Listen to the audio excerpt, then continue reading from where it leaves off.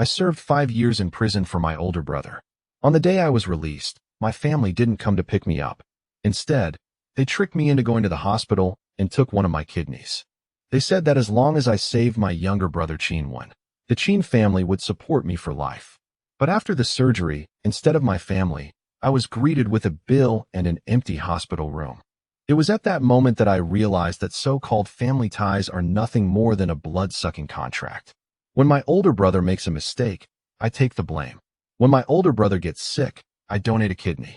When my older brother enjoys happiness, I die. But just as I was about to breathe my last, I was reborn, returning to the day my fate collapsed. My father, Chin Si-hai, knelt before me, weeping like a loving father, while my stepmother, Luo Feng, wiped away tears, feigning pitifulness. My whole family surrounded me, wanting me to take the blame for Chin-won and go to jail again. Seeing this scene, I almost burst out laughing, because they didn't know. In this life, I already knew the whole truth. My name is Chin-yun, and this time, I will not be the one going to prison. I slowly raised my head and looked at my father, Chin Si-hai, kneeling on the ground. Just like I remembered, his face was covered in tears, and he kept trying to persuade me in the name of our deceased mother. My stepmother, Luo Fengjiao, was also wiping away tears, saying that the family couldn't be separated. My eldest brother, Chin-won, kept his head down and remained silent, as if he had suffered a great injustice. If I hadn't experienced my previous life, I might have really been deceived by them. But I will never forget it. 5 years in prison. I will never forget the despair of lying in the hospital waiting to die after having my kidney removed. And I will never forget the cold words on the other end of the phone. The money should be left to your brother. In my past life, I treated them as family. In this life, I only see them as enemies. Seeing my silence, Chin Si-hai thought I had softened and hurriedly said, "Second brother, as long as you help your brother this time, this family will be yours from now on." Hearing that, I almost burst out laughing, because in my past life, he said the same thing. As a result, I served 5 years in prison. When I got out, I had nothing. Meanwhile, Chin-won, thanks to my sacrifice, went to university, got married, and lived a good life. All those promises were lies. Just then, a small, thin figure suddenly rushed over and hugged my arm. "Second brother, don't go. I don't want you to go to jail." I looked down. It was my younger sister, Chin-ling. She was skin and bones, her face sallow, and her eyes were filled with tears. The moment I saw her, my heart trembled violently, because I knew. In my previous life, my sister had been abused by her stepmother for a long time and didn't even live to be 20. And I, as her older brother, had done nothing. I gently patted her head, silently vowing in my heart that in this life, no one would ever hurt her again, and no one would ever climb over my shoulders to get ahead. Just then, footsteps suddenly came from outside the courtyard. "Officer Feng Yong has arrived. The injured man has a broken leg. Someone must take responsibility today. All eyes are on me." They were all waiting for me to step forward and take the blame, just like in my previous life. But this time, I looked at Chin-won, a cold smile slowly creeping onto my lips. Because the real show was just beginning. Chin Si-hai immediately shoved me in front of the police officers, insisting that I was the one who killed the assailant. Everyone stared at me, waiting for me to confess so they could save Chin Wentong's future at university. But I simply looked at the officers and calmly stated that Chin Wentong was the real culprit. The courtyard fell eerily quiet. Chin Si-hai's expression changed drastically, but I pointed directly to the bloodstains on Chin Wentong's trouser leg, saying that villagers had witnessed him fleeing home late at night. Following the evidence, Feng Yong immediately handcuffed Chin Wentong. Chin Wentong cried and begged for help, but Chin Si-hai could only watch helplessly as he was taken away. My second uncle and aunt immediately jumped out and scolded me for being cold-blooded, saying that my brother was able to get into university and bring honor to the family, and that someone like me should take the blame for him. I sneered and exposed their scheme. They were simply waiting for Chin Wentong to become successful so they could enjoy the good life. Chin Si-hai, enraged, grabbed a carrying pole to hit me. I stood still without flinching, only saying that if he dared to lay a hand on me, I would send him to jail. Chin Si-hai's hand froze in midair, and in the end, He could only roar at me to get out of the Qin family. He thought I would starve to death if I left this family, but that was exactly what I was waiting for. I immediately proposed to separate from the family and never work for them like a slave again.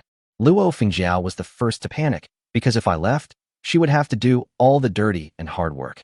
Old Mrs. Qin also sat on the stone mill crying and making a fuss, saying that the family was going to fall apart. In fact, she was just afraid that the news of the family division would get out and make her lose face in the village. I ignored them and made only one condition. I would agree to separate the family, but I wanted to take Qin Ling with me.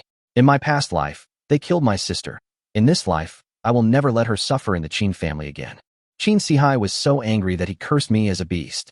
I turned around and left to find the production team leader, Zhang Yong, to oversee the division of the family property.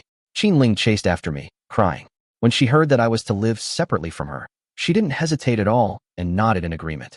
I wiped away her tears and vowed in my heart that even if we had to start from scratch, I would protect her for the rest of my life.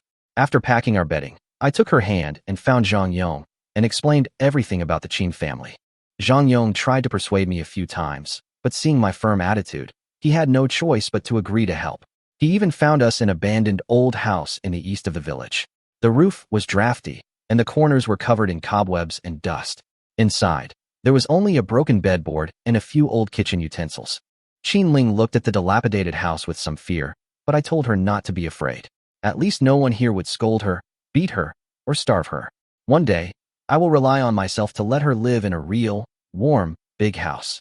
We had just started cleaning when my friends Huang Kuan and Depang arrived with mud, tarpaulins, and shovels. Without a word, they helped me repair the roof, and before leaving, they left sweet potatoes and potatoes for my sister and me to get through this difficult time. I'll remember this kindness. Now is the time when river fish are at their fattest, so I've decided to take them fishing in the clear water river tomorrow morning to repay this favor with a real catch. Big Fatty doesn't believe I can catch any fish. He's just accompanying me to try my luck. After settling my sister in late at night, I went around to the bushes behind the house and dug out the 2 jars of homemade liquor that I had hidden earlier. Then, under cover of darkness, I went to Wu Dalandan's house because he had the bean flour that I needed most right now. I knocked on the door, and a lazy voice came from inside, telling me to come back tomorrow if I had something to do.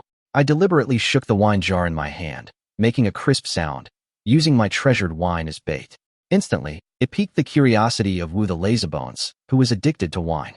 1 second he was closing the door and making excuses, and the next second he opened the door barefoot to welcome me, enthusiastically pulling me into the house. I drank with him, barely consuming any alcohol, but constantly praising his amazing capacity for alcohol. Having been lonely for many years, Wu, the Lazybones, completely let his guard down. After a few drinks, he pulled me aside and poured out his sorrow and helplessness at being alone. Taking advantage of the situation, I swore brotherhood with him. The Lazybones Wu immediately patted his chest and promised that he would never shirk his responsibilities if I ever faced difficulties. Secretly relieved, I then mentioned that I urgently needed bean flour to make a living, directly pointing out his family stock. Slightly tipsy, he was unusually generous, telling me without hesitation to fetch the bean flour from the corner. A few pounds of this precious grain would be enough to solve our immediate problem. While he slept, I quietly brought it back, secretly congratulating myself on the perfect plan. Early in the morning, my sister and I had a quick breakfast and headed to the Qingshui River on time. Huang Kuan and Depang were already waiting, full of curiosity about my secret plan. The peach blossom fish in the river are extremely wary. Ordinary villagers can spend a whole day and still only catch a few. I didn't rush to fish in the river. Instead, I had the 2 men collect roadside weeds. They recognized them as poisonous and couldn't understand why I insisted on collecting them. I simply told them quietly that the weeds were crucial, and they didn't ask any more questions. They then split up and searched for 2 hours. I crushed the wild herbs and boiled them into a juice, then poured all the precious bean flour into the river. Huang Kuan and Depang exclaimed in surprise and confusion. In times of scarcity, grain was a treasure. But the next second, the river's surface stirred. Peach blossom fish, attracted by the aroma, surged towards the river in droves. I gestured for the 2 to pour in the herbal juice. Within minutes, the nimble peach blossom fish floated belly up, easily hooked. We caught more than 30 peach blossom fish, along with eels and soft-shelled turtles, far exceeding what most people would expect. Grateful for their help in repairing my house, I generously shared most of my catch with them, keeping only a small amount to sell in town. They were shocked and declined, but I insisted, and they finally accepted it, unable to believe I could control the entire village's fish population. Carrying my fish basket, I headed to the county town, carefully avoiding the bustling areas, searching for the only opportunity to sell my fish at a high price. The county town had an abundance of manpower and a very high demand for wild game, which was key to my earning money. I went into a small restaurant and borrowed the kitchen utensils to cook fish soup. At first, the owner was unhappy and wanted to kick me out. Only after I promised to give him fresh peach blossom fish as a gift did he agree to cooperate. The fish soup I made was milky white and fragrant. The owner was amazed after tasting it and immediately offered to buy it. I sold it for 2 yuan per fish, far exceeding the market price of 8 mao. The owner looked shocked, but was moved by the extreme freshness of the peach blossom fish and compromised to sell 3 fish to him first. I sold my fish along the street, not in a hurry to lower the price, patiently waiting for my target customers. Sure enough, an elderly man with a distinguished air stopped, wanting to nourish his ailing wife. I first let him taste the fish soup for free. Its rich and fragrant flavor instantly won over his taste buds. I took the opportunity to introduce the nutritional value and unique taste of the peach blossom fish, handed over the soup recipe, and quoted a price of 2 yuan. The old man hesitated for a moment, but was eventually persuaded and decided on 3 fish. He also listened to me explain the wonderful use of corn silk tea in relieving diabetes. Watching the old man leave gratefully, I had a vague feeling that this person might be able to help me in the future. But making money was the most important thing right now, so I immediately suppressed the thought and continued to loudly hawk my peach blossom fish. The transaction we just made and the aroma of the fish soup had already piqued the interest of those around us. A middle-aged man stepped forward wanting to try the soup, and I readily agreed, because I knew that once he tasted its deliciousness, he would find it hard to leave empty-handed. Just as business was starting to pick up, several security guards wearing red armbands suddenly rushed in and sternly reprimanded us for setting up stalls and engaging in speculation without permission. The surrounding vendors scattered and fled for their lives, and the street descended into chaos. I grabbed my fish basket and ran after the crowd, but something felt off. This street was rarely patrolled, and the timing of the patrols today was so coincidental. Clearly, someone had tipped me off. After escaping danger, I confirmed with my colleagues that this was not a coincidence, but rather someone had deliberately reported me.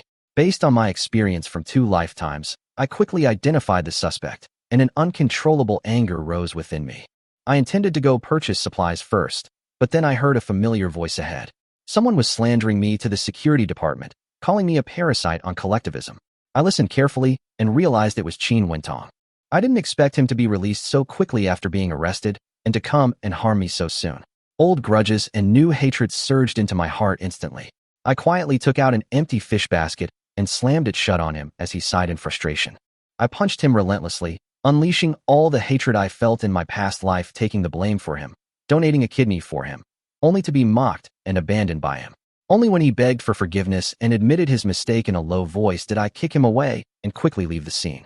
I carried my fish basket to the Juchang Street Farmers Market, where the regulations were more relaxed, and I could buy things without tickets. With the money I earned from selling fish, I bought rice, fatty meat, bean flour, and daily necessities to replenish the supplies I needed most. As dusk fell, I returned to the village laden with my belongings. Just as I reached the village entrance, I saw the Qin family members staring intently at the fatty meat and rice in my hands, their eyes gleaming like hungry wolves eyeing their prey. Luo Fengjiao immediately tried to appeal to my family ties, hoping to coax me back to the Qin family and then take the supplies. I coldly saw through her scheme. When my sister and I were starving and freezing, they didn't show us a shred of kinship. Enraged that I had exposed them, the Qin family cursed in public. I ignored them and hurried home with my things. But before I even entered the courtyard, I heard Wu Shui throwing a tantrum and crying. Wu Shui lent me some bean flour, then immediately regretted it. He lay on the ground and acted like a liar, even trying to take my sister away to pay off the debt. De Peng and Huang Kuan tried their best to protect Qin Ling, but they couldn't do anything about this scoundrel. I threw the entire amount of bean flour on the ground, thinking that paying off the debt would be the end of it. But Wu Shui's expression changed immediately after looking at it, and he immediately said that the quantity was wrong, clearly trying to rip me off. I sneered inwardly. Having lived 2 lives, I saw through his scheme at a glance. Everyone thought I would act impulsively, but this time, I wouldn't confront him head-on. I would use my brain to completely subdue him. Wu Shui insisted that I had taken 5 jin of his bean flour and forced me to make up the rest. I turned cold and ordered De Peng and Huang Kuan to tie him up and take him to the brigade for public judgment. Then I turned the tables and accused him of stealing my wine and daring to accuse me. Wu Shui panicked instantly, because he usually only framed others and never thought he would be outmaneuvered. I deliberately pressed him to reveal where he got the bean flour, exposing his lazy and gluttonous nature in front of everyone. Then, I changed the subject, saying that the bean flour was likely stolen from the production brigade, which violated collective rules. The mere mention of the potential criminal charges for undermining collectivism terrified Wu Shui, turning him pale. Only I knew that he had indeed been secretly smuggling bean flour, but the villagers had simply been too lazy to investigate. Knowing that even after a beating, there should be a sweet treat, I offered 2.5 pounds of bean flour as a gesture of goodwill, indicating that the matter would end there. After weighing the pros and cons, Wu Shui dared not pursue the matter any further and could only slink away with the bean flour. Huang Kuan and De Peng looked on with admiration, saying that I could handle scoundrels without even lifting a finger. I just smiled and told them to go pick vegetables from the garden. I would cook a real hot meal for everyone that night. In my past life, when I was in prison, only Huang Kuan and De Peng would visit me often and secretly bring me food. But later, one died tragically in a car accident due to overwork, and the other was separated from his wife and children and became destitute. Thinking of this, I secretly vowed that I would rewrite their fate in this life. I not only wanted to turn my life around, but I also wanted to help these two true brothers make money and get on a stable, righteous path. Not long after, they brought back vegetables and eggs, and Huang Kuan even brought all the eggs in his house for me to eat.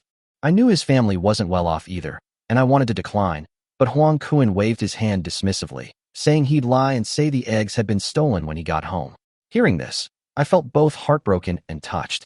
True brothers are never just all talk. I started cooking rice, stir-frying vegetables, and stewing fish and meat. Steam rose from the pots, filling the dilapidated little house with aroma. Watching my sister and brothers sitting around the table, for the first time, I felt that there was finally hope for the future after my rebirth. After the meal, I offered Huang Kuan and De Peng the money I had earned from selling fish and the pork, but they refused to accept it, saying that helping me was just what I should do. I couldn't persuade them otherwise, so I took the money back and told them to go back to the river to catch fish the next morning. I know very well that those who tasted the peach blossom fish yesterday will come back to me. As long as this business stabilizes, we will no longer be poor boys who can be bullied by others, but people who can turn their lives around with our own hands. The next morning, we arrived at the Qingshui River on time. The three of us worked together more and more skillfully, and in just 3 hours, we caught more than 30 peach blossom fish, and also caught a lot of other aquatic products. Looking at the basket full of fish, Huang Kuan couldn't hide his longing and asked if I could go to the county town to sell them. I readily agreed. There were too many fish for me to transport alone, and it would be perfect with his and De Peng's help. As soon as I entered the alley of the county town, Su Tienda, the owner of yesterday's restaurant, came up to me. He was all smiles and said that the peach blossom fish had sold like hotcakes yesterday. He immediately offered me a cigarette as a gesture of goodwill and wanted to buy 10 fish at once. Su Tienda also wanted me to supply only him from now on. Everyone else thought it was a surefire deal, but I just smiled and didn't agree. I only said that I could give him priority in selling to me. I know in my heart that businessmen only care about profits. He might support me today, but if someone else supplies me at a lower price tomorrow, he can immediately switch to someone else. The same fishing methods will be learned sooner or later. I can't put my livelihood on one person.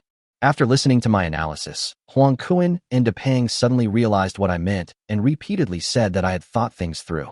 We continued to sell our fish along the street and soon encountered Chu Gaoxian, the middle-aged man who had been interrupted by the patrol yesterday and had not been able to buy any. Chu Gaoxian smiled as soon as he saw me, saying that he had been thinking about the fish soup from yesterday and immediately bought 2 large fish. I chatted with him casually and unexpectedly learned that the old man from yesterday was actually Director Li from the factory. He said that Director Li's wife had just been discharged from the hospital after a serious illness and needed to recuperate. I immediately realized that this was a golden opportunity. So I offered Chu Gaoxian an extra fish, using the opportunity to inquire about Director Li's address. Having received a favor, Chu Gaoxian readily led me into the factory's residential compound, which was difficult for outsiders to access. When the people in the compound heard that I was a vendor selling peach blossom fish, they immediately swarmed around me and rushed to buy them, and the remaining fish were quickly sold out. Chu Gaoxian pointed to Director Li's door. I straightened my clothes, picked up the fish and the corn silk I had prepared in advance, and went to knock on the door. Director Li looked surprised when he opened the door, clearly not expecting me to come to him in person. I took out the corn silk and said it was something I had promised to deliver yesterday. Director Lee was immediately moved and quickly invited me inside to sit down. He also casually mentioned the difficulties his wife had faced with her relapsed eye condition and the ordeal of being hospitalized. I surveyed the room's furnishings, made my judgment, and handed over 2 fresh fish, saying they were for the aunt to nourish her body. Director Lee tried to pay, but I immediately stopped him, adding that I knew a little about treating illnesses. I accurately described the pathology and symptoms of diabetes, almost perfectly matching the hospital's diagnosis. Director Lee listened with a look of shock, and his gaze towards me shifted from polite to genuinely concerned. I handed him the prepared folk remedy, reminding him to consult a doctor before using it, and that it was only for relieving discomfort and should not be used haphazardly. Director Lee gratefully grasped my hand, saying that I could come to him for help whenever I encountered difficulties in the future. That's exactly what I was waiting for. Asking for favors can't be based on personal relationships. There has to be something of equal value. The fresh fish and the prescription were the path I'd paved beforehand. So I smiled slightly and said that I did indeed have something I wanted his help with. To be honest, we've just separated from the family, and life is tough. I can only support my sister by selling fish. If I could supply the factory canteen, my brothers and I would have a stable way to make a living. I thought the matter would be settled immediately, but to my surprise, Director Lee shook his head and said that the canteen's procurement was not under his jurisdiction. Although this was a setback, he did not refuse, but instead wrote down the address of Zhou Yuan, the head of the canteen team, and offered to act as a go-between for me. I politely declined his offer of money for the fish and the prescription, and took the opportunity during our casual conversation to find out more about Zhou Yuan. Learning that he was a passionate collector of antiques gave me confidence. With proper preparation, this path might not be impossible. Huang Kuen's eyes lit up with excitement when he heard there was an opportunity to connect with the factory. But I knew that rushing in would only lead to failure. The more crucial the opportunity, the less I could afford to be hasty. I had to prepare something truly compelling to impress Zhou Yuan. I suppressed the urge to visit immediately and led my brothers into the city for a meal first. Huang Kuen and Depang were worried about the cost and wanted to go home and eat something simple. But I waved my hand and led them directly into a state-run restaurant. Looking at the steaming, exquisite dishes on the table, I ordered a table full of food. In my past life, they suffered with me. In this life, now that I'm rich, I will never let them suffer with me again. Just as we were enjoying our meal, I suddenly noticed Qin Wentong's face covered in bruises. Standing next to him was a well-dressed, wealthy woman, and he was putting on an act of a refined and cultured scholar. I saw right through him. The once arrogant young master of the Qin family had now turned his life around by currying favor with a rich girl. He was clearly in a sorry state, yet he desperately tried to maintain a facade, afraid that she would see through his true colors. Qin Wentong recognized me too. His fists clenched tightly, but he dared not lash out on the spot, continuing to feign indifference. He flaunted his literary talent, pretending to be refined, as if he had never committed those despicable acts. I sneered inwardly. In my past life, he took everything from me. In this life, I would tear away his disguise myself. I stepped forward and publicly exposed his shameful deeds, that he should have been imprisoned and that he had forced his own brother to take the blame for him.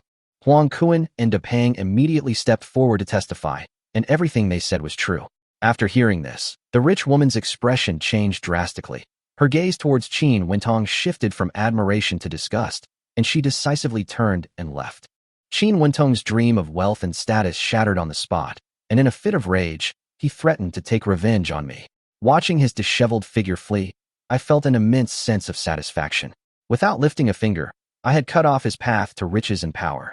After a satisfying meal, I packed up the leftovers to take back to my sister. Before leaving, I once again divided the profits from selling the fish with Huang Kuen and Depang, this time using the excuse of needing more manpower and doing something big to finally convince them to accept. After settling the arrangements, I carried the food back to the village alone. As I approached the door, I heard my sister arguing, her voice trembling with tears.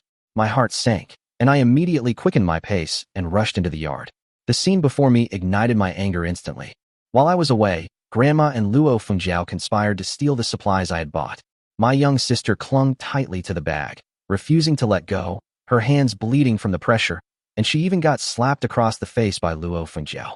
Seeing my sister's swollen face, my mind went blank. She was the only person I wanted to protect in this life, yet these so-called relatives dared to lay a hand on her. Without saying a word, I rushed over and kicked Luo Fengjiao to the ground. She tried to throw a tantrum, but I slapped her several times, making her mouth bleed, finally quieting the courtyard down. Old Mrs. Chin brandished her cane and angrily berated me, accusing me of airing my family's dirty laundry in public and belittling my sister and me. I stared coldly at her, snatched the cane from her, and broke it on the spot. She thought I would consider the relationship between grandmother and granddaughter, but I only said one thing. If anyone dares to insult my sister again, I'll tear down the Chin family's old house. Old Mrs. Chin was so frightened she froze on the spot, only able to cry out. I didn't want to waste any more words with them, so I directly sent Huang Kuan and Depang to fetch the production team leader, Zhang Yong. Today they came to steal our things and assaulted us. They must pay the price. When Zhang Yong arrived, Luo Fengjiao immediately launched into a false accusation, crying and saying that she had bullied her elders without cause.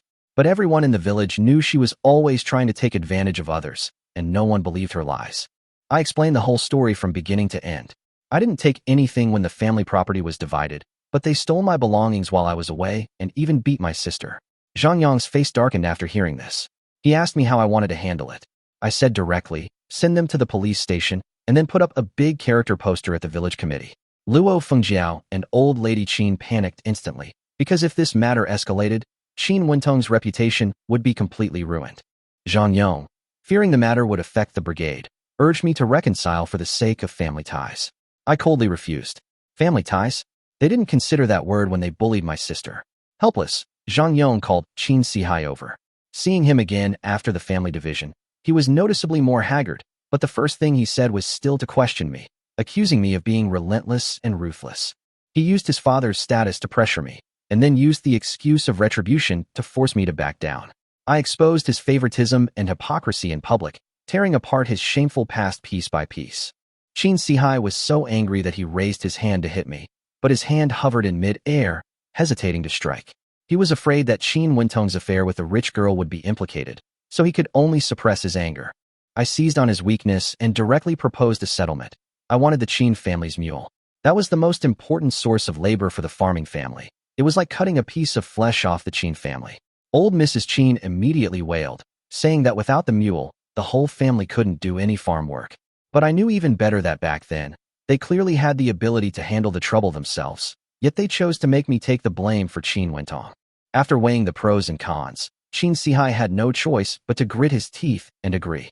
Watching him personally lead the mule to me, I felt no guilt whatsoever, only a belated sense of satisfaction.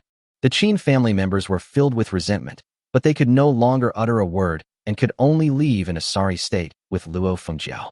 My younger sister watched their retreating figures and whispered to me, "Wasn't that too harsh on them?" I knelt down and, with tears in my eyes, told her that in our past life, we suffered endless injustices in the Qin family, and in the end, none of us had a good ending. In this life, I would rather bear the blame than let her suffer again. I solemnly promised my sister that I would ensure she had an education, enough to eat, and warm clothes, so she could live a truly good life of her own. She finally nodded, her eyes changing from fear to determination. The next morning, Huang Kuan and Depang went fishing as usual. I stayed in the village and started looking for antiques, because I still needed to offer a real bargaining chip to impress Zhou Yuan, the head of the canteen. I first took some fresh fish to visit the family of my former private tutor, hoping to collect some old items. However, they politely declined. I didn't press the matter, left politely, and went to Sun Zhu's house instead. Unexpectedly, as soon as I arrived, Sun Dazhuang revealed a secret. Qin Wentong was simultaneously stringing along a rich girl and seducing his sister, treating everyone like pawns. Sun Dazhuang was so angry he wanted to confront Qin Wentong immediately, but I quickly stopped him. To strike a snake, you must strike its vital spot. Acting impulsively will only make things worse. I already had a more reliable plan in mind. When Sun Dazhuang heard that I had a plan, he immediately suppressed his anger. I followed him into the house, only to find the Sun couple arguing fiercely about their daughter's marriage. As soon as Sun Zhu saw me, he actually said he wanted to marry his daughter to me. I quickly declined, saying that I only wanted to establish my career and make money, and had no intention of starting a family. Seeing that Dazhuang's mother was still deceived by Qin Wentong's appearance, I directly told her the truth about the county town. Qin Wentong had long been having an affair with a rich girl, but behind her back, he was also deceiving the Sun family's daughter. Dazhuang's mother was utterly shocked, refusing to believe that the sweet-talking and hard-working Qin Wentong was a fraud. I calmly reminded her that education level never reflects character, and that those who are highly educated can also be the most deceitful. I instructed the Sun family to keep quiet for now, and wait until I had the evidence before tearing Qin Wentong's disguise apart once and for all. Sun Zhu finally realized the truth, and his approval of me increased. He wanted to bring up marriage again, but I politely declined once more. I then took the opportunity to ask if the Sun family had any antique items. Sun Zhu, grateful for my help, immediately pulled out an ancestral vase and insisted on giving it to me free of charge, saying it was to repay the favor of saving Sun Dazhuang. I insisted on giving him money, but he refused to accept it no matter what. In the end, I could only agree to work with Sun Dazhuang to earn money in the future as a way of repaying the Sun family's kindness. After taking the vase home, I used my knowledge of antique appraisal that I had learned in prison in my previous life to quickly assess its condition. Although I couldn't determine its value, it was enough to get in touch with Zhou Yuan. The next day, Huang Kuan, Depang, and I went to town again to sell fish. The restaurant owner, Su Tianda, readily accepted the goods and even gave me 2 extra yuan in change, clearly seeing me as a stable source of income. I abandoned the familiar sales channels within the factory area, not wanting to trouble Chu Gaoxian by asking for favors and causing further trouble. The 3 of us continued to sell our wares along the street, and business was still going smoothly. In the evening, I prepared to visit Zhou Yuan to discuss cooperation. Huang Kuan and Depang, knowing they weren't good with words and worried about their image, stayed behind to let me go and negotiate alone. I prepared cigarettes, politely made arrangements with the gatekeeper, and smoothly entered the family compound, heading straight to Zhou Yuan's residence. Zhou Yuan's attitude was initially indifferent, but upon learning that I was recommended by Director Li and possessed medical knowledge, his opinion immediately changed, and he was filled with goodwill. I then presented him with fresh fish and an antique-style vase, hoping to secure this supply opportunity with the antiques and my sincerity. He immediately recognized that the vase was a modern imitation and not a genuine antique. My heart skipped a beat. My bargaining chip had fallen through, and my original plan to win him over had instantly fallen apart. I gritted my teeth inwardly and could only offer a frank apology. Out of respect for Director Li, Zhou Yuan agreed to supply 20 pieces per day, but the purchase price was only 1 yuan and 50 cents, and the quantity was limited. It was clearly just a perfunctory gesture. I smiled and agreed on the surface, but secretly I was planning my next move. Just as we were discussing the cooperation, a familiar figure walked out of the house, Li Xiaoro. She had a spoiled and arrogant look on her face. She was actually a rich girl who had been deceived by Qin Wentong.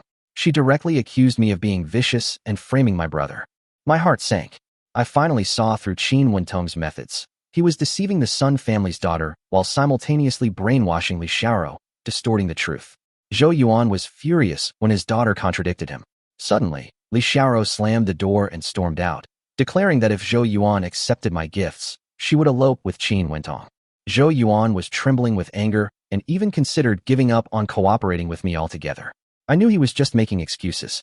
With the opportunity slipping away, I had no choice but to take a gamble and bring up that I was Qin Wentong's younger brother and knew his background well. I was uneasy, but I was betting that Zhou Yuan would listen to me reveal the truth for the sake of his daughter. Sure enough, Zhou Yuan, because Li Xiaoro was present, asked me to move to the hallway to talk. The part of my heart that was hanging in suspense finally settled down, and I secretly rejoiced that I had gambled most of the way correctly. I lit a cigarette and began to recount the favoritism in my family and reveal the truth about Qin Wentong forcing me to take the blame. Zhou Yuan gritted his teeth, utterly bewildered. Why would his obedient and sensible daughter be infatuated with such a despicable man as Qin Wentong? I whispered to him that as long as we produced the numerous nauseating love letters Qin Wentong had left behind and let Li Xiaoro see them with her own eyes, she would finally give up completely. Zhou Yuan's eyes lit up instantly, and he eagerly asked about the whereabouts of the love letters. I frankly told him that I had obtained them unexpectedly while visiting the villagers yesterday. He nodded secretly, his eyes filled with trust and appreciation, praising me for being reasonable, honest, and straightforward. I told her I didn't bring the love letter today, but I would deliver it specially tomorrow so that Li Xiaoro could see everything clearly. Zhou Yuan made the decision that as long as his daughter completely gave up, he would take full responsibility for the fish-selling cooperation orders. After chatting for a while, I said goodbye and left. As I walked, I thought to myself, if I hadn't been reborn, Qin Wentong would still be living a smooth life, while my sister and I would have suffered endless grievances and been trampled on by the Qin family. In my past life, my sister and I were like neglected weeds, abandoned by the Qin family. Now, I hold the evidence, which has become a fatal weakness that locks Qin Wentong's future. Back in the county town, I found Huang Kuan and De Pang and frankly told them that things hadn't gone well that day, but that we had secured a large order. They believed me without question, and since it was still early, we decided to go to the Huayun River to relax. In the height of summer, the Huayun River comes into view, its waterfalls cascading majestically, and the dammed power station alleviating the county's power shortage. Handsome men and beautiful women cool off by the river, enjoying iced water for just 3 cents a cup, a small investment yielding a large profit. Huang Kuan took a sip of the iced water and bluntly said it tasted awful, not as good as the hawthorn water from the village. A thought struck me. The hawthorns from Qingshui village are large and juicy, sweet and sour, perfect for cooling down in the summer. This organic iced water would definitely appeal to even the most discerning city dwellers. After a rough cost calculation, I set the price at 6 cents a cup, instructing the two not to rush into production and to discuss the details back in the village. Just as we were admiring the river view and preparing to return, we suddenly heard urgent cries for help from the riverbank. A woman fell into the swift-flowing river, struggling and calling for help. Passers-by threw her a lifebuoy, but it was too late to save her. The current was treacherous, and every time the girl sank, the tension was palpable. Without a second thought, ignoring Huang Kuan and De Pang's attempts to dissuade me, I took off my shirt and leaped into the raging river. The current was fierce, but it couldn't deter my determination to reach the girl who had fallen into the water. I grew up in the Qingshui River and am a skilled swimmer. But the closer I got to her, the stronger the current pulled me, the more dangerous it felt. Gritting my teeth, I could only try my best to get closer. The girl who had fallen into the water panicked, thrashing about and kicking at me several times. I knew that if I let her move around freely, my strength would quickly run out, so I had to harden my heart and slap her awake, making her consciously deal with the current. I sternly told her to stop moving. After struggling, the girl was completely exhausted and drifted away into the deep water. The situation became urgent again. I quickly found an opening, hooked my arm around her, and swam slowly towards the shore. Exhausted, I finally brought her to the bank. She was unconscious and breathing weakly.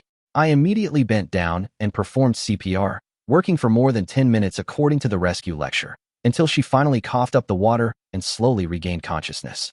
The girl's companion was moved to tears and kept asking for her name and address, wanting to visit her in person to express her gratitude. I simply told her my hometown and address and instructed her to take her to the hospital for a checkup immediately. After a short rest, Huang Kuan, De Pang, and I returned to Qingshui village. We returned to the village at dusk and tidied up the house that night. Compared to the cramped living quarters in the Qin family's house, the current place is 100 times more comfortable. My younger sister, Qin Ling, looked at the brand new home with joy in her eyes. Late at night, there was a knock at the door. Aunt Zhou arrived late, carrying a bundle, looking flustered. She asked if my promise to buy the antiques still stood. I kept my promise and told her to confidently show me the items.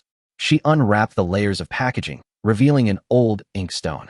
I carefully examined it and confirmed it was genuine, then immediately handed her 5 yuan. Aunt Zhou praised my kindness and righteousness, and even expressed her regret for the Qin family's actions during the division of their assets. I smiled calmly, unwilling to bring up past grievances again. After a brief exchange of pleasantries, I watched Aunt Zhou leave and went back to my room to rest. The next morning, my sister and I prepared a sumptuous meal, invited Huang Kuan and De Pang, and also invited the capable Sun Dazhuang to eat with us. The table laden with meat dishes astonished Sun Dazhuang. In their impoverished village, such a meal was an extreme luxury. I frankly revealed my lucrative method of catching peach blossom fish, promising to eat meat every day from now on, and even planning to recruit more fishermen. I devised a profit-sharing plan. The 4 core members would take the lion's share of the profits, while the hired villagers would be paid 50 cents per fish, excellent pay in the village. Sun Dazhuang excitedly took on the task of recruiting, and I gave him a bowl of meat to take back to his parents. I instructed everyone to focus on fishing, while I went alone to the back mountain to investigate the hawthorns, preparing to launch a new business selling hawthorn iced water. In the height of summer, the hawthorns from the back mountain are tart and refreshing, and making iced water with them would definitely appeal to city dwellers. I happened to meet Li Ho, an honest and hardworking villager, and offered to buy hawthorns for 80 cents a basket, which he readily agreed to. Halfway there, Wu Shui, reeking of alcohol, suddenly appeared, demanding the same opportunity to earn money, relying on our past relationship. Knowing Wu Shui's questionable character, I could only politely decline and appease him, telling him to go home first. After he left, I reassured Li Ho to focus on preparing the goods, and then went back to my own courtyard to rest. Soon, Huang Kuan and his companions returned with a full load, having caught over 80 peach blossom fish in a single day. Qin Ling, the younger sister, looked at the overflowing baskets and worried that the fish would go unsold, resulting in wasted effort and no profit. I calmly reassured her, telling her that the sales channels had already been planned and she could simply stay home and count her money. Just as everyone was packing up the fish baskets and everything was getting back on track, hurried footsteps suddenly came from outside the yard, and crisis struck again. A group of law enforcement officers wearing red armbands stormed into the yard. Someone had secretly reported us for illegal fishing, suspected of speculation and profiteering. Patrols rarely go to rural areas. This precise arrest must be someone deliberately targeting us. Qin Wentong emerged from behind the crowd with a sinister smile, clearly harboring a grudge and determined to bring me down with the help of others. He acted arrogantly in public, insisting that we were illegally profiting and that he would send me to the police station. Sun Dazhuang and his friends, being loyal and righteous, grabbed bricks and shielded me behind them, determined not to let law enforcement officers take me away arbitrarily. I knew that acting impulsively would only implicate my brothers, so I decisively pushed them away and took all the responsibility upon myself. During the transport, Qin Wentong constantly provoked me, publicly recounting past grievances and vowing to make me pay a heavy price. I coldly retorted to Qin Wentong's double standards and selfishness. In my past life, I took the blame for him, missed my studies, and suffered countless injustices. I had long remembered this debt. Enraged, he became even more determined to use this opportunity to put me permanently imprisoned. Upon arriving at the police station, the interrogation officially began. I truthfully provided all the information, but to my surprise, I received a report listing dozens of charges. In addition to speculation and profiteering, I was also falsely accused of assault, robbery, and other baseless charges. The situation instantly became hopeless. Law enforcement officers informed me that each charge had corroborating witness testimony. A chill ran down my spine. I realized Qin Wentong had bribed villagers to give false testimony. I vehemently denied it, but they coerced me into signing, and it seemed like a hopeless situation. Just as I was about to resign myself to my fate, a calm and powerful voice rang out, halting the interrogation. A middle-aged man was pushed in through the door, stating bluntly that there were many suspicious points in the matter and that the truth must be thoroughly investigated. The scene immediately fell silent. Director Gao appeared and protected me from the crisis of conviction. He pointed out that yesterday, when my daughter fell into the water, I jumped into the turbulent river without hesitation to save her, seeking neither fame nor fortune, and turned away. This act of kindness was enough to overturn all suspicions against me. Brother Feng was stunned on the spot and immediately apologized and completely changed his attitude. Director Gao also found out that I fished to supply the factory canteen, completely clearing me of the suspicion of profiting from it, which shocked me deeply. Director Gao not only cleared my name, but also offered to compensate me for the loss of the peach blossom fish at a high price. In a short moment, I went from being a suspect awaiting trial to a winner, and a warm feeling welled up in my heart. As I walked out of the police station, I saw Qin Wentong looking utterly frustrated, as if he were about to cry but wasn't. His entire scheme had failed. He privately confronted Brother Feng, and I watched coldly as Brother Feng directly and sternly told him to shut up, revealing his numerous inconsistencies. I got into Director Gao's car, and he chatted with me the whole way, praising my broad knowledge, saying it far surpassed that of ordinary young people my age. I used reading books and big character posters to cover up my advanced remarks and got through the conversation smoothly. The car arrived at the Gao family residence, where the interior was exquisitely decorated. Director Gao's wife had prepared a sumptuous feast and warmly invited me to take a seat. I looked around the room but didn't see Gao Yunshu, and a slight doubt arose in my heart. The lady smiled and explained that Yunshu was shy because I had given her emergency treatment and had been hiding in the inner room, refusing to come out. I quickly explained that the situation was urgent and that I had not overstepped any boundaries. Director Gao nodded in approval of my procedure. After a few rounds of drinks, Director Gao offered to help me find a stable job with options for either a factory or a police station position. I thought for a moment, then politely declined the secure job, insisting on staying in the countryside to develop my career, which surprised him somewhat. I boldly analyzed economic trends, asserting that the private sector had great potential and meticulously dissected the differences between public and private ownership. Director Gao was shocked and impressed, secretly regarding me as a confidant. After our late-night conversation, I politely declined to stay overnight and returned home alone, not wanting to bother her too much. Hearing Director Gao's words, Gao Yunshu, who was inside, blushed and came out to refute him, a strange feeling quietly stirring within her. I paid for a night's stay in the county town myself and didn't return to Qingshui village until the next morning. When Qin Ling saw me return, she rushed over and hugged me tightly, constantly checking me for injuries, her heart filled with worry. Huang Kuan and Depang also stepped forward, their faces beaming with joy. They had already prepared a banner for my appeal, ready to seek justice for me. Looking at the neat characters on the tattered cloth, a warmth welled up in my heart, knowing that these brothers were worth making friends with. I secretly rejoiced that I had returned in time. If they had rashly gone out to appeal, they might have been charged with disturbing the peace. Villagers outside the courtyard, having heard the news, came, their faces showing dissatisfaction as they demanded their fishing fees. At first, the villagers complained that I had broken my promise and cheated them, but when they saw me standing calmly in the courtyard, exuding an imposing aura, they were instantly speechless. The older villagers stepped forward to apologize, explaining that they had only come to demand an explanation because they had not received their payment on time. I readily admitted my oversight and had my sister withdraw the money to settle the payment with each villager according to the agreed amount. Upon receiving the money, the villagers immediately praised me for keeping my word, and their previous dissatisfaction and suspicion vanished instantly. I didn't dwell on the previous turmoil. It was true that I was in the wrong for owing wages, and in chaotic times, reputation is the most valuable asset in business. Fortunately, this incident ended smoothly. The villagers completely accepted me, and future cooperation became firmly established. After seeing everyone off, I returned to the house and found a basket full of hawthorns on the floor. Each one was plump and bright red, without a single rotten fruit. I immediately sent Fatty with the reward to thank Li Ho, and I was even more glad that I hadn't entrusted the task to Wu Shui in the first place. I just managed to sort out the trouble here, but the Qin family back home is still dreaming. Grandma and Luo Fengjiao drink sweet potato porridge every day, but they vent all their resentment on me, believing me to be an ungrateful wretch, and they even still have their eyes on the mule I took away. In their eyes, Qin Wentong was the family's hope. If they could marry into the city, the entire Qin family would rise to prominence overnight.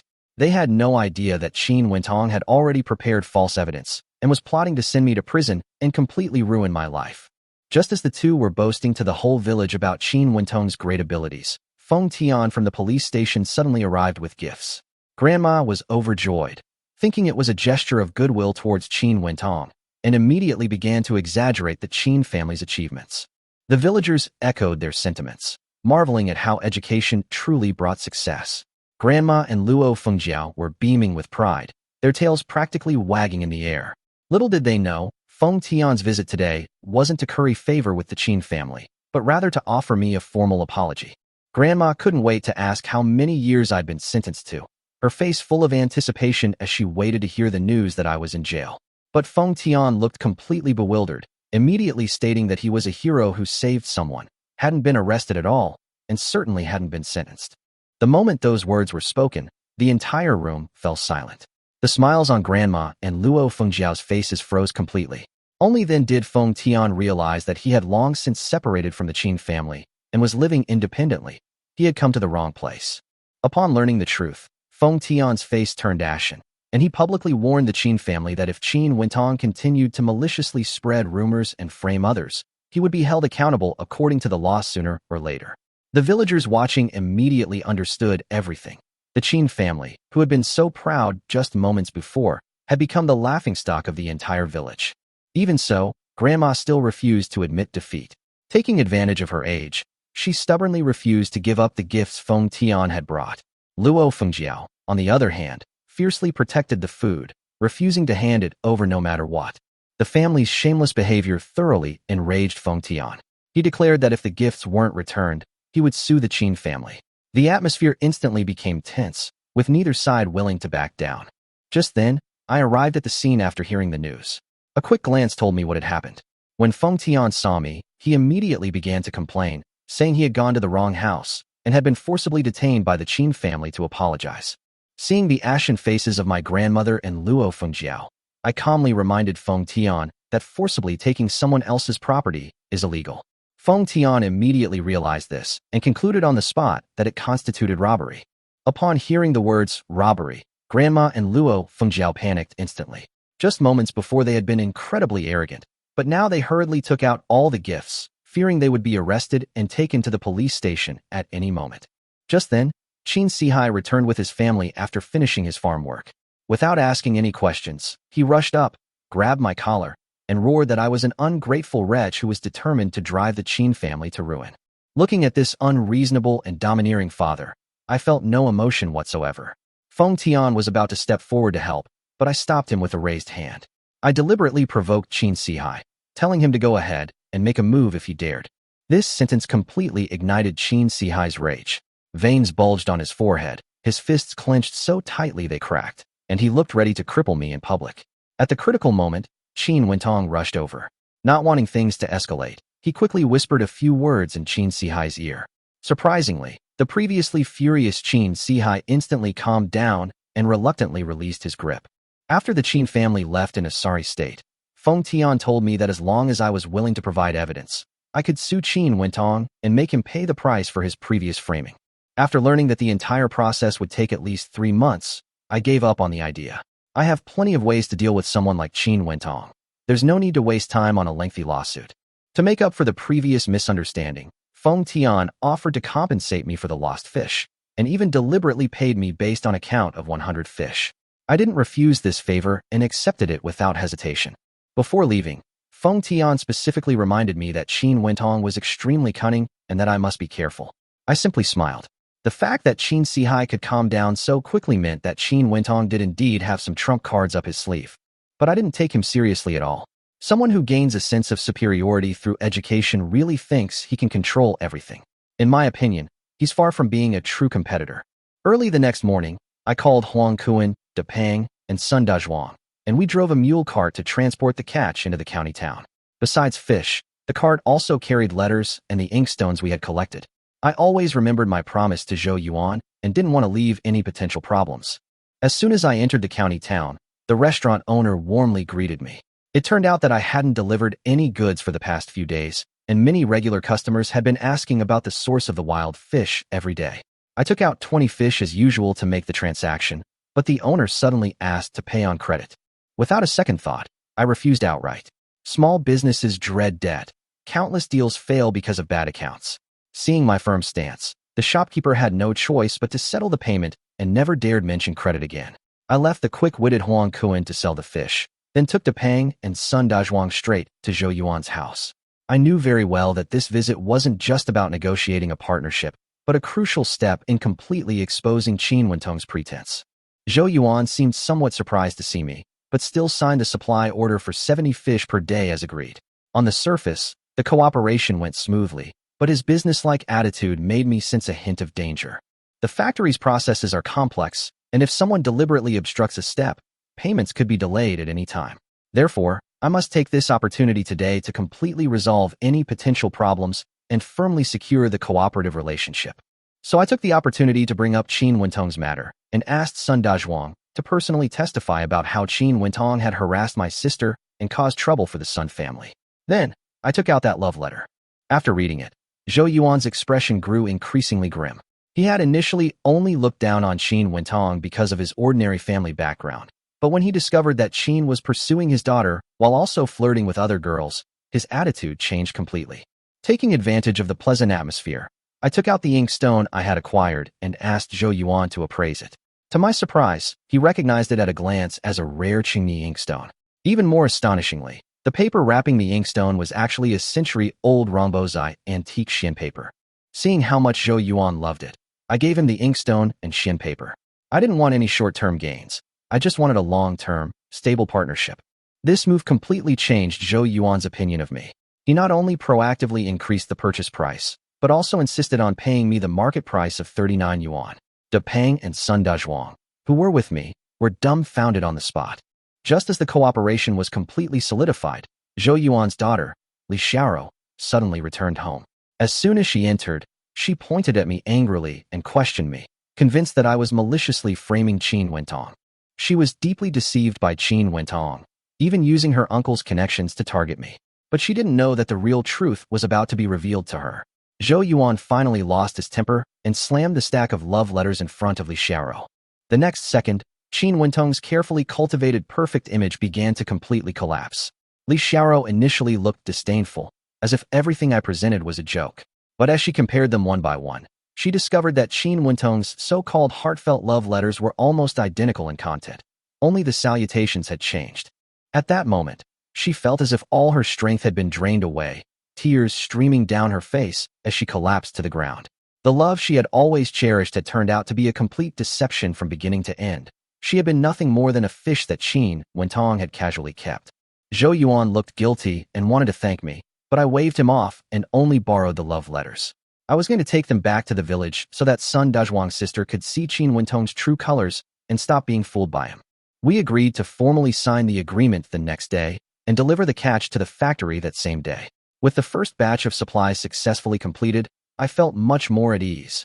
This supply route through the county town was finally firmly established. When we returned to the alley, Huang Kuan had already sold all the remaining fish. The day's business was a resounding success, and the group was preparing to buy some supplies to return to the village when suddenly a woman's scream rang out from the alley entrance. In broad daylight, someone was stealing money in the county town. Without hesitation, I dashed out. The thief ran incredibly fast, but the stamina I'd honed growing up in the countryside was no joke. Not long after, I caught up with the man and tackled him to the ground. But the thief showed no panic whatsoever after being caught. Instead, his eyes were cold, and he was clutching a handkerchief in his hand, as if he had been prepared all along. I demanded he hand over the stolen money, but he sneered and threatened us to mind our own business. Stealing money first, and then daring to intimidate passersby in the street, his arrogance convinced me to take him to the police station. But he remained defiant, staring at us and threatening us. He said if we dared to call the police, he'd make sure we could never live in the county again. Hearing this, I actually laughed. Qin Yun is the kind of person who can't stand being threatened. When I was in prison, one of the guys said he'd caused trouble for my sister after he got out. Despite the risk of being punished, Qin Yun beat him half to death. Although the consequences were severe and his workload increased exponentially, he still did not regret it. As for that kid, he spent a full half-month lying in the hospital bed. The fat man stepped forward and grabbed the thief by the hair. "You're a thief, and you've been caught by us, yet you still act like this?" The thief's eyes were cold. He was about to say something when Qin Yun grabbed him and kicked him in the butt. "Don't say anything. Take him to the police station."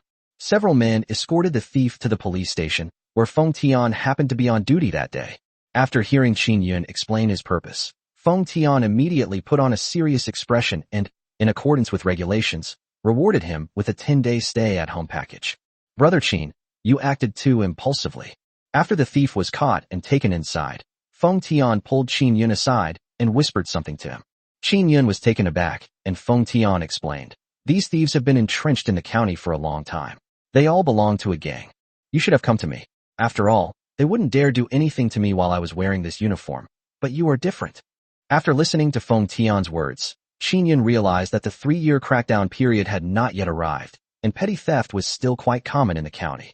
But what's done is done, and it's impossible to get Qin Yun and his group to back down to the thief. "Here's what we'll do, Brother Qin. If you encounter any trouble in the county, come find me immediately. I'll also warn them." Although Feng Tian was a veteran of the police station, simply arresting him wasn't enough to deal with the entire gang. This is the only way to handle it. Qin Yun thanked him, chatted with Feng Tian for a while, and then turned and left with Huang Kuan and the others. When they returned to the alley, they saw a woman in a white dress standing guard in front of their fish baskets. The woman was beautiful, with a swan-like graceful neck and crystal-clear white skin. Because of the hot weather, her face was covered with sweat, which made her look even more like a lotus emerging from clear water. Before the advent of such amazing makeup techniques, women's appearances were absolutely top-notch. Qin Yun looked closely and sighed inwardly. What a small world. Isn't this Gao Yunshu, whom I saved that day? But he didn't intend to reveal his identity. He stepped forward, handed the handkerchief to Gao Yunshu, and said, "Miss, we've gotten the stuff back, and the person has been taken to the police station. Check if any money is missing." Gao Yunshu took the handkerchief and took out 2 yuan from it. "Thank you, everyone. Please take this money and buy some soda." Qin Yun wiped the sweat from his forehead. "It's nothing, just a small favor." But Gao Yunshu insisted, and Qin Yun had no choice but to accept. What's your name?" Just as the group was about to leave with their fish baskets, Gao Yunshu suddenly called out to Qin Yun from behind and asked in a charming voice, "It's nothing, young lady, you don't need to know my name." Qin Yun smiled and waved his hand.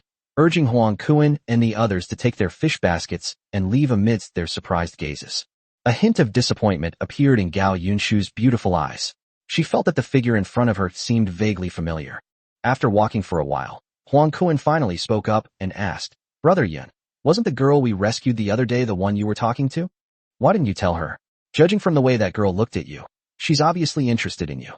Huang Kuan was completely baffled. Gao Yunshu's clothes were clearly different from theirs. Compared to her, Li Xiaoro was practically a country bumpkin. If you managed to latch onto a powerful figure, wouldn't you instantly rise to the top and become a phoenix? Huh? You've never been in a relationship before, and you can tell I'm interested? Qin Yun glanced at Huang Kuan sideways. Even if you've never eaten pork, you've at least seen a pig run, right? Huang Kuan chuckled and began to speak. Qin Yun explained, "We saved her before, and she already thanked us. Last time she was arrested and taken to the police station, it was her father who stepped in to resolve the situation. Why should I reveal my identity and make her feel even more guilty?" Huang Kuan thought this made sense. The group rode in a handcart and soon returned to Qingshui village. Qin Yun asked Huang Kuan and the others to find a few more people, as he had something important to tell them. At this time, Qin Wentong, who had walked for quite a while along the mountain road, finally arrived in the county town. He took out the only dollar in his pocket, gritted his teeth, and bought 2 bottles of soda. This 1 yuan represented all of the Qin family's savings, and Qin Sihai only took it out after hearing that he was coming to find Li Xiaoro. His eyes were full of resentment. This time, he will definitely make Qin Yun pay the price. Thinking this, he went downstairs to Li Xiaoro's house, took out a piece of white paper, skillfully folded it into a paper airplane, and flew it towards the bedroom window. This was a secret agreement between him and Li Xiaoro, and because of Zhou Yuan's obstruction, this was the only way to send a signal. A few moments later, footsteps echoed in the hallway. Li Xiaoro came down. Qin Wentong put on a familiar smile, walked up to Li Xiaoro, and handed her the soda. "Xiaoro, where are we going today? I heard the parks in the city are nice. My dad wants to see you."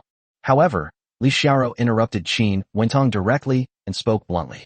At this moment, Qin Wentong realized that something was wrong with Li Xiaoro, and upon hearing this, he instinctively wanted to say something more. But then she saw that Zhou Yuan had already stood next to Li Xiaoro. "Qin Wentong, my daughter Xiaoro told me that you are a very outstanding college student. Today I would like to ask you some questions." Zhou Yuan said, "As long as you tell the truth, from now on I will not only stop you in Xiaoro, but I will also support you." Upon hearing this, Qin Wentong's face lit up with joy. Instantly, the image of himself clinging to the Zhou family's coattails flashed into his mind.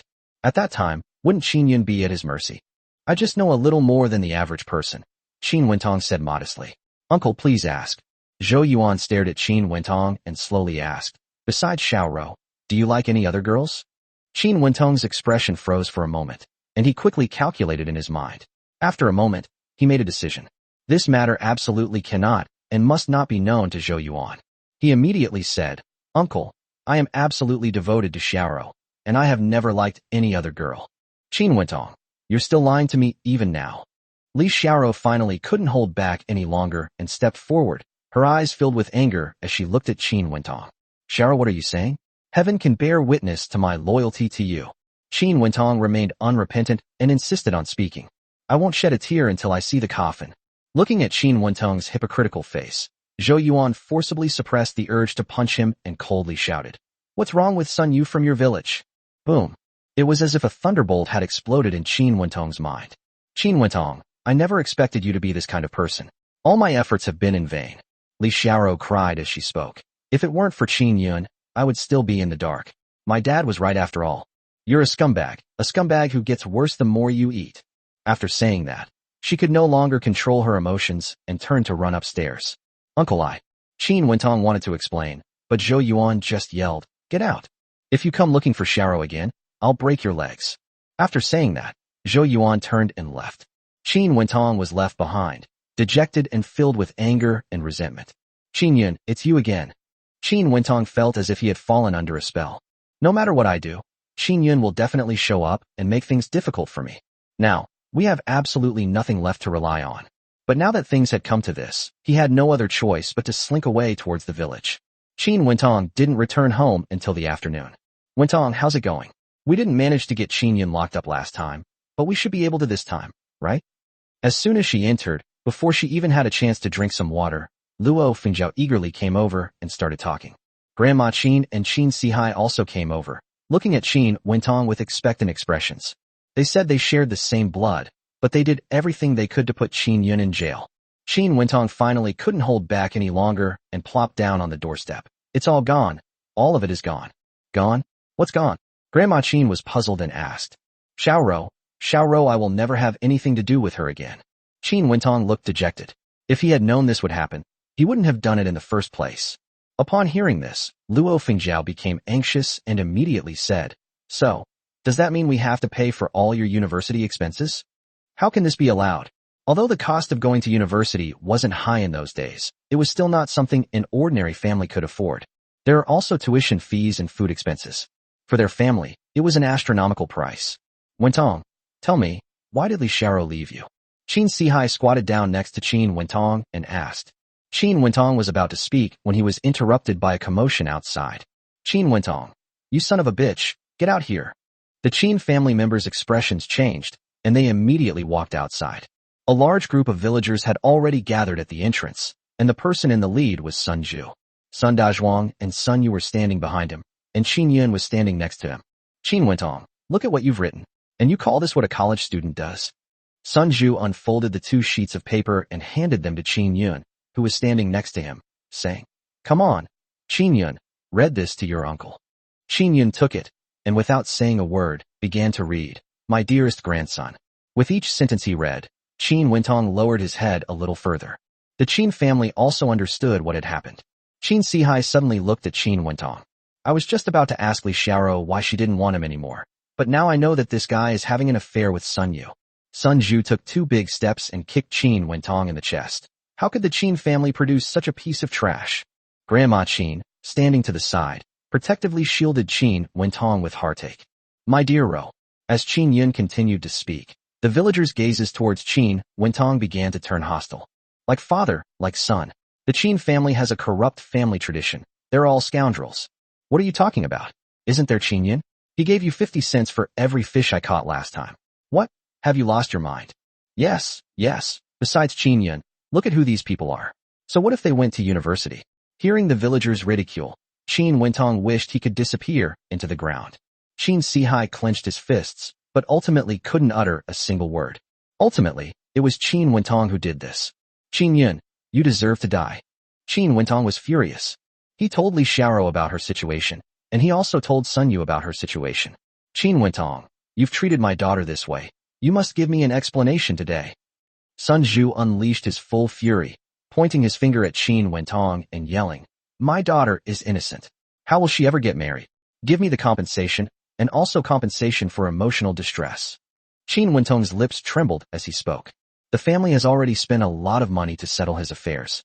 Sun Zhu, what's wrong with you? Your son Yu is standing right there, perfectly fine.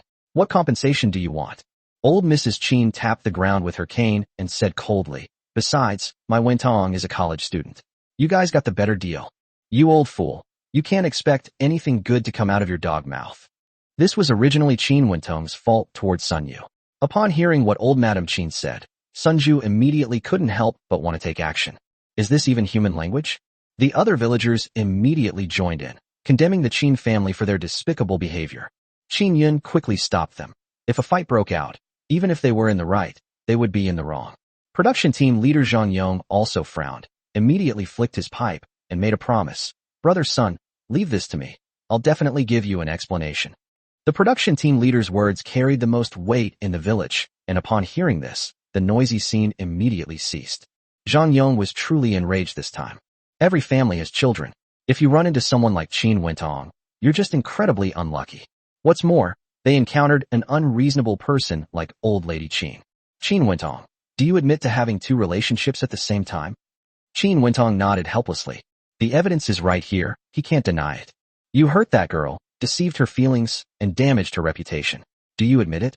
Logically speaking, Zhang Yong shouldn't be able to articulate this level of expertise. But that's alright. If you have any questions, just ask Qin Yun. I admit it. Asking you to pay compensation now isn't unreasonable, is it? Upon hearing this, Qin Wentong dared not speak. He's already stirred up a hornet's nest, and he doesn't have the ability to clean up the mess. Upon hearing this, old lady Qin immediately burst into tears, crying out, I don't want to live anymore. Someone is forcing me to give up. Zhang Yong felt no pity and turned to Qin Sihai. As the saying goes, a son pays for his father's debts, and a father pays for his son's debts. Qin Wentong is your son, so you have to pay this debt for him. Qin Sihai's tall figure hunched over again.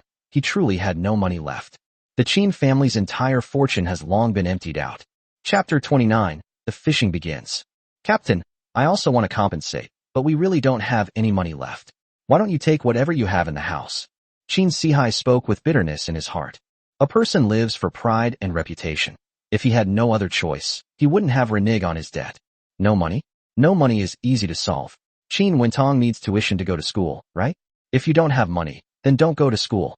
Sun Zhu sneered. He's so poor he can't even afford to go to school. I don't want the money. Otherwise, even if he gets into university, I'll go to the school and make a scene, letting everyone know about his despicable behavior. Now, Qin Sihai's weakness has been exploited. Qin Wentong is the hope of the Qin family, and he cannot give up on him. How much money do you want? Sun Zhu held up 3 fingers. 300. To be honest, this number is neither high nor low. Qin Sihai even felt that Sun Zhu had already thought of this number. Okay, but I can't come up with that much money all at once. I can only give you some each month. Qin Sihai spoke up. Sun Zhu didn't say anything. After all, they were from the same village, and 300 was already a whole year's income. Let's draw up a written agreement, otherwise I won't feel at ease. Do you really think that all members of the Qin family are Qin Yun? Sun Zhu then spoke again.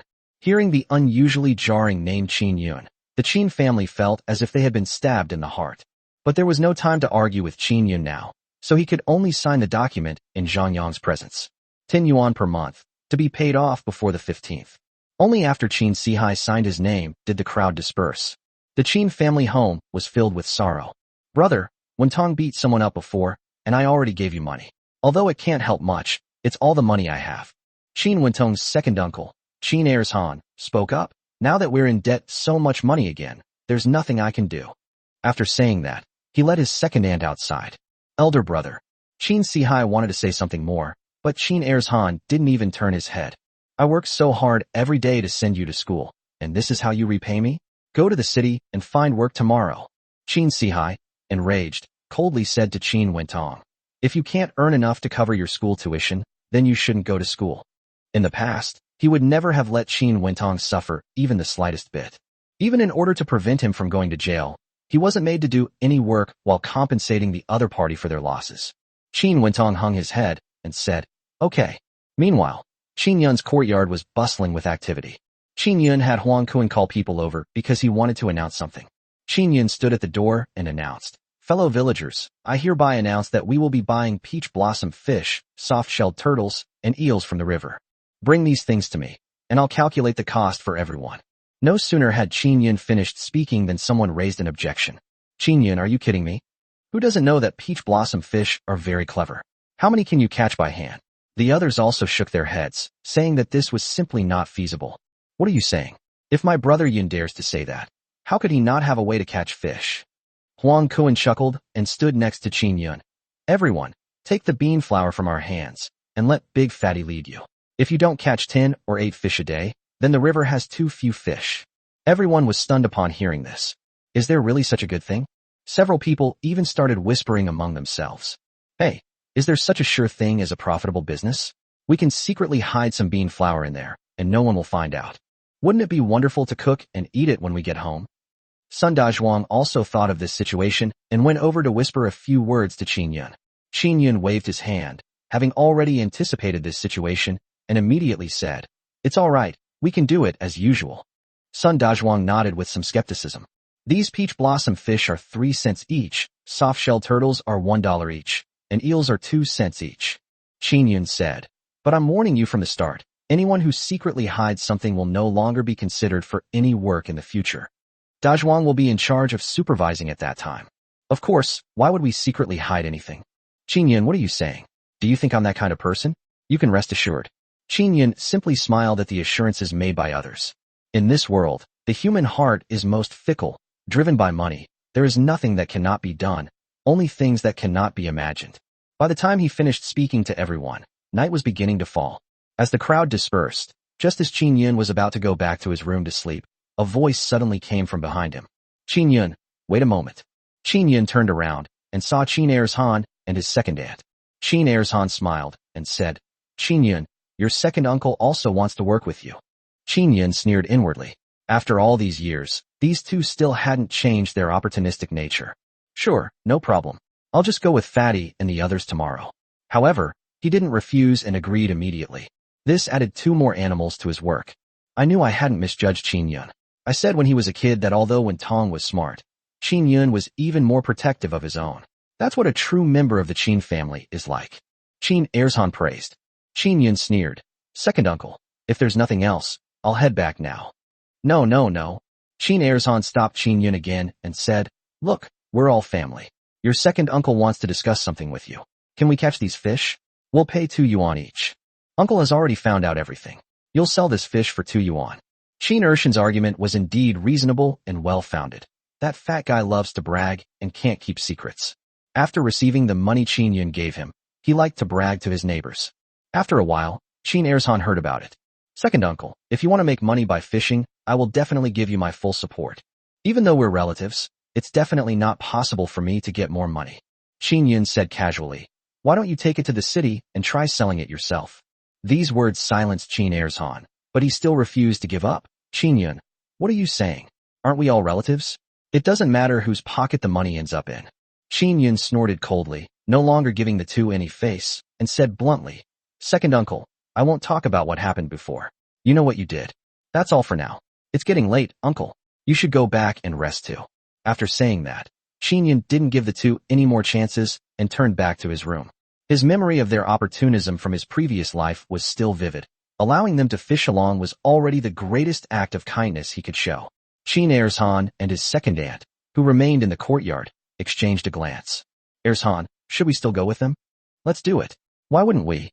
Are we really going to starve to death with Sihai?" Chapter 30. Someone's making trouble. The two whispered amongst themselves in Qin Yun's courtyard for a while before leaving. The next day, everyone came to Qin Yun's courtyard and, as agreed, each received 2 jin of bean flour.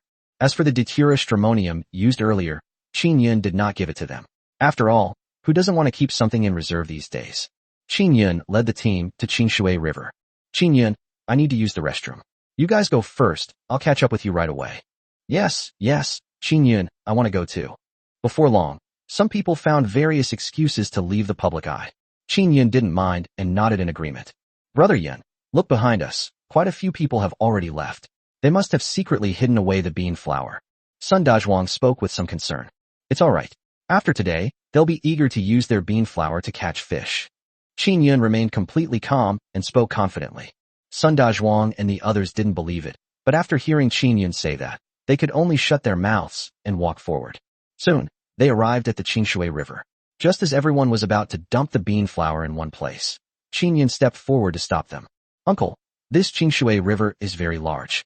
Wouldn't it be difficult to catch many fish in just one area?" "Big Fatty, take Uncle Wang and Uncle Li over there. Dazhuang, then you take Uncle Zhao, Uncle Zhou over there." Qin Yun made arrangements methodically, and before long, the villagers were spread across both banks of the Qinshui River. The terrain of Qinshui River is different from that of ordinary rivers. In recent years, the area has frequently suffered from floods. Under the leadership of higher authorities, the riverbank in Qinshui village has been widened considerably. Walking to both sides of the Qinshui River, it doesn't look like a river at all, but rather like a lake. Therefore, there is no situation where the peach blossom fish are unevenly distributed. It must be said that Qin Yun's move was very clever. Among the crowd, He Wenho's eyes darted around, and he stepped forward and said, "Qin Yun, I'm the most experienced in fishing. Before catching fish, you need to bait the area. It's best to throw all the bean flour in the same spot so that the fish will come over quickly." Qin Yun smiled faintly. He knew perfectly well that this person was trying to take advantage of the situation. He Wenho had always been on good terms with Qin Sihai. As the saying goes, one who stays near vermilion gets stained red, and one who stays near ink gets stained black, and his character is also unfair. 2 pounds of soybean flour is enough to make a feeding ground. There's no need to put it all together. "Uncle He, I know exactly where we fish and how many fish we catch. You just go ahead and scoop it up, leave the rest to me." Hearing Qin Yun say this, He Wenho knew that if he continued, he would give himself away, so he simply returned to his own spot and started throwing in the bean flour. Sure enough, a large group of fish suddenly floated on the surface of the Qinshui River a moment later.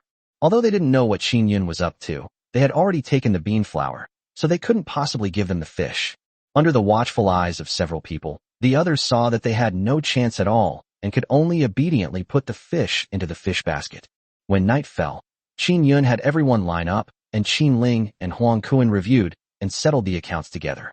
Qin Yun, I'm sorry, I only caught 3 fish today. Brother Yun, the fish are coming right up to me, but they're so slippery I can't catch them. I've only managed to catch 3. The people in front of him looked away furtively, then smiled and spoke to Qin Yun. Qin Yun didn't pay much attention. Logically speaking, with so much bean flour, each person should be able to get at least 10 strips. Now that it looks like this, there must be something fishy going on. Brother Yun, I don't know what's going on today. It's a bumper harvest. The fish that others don't want are all swimming towards me. 20 of them today. Sun Dazhuang stepped forward and placed a large basket directly on the ground. As he spoke, he glanced at the people around him. Huang Kuan, De Pang, Li Hoshu, and Sun Zhu and his wife all got 15 or 16 hits. Okay, calculate the money, and pay it out now. Qin Yun spoke up. When the money was tallied, everyone's expressions turned sour. In the beginning, those who cheated and slept around, like He Wen Ho, would only receive a maximum of $1 and 2 jiao. In contrast, Huang Kuan and his group each received at least 3 yuan. Sun Dazhuang got the most, taking 6 pieces. This is 6 yuan in those days. In the countryside, what kind of work can earn 6 yuan a day? I hereby declare that Sun Dazhuang caught the most fish, and he will receive an extra 2 yuan. In addition, this rule has always been in place. Whoever catches the most fish gets to take away 2 yuan. Qin Yun's words made everyone present's eyes burn with fervor.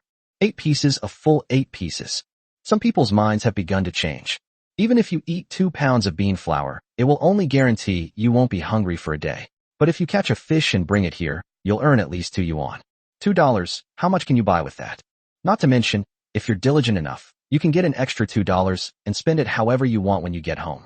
Qin Yun changed the subject and said, however, there must be both rewards and punishments. Let's learn from big cities and implement a bottom-ranking elimination system. Whoever catches the fewest fish will never have another chance to cooperate with us again. As soon as Qin Yun finished speaking, the eyes of the people around him immediately flickered. Those who had previously tried to sneak away and hide the bean flour felt a pang of anxiety. Qin Yun's gaze finally landed on Wu Shui. I hadn't planned to take him fishing that day, but he heard about it, and his eyes lit up immediately. Is there really such a good thing? They came running over excitedly. There were many people around, and Qin Yun didn't have the heart to ask him to leave by name.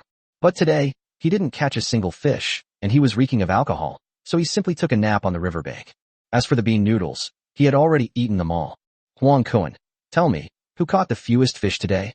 Qin Yun spoke up. After all, he still had to put on a show for appearances. Huang Kuan picked up the small notebook he had just used for bookkeeping, glanced at it, and replied, It's Wu Shui. Upon hearing his name, Wu Shui's face immediately showed a hint of resentment.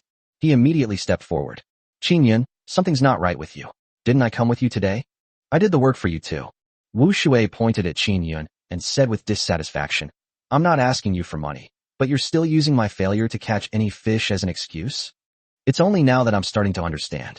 You asked me for bean flour back, then just to catch fish. Now that you've made so much money, you're ignoring me as your brother? Don't forget, without my bean flour, you wouldn't make a penny. Wu Shui really knows how to pat himself on the back. Qin Yun sneered. Brother Wu, we don't keep idlers here.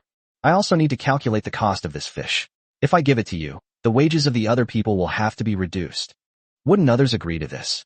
Chapter 31, Solving the Trouble. The amount of bean flour is limited. He took it home and ate it, then turned around and lay down here to sleep. That means we can get less bean flour. The number of fish caught will decrease, and if this continues, you can calculate how many fewer fish you will catch. Qin Yun's words successfully shifted the blame onto others. Some people were immediately unhappy. Hey Wu Shui, what are you doing here if you're not fishing? Aren't you just wasting time? Exactly. Still lying there sleeping? If you want to drink, get back to your room and drink. Wu Shui, don't come starting tomorrow. You're just wasting food. Wu Shui had now incurred the wrath of the crowd, and hearing their chatter, he felt somewhat embarrassed. What are you all arguing about? I'm talking to Qin Yun, what's it to you? Wu Shui turned her face away and looked at Qin Yun. Qin Yun, give me 10 caddies of bean flour, and I'll leave now and never come looking for you again. Qin Yun sneered inwardly and immediately refused. Wu Shui is a drunkard. His words carry less weight than a fart. If I start this, people will definitely keep coming to ask for more. 10 pounds won't do, 5 pounds will do too. Just consider it an act of kindness. I'm doing it too. Not even a pound. Qin Yun coldly said. If you come again tomorrow, I'll call Captain Zhang Yong over directly. Qin Yun, you ingrate. Wu Shui misjudged you. You wait, this isn't over. A dark look crossed Wu Shui's face, and he abruptly turned and left. The group chatted for a while longer before turning to leave. After catching the fish, Qin Yun returned to his room and took out the juice extracted from Datura stramonium to put into the fish basket. Qin Yun instructed the fat man. It's one thing for us to reveal the price we sold it for before, but we absolutely cannot let anyone know about this Datura flour. Otherwise, everyone else would know about this fishing business.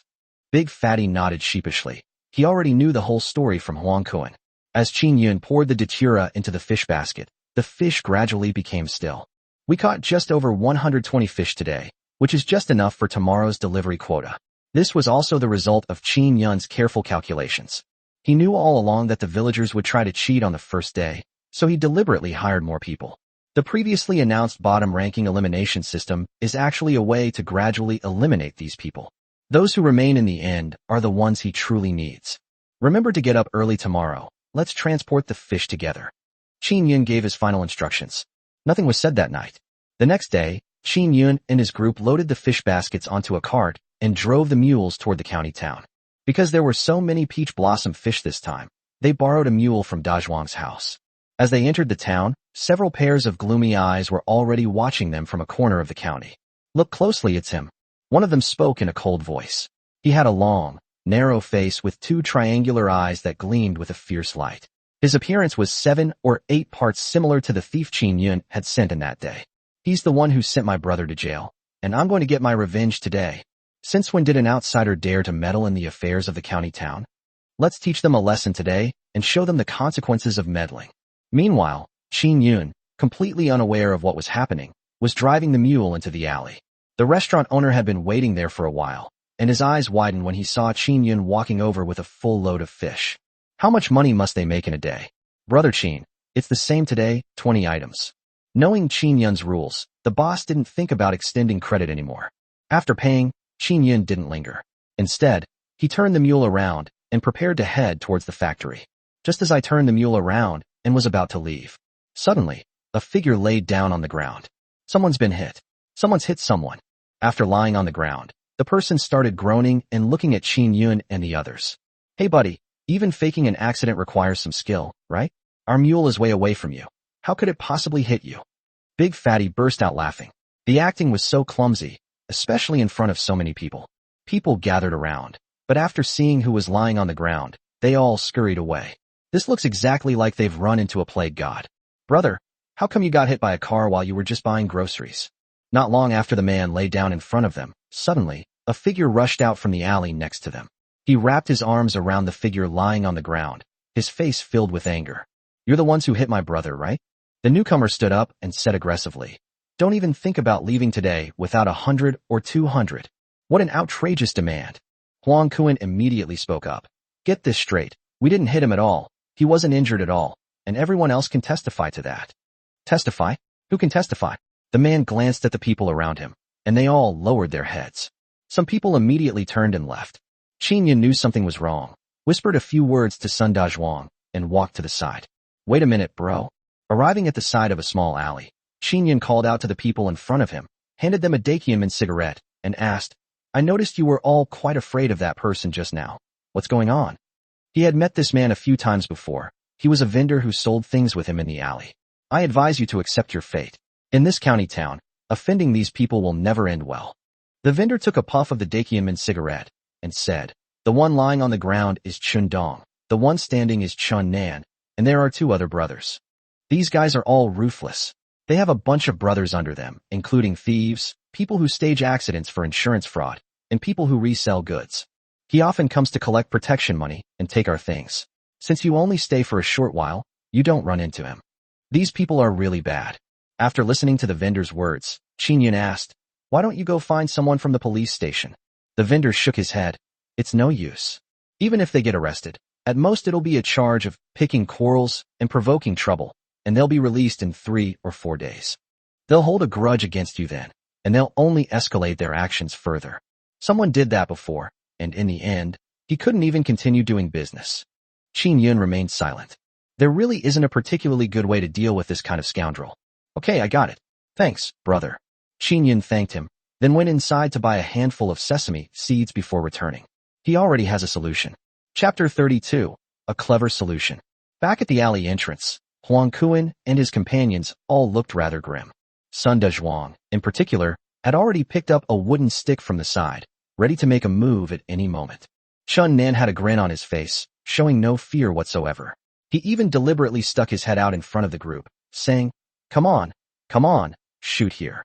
Before even actually hitting anyone, they'd already planned how to extort money from them. If they really fight, they'll be in big trouble. Wait, you say this person was hit by a car, but do you have any evidence? Qin Yun first whispered a few words to Depang, and Depang immediately and quietly walked to the back. Qin Yun then stepped forward and spoke to Chun Nan. Chun Nan sneered. What do you mean there's no evidence? My brother was hit so badly he can't even stand up now. There's definitely a fracture inside the leg. Upon hearing Chun Nan's words, Chen Dong, who was lying on the ground during the meeting, started howling while clutching his leg. If he's injured, he should be treated. We can't afford to delay his recovery. Qin Yun's simple words stunned everyone. Brother Yun, we can't treat him. A trip to the hospital these days will cost at least 10 yuan. Wouldn't that be him ripping us off? Yeah, Brother Yun, we can't let these bastards get away with this. Huang Kuan and Sun Dezhuang tried to persuade him from the side. Chun Dong and Chun Nan were also starting to have doubts. If they went to the hospital, they wouldn't be able to get their money back. Qin Yun, however, had already walked forward on his own and taken out the roasted sesame seeds he had just bought. As for treating leg injuries, my family has a secret family recipe. Just sprinkle this medicine on the wound, and it will heal immediately. Qin Yun squatted down, opened the paper bag, and looked at Chen Dong. However, this medicine also has a problem. If the leg is healthy, sprinkling it on it will sever all the meridians and cause the skin to ulcerate and develop sores. Since you mentioned a broken leg, I'll sprinkle it on it for you right now. As he spoke, Qin Yun was about to sprinkle sesame seeds onto Chun Dong's legs. No. Seeing the sesame seeds spilling out of the paper bag, Chun Dong disregarded everything else, quickly got up from the ground, and instinctively ran away into the distance. Are you stupid? A fierce glint flashed in Chun Nan's eyes. Even a fool could see that Qin Yun was lying. How could a villager possibly have any ancestral secret recipes, let alone carry medicine on his person? Upon closer examination, there are indeed many loopholes. But Chen Dong didn't know that Qin Yun was about to spray this medicine on him right away. If there's no injury to the leg, then it's truly a case of being useless. Chen Dong had very little time to react. He didn't think much about it, and stood up in a panic. Your brother seems to be all right. Qin Yun put away the sesame seeds, and spoke calmly to Chen Dong. Chen Dong's face suddenly darkened.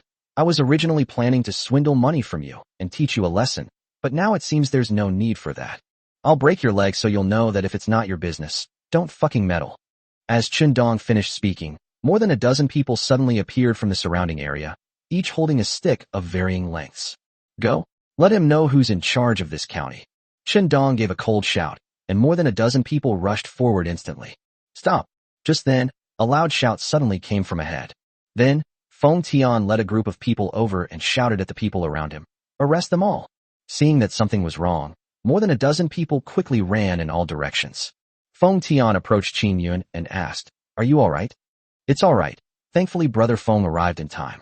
These bastards are absolutely lawless. Feng Tian coldly cursed. A bunch of thugs. We'll arrest them all sooner or later. There are many petty thieves in the county town, and they are the ones who do most of the work. The police station is also having a headache. It'll be soon. Then none of them will be able to escape. Qin Yun calculated the time and then spoke. The 3-year crackdown was specifically targeting them. Before long, several men escorted the thugs over. Chen Dong and Chun Nan were both inside. However, the 2 men looked at Qin Yun with viciousness in their eyes. At least you can have some peace and quiet for the next couple of days, but things might not be so good after that. Feng Tian said, If you want complete peace of mind, you can try talking to Director Gao. After speaking, Feng Tian looked at Qin Yun, seemingly trying to glean something from his expression. I'll think about it some more. Qin Yun spoke up, neither confirming nor denying. He knew what Feng Tian was thinking. On one hand, he was testing him, and on the other hand, he wanted Qin Yun to say a few words about him to Gao Rui. However, Qin Yun did not intend to do so. Gao Rue is, after all, a bureau chief. To completely eliminate the hidden dangers, a major undertaking would be necessary, but Qin Yun cannot be used as an excuse alone. It's even less likely that he would step forward as a bureau chief. All right, Qin Yun, I'll take these guys back first and interrogate them properly. Feng Tian didn't press the matter further. After saying goodbye to Qin Yun, he turned and left.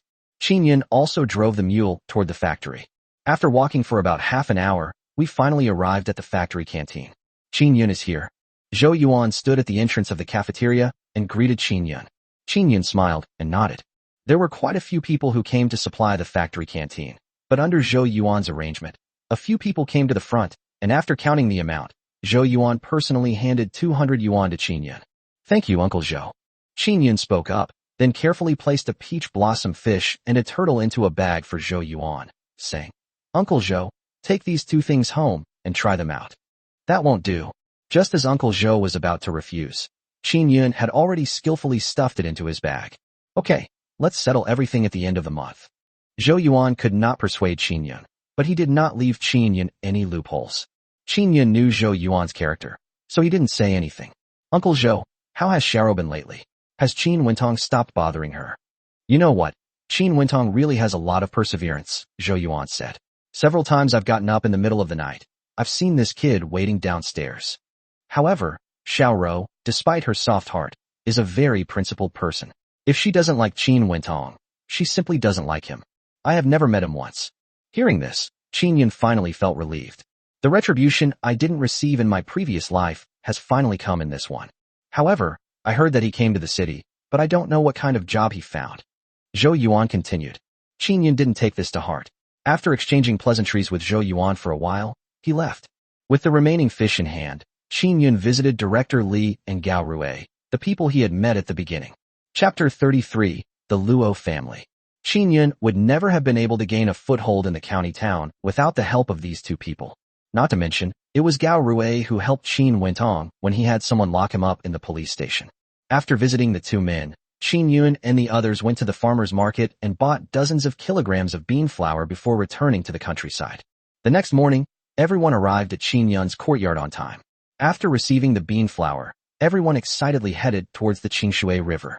Unlike before, this time there were no more voices from the group asking to relieve themselves. Brother Yun, you really have a way with things, giving a good kick followed by a sweet treat. Huang Kuan walked up to Qin Yun and spoke. Qin Yun smiled but didn't say anything, and continued walking forward. As soon as they reached the riverbank and took their positions, they were about to start making bean noodles. If you won't let me fish, then none of you should fish. Just then, everyone heard a voice and turned around to see Wu Shui holding a wine bottle. Wu Shui walked leisurely along the bank, constantly splashing and stirring the river water with his hands. His eyes were bloodshot. I'll let you fish. I'll let you fish. Wu Shui seemed to have gone mad, and even tried to knock over everyone's bean noodles, which frightened the people around him who quickly protected him. Wu Shui, are you looking for death? Big Fatty couldn't hold back any longer and rushed into the water, ready to take action. Come on, you come here. I'm just worried about who will take care of me. Wu Shui rushed ahead of Depang, his smug look making Depang's teeth itch. Qin Yun stepped forward, grabbed the fat man, and went directly to Wu Shui's side. Qin Yun, let me make this clear. If you want me to leave today, you won't get away without 10 caddies of bean flour and 2 fish.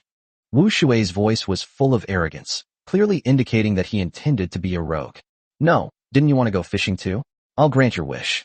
Qin Yun smiled slightly. And I'll tell you a good way to catch even more fish. Upon hearing this, Wu Shui perked up and moved closer to Qin Yun, asking, what's the plan? Splash. The next second, Qin Yun pushed Wu Shui's head directly into the water. Big Fatty and Huang Kuan also came over to lend a hand. Qin Yun, you're asking for it, wait until I get up there, are you? However, before Wu Shui could finish speaking, Qin Yun and the others once again pushed him back into the water. The feeling of suffocation was unbearable. After a while, Wu Shuiji felt as if his internal organs were on fire. Would you dare to do it again? Huang Kuan shouted sternly from the side. At first, Wu Shui was still stubborn, but when he saw Qin Yun's murderous gaze, which was so intense it felt like a real threat, he immediately trembled. I was wrong. I'll never do it again. I'll leave right now. Wu Shui finally couldn't help but beg for mercy. He even suspected that if he persisted, Qin Yun would kill him without hesitation. Qin Yun dragged Wu Shui ashore like a dead dog, his cold eyes fixed on him. If there's a next time, I'll kill you. Qin Yun spent a lot of time in prison in his previous life. When the prison bully first established the rules, he used this method to precisely control the timing, so that people could experience the feeling of being on the verge of death without actually being harmed. Over time, Qin Yun also learned this skill. Wu Shui was terrified. He struggled to his feet and staggered forward. Having resolved this crisis, the others looked at Qin Yun with a hint of respect. Qin Yun faced the crowd and said with a smile, "Let's start catching fish." Upon hearing this, the others immediately started cooking the bean noodles and catching the fish. This time, everyone was quick and agile, afraid of missing any fish. Soon, night fell, and Qin Yun smiled as he looked at basket after basket of fish. This time, they caught a total of more than 160 fish. He kept his word and gave 2 more yuan to the person who caught the most fish. That night, Qin Yun specially cooked a few extra dishes and kept Huang Kuan and the others behind. When they had almost finished eating, Qin Yun took out the money, and after deducting the cost of the ingredients, said, "We'll divide this money into 4 parts. 1 for Huang Kuan, 1 for Depang, 1 for me, and 1 for Dezhuang." As he spoke, Qin Yun handed the money to the 4 people. "Brother Yun, you came up with all the solutions and you found all the connections. Now the money is divided into 4 parts, which is not fair." Huang Kuan was the first to refuse. "I think you should take half, and we can divide the rest among ourselves." The others nodded in agreement. If it weren't for Qin Yun, they would still be toiling in the fields, and they wouldn't be able to earn so much money. Qin Yun wanted to say something more, but Dezhuang spoke up. "Brother Yun, if you insist on giving it to us, then we won't do it. You can find someone else yourself." The remaining people also turned their faces away at the same time. Helpless, Qin Yun simply redistributed the money, secretly making a mental note to compensate the others when the opportunity arose. However, Brother Yun, Chen Dong, and the others probably won't let this go easily, so we still need to make preparations in advance. While Qin Ling was packing her things, Huang Kuan spoke up. Qin Yun nodded. There was really nothing they could do about these scoundrels. "Damn it, if they won't take us down, we'll fight them. We're not pushovers either." The fat man spoke in a cold voice. Qin Yun shook his head. This matter still needs to be handled strategically. If they resort to force, it could bring even greater risks. "You don't need to worry about this. Leave it to me." Qin Yun spoke first, and the group chatted for a while longer before leaving. Early the next morning, Qin Yun packed the fish and set off with several others towards the county town. This time, they deliberately took a different route and entered a narrow alley. "Give me 20 more." The boss was still waiting at the door. When he saw Qin Yun, he spoke while smoking a cigarette. After taking the fish, the shopkeeper asked, "I heard you've gotten into trouble with Chun Dong and Chun Nan." Qin Yun nodded. The boss sighed. "Brother, let me tell you something. In this county, anyone who messes with Chun Dong's brothers will end up badly. I've also heard that they're backed by the Luo family, and the Luo family is all-powerful in this county." Qin Yun frowned. He had heard of the Luo family while in prison. That day, 5 or 6 death row inmates were brought into the prison. Through conversation, it was learned that they were all members of the Luo family. They had killed people in a fight over territory, and some of them were long-established, wealthy individuals. They showed no fear on their faces and were not worried at all that they would actually be executed. In fact, just over 10 days later, the Luo family actually managed to get them released. This is enough to show that the Luo family is not simple. If you want to do business in this county, you either have to apologize to them, or you can have someone else bring you in from outside the city. The boss spoke again. Chapter 34 has been released. The boss was also worried. His shop's business is now entirely supported by the fish that Qin Yun delivers every day. His restaurant would go bankrupt if he ran out of fish. Qin Yun nodded and responded. The last time, they fooled Chun Dong with black sesame seeds, but it was not a foolproof method. After handing the fish to the owner, Qin Yun and his companions didn't linger and drove the mules directly towards the factory canteen. At the same time, Sun Dazhuang was asked to go find Feng Tian at the police station. "There's no good solution right now. We can only rely on Feng Tian to get through these next 2 days." But just after they left, a familiar figure walked out of the restaurant. It was Qin Wentong. However, Qin Wentong was wearing a dirty shirt, covered in oil stains and grime. The college student, who was usually fair-skinned and clean-cut, has now turned into what he looks like. Because his family had accumulated such a huge debt from the famine, Qin Wentong had no choice but to go out and earn money. "What are you doing out here? Have you finished washing the dishes? Go back and wash them for me now." Upon seeing Qin Wentong, the boss immediately frowned and began to berate him. Qin Wentong's expression stiffened. but he still moved closer to the boss and said, "Boss, I want to discuss something with you. Was that person from Qingshui village? The fish he was selling was peach blossom fish." The boss thought to himself, what this kid said is actually right. "What do you want to say?" the boss asked. A look of longing appeared in Qin Wentong's eyes. He had to seize this opportunity to make money. He quickly organized his thoughts and said, "I'm also from Qingshui village. He only gives us 3 cents for catching a fish, but he sells it to you for $2. This price is several times higher than before, boss. How about you buy from me? I'll give you $1 per fish. How about that?" Hearing Qin Wentong's words, the boss's eyes also showed a hint of interest. 20 fish, that's a saving of 20 yuan. This is no small amount. And look, boss, now that they've offended those 2 Chun brothers, they might not even be able to get into this county anymore. What if we lose all the fish? Qin Wentong then patiently and persuasively explained. "Okay, then bring over 5 fish tomorrow, and I'll see how good they are." The boss finally made the decision. Qin Wentong's face immediately lit up with joy. Qin Yun's fishing in the village caused quite a stir, and he had even secretly watched it from the shadows. It involves absolutely no technical skill. I could do that too. At the same time, Qin Yun and his group drove the mules forward.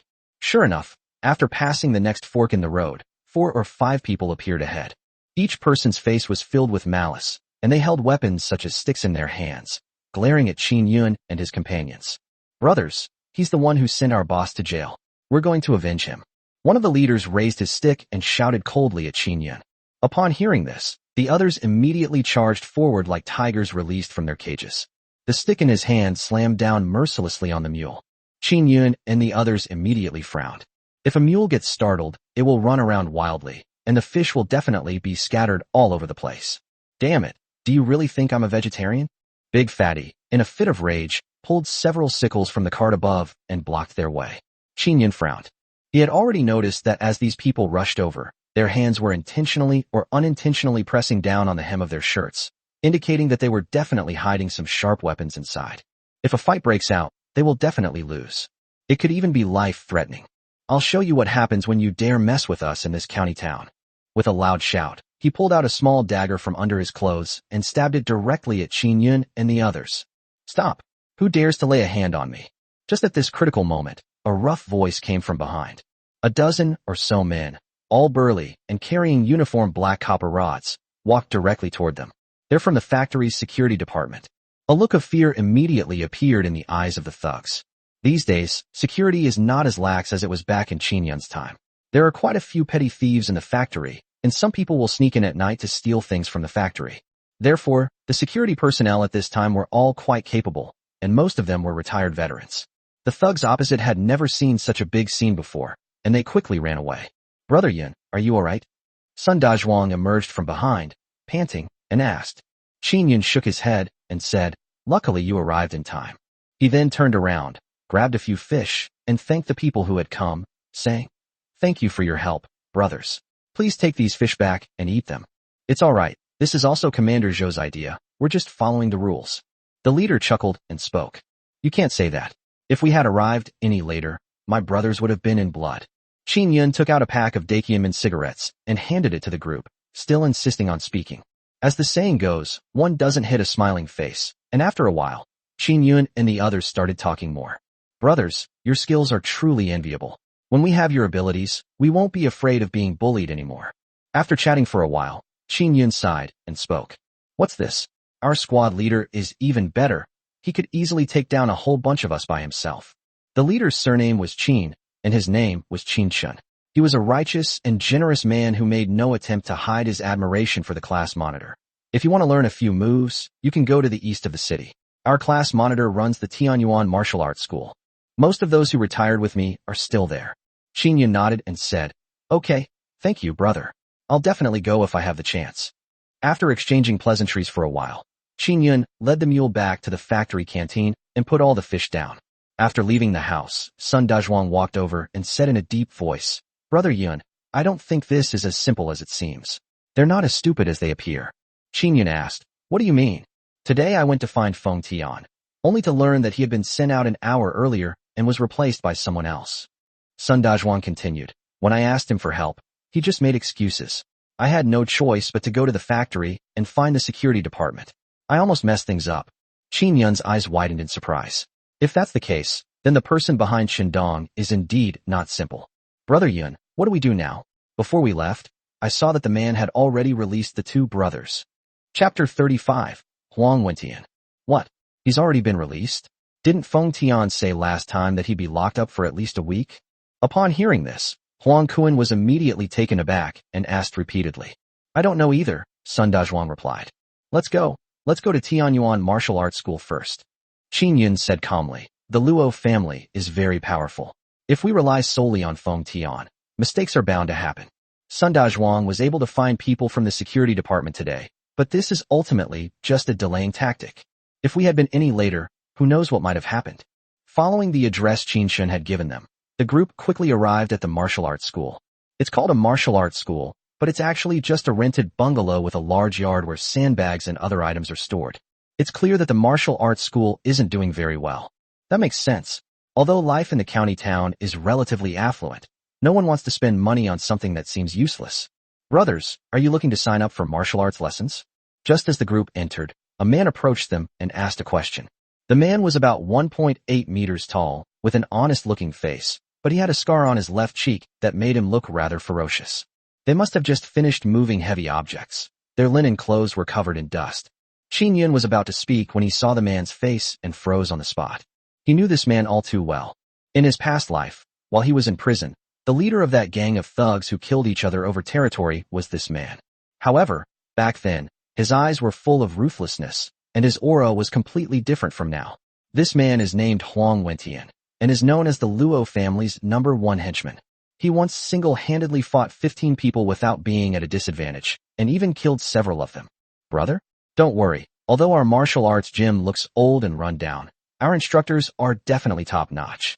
Huang Wentian's incessant chatter startled Qin Yun, who then asked, Okay, may I ask how the tuition is paid? Huang Wentian's eyes lit up, and he said happily, The tuition here is not high, only 8 yuan a month, and the teaching is definitely solid.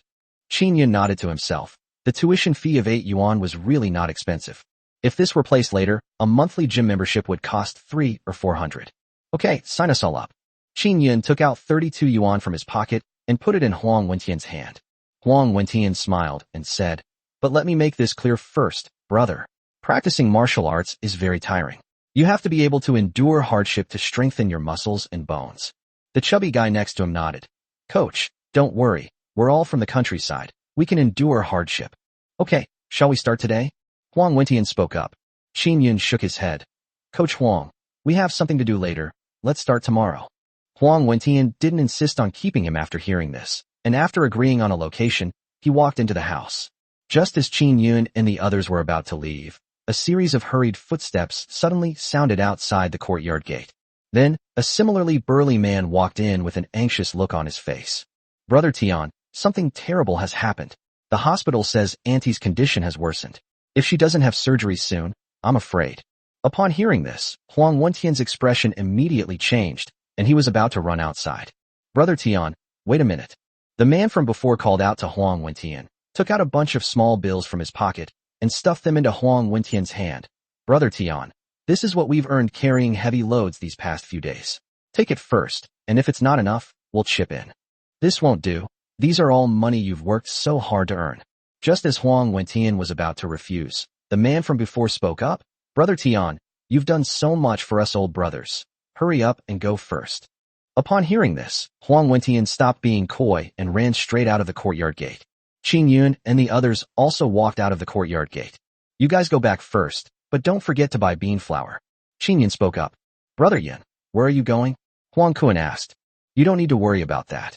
Qin Yun said something and followed Huang Wentian into the hospital.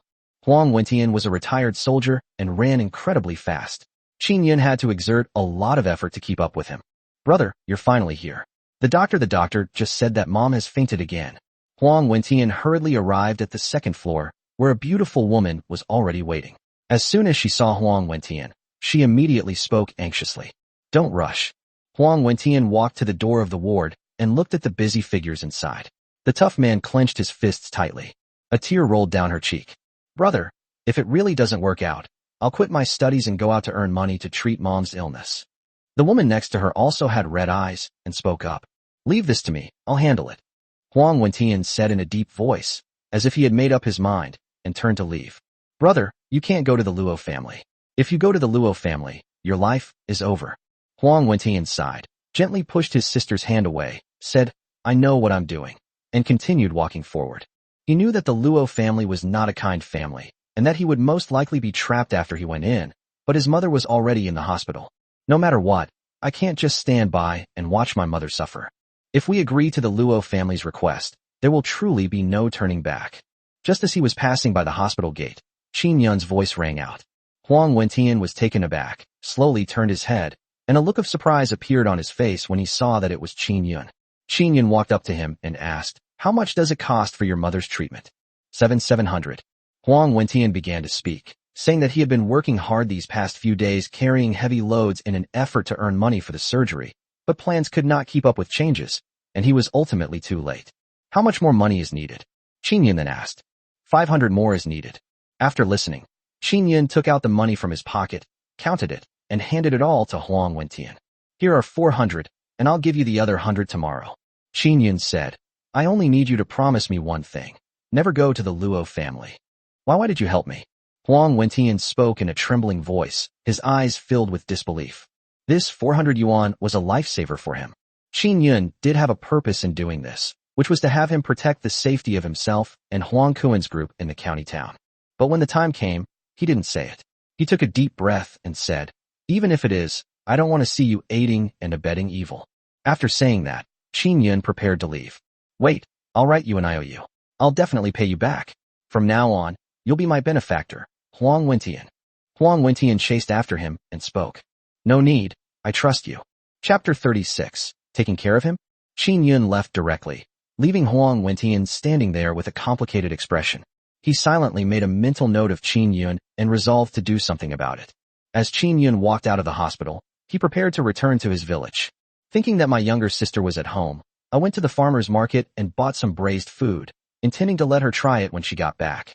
In this life, the younger sister has finally avoided the suffering of her previous life. Now, Qin Yun has raised her to be plump and healthy, completely unlike the sallow and thin woman she was when she first left home. Having spent 1.8 yuan, Qin Yun happily took the braised food and headed outside. Big brother, it's him. He's the one who got me arrested last time. Just then, a sinister voice suddenly came from around the corner. Qin Yun turned his head and saw a barbecue stall by the roadside, where several figures were sitting at a small table eating skewers. Upon closer inspection, I realized there were quite a few familiar faces. The thieves who were arrested last time, the Chun brothers, Dong and Nan, and the thugs we just encountered today. All of them are here. This is truly a case of searching high and low without finding it, only to have it come to you effortlessly. Get him. Shundong abruptly threw away the cigarette he was holding and coldly shouted, Let's see who can save him this time. Upon hearing this, the thugs nearby immediately grabbed the sticks they had and charged straight at Qin Yun. Without saying a word, Qin Yun turned and ran. With so many people around, only a fool wouldn't run. Chase him. Go to the intersection ahead and block him. A ruthless sneer appeared on Shundong's lips as he gave orders to his men. He knew the ins and outs of the county town like the back of his hand, and he was sure he could catch a country bumpkin. Qin Yun's heart tightened, and he ran forward. The farmer's market was some distance from the police station, but he had no other choice but to run desperately in that direction. It'll be here soon. It'll be here soon. Qin Yun exerted all his strength and saw that the police station was just around the corner after turning the corner of the alley. But at that moment, a stick suddenly stretched out from under his feet. Qin Yun was already very fast, so he didn't pay attention to the stick under his feet and fell backward. With a bang, Qin Yun fell heavily to the ground. To make matters worse, a long bloody scratch was scraped off his leg, making it impossible for him to stand up. Kid, you want to go to the police station? Shundong walked over carrying a long stick and said sneer, A country bumpkin like you got me stuck inside. Do you know that in this county town, everyone avoids me when they see me? As he spoke, Shundong struck Qin Yun's leg hard with a stick.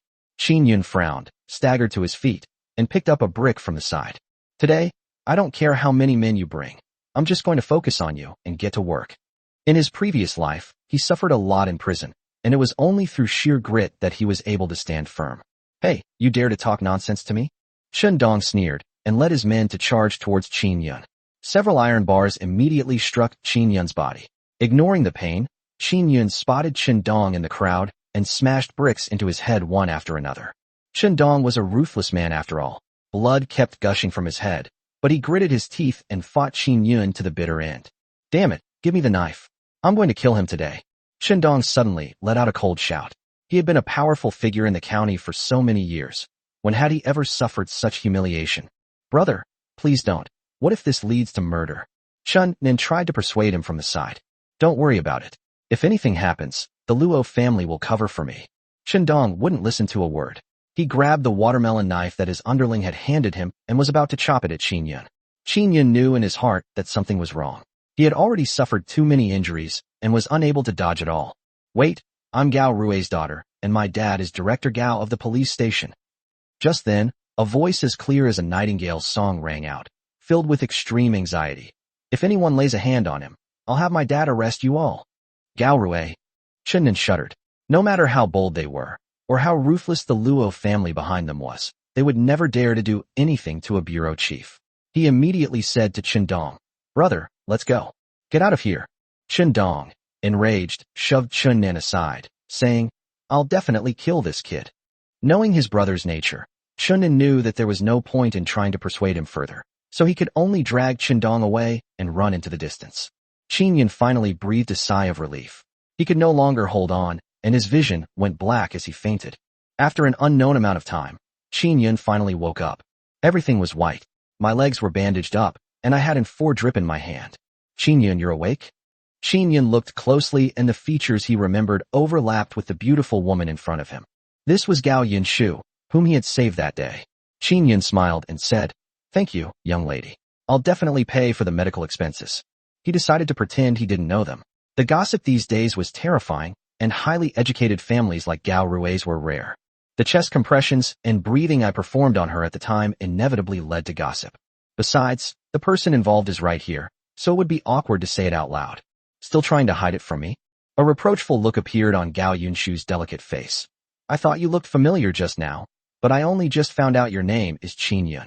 I thought it was just catching a petty thief last time, but I didn't expect you to offend them. Why didn't you tell me? Qin Yun didn't know how to answer for a moment, so he could only lower his head. Qin Yun, who did this to you? Just then, 2 footsteps sounded, and Gao Rui walked in carrying a fruit basket. Upon seeing Qin Yun, a hint of anger flashed in his eyes. When Gao Yunshu came back last time, she mentioned that her money had been stolen, but someone helped her get it back. Unexpectedly, this person was Qin Yun. Qin Yun smiled and said, Uncle Gao, it's all right. I'm perfectly fine. Gao Rui frowned and said coldly, These people are simply lawless. How dare you be so arrogant in this county town? Qin Yun, don't worry, I will definitely give you an explanation for this matter. It's clear that Gao Rui is really angry this time. The person who saved his daughter's life was almost beaten to death in the area he was in charge of. If that happened, Gao Rui would probably have a knot in his heart for the rest of his life. Yin Shu, you should really thank Qin Yun this time. You can stay here and take care of him for the time being. Gao Rui then spoke to Gao Yunshu. Qin Yun waved his hands repeatedly and said, Uncle Gao, no need, I'm fine. I'll be able to get out of bed in a while. There's no need to go to so much trouble. However, Gao Yunshu's voice rang out. Okay, Dad, I will definitely take good care of Qin Yun during this time. Chapter 37. You want to harm Qin Yun? Gao Yunshu's words made Qin Yun blush deeply. Whether before or after his rebirth, he was still a naive young man who had neither the opportunity nor the inclination to get close to women.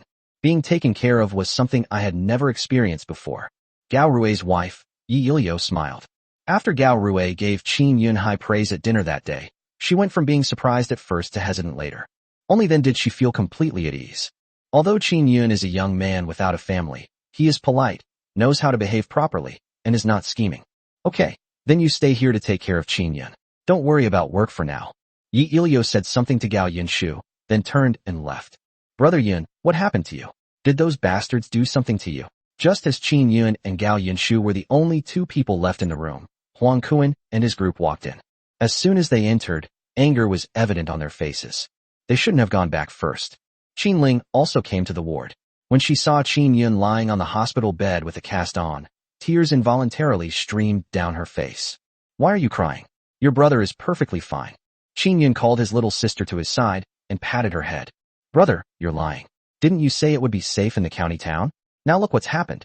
After Qin Yun's comforting words, Qin Ling, who had been able to hold back her tears, burst into tears like a broken string of pearls. Brother, let's go home. We won't sell fish anymore. Qin Yun smiled and said, it's really nothing. I can earn a lot of money every day now. I'll save this money for you to use when you go to college. After comforting her for a while and repeatedly assuring her that it would never happen again, Qin Ling finally stopped crying. Brother Yun, who is this? Huang Kuan sized up Gao Yunshu from the side, and his gaze toward Qin Yun held a knowing look. Qin Yun quickly said, this is a friend of mine who came to see me. How come I didn't know you had such a beautiful friend?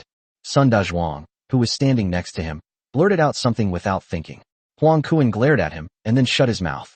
Okay, Brother Yun, take good care of your injury during this time.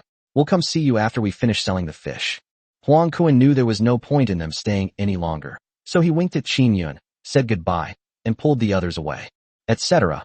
Qin Yun stopped Huang Kuan and instructed him, after you get the money today, take 150 to Huang Wentian and say that I gave it to him. Huang Kuan nodded. Although he didn't know why Qin Yun gave Huang Wentian money, he was sure Qin Yun had his reasons for doing so. After the others left, only Gao Yunshu and Qin Yun remained in the room. Both of them felt a little awkward. After a moment, Gao Yun finally spoke. Qin Yun, thank you for what happened before. If it weren't for you, I'm afraid I would have. Qin Yun shook his head and said with a smile, it's all right, it's just a small favor. I believe that even if it wasn't me who went into the water, someone else would have done it. Don't worry about it. Once the two started talking, the atmosphere quickly became harmonious. Gao Yunshu is a girl with very upright values. She has not picked up any bad habits just because she comes from an intellectual family. She is completely different from Zhou Yuan's daughter, Li Xiaoro. Qin Yun's demeanor also changed Gao Yunshu's mind. From local customs and traditions to unique understandings of current events, some of what he said left Gao Yunshu somewhat stunned. Soon, night fell, and Gao Yunshu remembered. Qin Yun, is there anything you want to eat? I'll go buy it for you. It will be all right. Qin Yun spoke up. Okay, I'll go home and cook you some food. I'll be back in a bit. Gao Yunshu said something and turned to leave. Meanwhile, inside the martial arts hall, Huang Wentian was anxiously waiting for Qin Yun. My mother's illness can't be delayed any longer. Coach Huang, this is the money Qin Yun asked us to give you. Just then, Huang Kuan and his group returned with the money from selling the fish. As soon as he entered, Huang Kuan handed the money to Huang Wentian. Huang Wentian quickly stood up and took the money. Thank you, but why is there so much money? Huang Kuan slapped his forehead. I really didn't know that. Brother Yin asked us to give it to you. Where has he gone now? Upon hearing this, Huang Kuan's face showed anger, and he explained the whole story to Huang Wentian. Huang Wentian's face darkened upon hearing this. I understand about this. I have some things to attend to, so I'll be leaving now. After saying that, he ran straight to the hospital. Huang Wentian only felt relieved after he paid the money to the hospital. Soon, night fell. Huang Wentian returned to the martial arts school, took out a set of black clothes and put them on, then put on a black hood, picked up a copper rod from the corner of the wall, and went out the door. At this moment, inside a dilapidated house in the county town, a group of people were sitting together, and the Chun brothers, Chun Dong and Chun Nan, were among them. The entire house was filled with smoke, and the atmosphere was deathly still. Brother, what should we do? Since last night, those people have been looking for us like madmen. One of the henchmen said with a worried look, and it seems the Luo family has stopped showing up. What the hell are we afraid of? If we get caught, so be it. What's the big deal? Chun Dong slammed his cigarette to the ground and stomped it out. I'm telling you this now. As long as I, Chun Dong, live, I will kill that country bumpkin. Even if he gets arrested, I'll still get my hands on him after he gets out. However, after Chun Dong, who usually commands a large following, finished speaking, the entire room fell silent. Are you all dead? Chun Dong cursed coldly, but then his eyes darted around, and he said, to be honest, this person is actually someone the Luo family wants to get rid of. Moreover, the Luo family has already told me that if I can cripple this country bumpkin, they'll pay me 50 yuan per person. In the dim firelight, Chun Dong's face looked particularly terrifying. Think about it. How much can you buy with 50 yuan? Even if you're afraid of getting implicated, you can still live a carefree life elsewhere. Note that everyone can receive it. Upon hearing this, a glimmer of light appeared on everyone's faces. They were all desperate criminals, and money held immense appeal for them. Let's do it. He's just a country bumpkin, so what if we beat him to a pulp? Chun Dong looked at everyone's reactions, and a satisfied smile appeared on his lips. I heard you're planning to make a move against Qin Yun? Just then, a cold voice rang out. Chapter 38. Something's wrong when it happens. Everyone was stunned. They hid here to avoid outsiders. Unexpectedly, someone still came knocking on our door. He immediately panicked and prepared to run away. Why are you running? Are you blind? There's only one person at the door. Chun Dong shouted coldly, picked up the dagger beside him, and said in a cold voice, kill him. The others also came to their senses. Yeah, he's all alone. What's there to be afraid of? He immediately grabbed the weapon beside him and rushed towards the person who came. The newcomer, dressed in black, snorted coldly and, facing the overwhelming force of so many people, swung his stick and charged directly at them. A series of crackling sounds rang out, and after a moment, everyone was lying on the ground. Who are you? Chun Nen lay on the ground, his voice trembling as he asked. This person is definitely not from the police station. Those moves just now were clearly aimed at killing. Who I am doesn't matter. What I want you to remember is this. If anyone dares to touch Qin Yun again, I'll kill them. The man in black spoke coldly, holding the dagger he had just snatched, and slowly walked up to Chun Dong. Whoosh! The dagger was pressed straight against Chun Dong's throat, the voice chillingly cold. Did you understand? Looking into those seemingly emotionless pupils, Chun Dong couldn't help but shiver. He had no doubt that if he refused, the person in front of him would make him pay with his life. At this moment, Chun Dong was truly afraid. To understand, Chun Dong said in a trembling voice. The newcomer then put away his dagger and turned to walk outside. He also left behind a chilling message. Go to the police station and turn yourself in tomorrow. If I don't see any news of you going in, I'll break your legs. Chun Dong quickly agreed. Only after the man in black left did he dare to wipe the sweat from his forehead. An unprecedented fear rose in my heart. Just how powerful is that country bumpkin? Why is there a guardian angel out of nowhere? At this moment, in the ward, Gao Yinshu opened the door with a lunchbox in hand and helped Qin Yun to the table. Try my cooking. Gao Yinshu spoke up. Qin Yun smiled and nodded. Just as he was about to raise his hand, he remembered that his arm was still in a cast, and he could only use his left hand to use chopsticks with difficulty. Let me feed you. Seeing that Qin Yun was in a bit of an inconvenience, Gao Yinshu spoke up. Qin Yun waved his hand, about to refuse, but Gao Yinshu had already picked up the lunchbox, picked up a piece of shrimp, and held it to Qin Yun's mouth. Their eyes met, and a blush rose on both of their faces. More than 10 minutes later, Qin Yun signaled that he was full, and Gao Yinshu finally put down his chopsticks. All right, Miss Gao, it's getting late, you should go back now. As night was about to fall, Qin Yun spoke. Gao Yinshu raised her wrist to check the time and nodded, saying, Okay, I'll come over tomorrow morning. After finishing speaking, he talked with Qin Yun for a while before leaving the ward. Not long after, Huang Kuan and his group returned. Brother Yun, how does it feel to be taken care of by such a beautiful woman? As soon as he entered, Huang Kuan winked and said, I have to say, Miss Gao is miles ahead of that Li Xiaoro. Qin Yun laughed and scolded, then got off the bed and said, Do me a favor, I want to go with you tonight. Come with us? What? Huang Kuan was somewhat puzzled. Never mind that, let me ask you, were all the fish sold today? Qin Yun casually made a remark. Huang Kuan and the others scratched their heads and didn't hide anything. Brother Yun, it's really strange.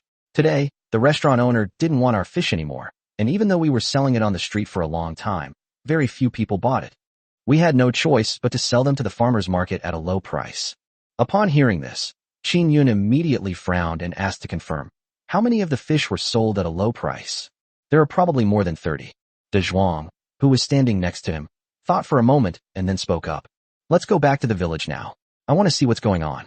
Qin Yun's heart sank. So many fish hadn't been sold. There was definitely something wrong.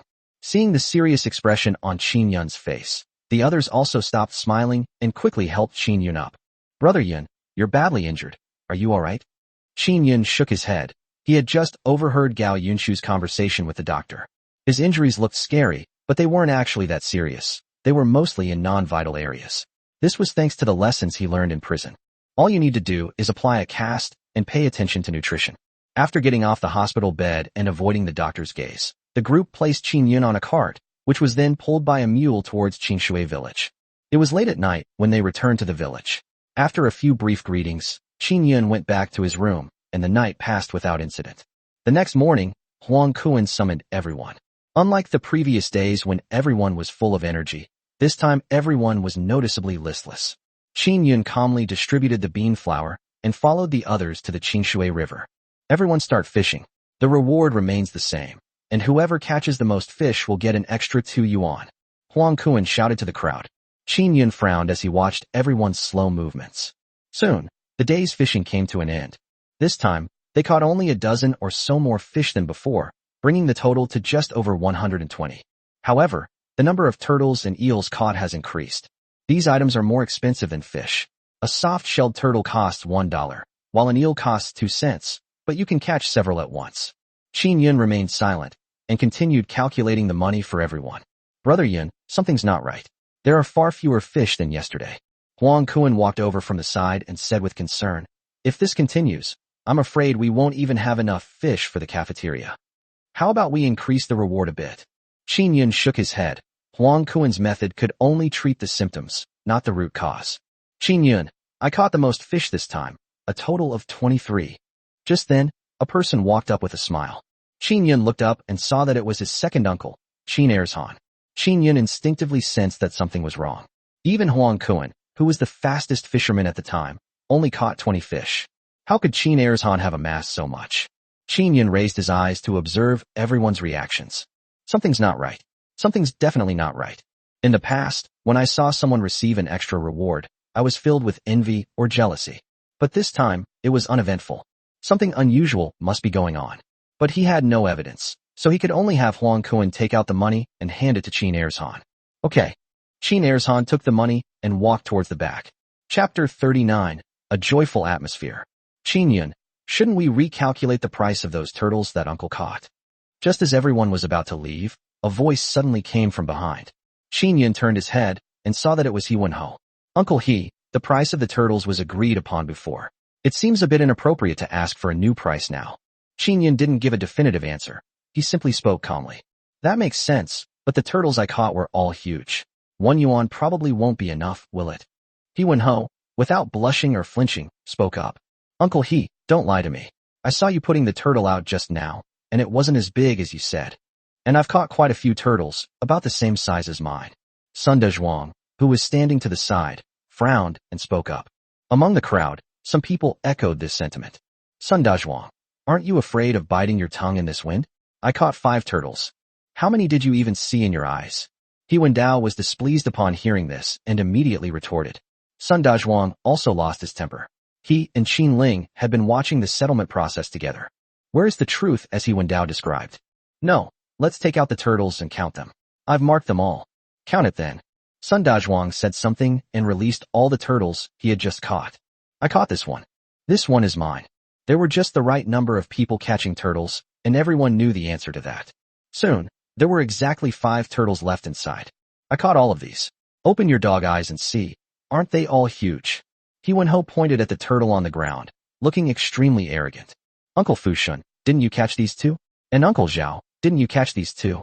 Sun Dezhuang has a good memory. He clearly remembers that these turtles were not caught by He Wen-ho at all. No, Dezhuang, you're mistaken. I didn't catch these. Yes, I didn't catch them either. However, the people mentioned by Sun Dezhuang all denied it. As you all saw, Qin Yun is dishonest with his accounts. He insists that my huge turtle isn't mine. He's being unfair, I quit. He Wen-ho turned to the crowd and said, and I'll tell you all, he made a lot of money in the city from these soft-shelled turtles and peach blossom fish. But all they gave us was a paltry 3 cents. Isn't this cheating us out of our hard-earned money? I, He Wen-ho, hereby assure everyone that I will also catch fish, and I will provide the bean noodles and other necessities. The price is no lower than Qin Yun lies. Huang Kuan sneered. Now he finally understood. This was clearly premeditated. Those turtles just now definitely didn't belong to He Wen-ho, but to those other people. But he deliberately cooperated with He Wen-ho in putting on this act. Upon hearing He Wen-ho's words, several of them immediately stood up. They won't even pay for a few turtles, and they're blatantly lying. I'm not doing this job anymore. That's right.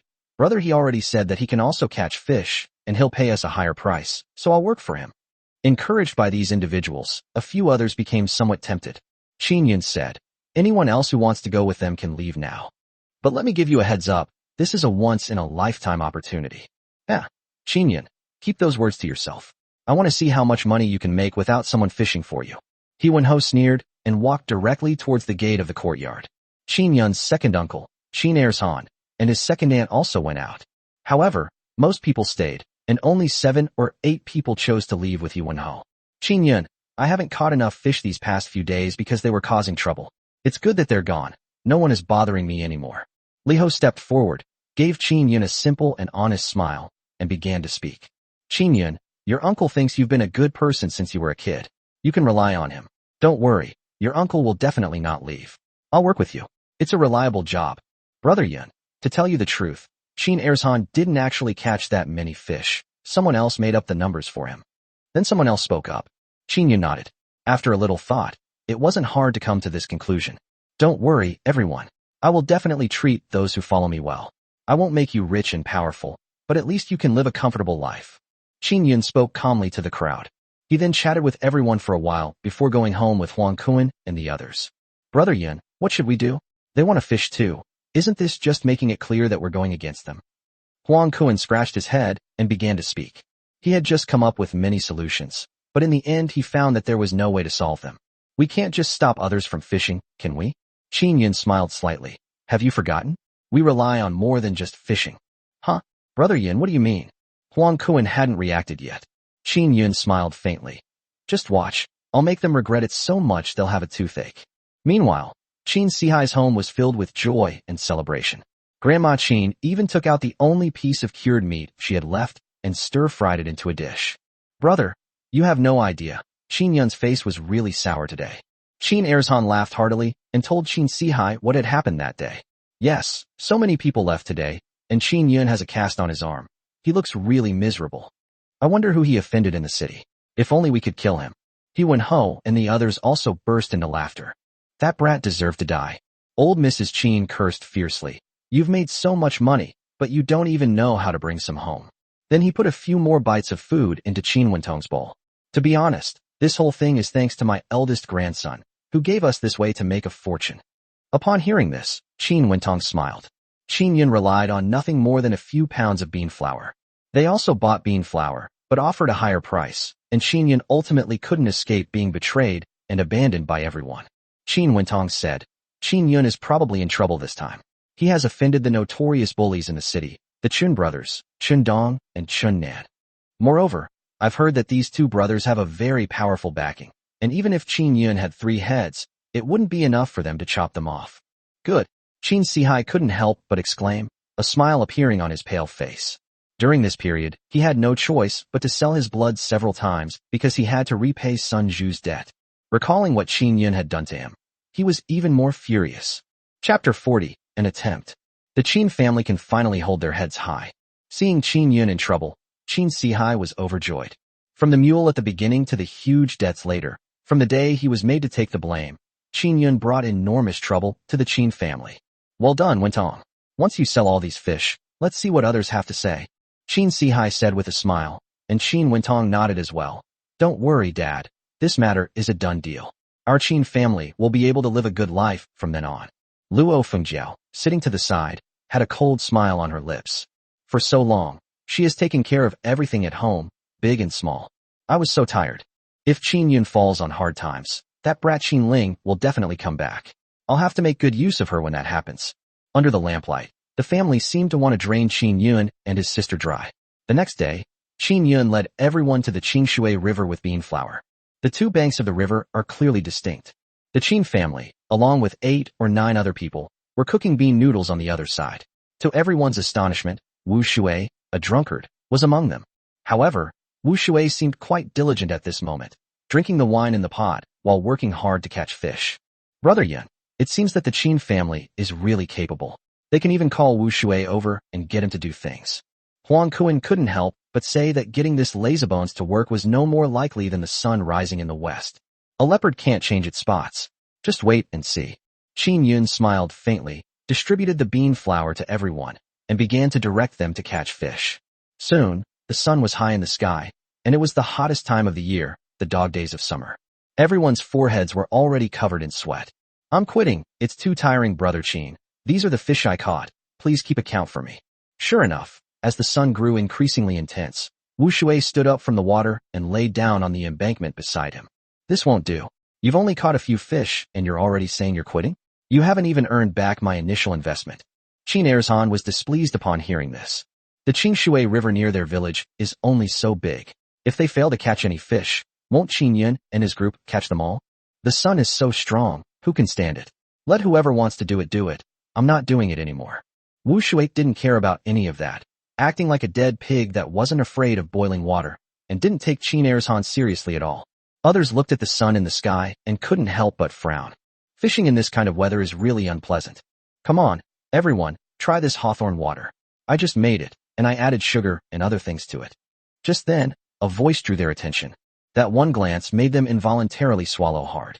Qin Yun's group was seen holding teacups filled with various kinds of hawthorns, with old tea leaves floating on top. Old tea root is a unique type of tea found near the village. It has large branches and leaves and is known for its cooling and heat-relieving properties. This was also Qin Yun's initial attempt to sell water in the county town. Everyone try it. This water is specially sourced from an old well. It's very refreshing. Huang Kuan kept adding water to everyone's bowls, keeping himself extremely busy. Qin Yun, this won't be deducted from our wages, will it? One of the people in the crowd asked somewhat uneasily. Uncle, what are you saying? How can you charge me for just a couple of sips of water? This is an internal benefit for us. Qin Yun said with a smile. One bite, and you feel instantly refreshed. Qin Yun, you really know how to do things. After taking a sip of water, you've actually cleared your head a bit. The group gulped it down, and their spirits were instantly lifted. Please drink as much as you like, we have plenty of tea. Qin Yun smiled and refilled the cup, then spoke. The Qin family members were stunned by what they saw. On such a hot day, how refreshing it would be to have a sip of cool water. Wu Shuai sat up abruptly. I couldn't help but smack my lips twice. If I were to have a sip of tea with a sip of wine, it would be absolutely wonderful. Hey Qin Yun, could I have a cup of this water? I'd like to try some too. Wu Shuai leaned closer and spoke. Qin Yun glanced at Wu Shuai, intending to refuse, but then thought better of it and poured Wu Shuai a glass, saying, Okay, Brother Wu, you can have a glass of this water, just to try it out. But since you're not working for us, you can only have 1 cup of this water. If you want more, you'll have to buy some. 5 cents a cup, no credit. Upon hearing Qin Yun's words, the expressions of the Qin family members all turned somewhat unpleasant. But Wu Shuai nodded happily and took out a water cup that he always carried with him. Qin Yun didn't hesitate and poured him a full glass. Wu Shuai happily took it back, took a delicious sip, and a satisfied look immediately appeared on his face. The other members of the Qin family also came over and took a few sips. This water tastes really good. Even Qin Ersan couldn't resist taking a big gulp. Drink, drink, drink. It's just a glass of water. What's so good about it? Just then, Qin Sihai walked over with a sullen face. Qin Ersan also realized what was happening. If Qin Yun were to take these people away with his small favors, what would happen? He immediately said, That's right, I don't think this water tastes very good either. Our prices are much higher than theirs. What good food won't we be able to buy then? Let's start catching fish now. After Qin Ershan's repeated urging, the group reluctantly put down their hands and started moving again. Meanwhile, the way people looked at Qin Yun was different now. Huang Kuan and Depang were even more impressed with Qin Yun. With this comparison, it's obvious to anyone with eyes to see which one to choose. Soon it was afternoon, and without these people, Qin Yun's side had caught more than 140 fish, as well as 7 or 8 turtles and some eels. On Qin Ershan's side, they only caught 50 or 60 fish, and the number of turtles and eels was also much less than on this side. However, Qin Ersan was already very pleased with this result. 50 or 60 of them. If they were all sold, it would be quite a lot of money. Let's go home, everyone. Qin Ersan led everyone back to the Qin family home. Let's settle the money. I caught quite a few today. Yuanho spoke excitedly. The others behind him also crowded around. Qin Ersan had instructed them to give each of them 50 cents. As for soft-shelled turtles, they cost 1.2 yuan, and eels cost 4 mao. They are all significantly better than Qin Yun and his group. Well, we need to think about this matter more carefully. However, Qin Ersan said, I will definitely give the money to everyone. But we have to wait for this to sell, right? Upon hearing this, everyone's expression immediately changed. Chapter 41 No more. Qin Ersan, what you did was not very ethical, was it? Yuan Dao said, Qin Yun caught the fish that day and got paid on the same day. Why did you give him a discount? The remaining people also looked indignant. Qin Ersan chuckled. Don't worry, I'll get the money back for you tomorrow. Think about it, there's gold everywhere in the county town, and Wentong has already made connections with his boss. Making money here is a piece of cake, isn't it? Qin Ersan thumped his chest loudly. Even if something happens, our Qin family will compensate you. The crowd looked on with suspicion, but could only leave dejectedly. The next day, Qin Yun and his men set off towards the county town in a cart pulled by mules. This time, They also had a lot of self-defense weapons on their cart. Even if you're dealing with those petty thugs, at least you can protect yourself. 2 hours later, the group arrived in the county town. Brother Yun, isn't that the thief who caused trouble a few days ago? Before even reaching the alley, the sharp-eyed son Dazhuang pointed to a figure ahead and spoke up. Qin Yun's gaze darkened. It was indeed him. He then made a gesture to the others, and they immediately took out their weapons from the cart. Superior! Qin Yun gave a cold shout, and the group instantly crept towards the figure in front. Stop right there. Are you trying to block us again? Son Dazhuang shouted coldly, pulled out a wooden stick from the side, and struck the thief straight in the back. Bang! The thief was immediately knocked to the ground. He turned his head in a panic, and after seeing that it was Qin Yun and his group, his face immediately showed fear, as if he had seen a ghost. Without saying a word, he ran straight to the back. Don't run. Stop right there. Huang Kuan and his men didn't think too much about it. After leaving Depang to watch the mule, they chased after it. Bang! Panting heavily, Huang Kuan finally caught up with the thief and kicked him to the ground. Qin Yun, with his leg in a cast, caught up from behind. I was wrong. I'll never do it again. The thief was cornered against the wall and was so frightened that his hands and feet went weak. Please, I beg you, don't kill me. I really didn't do it. I don't have the guts. Huang Kuan and Qin Yun were stunned. What's going on? Has the thief changed his ways? Tell me what happened. Qin Yun squatted down and slowly asked. Brother, I really didn't mean to lay a hand on you. Chen Dong has already gone to the police station himself, and Brother Chen Nin won't dare to lay a hand on you again. The thief's face was full of fear. He was practically begging to be cowed out to the group. Chen Dong went in by himself. Qin Yun frowned. When he fought with him, Qin Yun knew how crazy this man was. How could he possibly have gone in by himself? Just as he was about to ask something else, the thief's eyes darted around, and seeing an opening, he ran outside, leaving only the words, Brother, let me go this time. I promise I'll never show my face in front of you again. Brother Yun, what's going on? Huang Kuan was a little confused and asked. Qin Yun shook his head and said, It should be Gao Rui who helped us. I will go and thank him later. Let's go deliver the fish first. Huang Kuan nodded. It couldn't be better that no one in the county was causing them any more trouble. Soon, the group arrived in the alleyway, pulling the fish along. Boss, the fish has arrived for today. Qin Yun walked to the entrance of the alley and saw that the boss hadn't come out. Thinking something was wrong, he went in and greeted him. Qin Yun is here. Soon, the boss came out. But this time he didn't take the fish Qin Yun offered. Instead, he said, Sorry, I don't need any fish here. Qin Yun frowned, about to ask why, when Qin Wentong walked out from the opposite direction with a provocative smile on his face. Qin Yun immediately understood what was going on. It turns out that Qin Wentong came to the city to work at this small restaurant. It seems that imitating their fishing was also Qin Wentong's idea. Okay, but boss, let me remind you, you said back then that you would buy all your fish from me from now on. Although it's a verbal agreement, I can't say anything now, but once someone is unfaithful, they'll never be trusted again. Qin Yun's voice was calm. So you should think it over today, because this is a once-in-a-lifetime opportunity. Upon hearing this, the boss gave an awkward smile. He actually said that. But after thinking for a moment, he shook his head. Qin Yun, I'm sorry. I've decided that I will buy fish from other places from now on.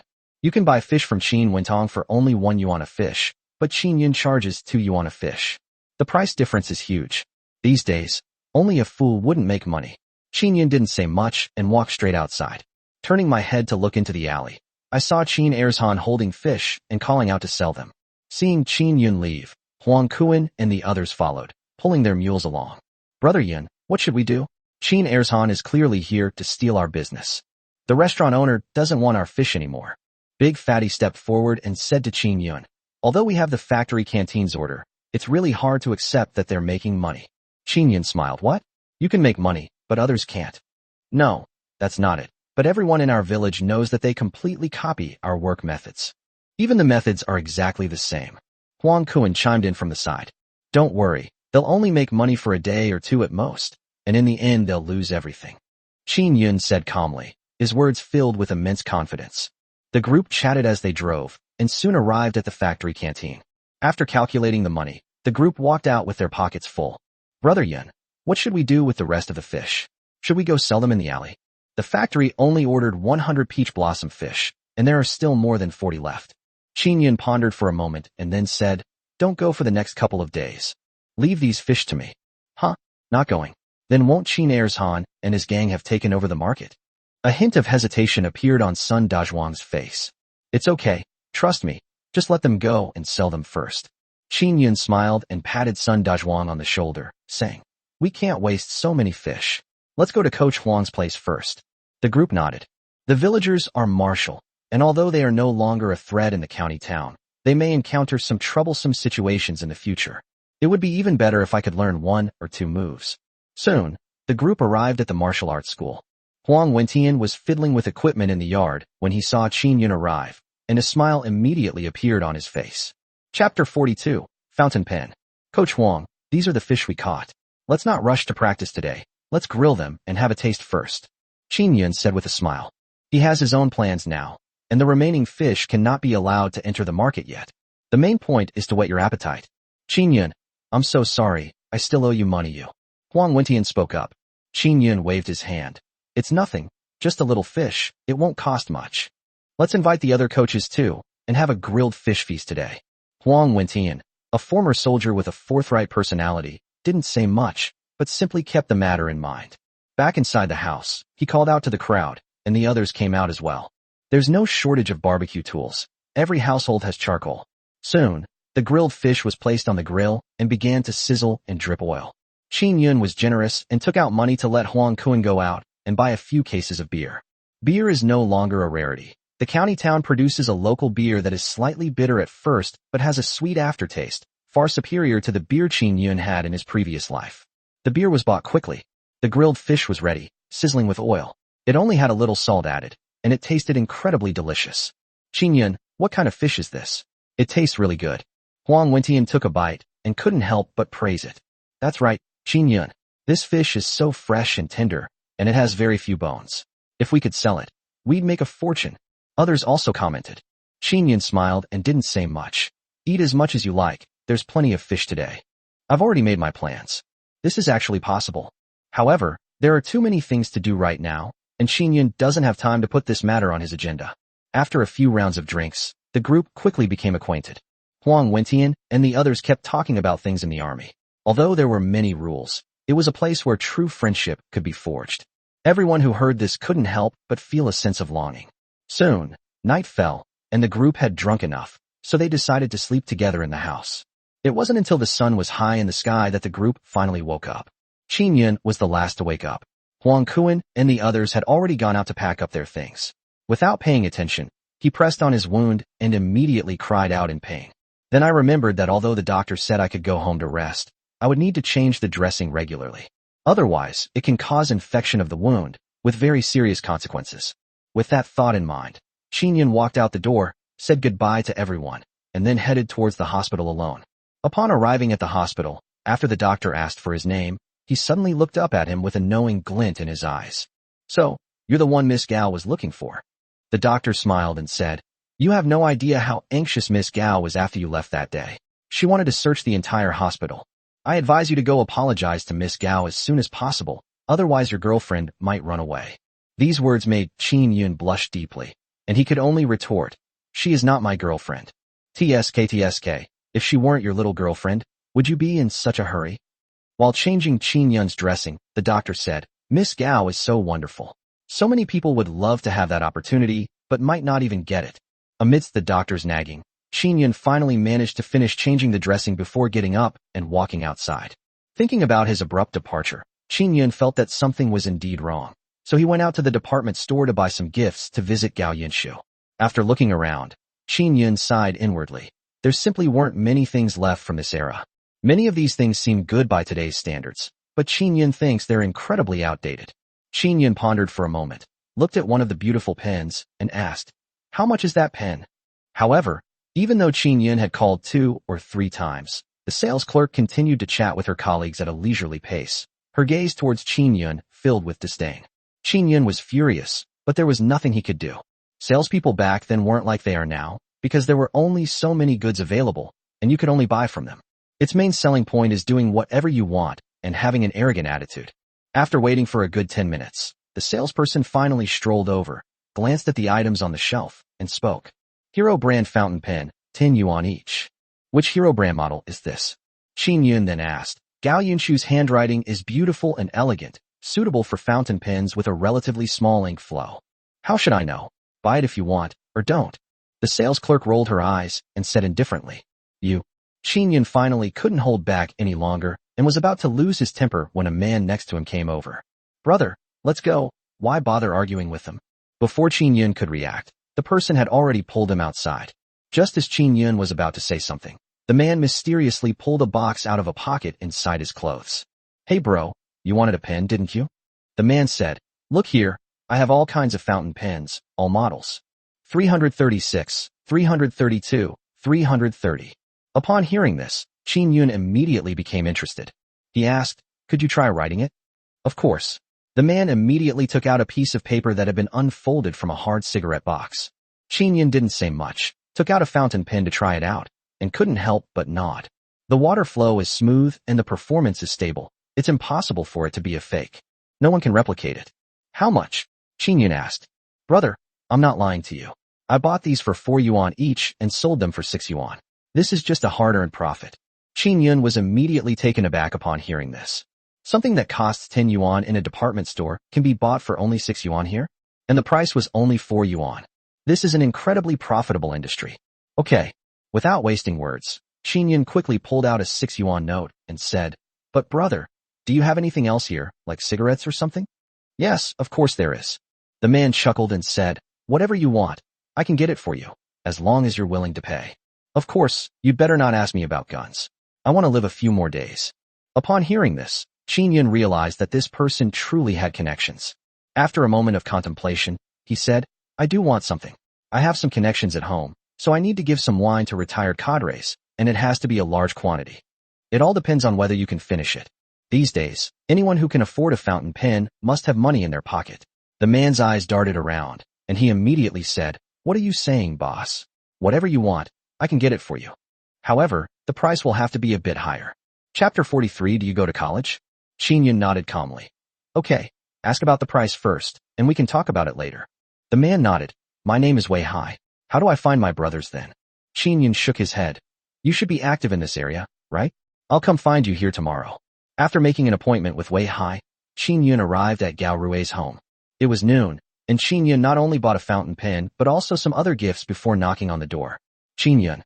When Yi Ilio saw Qin Yun arrive, a look of surprise appeared on her face. She then stepped aside to let Qin Yun in. Qin Yun walked in with an apologetic smile on his face. Gao Rui and Gao Yunshu were sitting on the sofa. Gao Yunshu's face was full of grievances, while Gao Rui kept comforting her from the side. Upon seeing Qin Yun, Gao Rui breathed a long sigh of relief, stood up, and said, Qin Yun, it's good that you came. Otherwise, this girl will definitely have a knot in her heart. Qin Yun placed the gifts aside and had just sat down when Gao Yunshu's voice rang out. Qin Yun, isn't it my fault for taking good care of you? Qin Yun quickly shook his head and said, Miss Gao is very meticulous and took good care of me. She is also very knowledgeable. Qin Yun said apologetically to Gao Yunshu. There were indeed unavoidable reasons for leaving last time. As he spoke, Qin Yun took out a pen and handed it to Gao Yunshu with both hands. I hope Miss Gao will accept my apology. Gao Yunshu then became happy again and said, Next time, remember to tell me before you leave. Definitely, definitely. Qin Yun said with a smile. Since you're here, why don't you stay and have a meal with us?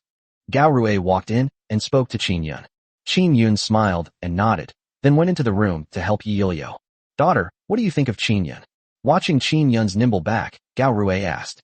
Although he wanted to bring Qin Yun and Gao Yunshu together, he would never force them. More often than not, they followed Gao Yunshu's opinion. A blush crept across Gao Yunshu's face. Dad, what are you saying? Qin Yun and I are just ordinary friends. Gao Rui laughed and didn't expose him. Instead, he said, Why don't you take the college entrance exam in the second half of this year? Asked Qin Yun then. And you two can go to university together. That way, you'll have more opportunities to spend time together in the future. Gao Yunshu blushed and didn't say anything. She just nodded. Soon, Qin Yun brought the dishes to the dinner table. Yi Ilio followed closely behind and came out. Most of the food today was made by Qin Yun. Come and try his cooking. Gao Rui picked it up and took a bite, a look of surprise immediately appearing on his face. You know what? Qin Yun's cooking skills are just as good as my wife's. Yi Ilio laughed and said something sarcastic. After a few rounds of drinks, Gao Rui turned to Qin Yun and said, How's it going? Nobody's been bothering you lately, has anyone? Qin Yun nodded. I have to thank Uncle Gao for this. Otherwise, given Dong's personality, he definitely wouldn't have let it go. Gao Rui paused for a moment before saying, Qin Yun, actually Dong, turned himself involuntarily. We only arrested some of his men, and Dong was very cooperative. I thought you were the one who handled it. Qin Yun was also taken aback when he heard Gao Rui's words. If it's not Gao Rui, who else would help him? After finishing their meal, the group chatted for a while, and soon it was afternoon. Gao Rui sat on the sofa and said to Gao Yunshu, go take Qin Yun around the county town. Although Qin Yun comes to town every day, he's here to do business, so he probably doesn't get to have a proper time to relax. Gao Yunshu nodded and went out the door with Qin Yun. To be honest, this was the first time Qin Yun had ever gone out with a girl. The group arrived at Beihai Park. Qin Yun looked at the surrounding scenery with a sense of emotion. Many years later, this place will be developed into one of the best parks in the entire province. Because of its proximity to the university, it has become a popular dating spot for many college students, and one can easily make a lot of money by doing some business there. Gao Yunshu mustered her courage and asked, Qin Yun, do you want to go to university? Qin Yun paused for a moment, then nodded and said, of course I want to. Knowledge changes destiny, after all. So are you going to take the college entrance exam this fall? Gao Yunshu asked again. This is a national policy. One is the normal college entrance examination process, and the other is geared towards the children of factory workers. Although I studied engineering after being admitted to university, it wasn't a matter of theory and practice. However, Qin Yun knew that engineering, which was not well known at the moment, would become a major field in the future. No, I don't plan to take the college entrance exam. Qin Yun finally shook his head and spoke. Why? Didn't you say that knowledge changes destiny? Don't you want to change your destiny? Gao Yunshu was somewhat confused. I have changed my destiny. Qin Yun suddenly said something that Gao Yunshu couldn't understand. I have a younger sister, and there are so many things I want to change. More than changing my own fate, I want to change the fate of others, such as my friends and my sister. Gao Yunshu was taken aback upon hearing this. Suddenly, she sensed that the man in front of her had a different scent. So will you come to the county town in the future? Of course. Qin Yun said with a smile. After all, there are still far fewer educational resources in the village. That's good. Gao Yunshu smiled, finally relieved. The group walked for a while longer, until night fell, before reluctantly returning home. Qin Yun also returned to the martial arts school to meet up with them. After buying some bean flour, they returned to the village. The next day, Qin Yun again made everyone catch fish, but this time he went even further. Seeing that the fish supplied to the factory canteen was almost gone, everyone was allowed to rest in the shade of a tree around noon. As for the drinks made yesterday, they are not available in unlimited quantities. This infuriated a group of people in the Qin family. As it approached the afternoon, Qin Yun told everyone to stop working and even gave them extra money. He then picked up a few pounds of meat and several fish and headed towards the neighboring village. Now that he no longer needs to sell fish, he can take this opportunity to visit his uncle. Of all my relatives, only my uncle treated me well. Before my mother passed away, my family was often so poor that we couldn't even afford to eat. Because they couldn't get anything to eat, they couldn't even express the milk they were feeding Qin Yun. Each time, only the uncle was able to spare the money to give to the Qin family, using the little money his family had. Unexpectedly, Qin Sihai seemed to have found a weakness, and his behavior became increasingly absurd, to the point that he even stopped cultivating the fields.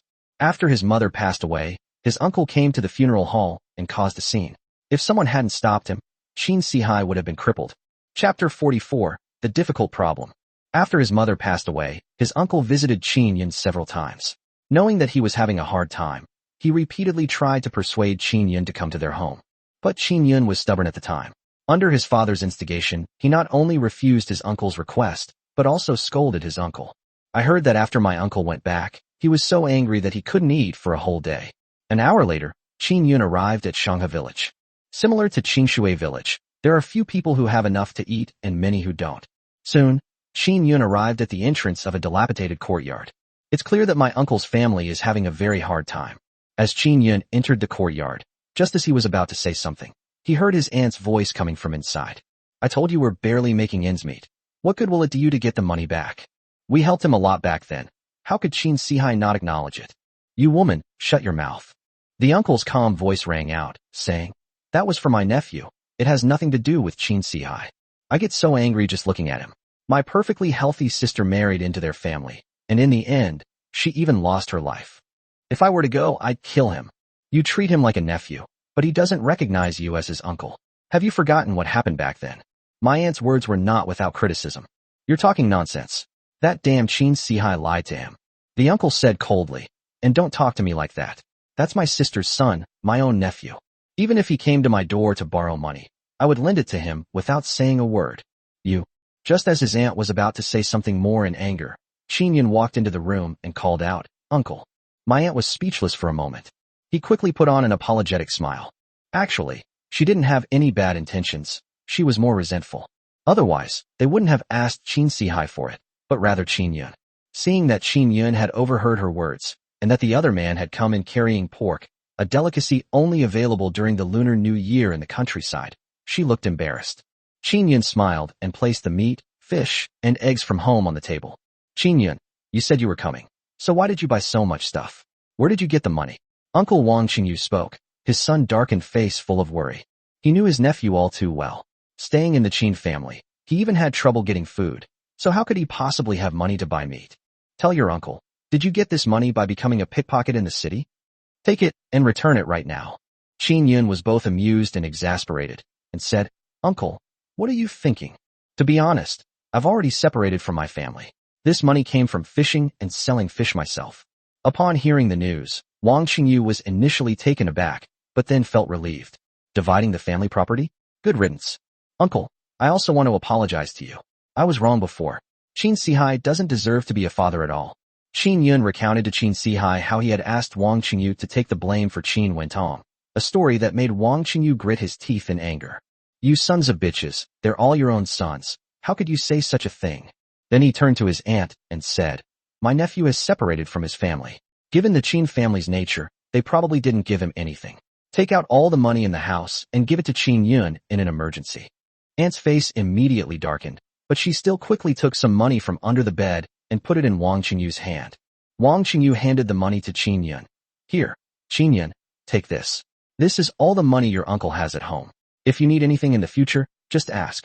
Your uncle will definitely help if he can. A surge of warmth welled up in Qin Yun's heart. If Qin Si-hai had even a fraction of his uncle's care, Qin Yun would have been able to stay in the Qin family. Qin Yun stood up, took out a few 10 yuan bills from his pocket, and said, Uncle, I came here today to pay back the money. You've helped me so much, and you've given the Qin family a lot before. How could I possibly take your money again? Just as Wang Qingyu was about to refuse, Qin Yun said, Uncle, I finally managed to earn some money. The Qin family has nothing to do with me anymore. You are my only relative. You can't expect me to fail in my filial duty, can you? Qin Yun was speaking from the heart. He now had a stable source of income, and seeing his uncle struggling so much, he couldn't just leave him to fend for himself. Upon hearing this, Wang Qingyu could only put the money away, glared at his aunt, and said, What are you all standing there for? Go cook some dishes. Do you want Qin Yun to go hungry? My aunt quickly agreed and went out to pick and wash the vegetables. Your aunt knows she has a sharp tongue but a soft heart, so don't take it to heart. After his aunt left, Wang Qingyu spoke. How could that be? Qin Yun replied with a smile. He knew his aunt well. She would only mutter a few words, but deep down she still cared for him.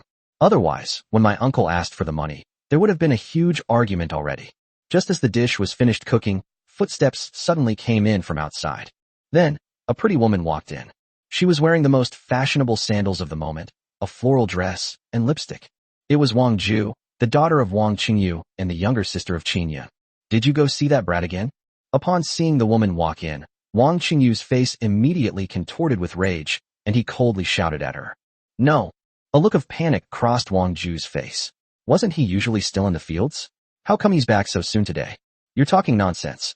Wang Qingyu stood up and waved his hand, intending to attack Wang Ju. Qin Yun quickly stepped in to stop him. Dad, he's not like you think. He's very good to me. Why can't we date? Wang Ju couldn't help but retort, then greeted Qin Yun and went straight into the inner room. Qin Yun persuaded her uncle for a while, which slightly eased his anger. Soon, the food was prepared and served. After they had almost finished eating, Qin Yun finally asked, Uncle, what's wrong with my little sister? Wang Qingyu sighed before explaining. Recently, many young men in the village have gone to the city. I heard they joined some kind of fierce tiger chamber of commerce, claiming to be doing great things, but actually, they're just petty thieves. Qin Yun understood. No wonder his uncle suspected that his money was stolen. Now he knew the reason. Your little sister is of marriageable age, and I would agree to her dating someone. But that person is someone from this damn tiger merchant guild. Wang Qingyu continued. But this girl seems to have been bewitched. No matter how much we try to persuade her, we can't get her back. Qin Yun was also quite overwhelmed by what he heard. I feel like I've encountered this somewhere before. Upon closer reflection, isn't this the same situation as Zhou Yuan's? It really is true that fortunes will keep turning. Tomorrow I'll go look for an honest young man to marry her off quickly, so I can save myself the trouble. Wang Qingyu said coldly. His last bit of patience with Wang Zhu had long since been worn away. Chapter 45 Using a Borrowed Knife to Kill. Uncle, this matter needs to be considered carefully. Qin Yun shook his head and said, let's not even talk about what will happen after the wedding. With my sister's personality, she might even run away on her wedding day. Wang Qingyu sighed. What else can we do? We can't just stand by and watch this girl fall into a fire pit. Qin Yun thought for a moment and then said, how about this, Uncle? I'll be doing business in the city later, and I'll have my little sister come and lend a hand. I'll also take a good look and see if that kid is reliable. Real? A look of surprise appeared on Wang Qingyu's face. He still trusted Qin Yun quite a bit, and if he could win Nizi back, that would be a really great thing. Qin Yun chuckled, then called Wang Zhu out and asked for her opinion. This girl and he were very close when they were little, and she would often follow him around like a little shadow. And he also listened to Qin Yun's words. Okay, I'll definitely go then. Wang Zhu agreed immediately without much thought. Qin Yun was perfectly aware of her ulterior motives. She just wanted to be closer to the city, so it would be easier to see her sweetheart. However, Qin Yun did not expose this little scheme. There's still plenty of time, and I'm confident I can guide her onto the right path. After dinner, Qin Yun chatted with his uncle for a while until dusk. It took a lot of effort for him to politely decline his uncle's request to stay overnight and return home.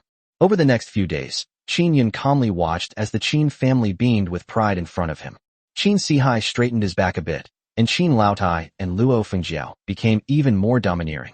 Qin Wentong was even more excited. He was full of energy these past 2 days, and he even carried plates with incredible speed. 3 days later, Qin Yun, for the first time in a long time, had everyone catch more fish, and then went into the city with Huang Kuan and the others. Let's go. It's still early today. Let's go to a restaurant. After delivering the fish, Qin Yun gave a call, and everyone immediately followed. Eating out is no longer a rare thing for them. I ate this every 2 or 3 days, and I gained 2 pounds of fat. Okay, shall we go to the state-run hotel or somewhere else today? Huang Kuan asked. Let's go try the restaurants in the alley and see how the fish Qin Wentong scent is. Qin Yun said calmly. After calculating the days, it should be about today. Huh? Go to their house. Isn't that just asking for trouble? Sun Dazhuang was furious at the thought of the restaurant being packed to capacity.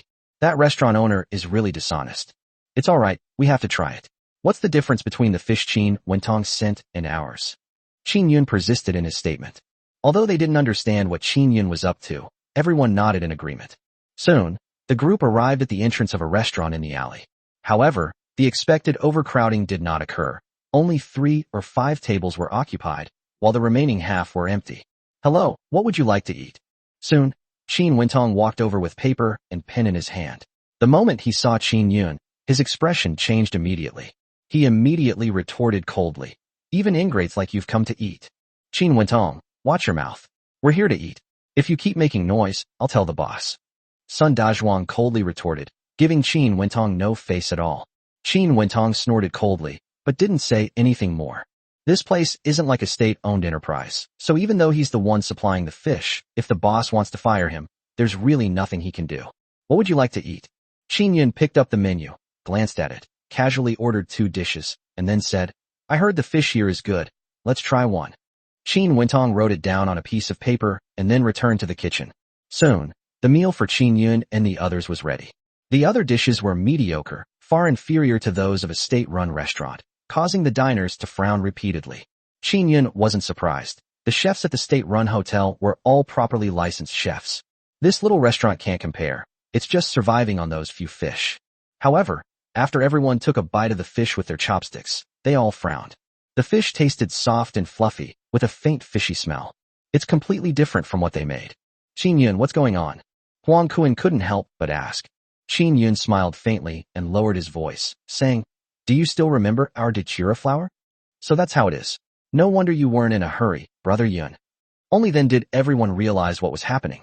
Datura has an anesthetic effect, so even if their fish are delivered the next day, they will still be lively and jumping around once the anesthesia wears off. The key to enjoying peach blossom fish is freshness. Once it dies, or is out of water for too long, the texture of the fish meat will deteriorate significantly. The taste will also be greatly diminished. Brother Yun, you're the best. I'll call the boss over right now, and I want to see what he has to say. Sun Dazhuang immediately prepared to ask his boss to cause trouble. Qin Yun glanced at the door and said calmly, using someone else to do the dirty work is the real, brilliant strategy. The group was taken aback. Following Qin Yun's gaze, they saw several well-dressed middle-aged men walking in from outside. He was wearing leather shoes with white socks underneath, and holding a bottle of Matai in his hand. These days, the price of Matai hasn't skyrocketed, but it's still not something ordinary families can afford. It was mostly used for banquets. Hey Lao Su, if you bring me to a small restaurant like this instead of a state-run restaurant, I'm going to get angry. One of the men, wearing gold-rimmed glasses, made a sarcastic remark. Oh dear, Lao Wang, you have no idea about this. Another man respectfully greeted the man with the gold-rimmed glasses and said, the state-run hotel is good, but there is a delicacy here that you can't find anywhere else in the country, let alone at the state-run hotel. Paired with this Matai, the taste is absolutely divine. His name is Su Yi, the production director of the textile factory, and the person who hosted the banquet is Wang Long, a boss from out of town.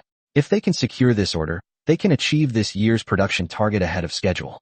The bonus will be even greater than in previous years. He knew that Wang Long had traveled all over the country and had already tasted almost all kinds of delicacies, so only by bringing out something unique to the local area could he surprise him.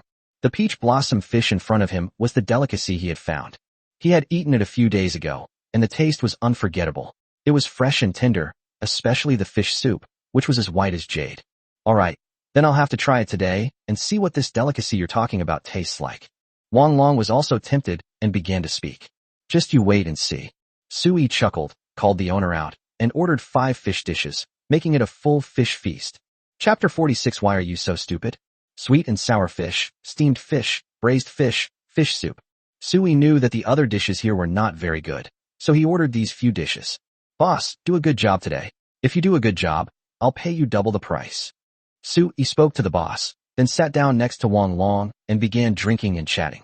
The boss's face was full of smiles, but he couldn't help but clench his fist secretly. He knew Su Yi's capabilities. If this deal went well, he could earn much more than just a little bit. As he was about to enter the kitchen, he saw Qin Yun sitting next to him. However, he didn't think too much about it. He nodded to Qin Yun as a greeting and then went inside. Soon, several fish dishes were served. It has to be said that the owner has put in a lot of effort, selecting large fish with plenty of ingredients, making them look and smell delicious. Qin Yun and the others exchanged glances. They knew a good show was about to begin. Here, Lao Wang, have a taste. If you don't like the fish, you don't need to tell me. I'll apologize in person and we'll never mention the order again. Su Yi placed a piece of food on Wang Long's plate and said with a smile. Wang Long didn't stand on ceremony and, under Su Yi's eager gaze, delivered the fish into his home. However, the next second, Wang Long frowned. Then, as if he had eaten something disgusting, he vomited the fish. Hey Lao Su, even if you don't have anything good to eat, that's one thing, but you insist this stuff is delicious. Aren't you just lying to me? Wang Long said to Su Yi with dissatisfaction. Oh. Su Yi felt strange and thought Wang Long was still joking, so he also picked up a piece of food with his chopsticks and put it in his mouth. But immediately, his expression darkened. This tastes completely different from anything he's had before. It was limp and had a muddy smell. Although it wasn't inedible, it wasn't even as good as an ordinary carp. Wang Long had tasted many delicacies before, which were no longer palatable to Su Yi, and were simply like garbage to Wang Long. Old Su, I think we should talk about this order later. I'm a bit tired today, so I'll go back to the hotel to rest first. Wang Long stood up, turned around, and walked outside. Su Yi was about to chase after him, but Wang Long waved his hand. Su Yi awkwardly stopped in his tracks. A moment later, he suddenly stood up, walked to the dining table, grabbed the plate, and slammed it to the ground. The loud noise immediately drew the attention of the kitchen owner. Upon seeing Su Yi's outburst, he froze on the spot. He asked, trembling with fear, what happened to you? Su Yi stared at him coldly. You still have the nerve to ask? Try the fish you served us. Our textile factory's orders for the second half of the year have been wiped out because of this meal you prepared. The boss was taken aback, then stepped forward, took a bite, and his expression changed. Something's definitely wrong with this fish. He had tried the fish once or twice when Qin Yun sent it before, but the fish was in short supply, and he couldn't bear to eat it after that. But to my surprise, the fish tastes completely different now. Just as the boss was about to say something, Su Yi's face darkened, and he said coldly, "Boss, you've caused us such a huge mess today. If your restaurant can stay open any longer, I'll change my surname to yours." The boss's heart skipped a beat, and he almost knelt down on the spot. Please forgive me this time. I promise I'll do better next time, and I won't let you down." However, Su Yi ignored him completely and turned to leave. Qin Yun gave Huang Kuan a wink, and Huang Kuan immediately understood and walked towards the door first. Qin Yun stood up, ready to watch the show. At this moment, Qin Wentong also came out. Seeing the peach blossom fish scattered all over the ground, he instinctively sensed that something was wrong. "Qin Wentong, let me see what you've done. From today onwards, get out of here." The boss stood up, trembling, staring intently at Qin Wentong, and cursed angrily. Qin Wentong was taken aback, and then his gaze turned to Qin Yun. "It's him, boss. He must have done it. The fish I delivered was fine. How could it be different?" Qin Wentong pointed at Qin Yun and spoke. The shopkeeper's face darkened. He stepped forward and asked Qin Yun, "Brother, I won't buy any more of your fish, but you don't need to use such despicable means to frame me." Qin Yun glanced at him indifferently. "Which eye of yours saw that I did it?" Upon hearing Qin Yun's words, the boss fell silent. "That's right. It's Qin Wentong who's been delivering fish these past few days. What does it have to do with Qin Yun? We can't expect people to take advantage of us just because they come here for a meal, can we? Then explain to me why the fish you catch are lively and jumping around, while our fish taste different." Qin Wentong walked over again and asked Qin Yun, "Why should I explain it to you?" Qin Yun sneered, showing no mercy to Qin Wentong, and deliberately retorted, "Aren't you a college student? Logically speaking, you should know more than me, right?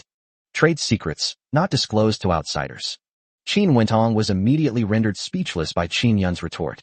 The shop owner next to him swallowed hard. 1,000 regrets flashed through my mind. No wonder Qin Yun's fish cost 2 yuan. Their fish was so good. Dazhuang was laughing so hard, he could hardly close his mouth. Although the fish were barely moving when they were delivered to the two of them. However, Qin Yun's death was due to anesthesia, while Qin Wentong's was due to being on the verge of death. "Hey bro, could I buy fish from you again sometime?" The boss approached Qin Yun, attempting to speak. Qin Yun waved his hand. "Boss, I gave you a chance before, so don't bother saying such things now." After saying that, Qin Yun took out the money for the meal from his pocket, put it on the table, and got up to leave. After the others left, the boss looked at the mess on the floor and was so angry that his chest was trembling. "Boss, you haven't paid me back for the fish I sold." Qin Wentong knew things were going badly, but he still stepped forward and spoke. He had previously wanted to do what Qin Yun did, exchanging money for fish. But the boss brushed it off. "The soybean flour we've been using for fishing these past few days has all been sustained by the money we earn from selling fish outside. My shop is ruined because of the fish roe you sent, and you still have the nerve to ask me for money?" The boss glared at Qin Wentong and said menacingly, "And your wages?" "Not a single penny." Qin Wentong immediately became anxious. "Boss, I went through all the trouble of delivering these fish. How can you owe me money? Do you know that I also asked someone to help me catch these fish? How could I explain it to them if I didn't have money? If this money is gone, won't he Wendao and his gang smash up the Qin family's house? What you said has nothing to do with me." The boss, however, wasn't buying it at all. "I should be asking you, we're all born of the same parents. Why are you so stupid?" Chapter 47 doesn't seem that great to me either. "You're a college student? That's like pigs flying. It's an eye-opener for me." The boss's words were truly a blow to the spirit. Qin Wentong immediately stood there dumbfounded. He had tried his best, hoping to find a way to get rich, but ended up like this. "What the hell are you standing there for? Get the hell out of here right now." The boss was already packing his things. "I must have been blind to hire you." Qin Wentong wanted to say something more, but the boss's face darkened, and he grabbed a wooden stick from the side, ready to attack Qin Wentong. Startled, Qin Wentong immediately ran outside. At this moment, Qin Yun led the two men to catch up with Huang Kuan. This was also Qin Yun's intention before. He didn't want to give up on this relationship with Su Yi. Qin Wentong's peach blossom fish wasn't fresh, but his fish was very fresh. "What exactly are you trying to say? If you keep stopping me, I'll call the security team over right now." Su Yi looked very unhappy. Having just lost such a large order, he was in a hurry to return to the factory for a meeting, hoping to win Wang Long back. But then this guy suddenly appeared out of nowhere, insisting that he had a solution. But after asking for a long time, they still couldn't give a clear answer. Isn't this deliberately wasting his time? Just as he was about to lose his temper, a voice suddenly came from behind. Director Su, please wait a moment. I do have a solution that will definitely change Wang Long's mind. Su Yi turned his head and saw Qin Yun walking over, panting. I'm giving you one last chance. If you can't explain it clearly, I'm leaving now. Su Yi's patience was almost worn out, and he spoke coldly. Qin Yun put on a confident look and said, Wang Long has been to many places, and he's already tired of even the most exquisite delicacies. So you want to surprise him with the local peach blossom fish. After all, delicacies are easy to obtain, but wild game is hard to find.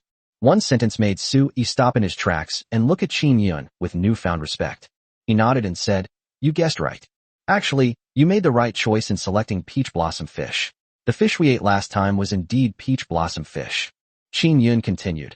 However, this time the peach blossom fish is already on its last legs. Director Su, as you know, fish tastes best when it's fresh. That's why this failed. After hearing Qin Yun's words, Su Yi couldn't help but let out a long sigh. He was only thinking about how he had tried it before and how good it tasted. Unexpectedly, the restaurant owner had already changed the ingredients. What's the point of saying all this now? Wang Long is already angry, and our order is going to be cancelled. Su Yi said sullenly. Qin Yun smiled and said, Director Su, the reason why the peach blossom fish tasted different the two times is that the peach blossom fish you ate last time was a gift from me, while the peach blossom fish this time was a gift from someone else. As for why my fish can remain fresh after being transported to the city, that's a trade secret. Upon hearing this, Su Yi's eyes lit up. Qin Yun knew what he wanted to say, and preemptively said, You and Wang Long should arrange another time, and I will cook another whole fish feast then. And although our village is small, we have a lot of delicious food. We'll also serve eel, soft-shelled turtle, and other things later. I guarantee Wang Long will enjoy his meal. Su Yi fell silent. He was unsure whether to trust Qin Yun in front of him. Director Su, to be honest, our whole county doesn't have any local specialties, except for this peach blossom fish, which is alright. Since Wang Long is already unsure whether to sign the order, why not give it a try? Hearing Qin Yun's words, Wang Long finally nodded. Okay, tomorrow at noon, you choose the place. If it goes well, you'll get your share of the benefits. But if you do it wrong, you know the consequences. After saying that, Su Yi turned and left. Qin Yun didn't take Su Yi's threat seriously at all.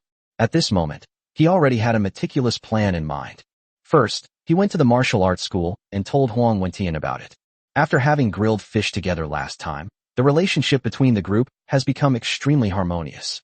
Moreover, Qin Yun lent Huang Wentian money to treat his mother's illness, and Huang Wentian had long regarded Qin Yun as his benefactor. He immediately declared that anyone who wanted to come tomorrow was welcome, and that the martial arts school would definitely be transformed. Qin Yun smiled and nodded, then drove the mules back to Qingshui village with the others. The entire fishing community was mobilized, and they caught not only peach blossom fish, but also soft-shelled turtles, eels, and other creatures. After a busy night, Qin Yun took Huang Kuan to the city early the next morning, while Depang and Sun Dazhuang stayed behind to watch over the fishing. They arrived at the martial arts school quickly, and Qin Yun was completely stunned as soon as he entered.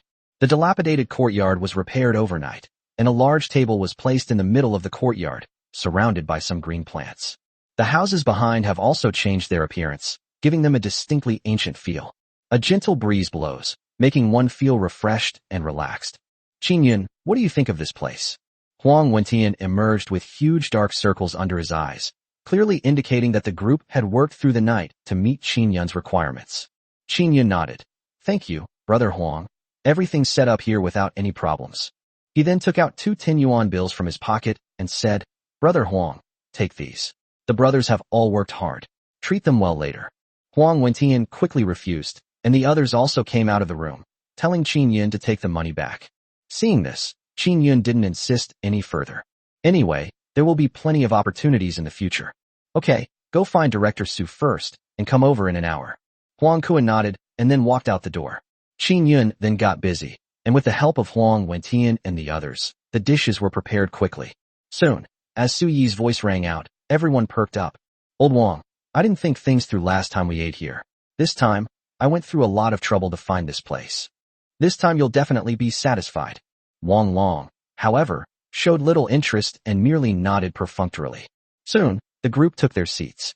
Several plates were already set on the table, covered with bowls to keep them warm. Qin Yun squatted in the corner of the yard, next to a charcoal fire and a bucket containing peach blossom fish.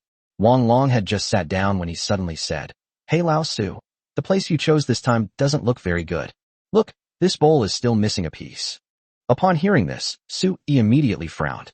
Looking down at the table, I saw a bowl with a chip in it, which looked rather unsightly. Su Yi's heart skipped a beat. Chapter 48. Some are happy, some are sad. Looking at the bowl with a missing piece, Su Yi felt extremely nervous and didn't know what to say.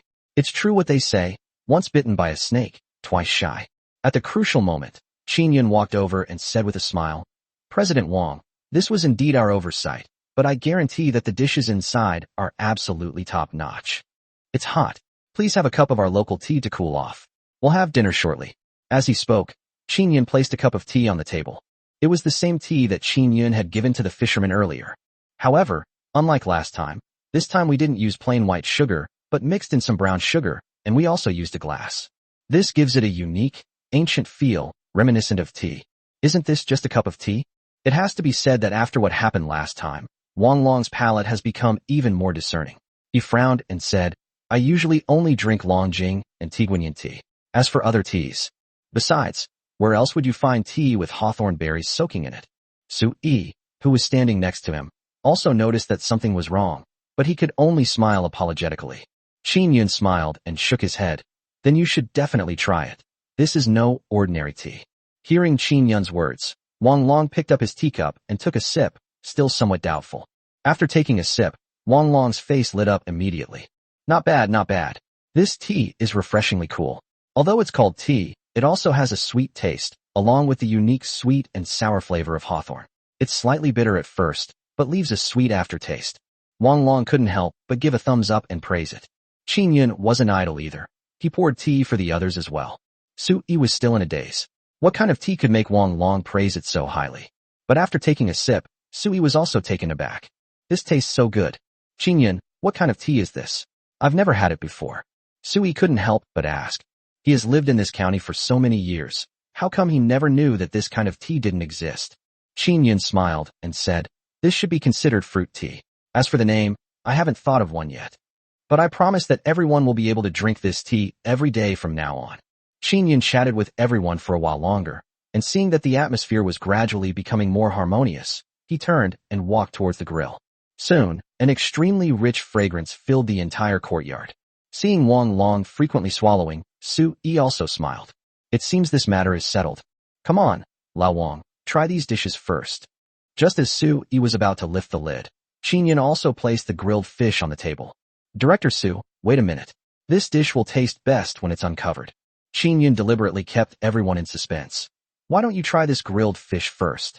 This time, the grilled fish was even more delicious than the one I grilled for Huang Wentian and the others last time, and I added more seasonings.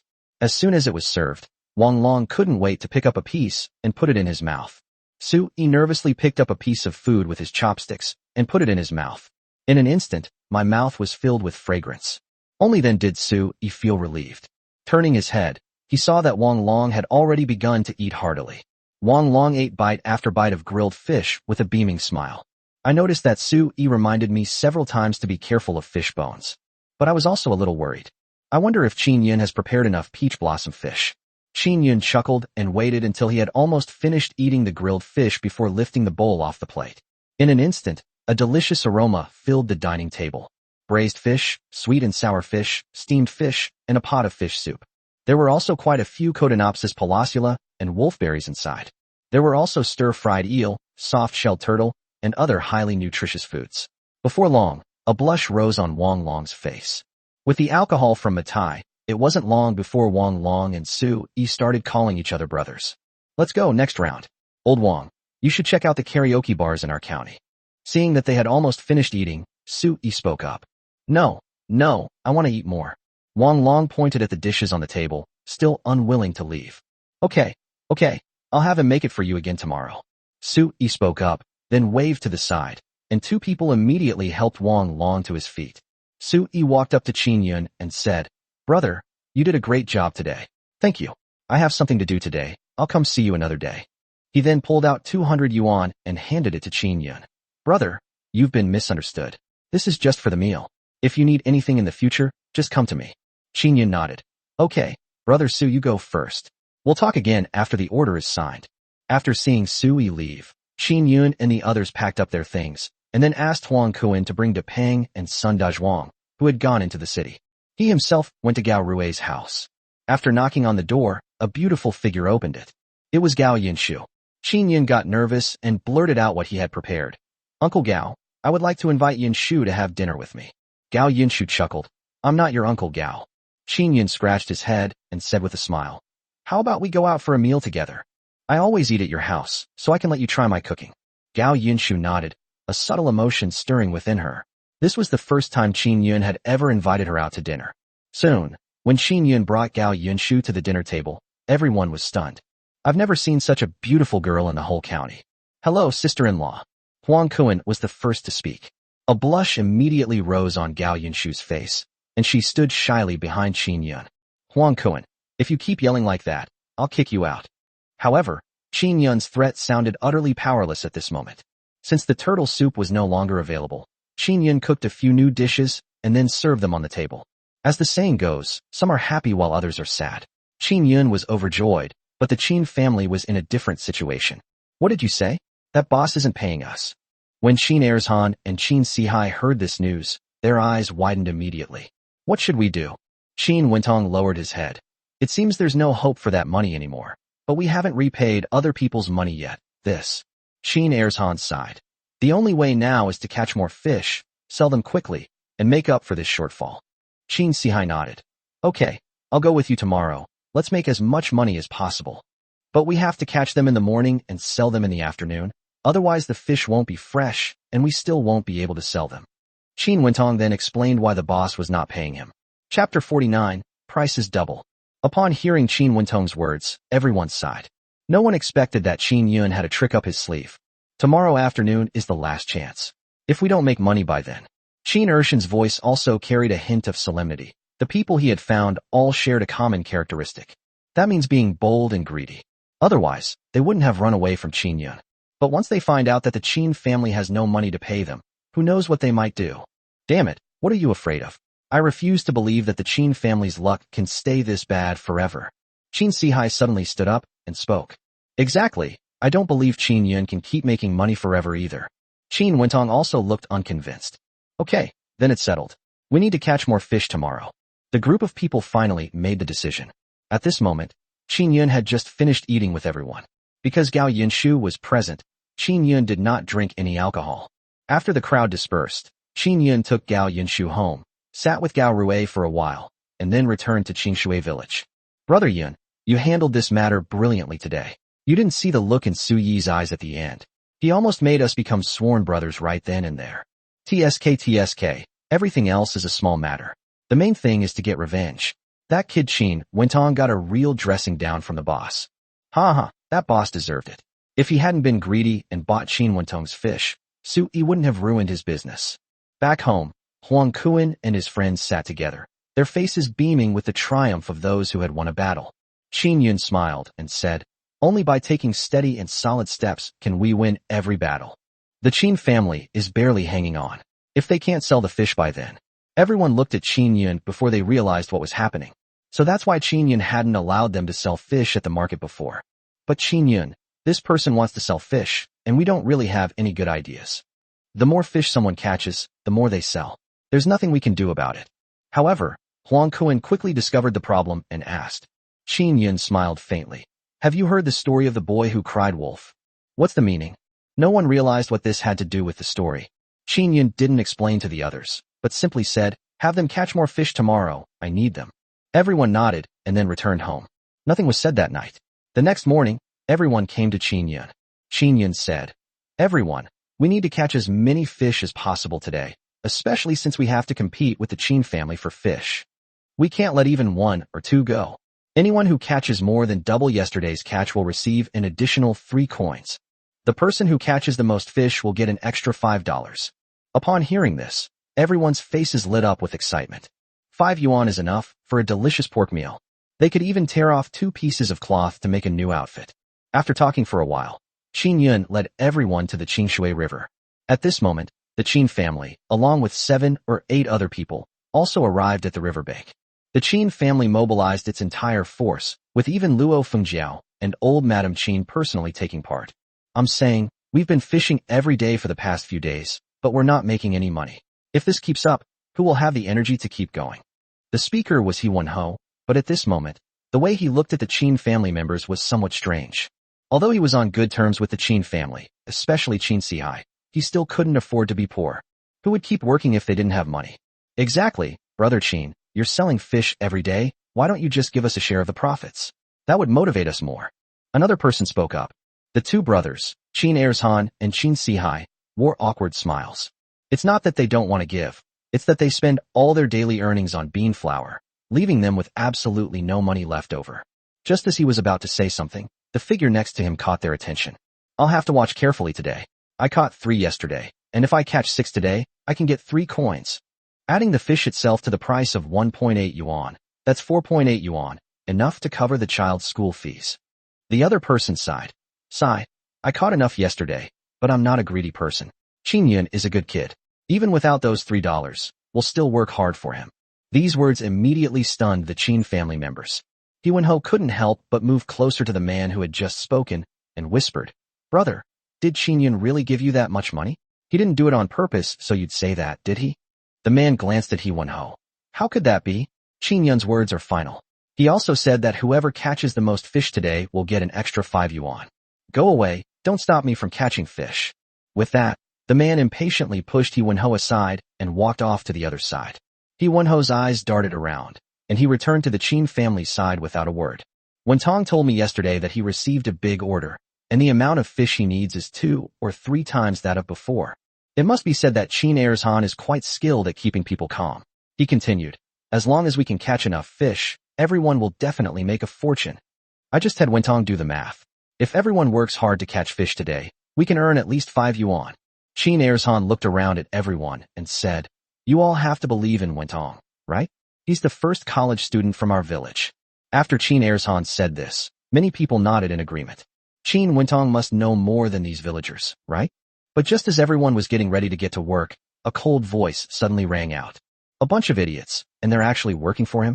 He Wendao slowly stepped forward, pointed at Chin Yun's side, and said coldly, Over there, as long as they catch twice as many fish as yesterday, they get a 3 yuan reward. The person who catches the most fish gets an extra 5 yuan. I don't care, I haven't seen any return on my investment yet. If you don't give me more money today, who the hell would work for you? Upon hearing this, the others immediately erupted in anger. The worst thing about people is comparison. Chin Yun is making a fortune, while they haven't earned a single penny. That's right, Chin Airsan. We're all from the Chin family. How can you be so heartless? You've made so much money, but you haven't even given us a single penny back. That's right, if you don't give us more money today, I'd like to see who's going to fish for you. Chapter 50. He smashed his fish basket. The Chin family members looked very unhappy. Chin Si-hai's face froze. He never expected that it would be He Won-ho, who was on good terms with him, who would stand up against him. Chin Airsan was stunned for a long time before finally squeezing out a sentence. Our price is much higher than Chin Yun's, and... Bullshit. Do you really think I'm a 3-year-old? He Won-ho interrupted Chin Airsan directly, saying coldly, As long as it's doubled, it's a 3 yuan reward. Even a fool can see who's giving more money.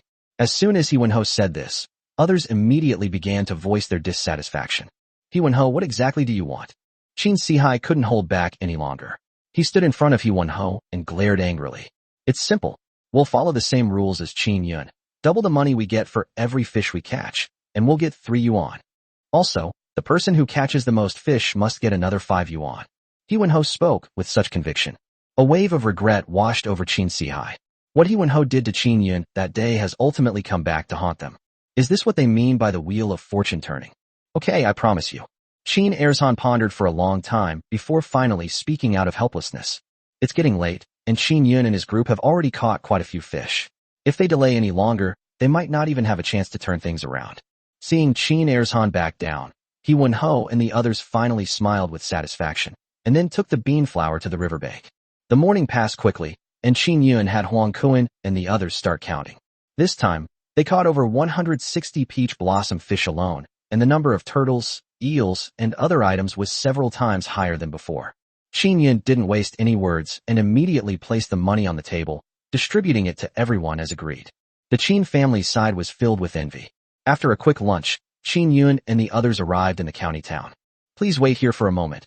I'm going inside to buy something. As they were walking past a department store, Qin Yun spoke up. Not long after, he came out carrying a megaphone-shaped object. Qin Yun, what is this? Huang Kuan and the others looked at the object with a hint of doubt on their faces. A loudspeaker. Qin Yun said, this one costs 15 yuan. The crowd gasped in astonishment. This little thing is worth several meals of pork. However, Qin Yun didn't feel much pain in his heart. This kind of thing is actually quite common in big cities, but it's only just become popular in county towns, and not many people use it. This thing is extremely useful. After delivering the fish to the factory canteen, Qin Yun and his group took the remaining fish into the alley. At this moment, Qin Erzhan and Qin Sihai were squatting by the roadside hawking their wares. Qin Wentong stood beside him, his face flushed red with embarrassment. Fresh peach blossom fish, a specialty of Qingshui village, are not expensive, only 1 yuan each. Qin Yun looked at them coldly. Seeing this, Huang Kuan and his group were about to start selling fish when Qin Yun stopped them. Don't rush, let's watch the show first. Everyone's eyes turned to the front. The 3 members of the Qin family shouted their wares loudly, but passers-by showed little interest. Some of them even had a hint of anger in their eyes. He hawked his wares for a full half hour, but only managed to sell 2 or 3 fish. Qin Yun, what's going on? Sun Dazhuang couldn't help but ask. Qin Yun chuckled. Do you remember the story of the boy who cried wolf that I told you? We used to sell the peach blossom fish here. Although the price was a bit higher, the fish were fresher.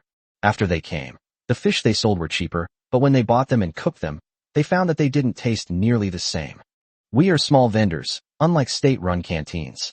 Even if the food is not very good, people will still eat it. Here, if a customer buys something once and doesn't like it, they will not buy it again. When I chose this place to do business, I roughly calculated that about 1,500 people would pass by every day. Only 500 people are interested in peach blossom fish. Qin Yun then explained. Think about it carefully. How many days have they been selling here? The Qin family has been selling fish here for quite some time, and they've basically tried every kind of fish they wanted to eat. After hearing Qin Yun's words, everyone was stunned. Is this still the same Qin Yun who struggled alongside them in the village? From the very beginning of fishing with him, Qin Yun brought them so many surprises. Even now, a single feeling keeps rising in my mind. No one's success is accidental. Let's go, it's our turn. Qin Yun smiled faintly, picked up the fish basket, and sat down in the open space not far from the 3 members of the Qin family. Qin Yun, are you doing this on purpose? How are we supposed to do business with you sitting right next to us? Qin Wentong immediately walked up to the group and spoke in a cold voice. Oh, your name is written here? Huang Kuan wasn't going to tolerate Qin Wentong and said directly, what business is it of yours if we're doing business here? As he spoke, Qin Yun handed the megaphone to Sun Dazhuang, who was standing next to him. Then Sun Dazhuang's voice came through the loudspeaker. The Steel Mill Canteen specializes in serving peach blossom fish. It's delicious, meaty, and has few bones.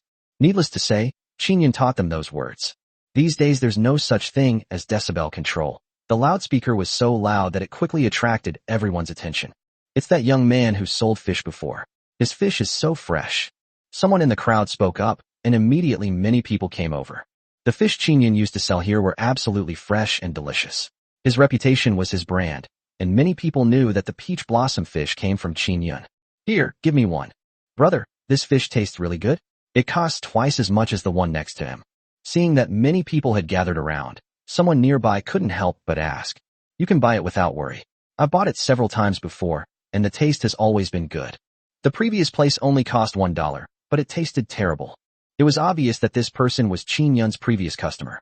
Seeing that more and more people were gathering around Qin Yun's group, the 3 members of the Qin family could no longer sit still. Qin Wentong couldn't hold back any longer and stood up, shouting, all our fish were caught this morning, absolutely fresh. However, his voice was quickly drowned out by the loud noise of the loudspeaker. After Qin Yun delivered the fish, he still had more than 60 fish left. After a short while, only more than 20 fish remained. Qin Yun wasn't in a hurry. He had over 20 fish, so he wasn't worried about giving them away. I'm going to smash his fish basket. Qin Sihai stood up abruptly. This time, he was truly enraged. Chapter 51, The Father's Authority Shattered. Seeing Qin Sihai's actions, Qin Yun and the others were not in a hurry. Instead, they calmly stepped aside. Qin Wentong held Qin Sihai tightly and said in a deep voice, Dad, Qin Yun has gotten incredibly lucky in the city. If we make a move, we'll be in deep trouble. Qin Erzhan, who was standing to the side, also offered his advice. Qin Sihai finally stopped. Several more hours passed. Soon, most of the people in the alley had left. Qin Yun still had 5 or 6 fish left in his basket. He wasn't in a hurry. He stood up leisurely and walked outside with Huang Kuan and the others. There were still more than 90 more in front of the 3 members of the Qin family.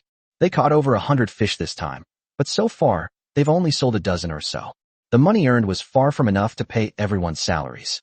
Dad, what should we do? It's almost dusk, and if we miss this time, the fish might. Qin Wentong couldn't help but whisper. He has absolutely no options right now. The veins on Qin Sihai's forehead bulged, but he couldn't utter a single word. In his simple mind, he really couldn't understand why Qin Yun could sell so many fresh fish, while he could only sell a dozen or so. Qin Erzhan sighed repeatedly, and it was He Wenho who encouraged everyone to leave the Qin family. If they don't see a return on their investment, they'll tear him apart. Thinking of this, he looked up at Qin Sihai, his eyes seeming to have made up his mind. He walked straight ahead and said, Qin Yun, don't go. I beg you, please take this fish. Qin Ershan's action stunned everyone present. Huang Kuan crossed his arms and said with a smile, Oh, so the second young master of the Qin family has come to beg us for help? No, you Qin Erzhan were so arrogant back then. You even teamed up with He Wenho to poach people from our side. How did you end up in this state? Huang Kuan's words were extremely harsh, but Qin Erzhan remained completely silent. Exactly, Sai. I only realized now that when it comes to doing business, you have to follow the right people. Don't be fooled by high pay. You might not even get the money. Sun Dazhuang also chimed in. But if the people in our village don't get their wages, they'll smash all the windows of the house. You little brats, I advise you to speak with some respect for your ancestors, and be careful what you say when you visit their graves. Qin Sihai couldn't hold back any longer and spoke to the group with a gloomy look in his eyes. Qin Yun, I know I was wrong about what happened before. Qin Erzhan said with difficulty. Uncle apologizes to you. I hope you can forgive my mistake and save me this time. Uncle promises, I'll definitely work for you wholeheartedly from now on. Erzhan, get up. Qin Sihai stepped forward and helped Qin Erzhan walk towards the back. What he found most unbearable was Qin Yun gaining power in front of him. There was no way he could tolerate Qin Erzhan, Qin Yun's uncle, being of the same generation as him. How could he possibly bow down to him? Get out of my way. Qin Erzhan shoved Qin Sihai away, saying, If I don't apologize to him, what will happen to the money? If they can't pay out the money, are they going to do what you did and sell their blood? Qin Ershan's words were like a resounding slap, directly exposing Qin Sihai's usual dignified facade. Qin Sihai's face immediately darkened. In front of Qin Yun, wasn't this tantamount to slapping himself in the face? Back then, I was saying, let's see how he survives after leaving the Qin family. But now it seems that he's living a much better life than me. Just as he was about to say something. Suddenly, Qin Yun's calm voice rang out. I can take these fish. A look of joy immediately appeared on Qin Ershan's face. After collecting these fish, he would have money to pay He Wenho and the others. But Qin Yun's next words made Qin Erzhan hesitate. However, I can only give you 50 cents for each one. 5 cents. Qin Yun, why don't you just rob me? Qin Wentong clenched his fist and slowly stood in front of Qin Yun. Qin Yun, the peach blossom fish you supply to the factory canteen costs 2 yuan and 50 cents each. Even when sold outside, they cost 2 yuan each. You're telling us now that you're only paying us 50 cents per animal? Have you no conscience at all? Qin Yun sneered and said indifferently. If you have that ability, I wouldn't say anything if you sold it for 5 yuan. The question is, what skills do you, a college student, actually possess? Upon hearing this, Qin Wentong was speechless with anger. Erzhan, we can't sell it. Come home with me. I refuse to believe we can't survive if we don't sell this fish to him. Qin Sihai also spoke up. However, Qin Erzhan simply waved his hand, walked straight to Qin Yun, and said with a smile, Okay, 5 cents a fish, Uncle will count the fish for you now. He knew that if he delayed any longer, the peach blossom fish would only be sold at the farmer's market. The price there is even lower, only 3 cents. Now that things have come to this, he can only swallow his anger and suffer in silence. As for Qin Sihai and Qin Wentong, Qin Erzhan completely ignored them. This father and son are talking without any sense of the pain they're in. Qin Erzhan quickly calculated the number of fish, and Qin Yun didn't hesitate, handing them to Qin Erzhan at the agreed price. Qin Yun then led Yu and Huang Kuan outside. The group arrived at the martial arts school and temporarily stored the fish there. Afterwards, Qin Yun went alone to the vicinity of the department store. As soon as I arrived at the department store, I saw Wei Hai wandering around nearby wearing that jacket. Brother, you finally arrived. Upon seeing Qin Yun, Wei Hai walked over, his words tinged with resentment. Qin Yun smiled and took out a Dakiaman cigarette, handing it to Wei Hai. I did have something to do the other day, so I'm a little late. Wei Hai didn't say anything more to Qin Yun, knowing that Qin Yun was still his major customer. I found out what you wanted to buy last time. There's no shortage of alcohol. Woyangya, 1.5 yuan a bottle, Matai, 3.2 yuan a bottle, and some other liquors like. Qin Yun interrupted Wei Hai and asked, how much of this wine can you get? Wei Hai roughly calculated. I can get more than 50 bottles of Woyangya, but less Matai, only about 20 bottles. Qin Yun frowned after hearing this. There was far too little Matai. In this day and age, the price of Matai is still very low, far from the 2,000 yuan a bottle he later heard about. However, with subsequent policies, the price of Matai soared, and the market underwent a dramatic transformation in just 1 month. After calculating the days, he still has room for maneuver. Is this all the Matai we can get? Wei Hai was stunned. Ordinary people would only buy 1 or 2 bottles of wine, but Qin Yun actually wanted more. Chapter 52, Finding a Channel. Brother, be honest with me, how much do you actually want? Wei Hai asked. Qin Yun smiled and held up 5 fingers. 50 bottles? Wei Hai murmured something, and after thinking for a moment, said, I'll think of a way. I might be able to gather the money. Qin Yun shook his head. It's 500 bottles. Wei Hai's eyes were immediately filled with shock. 500 bottles. At 3 yuan and 20 cents per bottle, 500 bottles would cost more than 1,500 yuan. These days, anyone who can come up with 1,500 yuan must be a prominent figure. Brother, if you have 50 bottles, I can try my best to get them for you, but 500 bottles is really impossible. Wei Hai said. However, I can introduce you to the black market boss. You can just give me a referral fee. Okay, I'll come find you again when I have time. Qin Yun said something and was about to turn around and leave when Wei Hai called out from behind. Wait, Brother Qin, we need to make some preparations before meeting that black market boss. Wei Hai said, we've never seen the black market boss in real life. We only know that there are a lot of people around him, all of whom are his subordinates. Those guys, when they fight, it's like they're going to eat people. They're incredibly fierce. Upon hearing this, Qin Yun's heart skipped a beat. In his previous life, he seemed to have heard of someone who had also risen from the black market. In the end, the power he held was almost on par with that of the richest man in the provincial capital. Okay, thanks bro. I'll contact you again when I'm ready. Qin Yun bowed to Wei Hai before turning and leaving.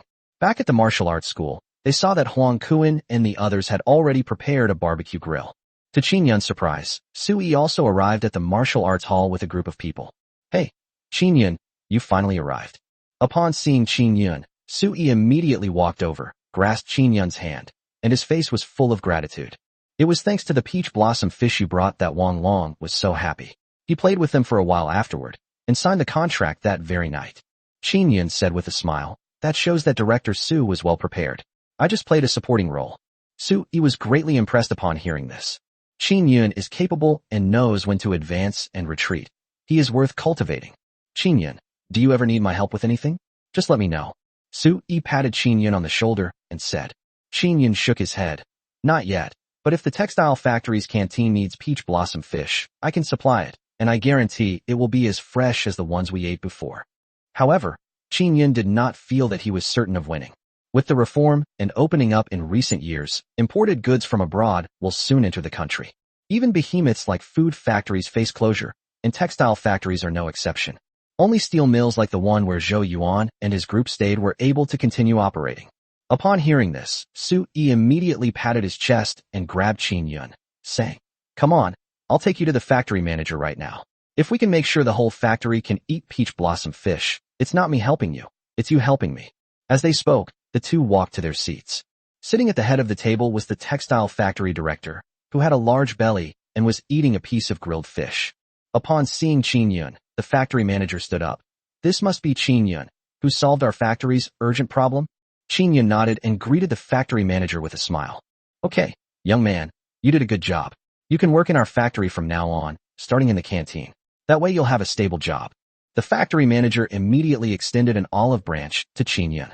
Qin Yun looked troubled and said, Thank you, factory director, but I have a younger sister at home. I'm afraid things won't be easy for her after I leave. Sui clearly sensed the difficulty in Qin Yun's words and interjected, Factory director, his family is still in the countryside. so it is indeed a bit inconvenient. However, there are advantages to being in the village. Qin Yun can supply us with peach blossom fish, so that all the workers in our factory can eat peach blossom fish. However, the factory director frowned at Su Yi's suggestion. Qin Yun, logically speaking, you've helped our factory so much, I should agree to your request.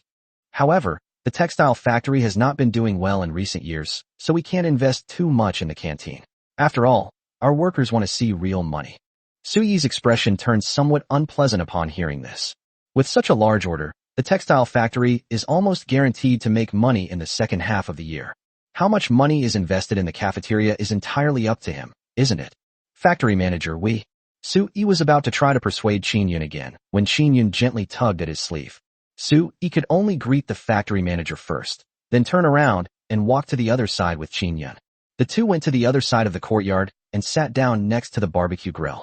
Su Yi poured himself a beer and raised it to Qin Yun. Brother Qin, I'm sorry, I thought it was a sure thing, but I didn't expect the factory manager to disagree. I apologize for my poor handling of this matter. Qin Yun smiled and shook his head. It's all right. Doing business is never smooth sailing. Su Yi was relieved to see that Qin Yun wasn't angry. He then said, Brother Qin, is there anything else I can help you with? Qin Yun was about to answer no, but then something suddenly occurred to him, so he asked, Director Su, do you have any channels to get Matai liquor? You want to drink Matai?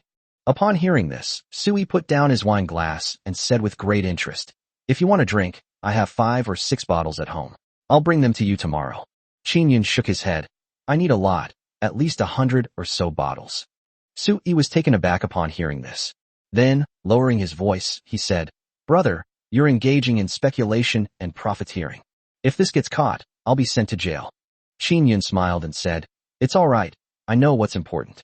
After a moment of silence, Su Yi said, I have a cousin who works at the administration bureau. There's a limit to the quantity of this stuff, but I can get a few more bottles. There are about 50 or 60 bottles, and the price is low, only 2 yuan per bottle. Qin Yun's eyes lit up immediately. Okay, then I'll trouble Director Su.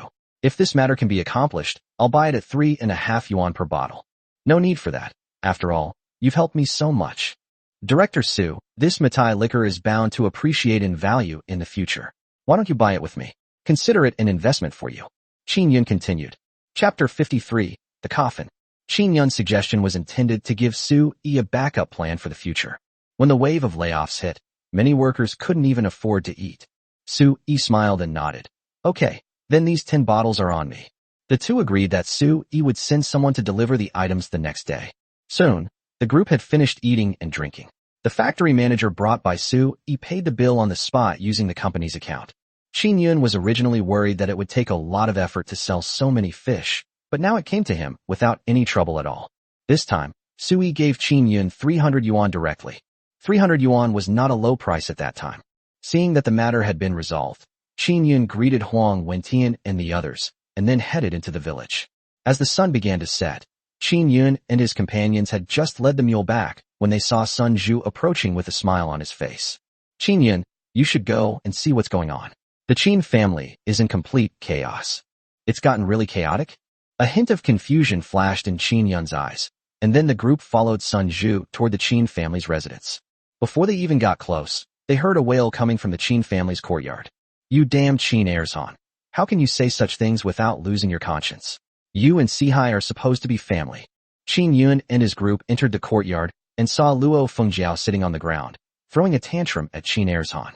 Qin Erzhan, however, crossed his arms, his eyes filled with indifference. You can't say that. When it was decided to go fishing, you all nodded happily. Now that the business has lost money, you can't blame it all on me, can you? A 40-60 split is already very fair. At this point, Qin Erzhan looked at Qin Wentong beside him and sneered. You don't need to criticize me anymore. If Qin Wentong hadn't spread false information, I wouldn't have been able to pay so much. I've already paid them all back. You'll have to figure out the rest yourselves. After saying that, Qin Erzhan pulled his second aunt back into their own room, and no matter how much Luo Fengjiao cursed, she never came out again. Qin Sihai stepped forward with a sullen face, hoping to play the emotional card by relying on his previous relationship with He Wenho. Wenho, as you can see, my family really doesn't have any money left. Wentong still needs to go to school. I don't care, we won't accept this if we don't get the money. Let me tell you, Qin Sihai, if you can't come up with the money, Don't blame us for smashing up the Qin family. Standing to the side, He Wenho seemed to be on a moral high ground, practically ready to point his finger at Qin Sihai and hurl insults. As for the past relationship, He Wenho had long been forgotten. Qin Sihai's face froze. Back then, Qin Erzhan had taken the money from selling the fish and ran away faster than anyone else. But after returning, he caused this whole mess. He immediately gave his money to everyone and said he would split the profits with Qin Sihai. He had paid off his own debts, but Qin Sihai was now heavily in debt. Faced with the indignant crowd, Qin Sihai couldn't help but take a few steps back. He wanted to pay it back, but he simply couldn't. Just then, old lady Qin slowly stood up, leaning on her cane. When she saw Qin Yun in the crowd, she immediately grasped at him like a lifeline and began to speak, waving her cane. My family is broke. As the saying goes, the son pays for the father's debts. If the father can't pay, he'll go to his son. Anyone who wants money, go find Qin Yun. If you cause any more trouble for my Qin family, this old woman, will die right here. As expected of an old woman, Qin was shrewd and clever. With just a few words, she pointed the finger at Qin Yun. He Wenho and the others turned their gazes toward Qin Yun. Yes, the sins of the father must be paid by the son. Qin Yun has earned so much money now, he definitely has the money to pay it back. Soon, the group approached Qin Yun. He Wenho, who was in the lead, said, well, Qin Yun, even if you've separated from the family, you still have the blood of the Qin family flowing in your veins. You're not mad at the money, are you? Qin Yun sneered. It's true that my surname is Qin, but I absolutely will not pay a single penny of this money. Whoever owes you money, go and ask them for it. What a joke. You want him to clean up Qin Sihai's mess? He would never do such a thing, even if he threw the money away. Qin Yun, are you really going to be an ingrate? No matter what, Sihai is still your father. Even if the family has separated, he's still your father. Luo Fengjiao scrambled to her feet, put her hands on her hips, and spoke. Shut the hell up. Qin Yun suddenly shouted at Luo Fengjiao, a shout that stunned everyone. Who do you think you are? How dare you lecture me?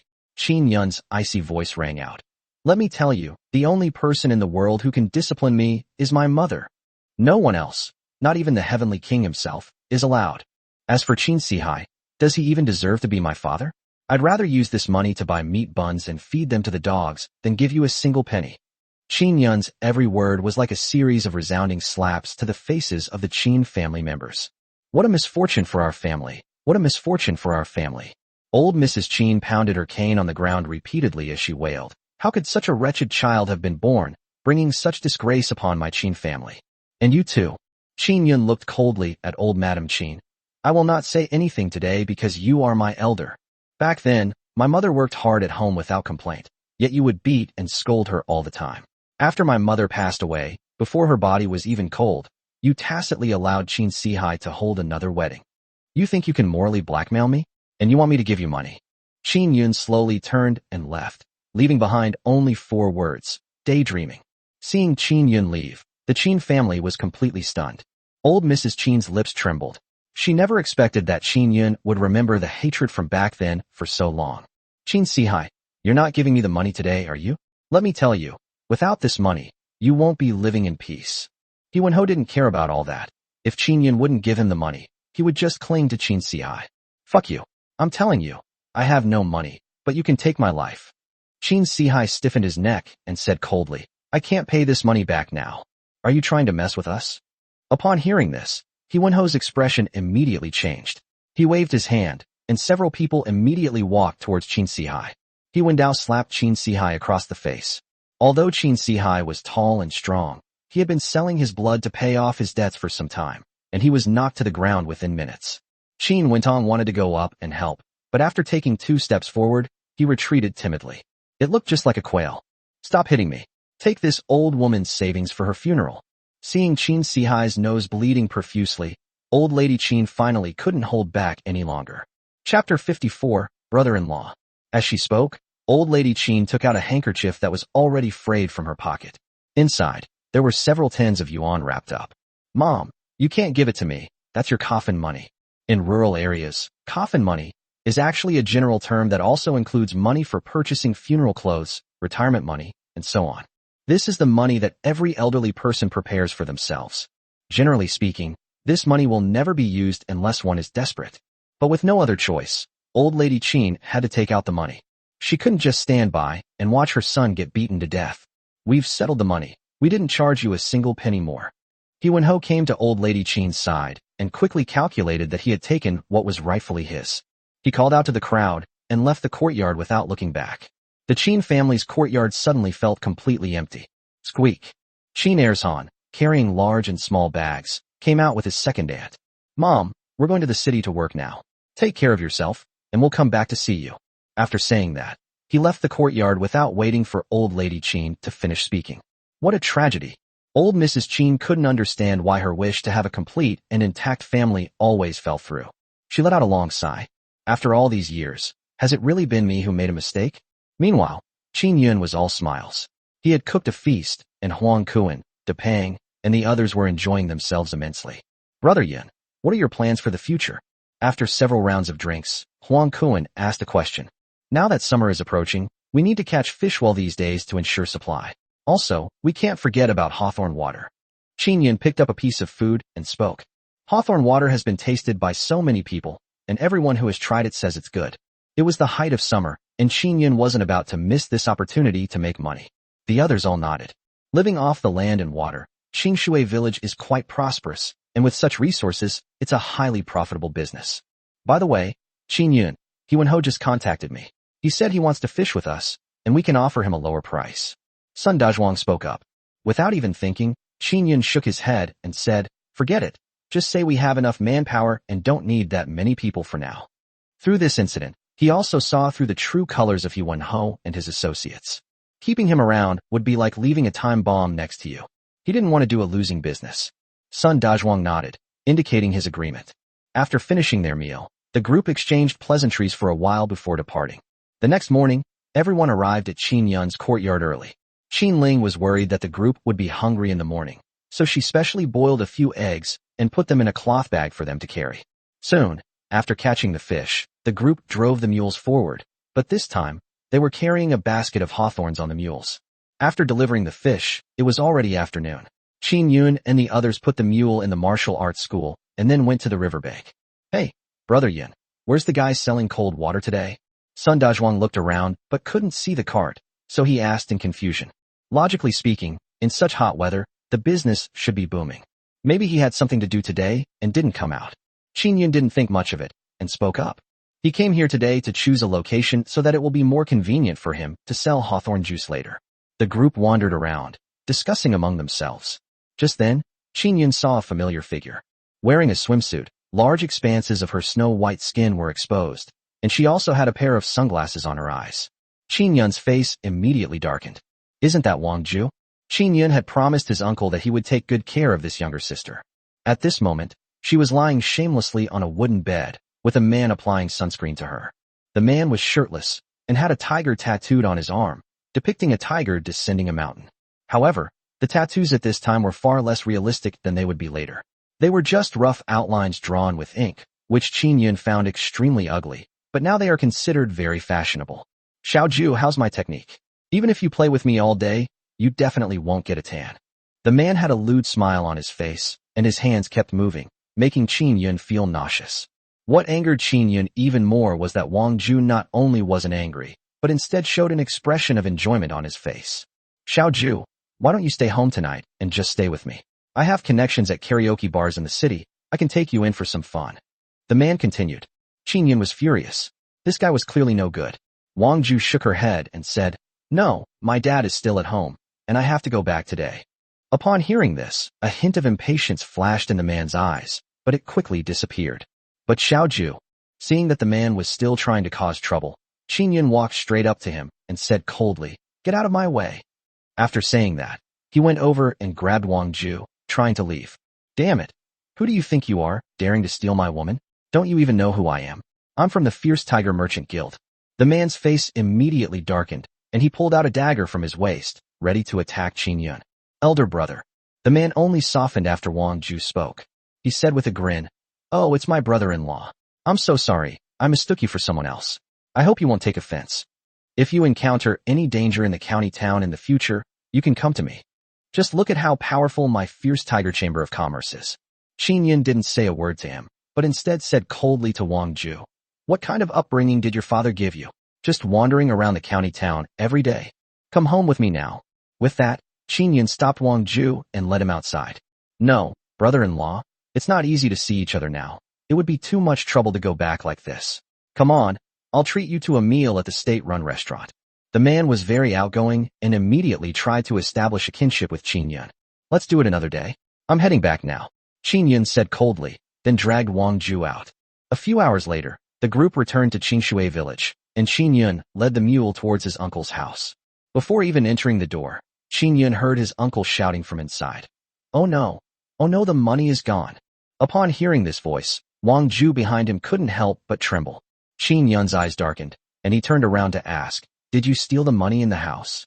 Chapter 55, The Money Was Stolen? At this moment, Qin Yun was filled with anger. He never imagined that his once incredibly well-behaved sister would turn out like this. Not only does he spend his days in the city hanging out with shady characters, but now he's even learned to steal money. It's not that Qin Yun has a prejudice against people with tattoos. It's just that in this era, there are really not many good people with tattoos. Did you steal the money? Qin Yun asked with a look of exasperation. Seeing Qin Yun so angry, Wang Ju knew he couldn't hide it anymore and could only nod. You mean, these past few days when you've been in town and with him, you've been paying for everything? Upon seeing Wang Ju nod again, Qin Yun couldn't help but sigh. Wang Ju has been subjected to PUA, pickup artist, tactics. I'll make up the money for you, but you'll have to work with me in the city to pay it back. Do you have any objections? If it were anyone else, Qin Yun wouldn't care at all, but since she's his sister, what can he do? Wang Ju's eyes lit up immediately upon hearing this. He immediately asked incredulously, brother, are you serious? Qin Yun nodded. I can help you this time, but if you don't work well with me afterwards, I will tell my uncle at any time. Wang Ju nodded like a chicken pecking at rice. Brother, don't worry, I will definitely listen to you. I won't complain at all, no matter how hard or tiring the work is. Qin Yun then asked, how much money did you take from your family? Wang Ju whispered, 52. Qin Yun glared at Wang Ju again. 52 yuan is not a small amount in the village, yet she dared to take it out and spend it with her so-called boyfriend. But having already agreed to Wang Ju's request, Qin Yun didn't waste any more words. He counted out the same amount from his pocket and headed home. By this time, my uncle and aunt had searched almost the entire room. Dust billowed everywhere, and the anxious expressions on the two faces. This 52 yuan was all their savings. Qin Yun felt a pang of heartache upon seeing this. Her uncle had a hard life, working hard to earn this money from his small plot of land, only to have it all robbed by Wang Ju.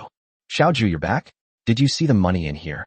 When her aunt saw Wang Ju and Qin Yun walk into the room together, she immediately asked Wang Ju anxiously, this is the money I saved for your dowry. Upon hearing this, a complex expression flashed in Wang Ju's eyes. My aunt continued her nagging. If someone steals this money, how will we prepare your dowry when you get married? Won't that make your in-laws look down on us? Upon hearing this, Wang Ju's eyes welled up with tears.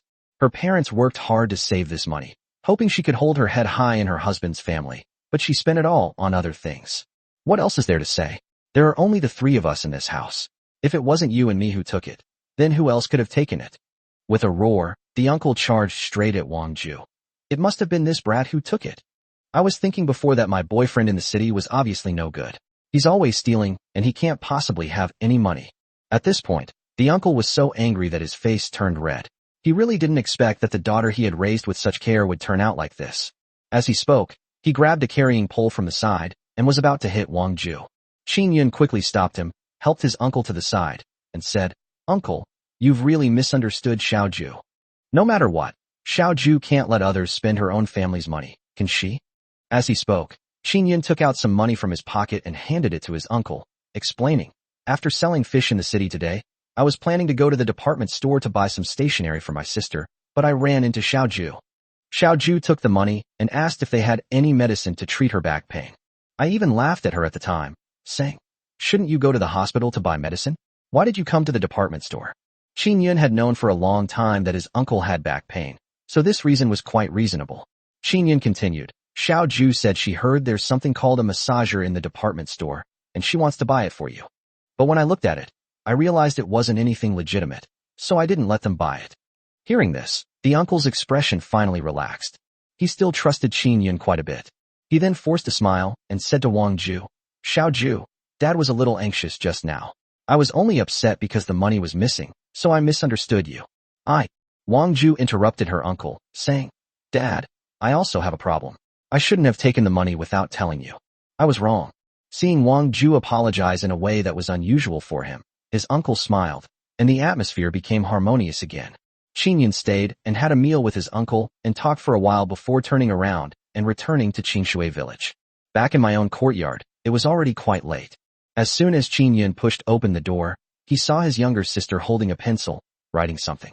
Upon seeing Qingyun walk in, the younger sister immediately put away the paper and pen, preparing to put them away properly. Qingyun smiled and said, "Little sister, what's wrong? What are you writing? Aren't you going to let your brother see it?" "Nothing." The younger sister chuckled, and Qingyun, taking advantage of her inattention, snatched the notebook away. Qingyun was stunned when he saw the words on it. The text above is clearly a junior high school textbook, and some parts even have pinyin annotations. Qingyun immediately realized what was going on. My younger sister is old enough to be in school long ago. However, in order to keep track of her own expenses, the younger sister kept quiet about it. I only dared to think about it secretly in my heart. My own younger sister is so sensible that it breaks my heart. Thinking of this, Qingyun squatted down and touched his sister's forehead. "Little sister, it's my fault. I forgot that it's time for you to go to junior high school." "Brother, that's not right. I'll go to the city tomorrow and ask around, and try my best to get you a place to study in the city." Qinling shook her head. "Brother, you'd better not go. You're fishing every day now. What will you do if there's no one to keep track of the money? Now I can borrow other people's textbooks, so I can learn by copying the texts. You don't have to worry about me anymore." Qingyun smiled. Settling accounts is a job that anyone can do. But if it interfered with her younger sister's schooling, Qingyun would not forgive herself. With that in mind, after finishing his work the next afternoon, Qingyun didn't go back to the Hawthorne water business, but instead went to the gate of Luoqing Middle School. This is considered the best school in the entire county. It has an affiliated primary school. Unlike the schools in the villages, this place has red walls and white tiles everywhere, and you can often hear the sound of students reading aloud. Chapter 56, Reunion with an Old Friend. The gate at the entrance was painted sky blue, and inside, there were lush green trees and blooming flowers, making it a beautiful sight. At that moment, an old man who guards the gate is sitting under the shade of a tree, smoking a cigarette, with a cup of tea placed slowly beside him. Qingyun walked over and offered the old man a cigarette. "Excuse me, sir, could you tell me what time school ends?" Qingyun squatted down next to the old man and asked. "It's 5 o'clock sharp. Get out of class, we'll be over soon." The old man looked at Qingyun and replied, "But judging from your age, you don't seem like someone who's here to pick up a child. What are you doing here?" "Oh, it's a manager from the factory. He said he had something to do today and asked me to take the child home." Qingyun made up a random excuse to get by, and then started chatting with the old man. After chatting for about half an hour, Qingyun roughly understood the current admission requirements. If it weren't for the exam, ranking around 300th would have been enough to get into the program. Alternatively, they might own a house near a school in the county town and be eligible for enrollment in the designated school district. Qingyun was somewhat surprised after hearing this. The concept of school district housing was already emerging now. As the saying goes, money makes the world go round. As long as my sister can receive a good education, what does it matter if it costs more money? Soon it was time for school to end, and Qingyun said to the old man, "Grandpa, this is, after all, the leader's child, so I have to pay more attention to him. I'll go in and look for him." Out of consideration for the cigarettes, the old man didn't make things difficult for Qingyun and waved him inside. After Qingyun went inside, he asked a student at random and went straight to the principal's office. "Hello, parents. What brings you here?" The principal was a middle-aged man in his 40s, wearing gold-rimmed glasses, and looked very refined. When Qingyun explained his purpose, the principal shook his head. "That's impossible. We have our rules and regulations, and we can't let you do whatever you want." Qingyun refused to give up and offered to donate money to the school to buy some books, but unsurprisingly, he was rejected. "Principal, I really have no other choice. To tell you the truth, I come from a rural family. My mother died early, and my sister is just as unwelcome as I am. In fact, she is even more mistreated because she is a girl. After I went to the city, I earned some money, and to be honest, it was all so that my younger sister could study properly." As she spoke, Qingyun also explained Qin Wentong's situation to the principal in detail. The principal couldn't help but lower his head and sigh. He was a highly educated man who deeply abhorred the preference for sons over daughters. Moreover, when Qingyun spoke just now, he also added some of his own insights on education. It must be said that some of the viewpoints were quite insightful, even for the principal. "All right, Xiaoqin, here's what we'll do. Have your little sister come and take a test. It'll be about the same level as the ones in the village. If she does well, she'll be admitted through special admission. If she doesn't do well, don't blame me. The principal finally relented. Qin Yun was overjoyed. With the principal's assurance, the next step is to ensure my younger sister studies hard. However, although my younger sister is very intelligent, she lives in a rural area, so educational resources are not abundant. Ultimately, I'd feel more at ease hiring a tutor. Of course, Qin Yun did not tell these words to the principal. Finally, the principal stood up to say goodbye to Qin Yun. Qin Yun said, "Principal, please don't hesitate to ask if there's anything I can help you with." The principal said sternly, "No, you don't need to thank me. If your little sister hadn't passed the exam, I wouldn't have wanted her." After saying that, he turned and left. Qin Yun didn't shamelessly chase after him anymore. He could already sense that the principal in front of him was an extremely upright person, and that it would be better if he continued to pester him. Qin Yun strolled out of the school. The old gatekeeper saw him and couldn't help but ask in confusion, "Hey, young man, aren't you picking up the leader's child?" Qin Yun smiled and said, "It seems the leaders don't trust me, so someone else picked up the child." As he spoke, he tossed a box of Dakian cigarettes at the old man. "Thanks, sir." The gatekeeper chuckled as soon as he received the cigarette. As for what Qin Yun did, or what his purpose was in going in, he didn't care at all. It was already dusk when Qin Yun left the school. He first went to Huang Wentian's place to ask him to help inquire about houses in the city. My younger sister needs tutoring, which will inevitably take place in the city, and she also needs a place to settle down in the city if she wants to start a business later. Brother Huang, then I'll leave it to you. You need to pay more attention to the house. Most importantly, there must be a well in the yard. Okay, you don't need to worry about this. Just leave it to me. Huang Wentian patted his chest and said, "Although the requirement of having a well in the yard is a bit strange, you can always find one if you look around." After doing all this, Qin Yun returned to Qingshui village. "Little sister, I've already found a school for you. You can move tomorrow and come with me to the city to take a look." As soon as he entered the courtyard, Qin Yun spoke to his younger sister. Upon hearing this, the younger sister's face lit up with surprise, but she quickly shook her head. "Brother, I think I'd better not go. We're here. So much money has been spent on going to school. If I don't go to school, all that money will be wasted." Qin Yun interrupted Qin Ling directly and said with a smile, "Go, I'll go." A hint of nervousness flashed across the younger sister's face, and she immediately spoke impatiently. After talking for a while, the two hurriedly went to sleep.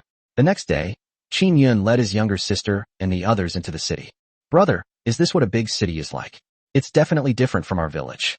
The little sister held Qin Yun's hand, looking around with every step she took, her small eyes full of surprise. Qin Yun smiled and shook his head. Compared to Shanghai and Beijing in the south, this place was like a small village, and it looked rustic no matter how you looked at it. After delivering the fish, Qin Yun took his younger sister to the department store and bought a lot of things, including a small backpack and other stationery. The little girl was laughing so happily. He kept showing off his shoulder bag to Qin Yun. Qin Yun began looking for a teacher for her, originally intending to find one at a university. But after entering university, Qin Yun discovered that it was completely different from the university in his previous life. Almost everyone is working hard to learn. Few people are willing to tutor others. Just when things had reached a stalemate, a woman suddenly showed up at the door. "Hello, is the tutoring fee you mentioned legitimate?" Qin Yun quickly stood up, but just as he was about to say something, he saw the woman's face. Qin Yun froze on the spot. He knew this woman. Chapter 57. How dare you ask our fierce tiger merchant guild for money? When he entered prison, he was extremely dejected.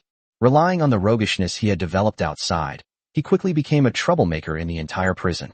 Because some seemingly trivial things often involve physical altercations with others. On one occasion, he was even beaten so badly that he ended up in the hospital. And here, Qin Yun met the person who would change his life forever. She was a woman with an air of righteous indignation who worked at the prison hospital.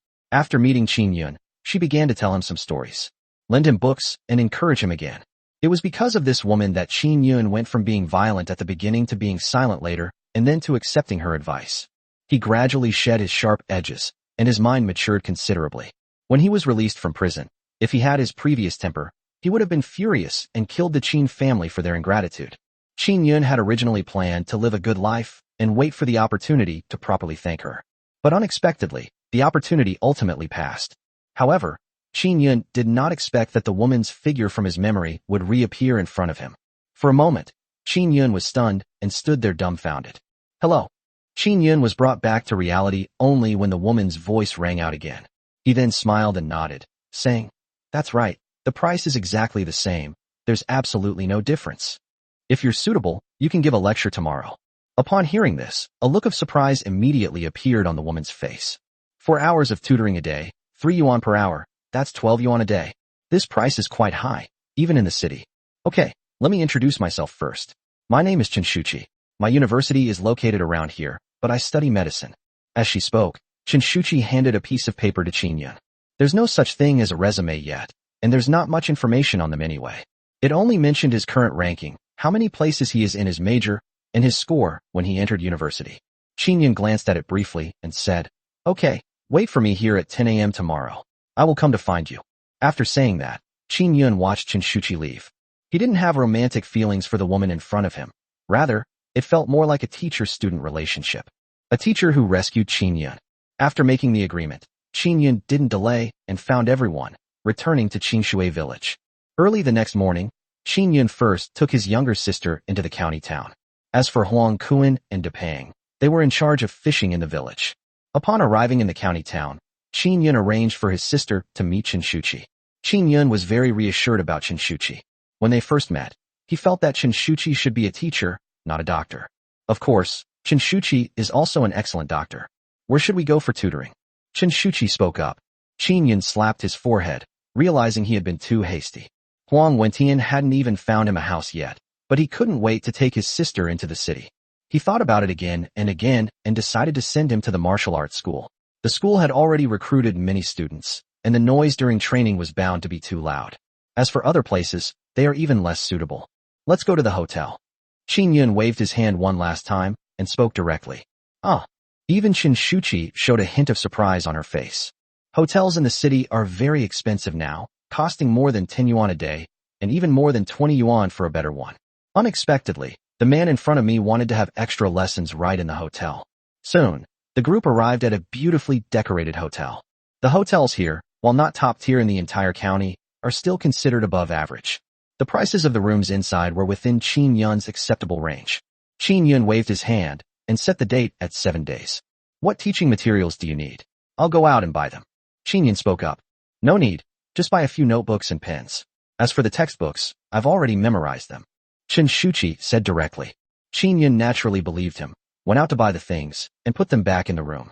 They left the 2 men 10 yuan and told them to go out and buy something to eat around noon.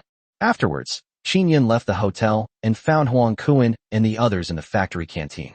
The group had already taken the fish inside, and Sundazhuang was pulling the empty cart out.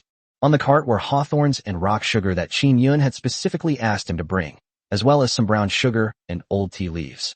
It can be said that everything is ready except for the final push.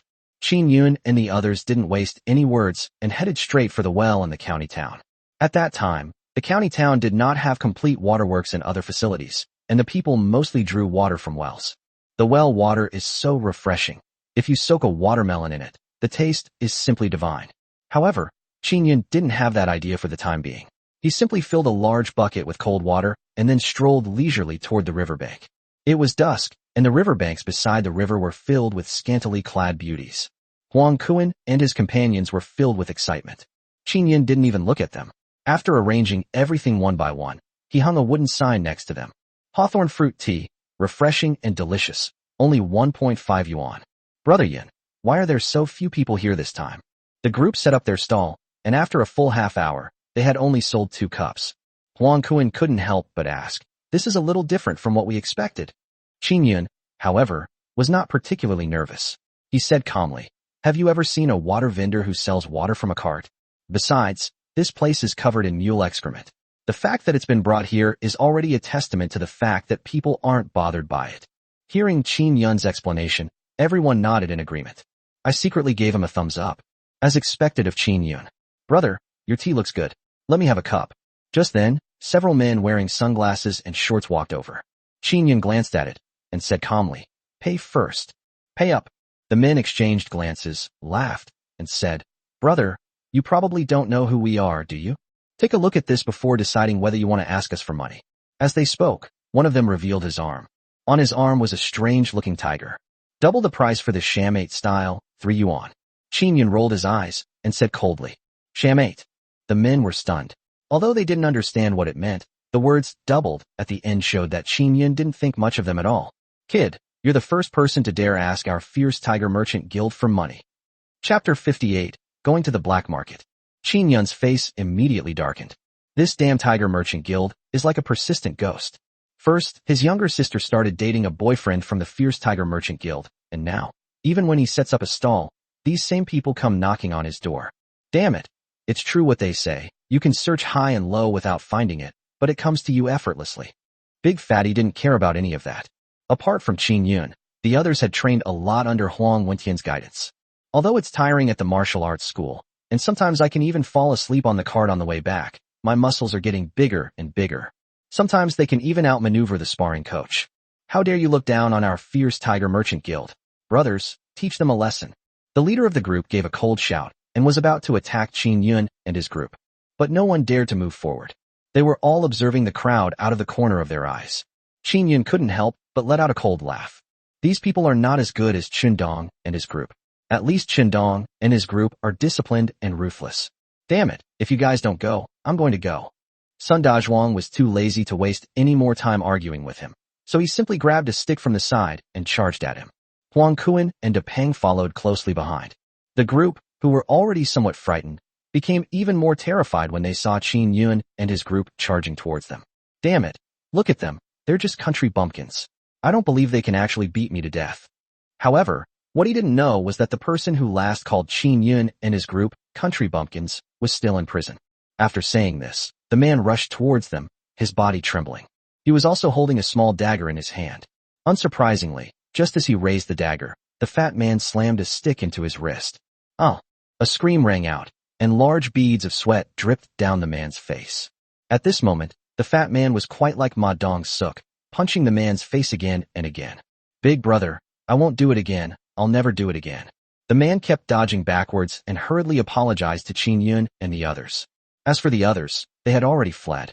After more than 10 minutes, the fat man finally let out a cold laugh and released the man in front of him.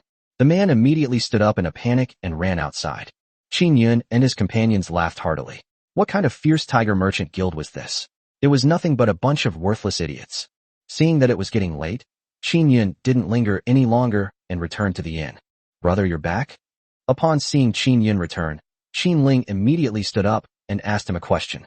Chen Shuqi, who was next to her, also stood up. How is Teacher Chen's teaching?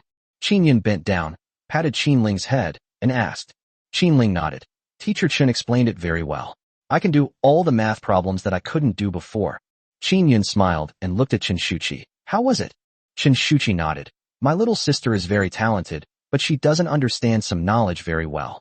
However, I believe that she will definitely change a lot in a month. Then I'll have to trouble you, Teacher Chen. Qin Yun smiled and took out 15 yuan from his pocket. You took a little longer to make up for it today, so take this money. Chen Shuqi was taken aback and quickly declined, saying, That won't do. We agreed on 3 yuan per hour. The price you're offering is already quite high. I can't accept any more of your money. Qin Yun shook his head and said, I've been out all day. If it weren't for you, my sister wouldn't even have food to eat. Take this money, or I won't let you teach her anymore.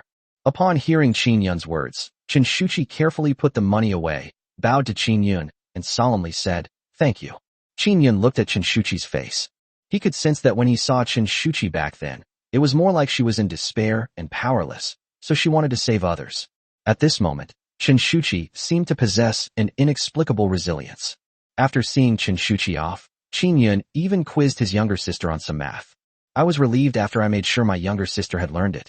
Now that he had already booked a hotel in the city, Qin Yun saw no need to go back. Over the next few days, Huang Kuan and his team took care of the peach blossom fish, while Qin Yun and Sun Dazhuang prepared to start selling hawthorn juice. Qin Yun arrived at the second-hand market. It's called a second-hand market, but it's more like a flea market. People usually come here to see if they can sell any unwanted items. Soon, Qin Yun noticed an old man inside sighing and occasionally rubbing a handcart. The cart wasn't big, but it made very good use of the space. Qin Yun mentally gestured to put hawthorns here and rock sugar there. It was practically perfect. Thinking this, Qin Yun walked up to the old man and asked, Grandpa, how much is this little cart? The old man turned his head and said, 60 yuan. Qin Yun couldn't help but frown. Sir, to be honest, your price is already a bit expensive. No matter what, This little cart can't possibly sell for 60 yuan. Upon hearing this, the old man hesitated for a moment. Young man, to be honest, this stroller isn't worth the price, but I really have no other choice. My son is still in bed, and my granddaughter is still in school. A hint of regret appeared on the old man's face. I'm an old man now, and I can't work anymore. All I can think of is leaving some money for the father and daughter. Upon hearing this, a touch of emotion appeared in Qin Yun's eyes. Okay, sir, 60 it is, I'll buy it. Qin Yun took out 60 yuan and handed it to the old man. A smile spread across the old man's face as he repeatedly thanked Qin Yun. I wonder what the young man is planning to do with that little cart. During their casual conversation, the old man asked a question. Oh, I wanted to sell cold water. Qin Yun didn't say much, thinking he could just find an excuse to get by. Unexpectedly, the old man spoke up, saying, Cool water? I know a place where the spring water is very cool, and it's a bit far from the city. If you want to know, I'll tell you where it is. Upon hearing this, Qin Yun was pleasantly surprised. I then noted down this place. Pushing the cart, Qin Yun returned to the martial arts school. I counted the Matai liquor that Su Yi had sent over earlier and found that there were more than 70 bottles of Matai. There are also some liquors like Wulianya and Shifeng. Qin Yun, why did you get so much wine? Huang Wentian walked over and asked with some doubt. Qin Yun chuckled. Brother Huang, this thing will be very expensive in the future. Are you free these next couple of days? I'm thinking of having you come with me to the black market. No problem. Huang Wentian immediately patted his chest and said, Chapter 59 Renting a House. Upon hearing Huang Wentian's reply, Qin Yun chuckled. After agreeing on a specific time, he was about to leave. Qin Yun, wait a moment. Huang Wentian called out to Qin Yun from behind and said, There's been progress on the matter of finding a place to rent that you asked me to do last time. One is in the city center, but it's very crowded. The price isn't too expensive, only about 200 yuan a month. The other one is quite far from the city center, but the house is very big, and there's only one old man inside. Let me take you there to have a look first. With that, Huang Wentian led Qin Yun outside. Soon, the group arrived at a small alley. This is a simple residential house. Due to the planning, a side room was added next to one of the main rooms, which is inconvenient no matter how you look at it. The only good thing about this place is that it's close to the schools in our county. If your little sister is interested, she could stay here. Qin Yun nodded and walked into one of the rooms. The furnishings inside were very simple, with only a bed, a desk next to it, and a washstand with an enamel wash basin on it. How do we go to the toilet? Qin Yun couldn't help but ask a question. The landlady, a woman who seemed somewhat snobbish, pointed outside when she heard Qin Yun's question. There's a public restroom outside, just go in there. Qin Yun immediately shook his head. He had originally thought he would just make do with what he had seen in the public restroom earlier, but he had seen it before. The hygiene inside was so poor that it was almost nauseating to look at it for too long. TCH, rent it or don't, my place is in high demand. It's right on the main street. When the woman saw Qin Yun shake his head, she immediately said something. Qin Yun didn't pay any attention and turned to walk outside. Huang Wentian also spoke to the woman and then followed her out. Just as Qin Yun turned the corner, she saw a familiar figure. He was carrying large and small bags, and his sun-darkened face was covered in sweat. It was Qin Yun's second uncle, Qin Erzhan. Hey, Qin Yun, what are you doing here? Are you looking to rent a place too? Qin Erzhan greeted Qin Yun when he saw him. Qin Yun nodded perfunctorily and was about to leave when Qin Erzhan spoke up again. Qin Yun, what happened before was my fault. I'm sorry, your second uncle. But look, now my second uncle has also fallen into this predicament, so I'm shamelessly asking you for a favor. Qin Erzhan chuckled. Your second aunt and I are temporary employees at the textile factory. We know you have a relationship with someone called Director Su, but we didn't know. Qin Yun shook his head, interrupting Qin Erzhan before he could finish speaking, saying, I'm sorry, second uncle, I'm not that familiar with him, so I can't help you. After saying that, he ignored Qin Erzhan's attempts to stop him and walked straight outside. Seeing Qin Yun leave, Qin Erzhan couldn't help but slap his thigh. A resolute glint appeared in his eyes. He was determined to make this happen. At this moment, Huang Wentian and Qin Yun, who had just emerged from the alley, were not discouraged. Let's go. Thank you for your help, Brother Huang. Let's go take another look at that house. Qin Yun continued speaking to Huang Wentian. Huang Wentian smiled and said, What's the trouble? I'll go with you. But I must warn you, that old landlord has a very strange temper. You might not be able to rent that house then. Qin Yun smiled. We still have to go and give it a try. The two then walked outside. Soon, Qin Yun spotted a luxuriously decorated two-story building standing not far away. Qin Yun's heart skipped a beat. This place is great. Not only is it close to the river, but more importantly, it's the place with spring water that the old man selling carts mentioned. These conditions are a perfect match. Without a second thought, Qin Yun was determined to acquire this place, no matter how high the price. Reaching the courtyard gate, Huang Wentian carefully knocked on the door. Is Uncle Wei here? I told you before that I wanted to come and see the house. Footsteps came from inside, and soon an old man opened the door. The old man's complexion looked somewhat yellow, clearly indicating malnutrition, but he was dressed quite well, in cotton trousers and clothes, even better than the average retired cadre. However, these clothes still had some stains on them. Sure, you can rent a room if you want, but you have to rent all the rest except the one I'm living in. It costs 5 yuan per room per month, and there are 4 rooms in total. Hearing this, Huang Wentian looked at Qin Yun somewhat guiltily. The price of this house is not expensive, but if you want to rent all 4 rooms, it will cost a full 240 yuan a year. 240 yuan even in the city. You can't find many houses that cost more. Uncle Wei, this house is way too expensive. My brother here. Huang Wentian still wanted to try to help Qin Yun. No way. If you're going to rent together, otherwise forget it. I'd rather have some peace and quiet. After saying that, the old man prepared to close the door. Qin Yun stepped forward and said with a smile, Uncle Wei, can we take a look at the house first? Look all you want. This time, the old man didn't stop them. Instead, he generously made way for the two of them to come in. Qin Yun genuinely liked this house. Upon entering, you are greeted by a 2-story building with 2 rooms on each floor, for a total of 4 rooms. There are also 2 separate small houses next to it. The old man lived in the larger room downstairs. The other rooms were all empty. Qin Yun went inside. To my surprise, the entire floor was covered with high-quality wooden flooring, and the room was fully furnished with beds, chairs, and other amenities. It even has toilets and showers. Although there was still some dust on it, it was generally much better than a hotel. Seeing this, Qin Yun didn't hesitate and said directly, Uncle Wei, I'm going to reserve this house. What? Upon hearing this, Huang Wentian couldn't help but look at Qin Yun. This costs over 200 yuan, and you rented it without even thinking about it? But sir, I need to use the storage room next to you.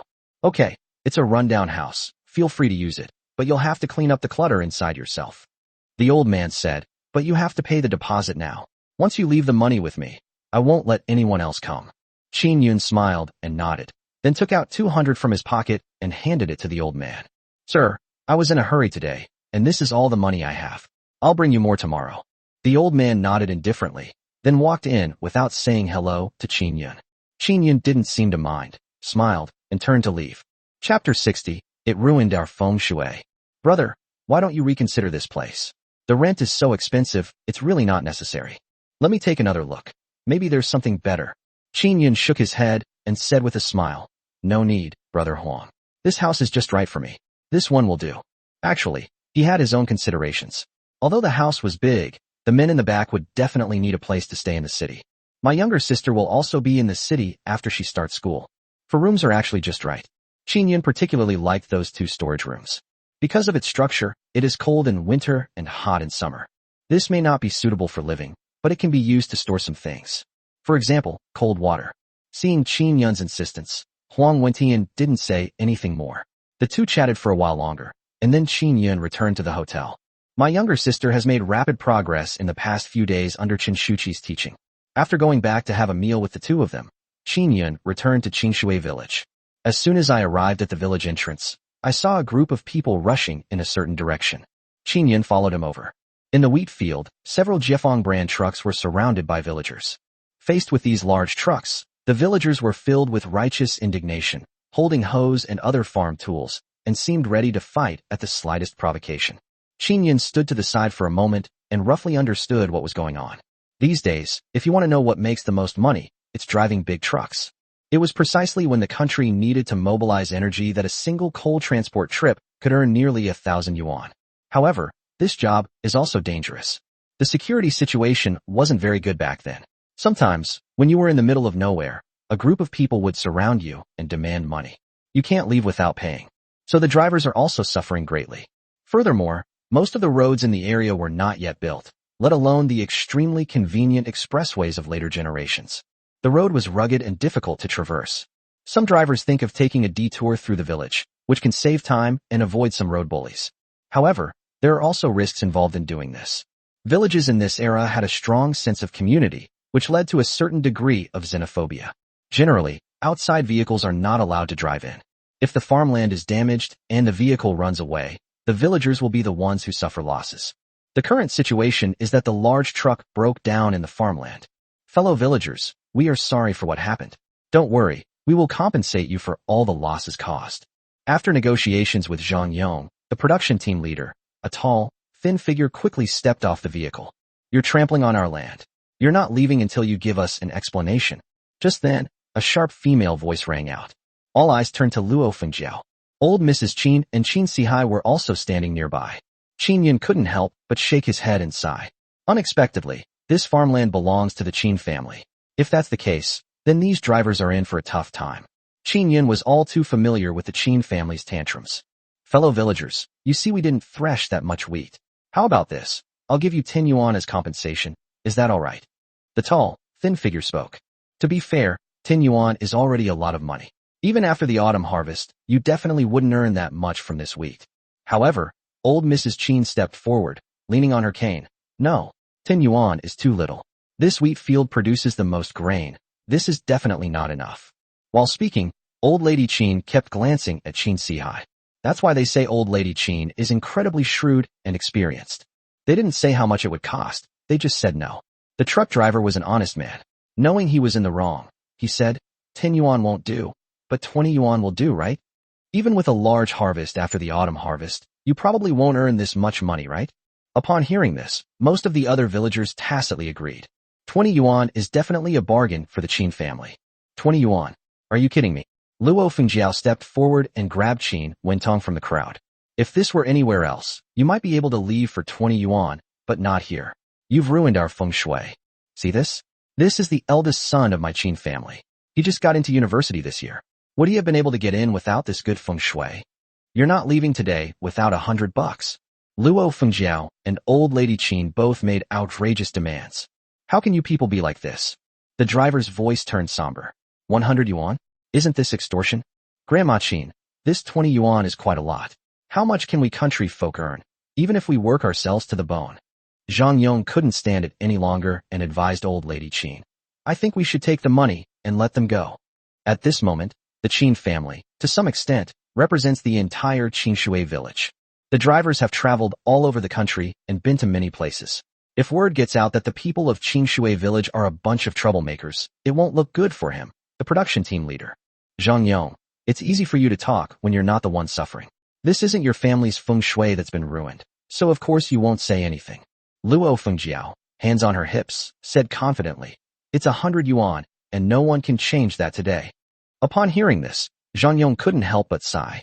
This Luo Fengjiao, she'll stir up trouble even when she's wrong, not to mention she's in the right now. We can't give you this money, otherwise you can call the police and have us arrested. The other drivers also got out of their cars, discussed it amongst themselves, and then spoke in cold voices. How about this? Old Mrs. Qin's eyes darted around. You think 100 yuan is too much, but you've been occupying our land, isn't that right? It's 10 yuan for half an hour. You'll get the money you pay for how long you've been here. Old Mrs. Qin had her own plans. This place, Qinshui village, is in the middle of nowhere. Although she had no idea what a large truck was, it didn't hinder her basic understanding of machinery. A few months ago, the only mechanical handheld land reclamation machine in the production brigade broke down, and it took 2 whole weeks to get it repaired. It will take a long time to repair. By then, the money I collect will definitely be more than that 100 yuan. Faced with old lady Qin's demanding request, the drivers discussed among themselves for a moment and then said decisively, okay, we'll do as you say. They knew that Qinshui village was not far from the county town, so they quickly found someone to repair it. Even if it cost a lot of money, they wouldn't give the old woman a penny. Just as they were about to send someone to the county town, a voice suddenly rang out. Perhaps I can try to fix this car. Chapter 61, I'll give you a bicycle. Qin Yun's words sounded particularly jarring amidst the noisy crowd. Qin Yun, do you really want to go against the Qin family in everything? Old Mrs. Qin's expression immediately turned sour, and she said fiercely to Qin Yun, you forced your second uncle away, and you forced Sihai to be burdened with a mountain of debt. To this day, we still haven't managed to raise the money for Wentong's schooling. Are you trying to drive the Qin family to their doom? Old Mrs. Qin's chest heaved with anger. She wished she could shove that cane into Qin Yun's face right now. Qin Yun sneered. Every single thing that old lady Qin mentioned wasn't at all their own fault. Mom, don't worry. Qin Yun just has a bit of a crooked mind and wants to make some ill-gotten gains. This thing is extremely valuable. How could he possibly have it? Luo Fengjiao glanced at Qin Yun, her eyes filled with mockery and coldness. As soon as these words were spoken, the rest of the Qin family realized what was going on. Yes, that's a big truck. This is the first time that such a thing has come to Qingshui village. Not to mention them, even the production team leader had never touched it. How could Qin Yun possibly fix it? Unless he had 3 heads. Even the driver looked at Qin Yun and asked, "Brother, have you ever repaired this kind of car before?" Qin Yun shook his head. No, there really isn't one. In their previous life, while they were in prison, I taught them how to repair cars so that they would have a skill to use when they got out of prison. Qin Yun was already fascinated by cars, so he studied them with exceptional seriousness. He was the best learner among his peers. He had never actually touched this model of vehicle before, but he was confident that he could repair this old-fashioned truck. Brother, how about we just give up? Sometimes even I can't figure out how to handle this car. The driver shook his head, clearly distrustful of Qin Yun. Upon seeing this, smiles immediately appeared on the faces of the Qin family members. Even the driver refused. So how could they expect to fix the car? However, Qin Yun still did not refuse, and stepped forward and said, "Brother, you see, it would take several hours to walk from here to the county town. However, I have a mule that you can borrow to ride, which will be faster. But even so, it will still take 1 or 2 hours. I'll fix it during this time. If I haven't been able to fix it by the time my master arrives, then my master can continue fixing it." Qin Yun's analysis made a lot of sense, and the driver nodded after a moment's hesitation. "Okay, brother, you fix it. If you can fix it, we're not slackers either." He then sent someone to Qin Yun's house to ride a mule. Qin Yun smiled slightly, asked the driver for the toolbox, and squatted under the car. After some examination, Qin Yun quickly understood the crux of the problem. Because machine tool factories in those days lacked a complete industrial base, stress concentration was simply unavoidable when manufacturing drive shafts. No one would consider this aspect. They would simply assume that the wear and tear is significant. Qin Yun took out his tools and disassembled the parts for a while. The driver's face was filled with shock. How come this guy seems to be fixing cars so smoothly? See, Mom? I told you this kid wouldn't do. Look, he's taken everything apart. Let's see how he puts it back together.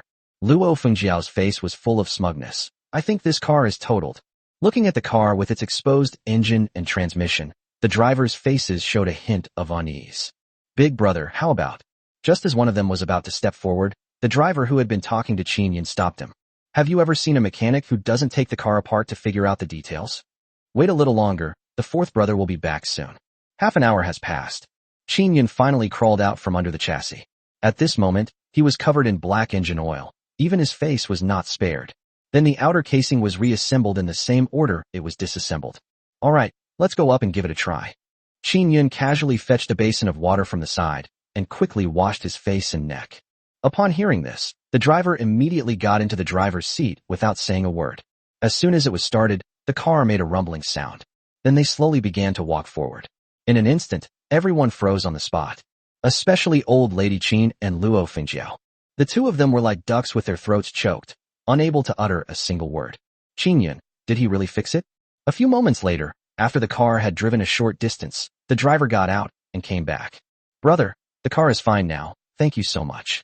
The driver extended his hand to Qin Yun. My name is Zhao Liang. What's your name, brother?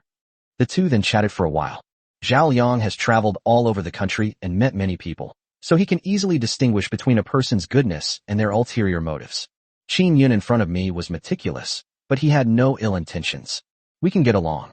By the way, brother, I just used a simple method to fix it. It can only guarantee that there won't be any problems for a while. When you get there, you should take it to a repair shop. Zhao Liang nodded and said with a smile, Brother, I heard you're doing business in the city? Qin Yun nodded. Zhao Liang glanced at the Qin family members, sneered, and said, Brother, to be honest, you've done me a huge favor this time. Even if I had to throw this money away, I wouldn't want to give it to these people. We hit it off, so I'll give you something nice. At this point, Zhao Liang mysteriously led Qin Yun to the back of the truck. He reached out to Qin Yun and pulled him up. Lifting the waterproof tarpaulin revealed a shiny, gleaming object underneath. Qin Yun looked closely. Holy crap, it's a bicycle. It's worth noting that the 3 essential items for a wedding in those days were a bicycle, a watch, and a sewing machine. This situation is especially prevalent in the city. Generally speaking, Without these three things, city girls will be very picky. Brother, this bicycle is the best Phoenix brand. I'll give it to you. It'll make things easier for you doing business in the city. Zhao Liang's next words stirred something within Qin Yun once again. A bicycle isn't cheap these days. A single vehicle will cost at least 150 yuan, while big brands like Phoenix and Flying Pigeon will be even more expensive. Brother, this won't do. It's too valuable. Qin Yun was about to refuse. Zhao Liang shook his head, a smile appearing on his face. Brother, you don't know this, but actually, these bicycles are expensive here, but when they get to the place where they're made, the price is much cheaper. This bicycle isn't worth much money.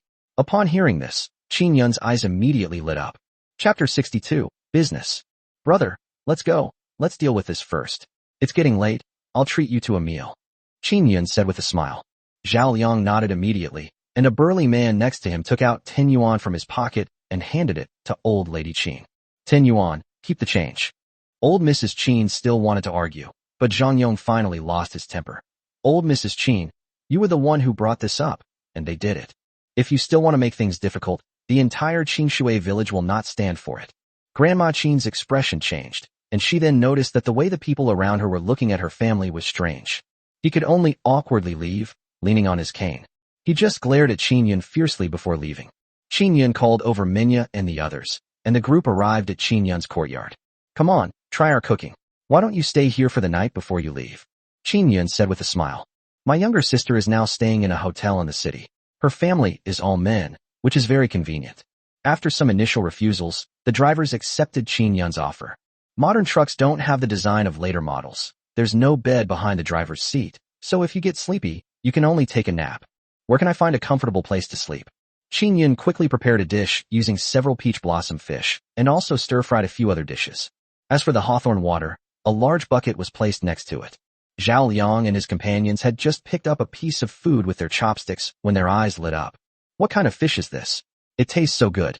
Zhao Liang couldn't help but say. He has been to many places, and although he doesn't eat delicacies every day, he often eats snacks. This is the first time he has tasted fish that tastes so good.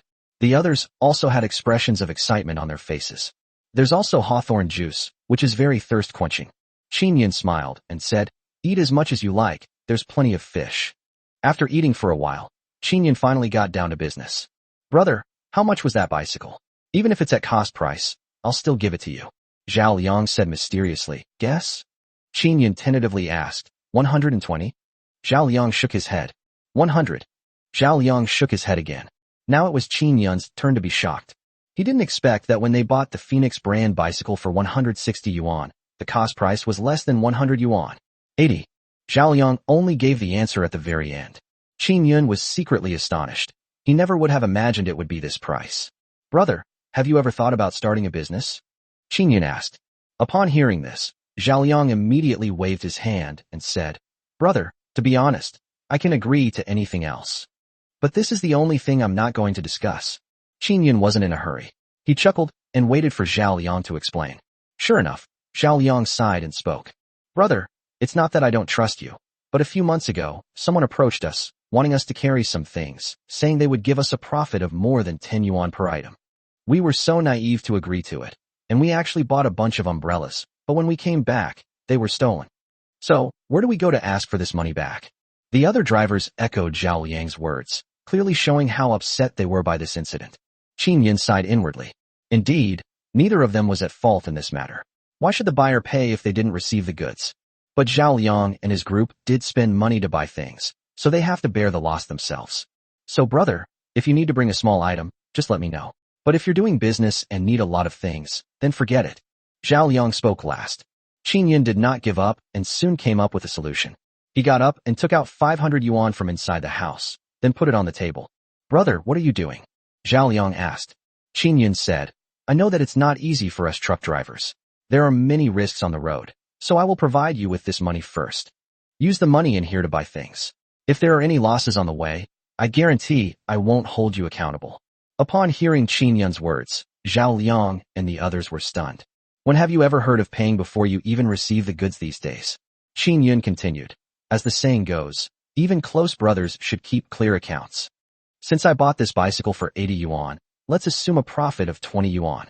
I plan to sell it for around 120 yuan. If it sells for a higher price, we'll split the profits. It must be said that the model proposed by Qin Yun is quite refreshing. More importantly, Zhao Liang and his team didn't have to take any risks at all. The only flaw is that Qin Yun doesn't have enough leverage to restrain them. If the item wasn't lost, but Zhao Liang and his group insisted it was, Qin Yun would have no way to investigate further. But Qin Yun naturally had his own plans. People in that era were much more simple and honest than those in later times. He's taking a gamble, betting that he hasn't misjudged the person. After a moment, Zhao Liang said, "Okay, I'll do it.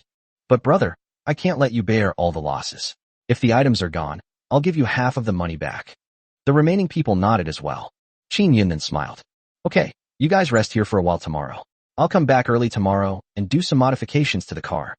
At least we can't let people find out too early, right?" Upon hearing this, the others also showed expressions of interest. They really wanted to know what Qin Yun's plan was. The group chatted until late at night, and Qin Yun's knowledge broadened everyone's horizons. The next morning, Qin Yun and Huang Kuan packed the fish and headed into the city. Because Qin Yun needed to modify his vehicle today, he specifically borrowed a mule from Sun Dazhuang and the others. Soon, Qin Yun found Zhou Yuan with the things he had left behind. After explaining his purpose, Zhou Yuan waved his hand readily. "Okay, I'll give you a note. Just tell them what size you need and have them cut it for you." Qin Yun smiled and handed the gift he had bought to Zhou Yuan. "Thank you, Uncle Zhou." Zhou Yuan nodded. Now that Qin Wentong is gone, Li Xiaoro has returned to normal. He was a man without desires or wants, who simply enjoyed collecting antiques and lived a very comfortable life. Qin Yun arrived at the workshop with a note, explained his purpose, and quickly received several steel plates and some wood.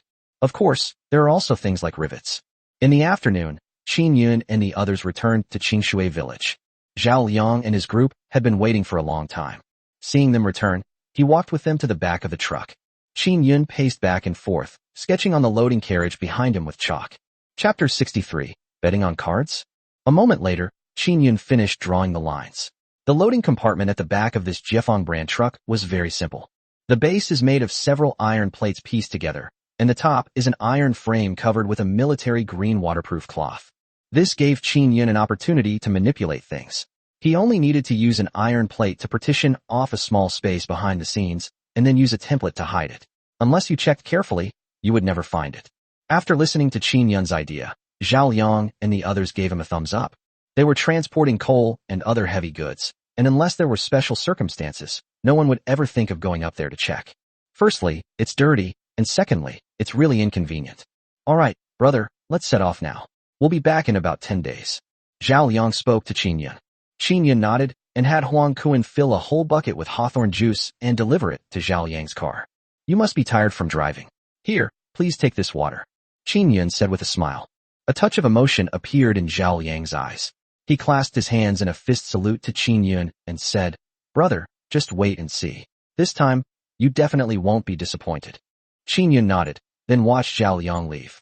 After they left, Huang Kuan said with some worry, "Brother Yun, are we really going to just give him all the money we worked so hard to earn?" Qin Yun said with a smile, "Don't worry, he'll definitely make us a fortune this time he's back." Huang Kuan and his companions' eyes still flickered somewhat. It's understandable that they didn't trust Zhao Liang. Firstly, people's economic foundation wasn't very good at that time, and secondly, they had never seen anyone use the same method as Qin Yun, so they easily trusted others. But they still chose to believe Qin Yun. The group chatted for a while longer before preparing to head to the city. Looking at the gleaming Phoenix brand bicycle, the group was quite tempted and wanted to try it out. But an awkward thing happened. Neither Huang Kuan nor his companions knew how to ride a bicycle. Qin Yun smiled and promised to teach them how to ride bicycles later, but for now, it was more important to get to the city. Huang Kuan and the others sat on a cart pulled by mules, while Qin Yun rode a bicycle toward the city. An hour later, the group arrived in the city. Qin Yun took out several hundred yuan and gave it to Huang Kuan and the others, telling them to buy some things to move in. He then went to the martial arts school to find Huang Wentian. "Qin Yun, you're here? Shall we head to the black market now?" As soon as Huang Wentian saw Qin Yun, he knew why he had come.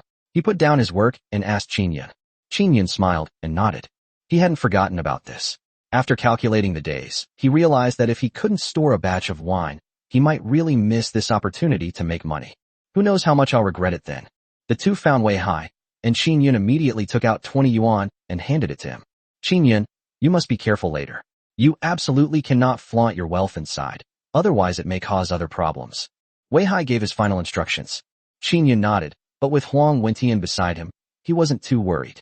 Soon, the group arrived at a narrow alley. Sewage flowed everywhere at the entrance of the alley, and all you could see inside was darkness. This is it. Wei Hai spoke, and the three of them exchanged a glance before walking inside.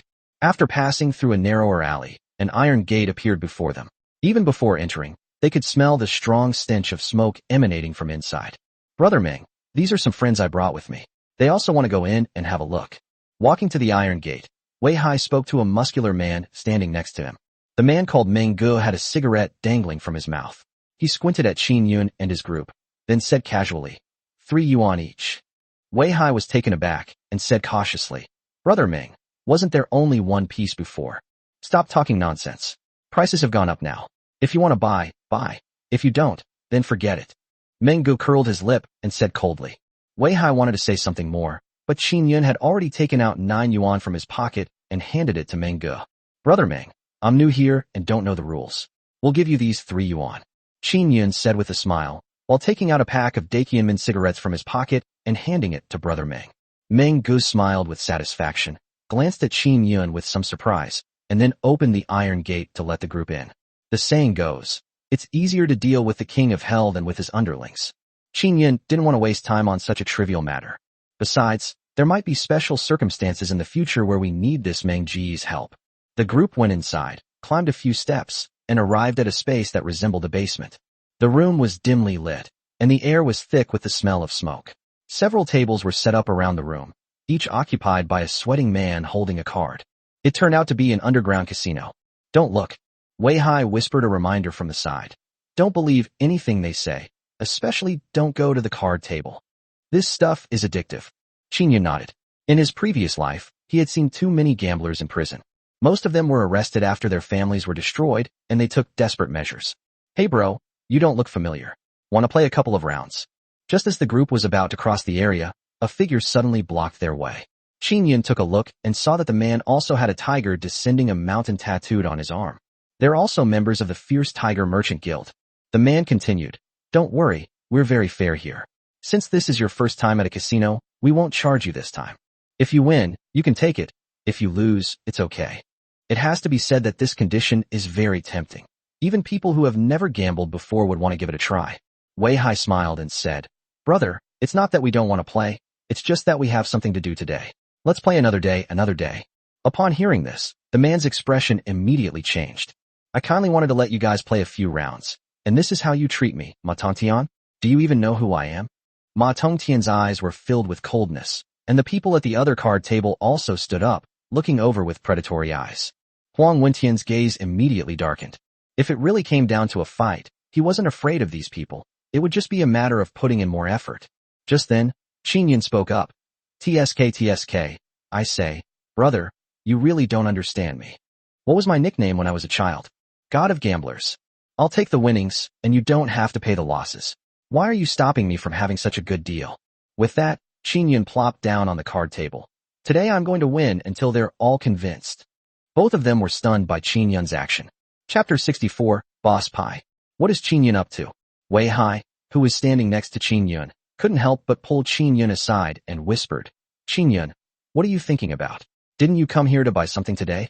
Do you know that once you get addicted to drugs by following these tiger merchants, they won't stop until they've drained you dry? Qin Yun pushed Wei Hai away, saying, Brother, don't try to persuade me. I'm going to show them what a gambling god is today. Wei Hai wanted to say something more, but Ma Tongtian's expression turned cold. Can't you see the young man wants to play? If you keep talking nonsense, believe me, you won't be allowed to work here anymore. Hearing Ma Tongtian say this, Wei Hai had no choice but to give up. Come on, young man, have a great time today. This place will definitely make you want to come back again. Ma Tongtian sat down opposite Qin Yun and began to speak. Qin Yun smiled. He was confident that he wouldn't lose this card game. In fact, he would win money. Soon, Ma Tongtian began dealing the cards. The game is very simple. It's not a game like jacks or anything like that, but rather a local card game. His name is Chuan Ermao. Simply put, besides the king, number 2 is the greatest. Brother, you won. The first round ended quickly, and Qin Yun's cards were unexpectedly good. The stakes here are huge. You can earn $2 just by winning one round. $2, that's no small amount. Hey bro, you're really lucky. How did you win another round? Ma Tongtian smiled knowingly, and without saying a word, gave Qin Yun 2 more pieces. Soon, Qin Yun's front was piled high with small bills.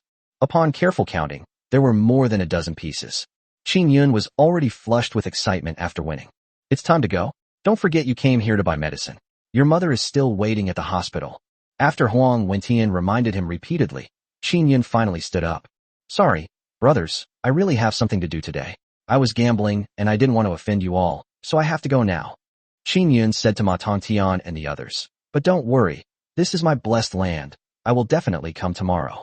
Ma Tongtian and the others exchanged glances, each seeing a hint of resentment in their eyes. But since Qin Yun had already said all that, there was no point in continuing to stop him. Okay, but you absolutely have to come tomorrow, otherwise we'll be unhappy if you win so much money from us. That's for sure, Qin Yun said with a smile, then put the money in his arms and walked towards the back. Ma Tongtian and his companions stared at him with burning desire. After Qin Yun and the others left, another person at the table asked, Brother Ma, do you think he'll come again tomorrow? They've won so much money in just a few hours today, only a fool wouldn't come. Ma Tongtian watched Qin Yun's retreating figure, a cold smile creeping onto his lips. Even if he didn't come, would our brothers from the Fierce Tiger Chamber of Commerce let him off the hook? That's good. At this moment, Qin Yun followed Wei Hai and the others towards the back. Wei Hai said with some dissatisfaction, Qin Yun, what were you thinking, daring to gamble with them? Do you even know who they are? They're from the Fierce Tiger Merchant Guild. Qin Yun said, don't worry, they won't be able to get to me. He knew that these people had set a trap for him. From the moment he sat down at that poker table, he always got good cards in his hand. They'll keep winning until the last 2 or 3 rounds, and that's when they'll lose all their money. This back and forth can easily arouse people's gambling instincts. Over the next 2 or 3 days, they let Qin Yun win a little each day. Eventually, they didn't need to interfere. Qin Yun was already addicted. This is what Qin Yun heard from those old gamblers in prison. In the process, these people will lure you in step by step, eventually making you deeply entangled in their schemes. It may sound simple, but quite a few people actually fall victim to it. However, Qin Yun naturally had a way to deal with it. As they talked, they soon arrived in front of a wooden door. Compared to the outside environment, this place is a whole level above. The wooden door was clearly an ordinary product, but the crisscrossing patterns on it made it look more like a work of art. Brother, I want to go in and buy some things. After Wei Hai gave the announcement, the 3 of them went inside. Upon seeing the furnishings inside, Qin Yun's eyes widened in astonishment. This style doesn't fit the current era at all. It's more like living in modern times. The surrounding lights were bright and gentle. In front of them was a huge desk with exquisite ornaments on it. An executive chair was facing away from them, and the person sitting in it could not be seen clearly. Next to it is a glass coffee table, and the sofa next to it is also extremely stylish. What would you like to buy? A voice came from behind the boss's chair. The voice was clear and bright, like a nightingale singing in a valley, yet it also carried a hint of sharpness. Qin Yun was taken aback. The owner of this black market was actually a woman? Wei Hai nudged Qin Yun, who then realized what was happening, stepped forward, and said in a humble yet respectful manner, I'd like to buy some wine. Liquor? The woman asked with some confusion, what kind of wine? Qin Yun originally intended to mention Matai directly, but changed his mind after seeing the woman. Some red wine, and some sake, and it would be even better if there was some rum as well. Of course, the most important thing is Baijiu Matai. Sure enough, after hearing Qin Yun speak, the woman became curious, and as the boss's chair spun around, a beautiful figure appeared before everyone. You want so much alcohol? Are you planning to open a bar? The woman's face was adorned with exquisite makeup, yet it didn't come across as vulgar at all. Instead, it accentuated her striking beauty and added an air of unapproachability. If Qin Yun had to describe her, she might be like those beautiful female CEOs from her previous life. However, Qin Yun was stunned when he saw the woman's appearance. The woman in front of me looks so much like Gao Yunshu. However, Gao Yunshu is more gentle and charming. Even if I wanted to open a bar, the timing isn't quite right now. Qin Yun quickly composed himself and spoke to the woman. 2. The woman nodded. You can call me Boss Pie. Give me a list, and I'll calculate how much it costs. Boss Pie? Boss Pie? Qin Yun suddenly remembered this name, and couldn't help but smile to himself. However, he also knew that SpongeBob SquarePants didn't appear until 1999, so it wasn't from the same era at all. After the price was quoted, the woman opposite her exclaimed softly, You have a good eye. You're asking for the most Matai. Hearing this, Qin Yun became even more certain that the woman in front of him was definitely not simple. Chapter 65. Killed? The fact that she could say that shows that this woman also keenly sensed something. He judged that Matai was going to raise its price based on his experiences in his previous life. However, this woman made this judgment solely on her own. His ideas are undeniably sharp. Qin Yun said, I want 10 bottles of red wine, 3 bottles of sake, and 2 bottles of rum. At least 100 bottles of Matai. Boss Pai looked up, glanced at Qin Yun, and said, I can agree to anything else, but I can't give you that much Matai. I can only give you a maximum of 60 bottles, but the price is cheap, $1.80 per bottle. As he spoke, Boss Pai chuckled. After all, I also need to do some business with Matai. Good. Qin Yun nodded without hesitation. Back then, when he asked Su Yi to help him make connections, a bottle of Matai would cost 2 yuan. Now Boss Pai only charges 1.8 yuan here, which is very cheap. Boss Pai gently raised his hand and took out an abacus. Her slender, jade-like hands fiddled with it, and a series of crisp sounds, like pearls falling onto a jade plate, echoed throughout the room. Qin Yun stared at the abacus, slightly startled. Well, this one abacus is enough to buy your own life. If he wasn't mistaken, the abacus's frame was made of the finest agarwood, and the beads were crystal clear and oily, clearly made of top-quality jade. After a moment, Boss Pai stopped what he was doing and said, It's 182 in total. I'll round it down to 180 for you. Qin Yun nodded and was about to take out his money when Boss Pai stood up, sat down on the sofa next to him, and took out a contract. Qin Yun was shocked. Goodness, is buying something really this formal? Looking at it this way, this woman seems even more extraordinary. However, he didn't think too much about it. After looking at the contract and confirming that there were no problems, he paid on the spot. Okay, just come here to pick it up tomorrow afternoon. Boss Pai concluded. Just as Qin Yun was about to turn and leave, Boss Pai called him back. Wait, I'd also like to do business with you. Qin Yun was taken aback, but still turned around. If you have any antiques or similar items at home, you can bring them over for a look. I'll definitely give you a reasonable price. Qin Yun didn't rush to answer, but instead said with interest, May I ask why you collect antiques? What? You can invest in liquor, but I can't invest in antiques. Mr. Pai swirled a glass of red wine in his hand and said, The value of antiques will rise to an unbelievable level in the future. This is an inevitable fact. However, I would still like to advise Mr. Pai that although the saying gold is valuable in times of chaos and antiques are valuable in times of prosperity is true, the investment time is too long and the professional knowledge required is very complex. Qin Yun said, If you want to acquire them at low cost, you'll probably have to go door to door. Otherwise, even if someone has them at home, they won't recognize their value like Boss Pai did. After hearing Qin Yun's words, Boss Pai's eyes lit up. Qin Yun's insights were profound. He pointed out the risks in just a few words. This level of insight is not something that ordinary people possess. After a brief moment of astonishment, Boss Pai smiled and said, I understand the logic, but I have the means to play this game. Perhaps some people have realized the value of antiques. But I believe that the price I offer will be irresistible to them. Qin Yun smiled and nodded. Is this what it means to be rich and willful? He then said, Boss Pai, I don't actually have such a thing, but I know someone who has a lot of antiques. How about I organize a dinner party sometime? Would you do me the honor of joining me? Upon hearing this, Boss Pai stood up and said seriously, If this matter can be accomplished, I will give you 1/10 of the transaction price for each antique. The two then talked for a while before Qin Yun turned and left. Huang Wentian and Wei Hai followed closely behind. Brother, I figured it out now. Compared to you, I'm nothing but a nobody in business. As soon as they stepped outside, Wei Hai couldn't help but praise Qin Yun, saying, How about I work for you from now on? What do you think? Sure. Qin Yun did not refuse, but then his expression turned serious and he said, However, I must make this clear first. Those who are following me now are my brothers, and I have great trust in them.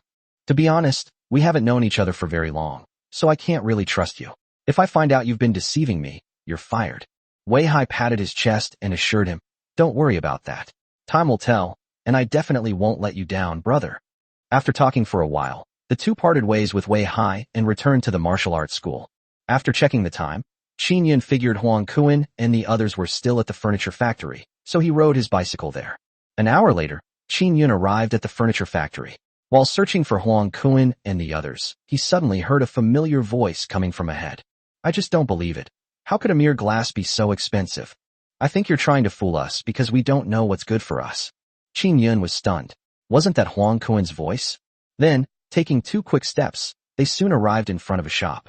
Looking inside, Huang Kuen and his men were arguing with the boss, their faces flushed. The boss across from me was a middle-aged man with a round head and a big belly, sporting a standard Mediterranean hairstyle. He was holding a cup of tea and didn't seem to be in a hurry at all. Hey friend, it's only right that you pay for the things you break, isn't it? This glass is a trendy item, so it's normal for it to be a bit pricey, right? That can't be 15 yuan. Even gold isn't worth that much these days. Huang Kuen's expression grew even angrier. He didn't understand this stuff, but 15 yuan was enough to build half a decent tiled house in the village. However, no matter what he said, the shop owner insisted on the price of 15 yuan, not even a penny less. Just as the group was getting impatient, Qin Yun arrived at the arena. Upon seeing Qin Yun, Huang Kuen and the others felt as if they had found a pillar of support. Just as they were about to speak to Qin Yun, he raised his hand and said, "It's all right, I already know. Leave the rest to me." "Boss, you said this glass costs 15 yuan. Qin Yun stepped forward, squatted down, and examined the fragments. "Can you tell me why it's so expensive?" The shop owner scoffed. "This cup is made of glass. Look around the entire furniture store. Who has something like this? The materials needed to make this thing are already incredibly expensive, so what's wrong with it being a little pricey?" Chapter 66. Waiting for them to come and apologize. You bunch of country bumpkins, you wouldn't understand even if I explained it to you. If you break something, you have to pay for it. It's a rule passed down from our ancestors. The boss's words became increasingly harsh, and the faces of the group immediately darkened. Huang Kuen and De Pang immediately rolled up their sleeves, ready to get to work. Qin Yun stopped the group and started a fight, which made him lose his right to the situation. "You're saying we're country bumpkins who don't understand these things." Qin Yun stood up and said calmly, "Then I'll show you something today." As he spoke, Qin Yun picked up a shard. Glass is indeed a trendy thing. When it is made, it is simply a matter of grinding quartz sand, soda ash and other substances into powder, heating it to more than 1,500 degrees to melt it into a liquid, and then going through processes such as condensation and solidification, adding other substances, and finally forming glass. Qin Yun's words immediately attracted a crowd of onlookers. To be honest, glass is already rare, and people who can really talk about it are even rarer. The boss also stopped drinking his tea. Qin Yun is right. Although there are no specific operating steps, the general principle is correct. The reason why glass cups are so expensive now is simply because of 2 reasons. The temperature cannot be reached and the materials are not up to standard. Qin Yun said calmly. Therefore, the shape of the glass is not always the one that is designed, and there may be some air bubbles in the glass. As a result, manufacturers use this to classify glass cups into different grades. As for the one we broke, Qin Yun sneered. It's nothing but the worst of the worst, or even a defective product. You dare ask us for 15 yuan for something like this? Qin Yun's last words made the boss tremble. I didn't expect to actually meet someone knowledgeable about this today. But soon, a mocking look appeared on the boss's face. He slammed the teacup down on the table beside him and said loudly, "What's wrong? So what if it's a defective product? A country bumpkin is a country bumpkin. So what if he knows a little? This stuff is mine, and I can have as much as I want. You'll just have to pay me back." The boss's face revealed a hint of arrogance, determined to rip off Qin Yun and his group. "All right, boss, since you're like this, then don't blame me for being impolite." Qin Yun sneered. Big Fatty and Huang Kuen immediately prepared to step forward. "What? You want to make a move? Let me tell you, if you touch me, I'll lie right here." Qin Yun then said to Huang Kuen, "Go to the market management office and find the person in charge." Upon hearing this, Huang Kuen immediately nodded. There was number 12306 or Consumer Association back then, but Qin Yun still came up with a solution. Soon, the marketing manager came over. Wearing a floral shirt, with a Dakiaman cigarette dangling from his mouth, his teeth were yellowed from smoking. "Hello, I am a customer who came here to buy things. Someone is trying to extort money from us." Qin Yun spoke up. Unexpectedly, after exchanging a glance with the boss, the manager said directly, "Our furniture store has always been fair and just. But this glass is something they sell.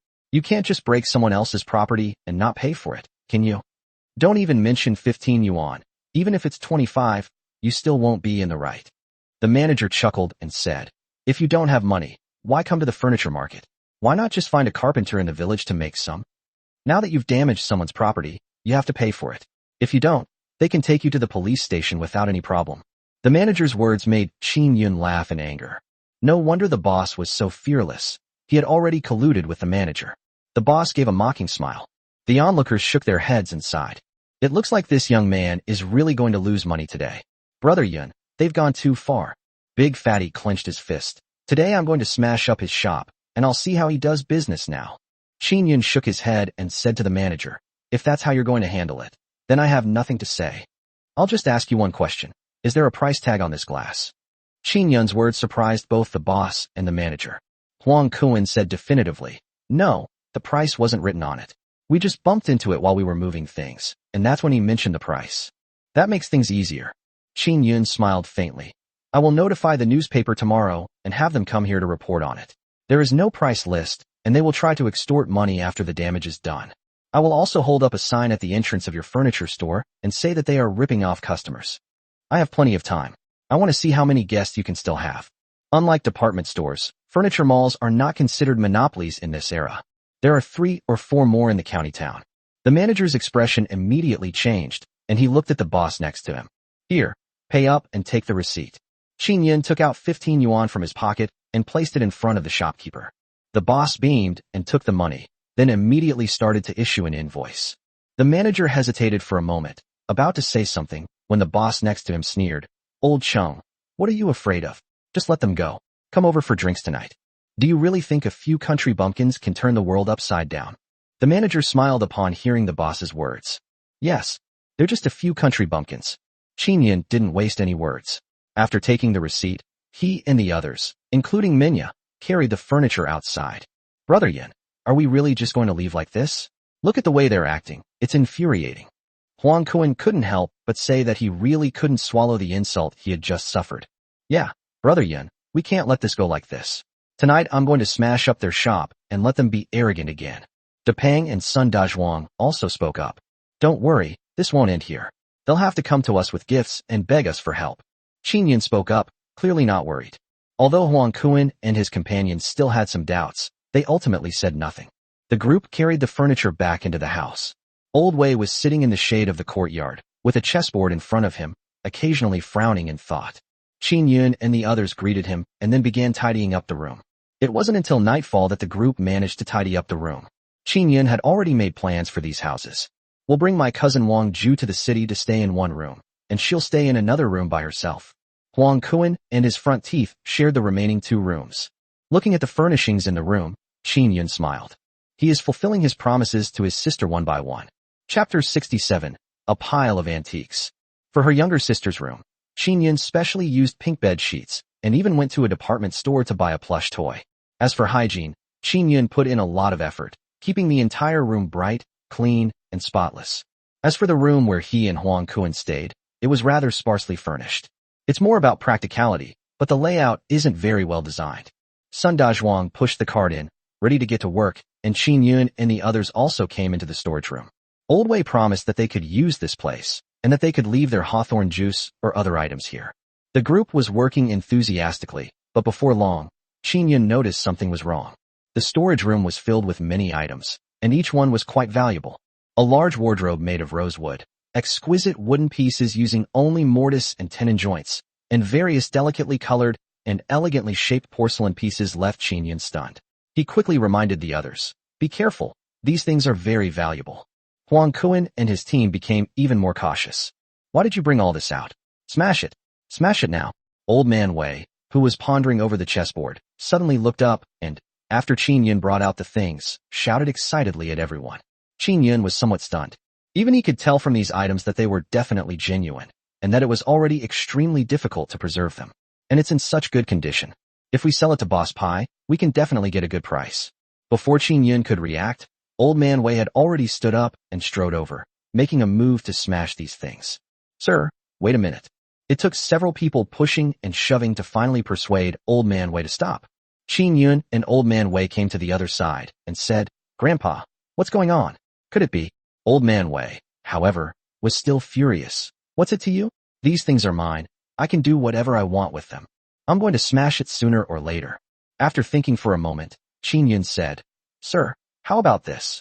I'll sell these things and I'll give you whatever money I get, okay? Casual. Old Wei angrily turned and went back to his room. Just don't let me see these things again. Qin Yun breathed a sigh of relief, and then he and Huang Kuan moved the things to another place before cleaning out the storage room. Brother Yun, it's getting late. How about we cook something? While we were packing, Fatty did the most work, and as it was almost lunchtime, he couldn't help but speak up. Qin Yun smiled. This guy is quite the foodie. But looking at the time, it was indeed true. So they called Huang Kuan, and the two of them went to the farmer's market to buy some vegetables and meat. Qin Yun told Huang Kuan to take the things back first, while he went to the hotel. Brother, you're finally here. Upon seeing Qin Yun, Qin Ling, the younger sister, rushed to his side and hugged him tightly. Qin Yun smiled and patted Qin Ling's head, then asked Chen Shuqi, "How's your studying these past few days, little sister?" Chen Shuqi stood up, pointed to the scrap paper next to her, and said, "My little sister is very smart. She can learn in 1 or 2 days what others might take a week to learn. My math and Chinese are good, but as for the other subjects, to be honest, they're not that important. The exam is in 4 or 5 days, so I'll give her some extra help these next few days." Chen Shuqi continued. Qin Yun also laughed.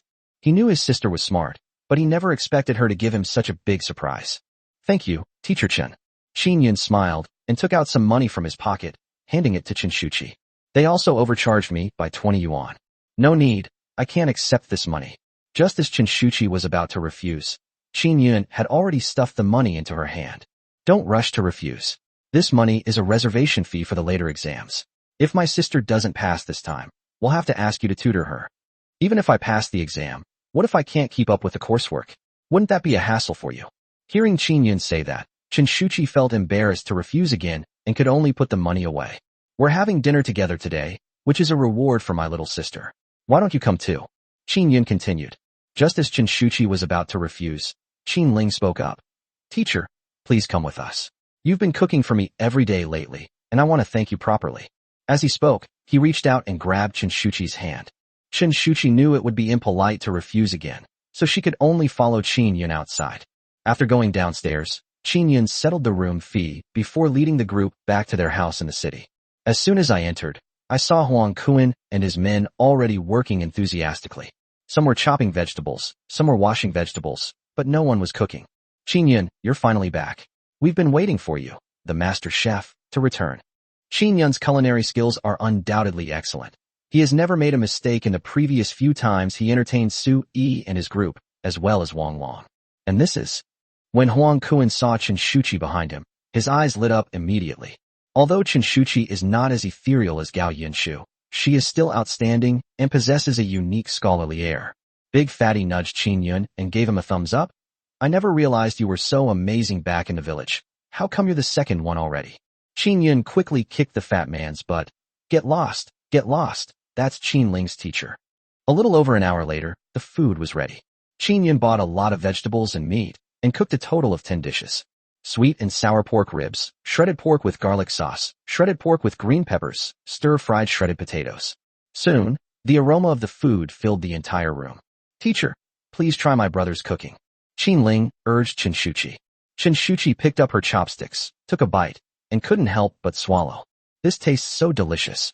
Just as the others were about to pick up their chopsticks, Qin Yun said, "Wait, let me go see if Grandpa Wei wants to eat." Grandpa Wei's real name is Wei Chuanbai. It is said that he raised a son with great care and effort, and now his son is doing very well, though we don't know where he is now. But then came the fact that he was too busy with work and had no time to come back and visit him. Qin Yun learned this from Huang Wentian, but he didn't understand any further information.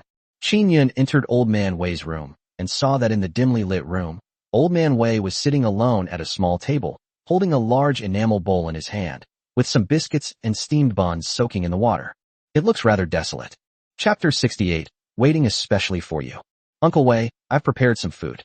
Would you like to come over and try it with us?" Qin Yun extended an invitation to Old Man Wei. "I'm not going. There are too many people, it'll be too noisy." Old Man Wei shook his head and spoke. He's clearly used to being a loner. Qin Yun didn't insist, so he went back to his house, took a large bowl, filled it with some food and vegetables, and then took a bowl of rice and brought it to Old Man Wei, etc. Just as Qin Yun finished delivering the items and was about to leave, Old Man Wei suddenly called out to him. He turned around, took out 5 yuan from the room, and handed it to Qin Yun. "Old man, I won't eat your food for free. Here, take these 5 yuan." Qin Yun quickly shook his head and refused. "Sir, this is just something I did on the spur of the moment. In our village, it's common for people to go to their neighbor's house for a meal if their parents aren't home. Besides, there are a lot of people here today, so it's just a matter of adding one more pair of chopsticks. Upon hearing Qin Yun's words, a hint of nostalgia flashed in old man Wei's eyes. But he still grabbed Qin Yun's hand and slapped the money into his hand. Stop talking. If you don't take this 5 yuan, you can take the food back with you. I've been taught that I can't take a single needle or thread from someone else. Seeing old man Wei's stubbornness, Qin Yun could only smile and put the money away. Okay, sir. Although I'm renting your house, we'll be neighbors from now on. Just call me if you need anything. After saying this, Qin Yun turned and left. Back in the room, Huang Kuan asked, why didn't Grandpa Wei come over for dinner? Do we have to bring it to him? Qin Yun shook his head. Maybe we're still not very familiar with each other. It's okay, time will tell. After speaking, Qin Yun smiled and urged everyone to start eating. After spending a few days together, Chen Shuqi and Qin Ling had become quite familiar with each other. While eating, Qin Ling told Chen Shuqi about Qin Yun's hardships. From initially being asked by Qin Sihai to take the blame for her brother, to later leading her to separate from the family in a fit of anger, find a place to settle down, fish, and sell fish. Everything seems easy, but who knows how hard it is. As she spoke, Chen Shuqi couldn't help but look at Qin Yun. His handsome appearance and rough, scarred hands contrasted sharply with the generosity he had shown when paying extra for his own tutoring. Perhaps this is what happens when someone who has been caught in the rain wants to leave an umbrella for someone else. Qin Yun's cooking was delicious, and before long, everyone had almost finished eating. I'll stay and clean up. After everyone returned to their rooms, Chen Shuqi stayed behind to speak. Qin Yun shook his head and smiled. You should go back first. It's getting late, and I'm afraid you might encounter danger. I'll take care of this. Chen Shuqi wanted to insist, but Qin Yun half pushed her out of the room, saying, go back and rest early. You have to come back for tutoring tomorrow. Chen Shuqi had no choice but to leave, but she secretly resolved that she would never refuse to help Qin Yun in the future. Qin Yun returned to Old Man Wei's room, and saw that Old Man Wei was already lying in bed, and the food that Qin Yun had served him had been eaten clean. Qin Yun covered Old Man Wei with a blanket before taking the bowls and chopsticks back. With the help of Huang Kuan and the others, the mess was quickly cleaned up. Come on, little sister, let me show you your room. Qin Yun spoke to Qin Ling. Qin Ling was taken aback. She originally thought she would have to share a room with her brother as before, but unexpectedly, Qin Yun also rented a room for her. Soon, Qin Yun led Qin Ling upstairs. Upon opening the door, Qin Ling let out a gasp. Wow bro, this is exactly the same room I've seen in books. Look at this pillow. The younger sister walked into the room, occasionally touching the bed and pillows. A genuine smile appeared on Qin Yun's lips. Actually, although the rooms here are nice, they still can't compare to Gao Yunshu's family's home. But it's definitely much better than staying with the Qin family. Little sister, look, your brother has prepared a surprise for you. As he spoke, Qin Yun took out a brand new set of stationery and a school bag from the side. He bought all of these from the department store. Although they were expensive, it was all worth it as long as his sister was happy. Sure enough, upon seeing this set of items, Qin Ling's face lit up with surprise once again. Brother, you're too good to me. Qin Ling turned her head away, tears welling up in her eyes. Qin Yun had given her so much. Her mother died early, leaving her in the Qin family. Old Mrs. Qin scolded her as a money-losing daughter, and her stepmother Luo Fengjiao constantly beat and scolded her. Even her own father ignored her. The only person who was kind to her was her brother. Qin Yun smiled and wiped away the tears from Qin Ling's eyes, then rubbed her little head and said, Silly little sister, as long as you're doing well, your brother is happy. Don't be nervous during the exam, and don't put too much pressure on yourself. Even if you don't pass, you can try again next year. Qin Yun said to Qin Ling that he would provide her with the best conditions, but he would not force her to do anything in particular. With so many towering trees, why must you grow into the one you aspire to be? Qin Yun then talked with Qin Ling for a while before returning to his room. Since Huang Kuan, Qin Yun, De Peng, and Sun Dazhuang are all men, their furnishings are quite simple. There were 2 double beds and some basic toiletries. The group was quite satisfied with the room. After all, they were all men from the village, and being able to stay in such a room was something they had never imagined before. Nothing was said that night. The next day, everyone got up very early. A few people took the bean flour back to Qingshui village. After everyone had caught the fish, they took the fish to the factory canteen. Afterwards, the group pulled the cart and had Wei Hai lead them to the alley from yesterday. Boss Pai told them to come and pick up those bottles of wine today. Meng Gu, who was guarding the door as yesterday, came over after seeing Qin Yun and the others arrive. The fee is $1. This time, however, Meng only asked them for 1 yuan. Actually, the toll fee has always been 1 yuan, and any extra money collected has to be handed over to the authorities. Last time, he just wanted to take the opportunity to squeeze Qin Yun and the others. Qin Yun smiled and handed the money to Meng Ge, then took out a pack of Dakium and cigarettes. Brother, since you're perceptive, I'll give you a heads up. Meng Ge glanced inside and said, the people from the Fierce Tiger Chamber of Commerce are also in there today. Judging from their appearance, they're probably waiting for you.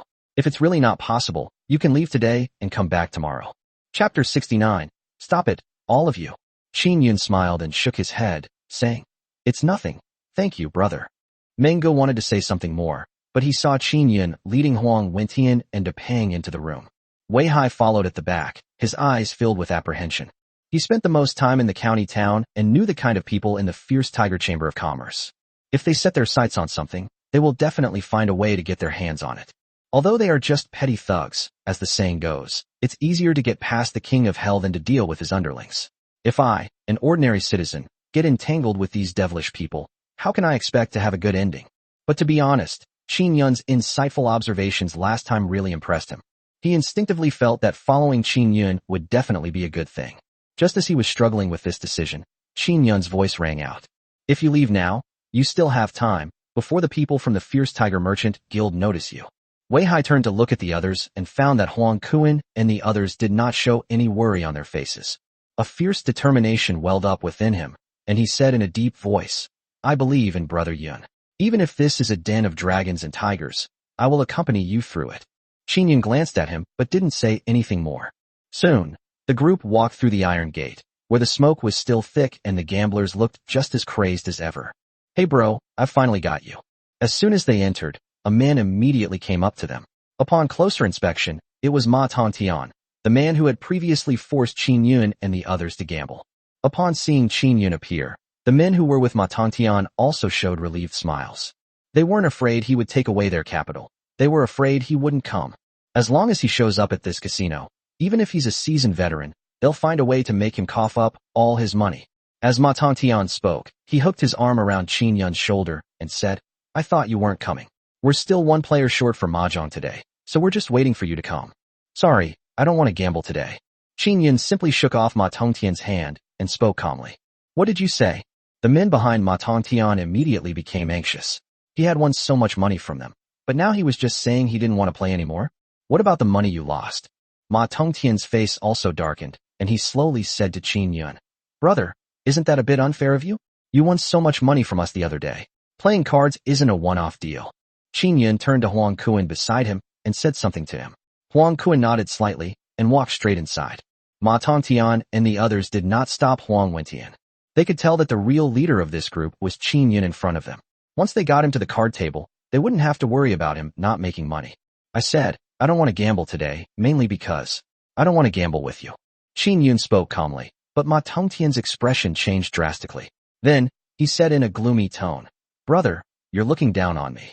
You took our money, and now you want to leave? If I can't get some money out of you today, I'm not a ma. As soon as Ma Tongtian finished speaking, the people around him stood up instantly. Without exception, they all had a tiger descending a mountain tattooed on their arms. They were all members of the Fierce Tiger Merchant Guild. Seeing so many people gathering around, Huang Kuan and his men revealed a ruthless look on their faces. Do you really think of them as pushovers? Wei Hai, however, was so frightened that his legs were trembling. He had heard before that someone had provoked the Tiger Merchant Guild, and when they showed up the next day, their legs had been broken and they had been thrown to the ground. At this moment, he already felt a little regretful. However, Qin Yun remained unfazed. Took your money? Wasn't that a fair and square victory for me? Win. Now, Ma Tongtian stopped pretending and said coldly, Kid, do you really think you won that money on your own merit? If we hadn't let you win, you wouldn't have won a single penny. Qin Yun sneered, I don't care. I've never heard of the idea that money lost at the gambling table can be taken back. Brother, why waste words with him?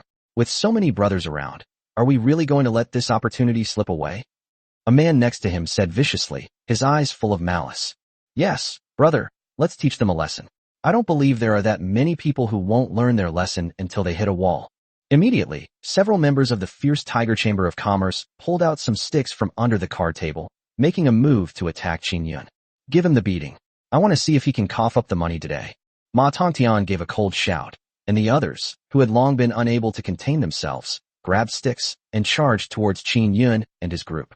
Just then, a cold, sharp voice rang out. "Stop it, all of you." The person who came was none other than Boss Pie.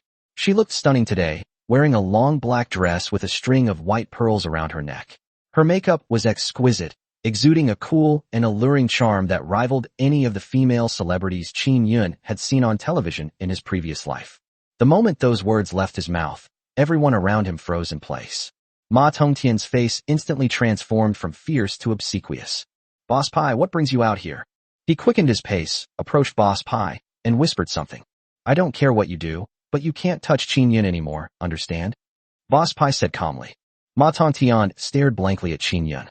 Just who was this kid? How could he even get Boss Pie to come out? But he didn't dare to ask any more questions, and could only bow his head and say to Boss Pie, "Okay, I understand." Boss Pie nodded, then turned to Qin Yun and asked, "Is what you said true?" Qin Yun raised an eyebrow. "How about Boss Pie gives me a camera?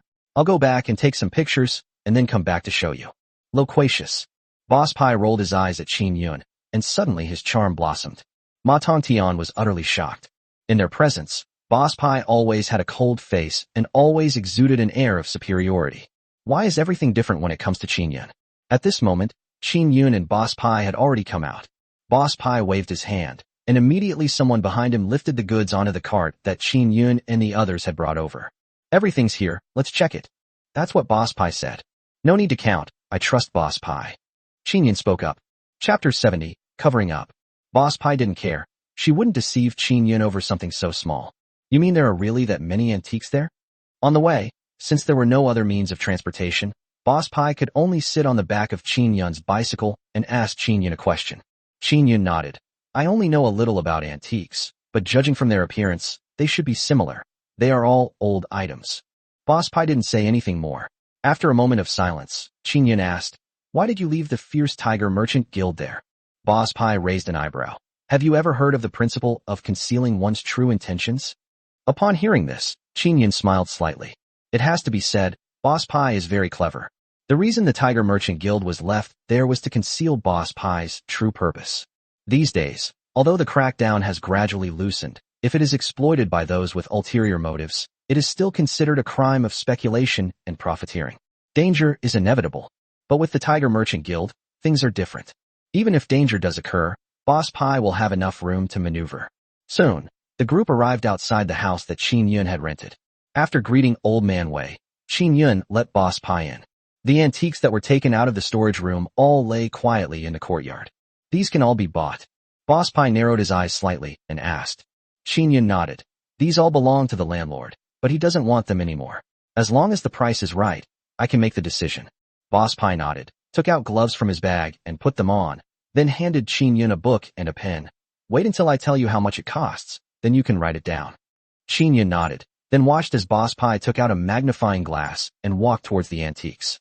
At this moment, Boss Pie's demeanor was completely different from when he was in the casino.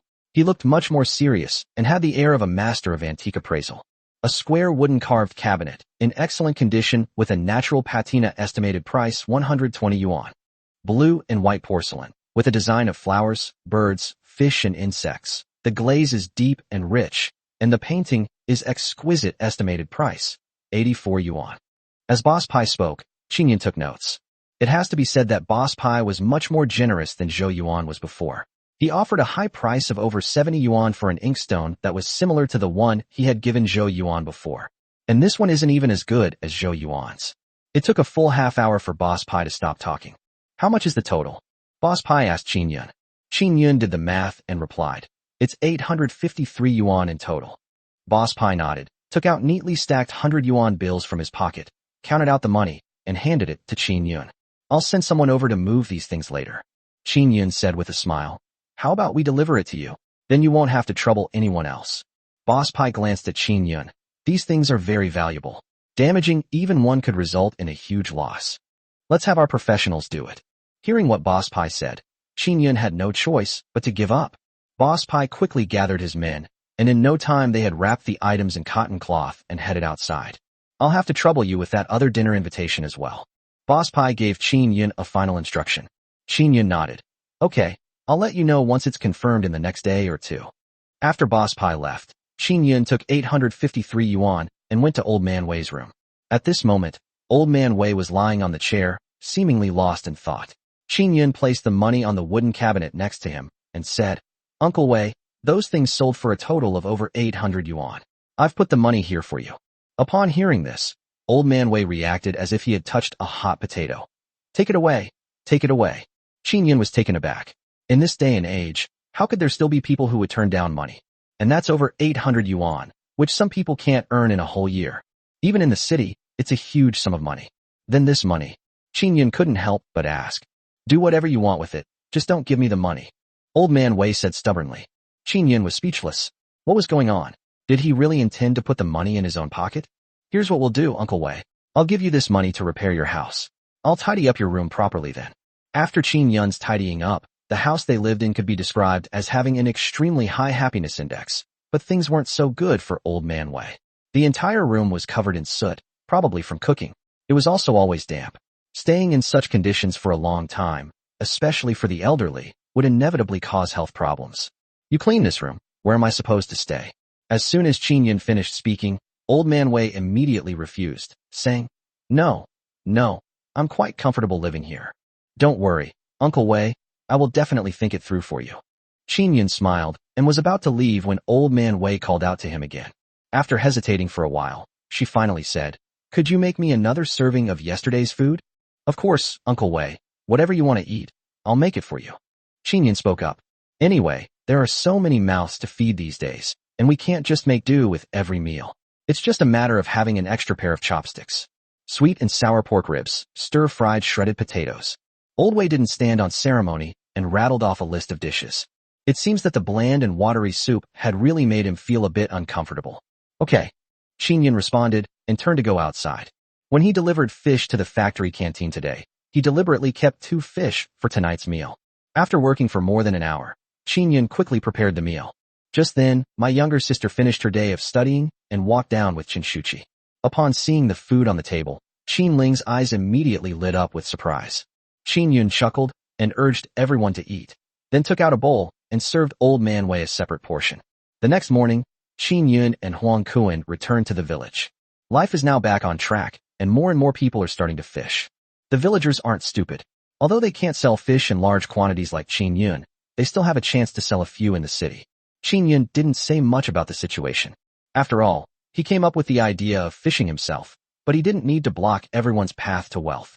After catching the fish, Qin Yun rode his bicycle to his uncle's house. Now it's time to take Wang Ju away. Chapter 71. The money was stolen. As soon as I stepped inside, my uncle's house was surprisingly quiet. Qin Yun cautiously peered inside. The room was dilapidated, with some cold food on the wooden table. My aunt was sitting silently on the bed, while my uncle was squatting on the floor, constantly smoking. As for Wang Ju, she stood to the side, her eyes already red and swollen from crying, her head lowered, her expression unreadable. "Uncle, what's wrong?" Qin Yun cautiously asked. "It's gone, all gone." The uncle's eyes were lifeless. When he saw that it was Qin Yun, he did not come up to greet him as usual. Qin Yun was taken aback, sensing something was wrong. He immediately stepped forward and placed the things he had brought on the table. "Uncle, tell me, what exactly is missing?" The uncle then looked up and said, "All the money in the house is gone." Upon hearing this, Qin Yun immediately looked at Wang Ju again. Could it be that this girl has once again fallen into her old habits and given the money to her boyfriend to spend?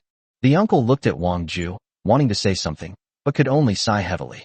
The aunt said, "Her father has already hit her, but she insists she didn't take it. No matter how much he hits her, she still won't admit it. Perhaps it really isn't her." The uncle angrily slammed his pipe on the ground. "If it wasn't her, who else could it be? There are only the 3 of us in this house. Are we seeing a ghost?" "I said I didn't take it. I just didn't take it." Wang Ju suddenly stood up and shouted at the 2 men. "What do you want from me to believe me?" Qin Yun was puzzled when he saw the angry expression on Wang Ju's face. He and Wang Ju grew up together and knew her very well. Judging from Wang Ju's reaction, he definitely didn't take the money. "Uncle, I think this money definitely wasn't taken by my sister. Otherwise, it must have been stolen. Although people in the village can now have enough to eat, petty theft still occurs occasionally. It's possible that it could be stolen." "Impossible. Only we know where this money is stored. No outsider could possibly guess it." The uncle shook his head and quickly denied the claim. Hearing this, Qin Yun didn't say anything more. He took out 50 yuan from his pocket and put it in his uncle's hand. Uncle, what's done is done. There's no way to change it now. Please take this money for now to tide you over. That won't do. The uncle immediately pushed the money into Qin Yun's hand. When you separated the family a few days ago, I, as your uncle, couldn't help you at all. You've come several times and spent a lot of money. I can't accept this money. Qin Yun shook his head. Uncle, you don't need to say anything. To be honest, you are my only family now. I just hope that you can live a good life and make your lives prosperous. Take this money for now and give it to me when you make money.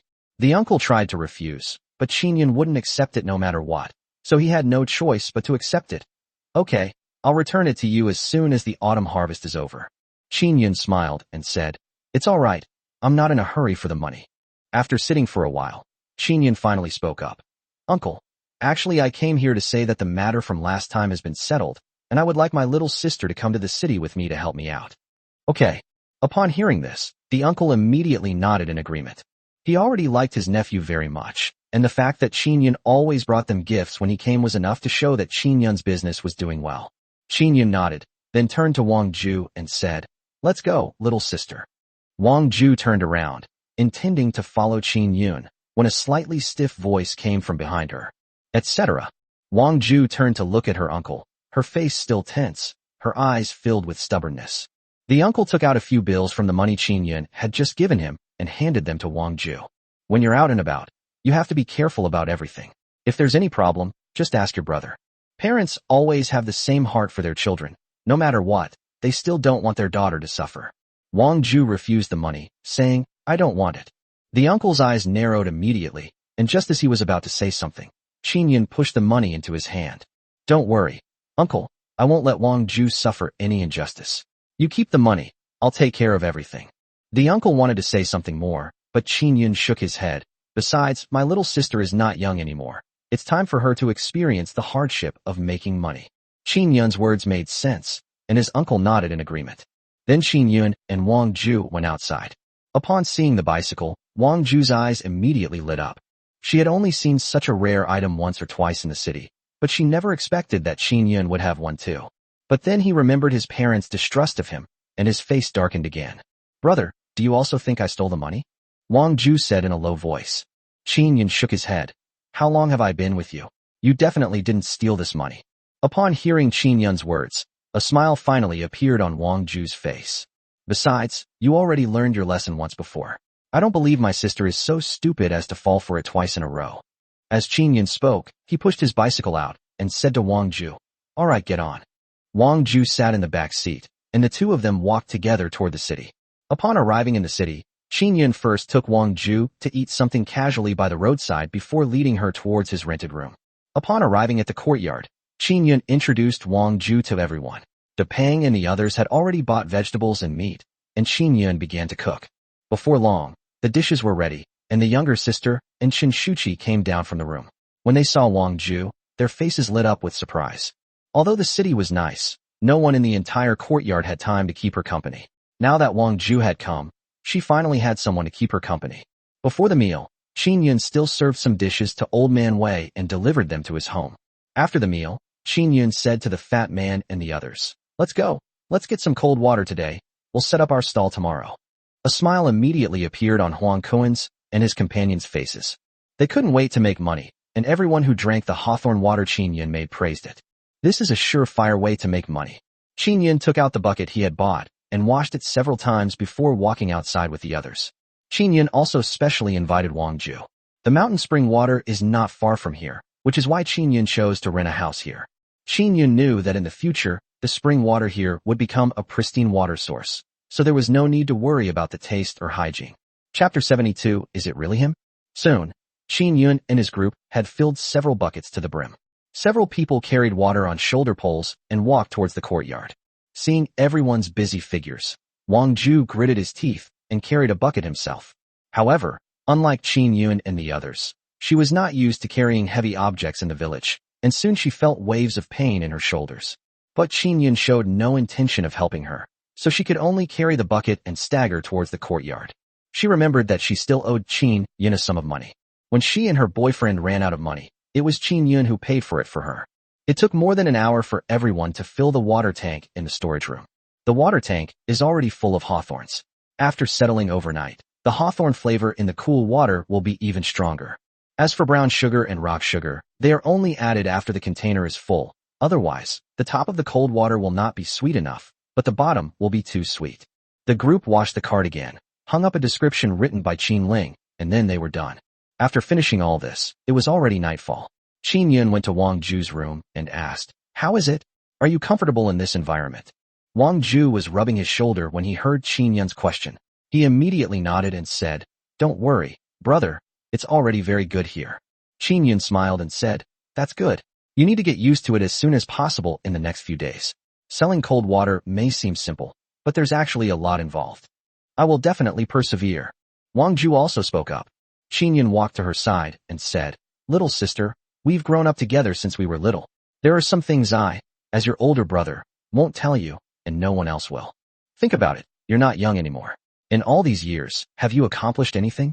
Wang Ju was taken aback, raised her eyes to look at Qin Yun, but quickly lowered her head again. Qin Yun was right.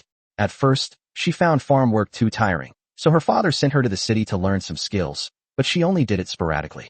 Although Qin Yun's words were somewhat sharp, they were ultimately for her own good. The world will change rapidly in the future. If you don't have a skill to rely on, the gap between you and others will only widen. Qin Yun continued, "Look, your uncle and aunt are getting old. As they get older, they may not even have the strength to do farm work anymore. The burden of life will eventually fall on your shoulders." Wang Ju fell silent, recalling the rough, calloused hand her father had given her money earlier that day, and the clumsy apology she had made a few days ago when Qin Yun had lent her money, thinking she had misunderstood her. "During the few days I'm selling sweet soup with you, I'll teach you how to do business. Even if you do it on your own in the future, you'll be able to do quite well." Seeing Wang Ju's reaction, Qin Yun knew that she had really listened, and that's when she spoke. Upon hearing this, Wang Ju's face hardened with determination.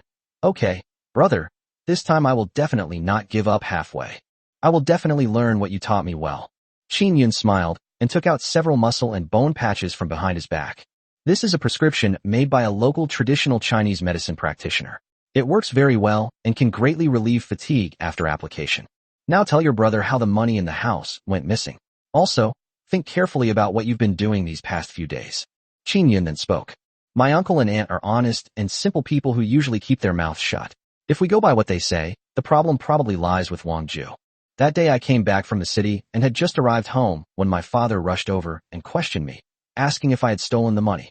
After thinking for a moment, Wang Ju said, "But I had absolutely no idea about this. Did you find a boyfriend in the city that day?" Qin Yun's eyes flashed, and he asked. "No." Wang Ju shook her head. "That day I went to the agreed place to wait for him, but he didn't come for a long time.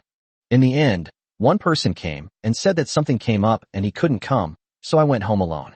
At this point, Wang Ju's face showed a hint of doubt. "Brother, you don't suspect that my boyfriend stole this money, do you?" Qin Yun shook his head. "I never said that. When you two were together a few days ago, did you talk about this topic?" "No." Wang Ju paused halfway through her sentence, suddenly realizing that she had unintentionally mentioned this matter to him. Qin Yun noticed the expression on Wang Ju's face and immediately asked, "What do you mean?" "That day we were taking a walk by the lake, when he suddenly said that he had made some money but didn't know where to put it at home. I didn't pay much attention at first, but then he asked me where I kept my money, like it was something I kept at home." As Wang Ju spoke, his voice grew softer and softer. Clearly, based on Qin Yun's two questions, he was already suspected of stealing money. "Brother, do you think it's possible that he really stole this money?" Wang Ju asked Qin Yun in a low voice. Qin Yun shook his head. "It's not certain yet, but I have a way." As he spoke, Qin Yun whispered a few words to Wang Ju.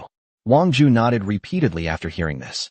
Qin Yun then gave her a few more instructions, such as telling her to go to bed early, before heading outside. Once outside, feeling the cool evening breeze, Qin Yun couldn't help but sigh. What he feared wasn't failing to expose Wang Ju's boyfriend's true colors, but rather that this silly girl would fall into the same trap as Li Xiaoro. At that point, no matter how much evidence you produce, it will be to no avail. It's true what they say, once bitten by a snake, twice shy. After thinking for a moment, Qin Yun went to his younger sister Qin Ling's room. My younger sister just finished washing up and was getting ready for bed. Upon seeing Qin Yun arrive, he immediately jumped out of bed. "Little sister, how's your studying lately?" Qin Yun asked. "Hee, I'm sure I'll pass the exam this time." The younger sister's face was full of smiles, clearly determined to pass the exam. "That's good. Qin Yun praised him a few times, then asked, "Do you have any time lately? I'd like you to write a few stories." "What story?" Qin Ling was eager to try. She was most proud of her essays, which had been praised by Chen Shuqi many times. "Little sister, what do you think girls should know?" Qin Yun asked. The younger sister blinked, thought for a moment, and then said, "Self-respect, freedom of thought, and the ability to distinguish right from wrong." Qin Yun smiled and said, "Okay, how about we write a story for each of these themes?" "Good." The younger sister agreed without even thinking. She simply took this as a test from Qin Yun. Chapter 73, Starting to Sell Cold Water. After talking with his younger sister for a while, Qin Yun returned to his room. Nothing was said that night. The next morning, Qin Yun and De Zhuang returned to the village. After catching the fish, they took them to the factory canteen in the city and delivered them there. Taking this opportunity, Qin Yun took out some gifts he had bought on the way, including condensed milk essence and some other things. Of course, Qin Yun did not forget what he had promised Zhou Yuan, so he went to Zhou Denyang's house to inquire and brought over some Xian paper. "Uncle Zhou, I've been busy these past few days, so I came to see you today." Zhou Yuan greeted Qin Yun with a smile and immediately took a liking to the Xian paper. He kept praising it. Qin Yun placed the items on the coffee table. After exchanging pleasantries for a moment, Qin Yun asked, "Uncle Zhou, I actually came here today with something in mind. I wanted to ask if you have any antiques you'd like to sell." Upon hearing this, Zhou Yuan shook his head. "I don't have any plans yet." Because Qin Yun had helped him before and had given him a fine ink stone and a lot of precious Xian paper, Zhou Yuan continued to explain. "Qin Yun, it's just that in this day and age, antiques don't fetch a good price, and there's nothing I can do about it. If you want this thing to appreciate in value, you might have to wait until I'm old." Qin Yun nodded. Zhou Yuan's judgment was correct. The saying, "gold in times of chaos, antiques in times of prosperity," never came true. But what if someone could buy these antiques at a high price now? Qin Yun continued, saying that he knew Boss Pai was a man who was not short of money. Even Old Wei made a lot of money selling his antiques last time, so Zhou Yuan must have collected even more items, and they must be even more valuable. As soon as he said this, Zhou Yuan glanced at Qin Yun. After their previous interactions, he knew that Qin Yun was not one to talk nonsense, which meant that someone could indeed offer him a satisfactory price. "How about this, Uncle Zhou? I certainly won't force you. How about I arrange a get-together? We can have a meal together, and then you two can discuss it. If you're not satisfied, we won't sell it." Seeing that Zhou Yuan seemed somewhat interested, Qin Yun continued to speak. Zhou Yuan nodded, and the two talked for a while longer before Qin Yun got up to say goodbye and leave. After delivering the fish, it was already noon. He went back and cooked some food, ate a few bites, and then squatted down and started taking out a few small jars. Plastic bottles for storing things are not yet widely available. If you want to use one, you have to go to a big city to order one, and the price is ridiculously expensive, so it's obviously unnecessary. So bamboo was used as the material to make this kind of bamboo tube, which doesn't leak when drinking. On the contrary, it has a rather ancient feel. Qin Yun quickly prepared the hawthorn water in the small jar. However, the sour and sweet taste is too strong now. Once we get to the riverbank and rinse it with cold water, it will taste the same as before. The group pushed the cart toward the riverbank. For some reason, when Qin Yun and his group came here to scout the area last time, they didn't see anyone selling cold water, and there were none this time either. However, the group didn't pay any attention and pushed the cart to the spot they had chosen last time. This is the place with the highest foot traffic. Qin Yun specifically calculated that after playing for a while, the number of people resting here is also the largest. When they get thirsty, they will definitely be unable to resist cold water. Sure enough, just as Qin Yun and his group finished arranging the items, a large crowd gathered around them shortly afterward. "How much is this cold water?" A swimsuit-wearing woman draped in a towel was the first to approach and ask. Huang Kuan and De Pang and the others turned their heads away, somewhat at a loss. Qin Yun cursed the woman inwardly for being spineless, then greeted her with a smile, saying, $1.50 a cup. "Why is it so expensive?" The woman frowned and spoke. After Qin Yun announced the price, many people turned around and left immediately. A glass of cold water costs at most 50 cents, and more often only 20 or 30 cents, but here a glass of water costs 1.5 yuan. That's way too expensive. Qin Yun wasn't in a hurry. Instead, he said to the woman, "Beautiful lady, our water isn't just plain cold water. We've added some local hawthorn and tea leaves. It not only tastes refreshing and thirst-quenching, but it also helps to eliminate toxins from the body and has beauty and skin-nourishing effects." It has to be said that Qin Yun truly understood women's thoughts. The mere mention of beautiful woman was enough to make the woman in front of him beam with joy, especially after hearing about the beauty and skincare benefits. She immediately wanted to place an order. I would also like to announce that our Hawthorne water shop has just opened, and the first 10 people who purchase our product can enjoy 10 free cups of water by showing their cup. Upon hearing this, the woman did not hesitate any longer and immediately took out 1 yuan and 50 cents to buy the Hawthorne juice. The people behind them immediately followed. 10 free drinks. That's way more cost-effective than just drinking water. How is it? Is it delicious? As soon as the woman took a bite, her best friend immediately asked a question. A look of surprise appeared on the woman's face. After tilting her head back and drinking all the Hawthorne water, she said, "It's delicious. It's refreshing, sweet and sour, with a faint grassy aroma. One sip and it's so refreshing." Hearing this, her best friend next to her also prepared to walk forward to buy a bottle. But the woman stopped him. "Are you stupid? He just said that I could go for free with this cup. He didn't say that I had to go." Her best friend suddenly realized what was happening, picked up her cup, and went to get another one. Seeing that more and more people were drinking, the cold water quickly ran out. Qin Yun asked Huang Kuan and Depang to stay and watch over the water while he rode his bicycle back to fill 2 more large buckets with cold water and came back.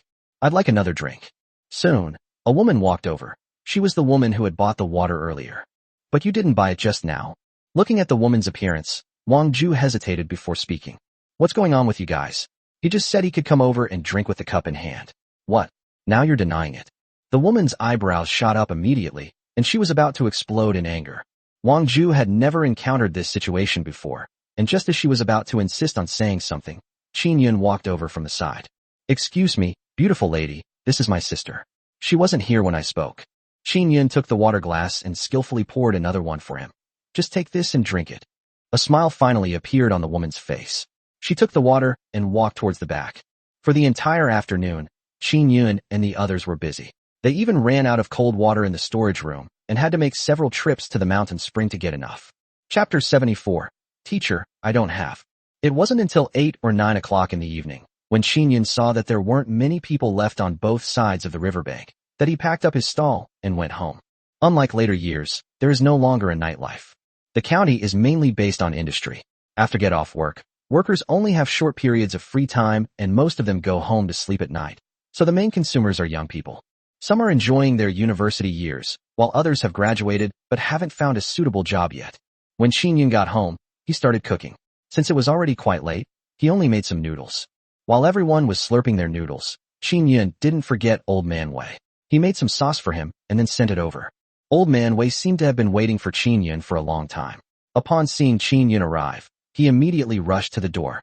"Uncle Wei, please eat first. I'll go cook you a couple of dishes." Qin Yun was worried that Old Man Wei wouldn't have enough to eat, so he prepared to go out and cook some vegetables. However, Old Man Wei stopped him and said indistinctly, "No need for that. Go get me some vinegar and chili peppers, and 2 cloves of garlic." Qin Yun smiled and agreed, then went out to retrieve the items. Compared to last time, Old Man Wei ate with exceptional relish this time, wiping his mouth after finishing with a satisfied expression. "Not bad, not bad. It would be even better if these noodles were a bit thicker." Old Wei spoke, instinctively making a gesture of holding a cigarette between his fingers, but then remembered that he hadn't smoked in a long time, so he could only put his hand back. Qin Yun had intended to offer him a cigarette, but seeing that Old Man Wei was already quite old, he decided against it. "Good." Qin Yun smiled and agreed. "I'll come back earlier tomorrow to cook. It's the weekend, so it is indeed a bit late." Old Wei shook his head. "You young people, do whatever you want to do, don't wait. For an old man like me, it doesn't matter whether I eat early or late." He then asked, "Is there anything I can help you with?" Qin Yun smiled and shook his head. "Not yet. If I need anything in the future, I will ask for your help." He shook his head inwardly, thinking that he was unlikely to have that opportunity again. The two talked for a while longer before Qin Yun turned and left. Then they went to Wang Ju's room. "Brother, that person today clearly didn't buy the Hawthorne water, but still insisted on having a cup. Isn't that just taking advantage of the fact that we can't keep an eye on things? I specifically remembered the 10 people who bought our tea." Wang Ju continued speaking. Qin Yun shook his head and said, "Silly sister, you did very well, but doing business isn't done this way." Wang Ju was stunned. Had she done something wrong? But those Hawthorne juices were all made by Qin Yun with great effort. How could they be given to others? Qin Yun said with a smile. "Think about it. When we first came here to sell tea, how do we build a reputation?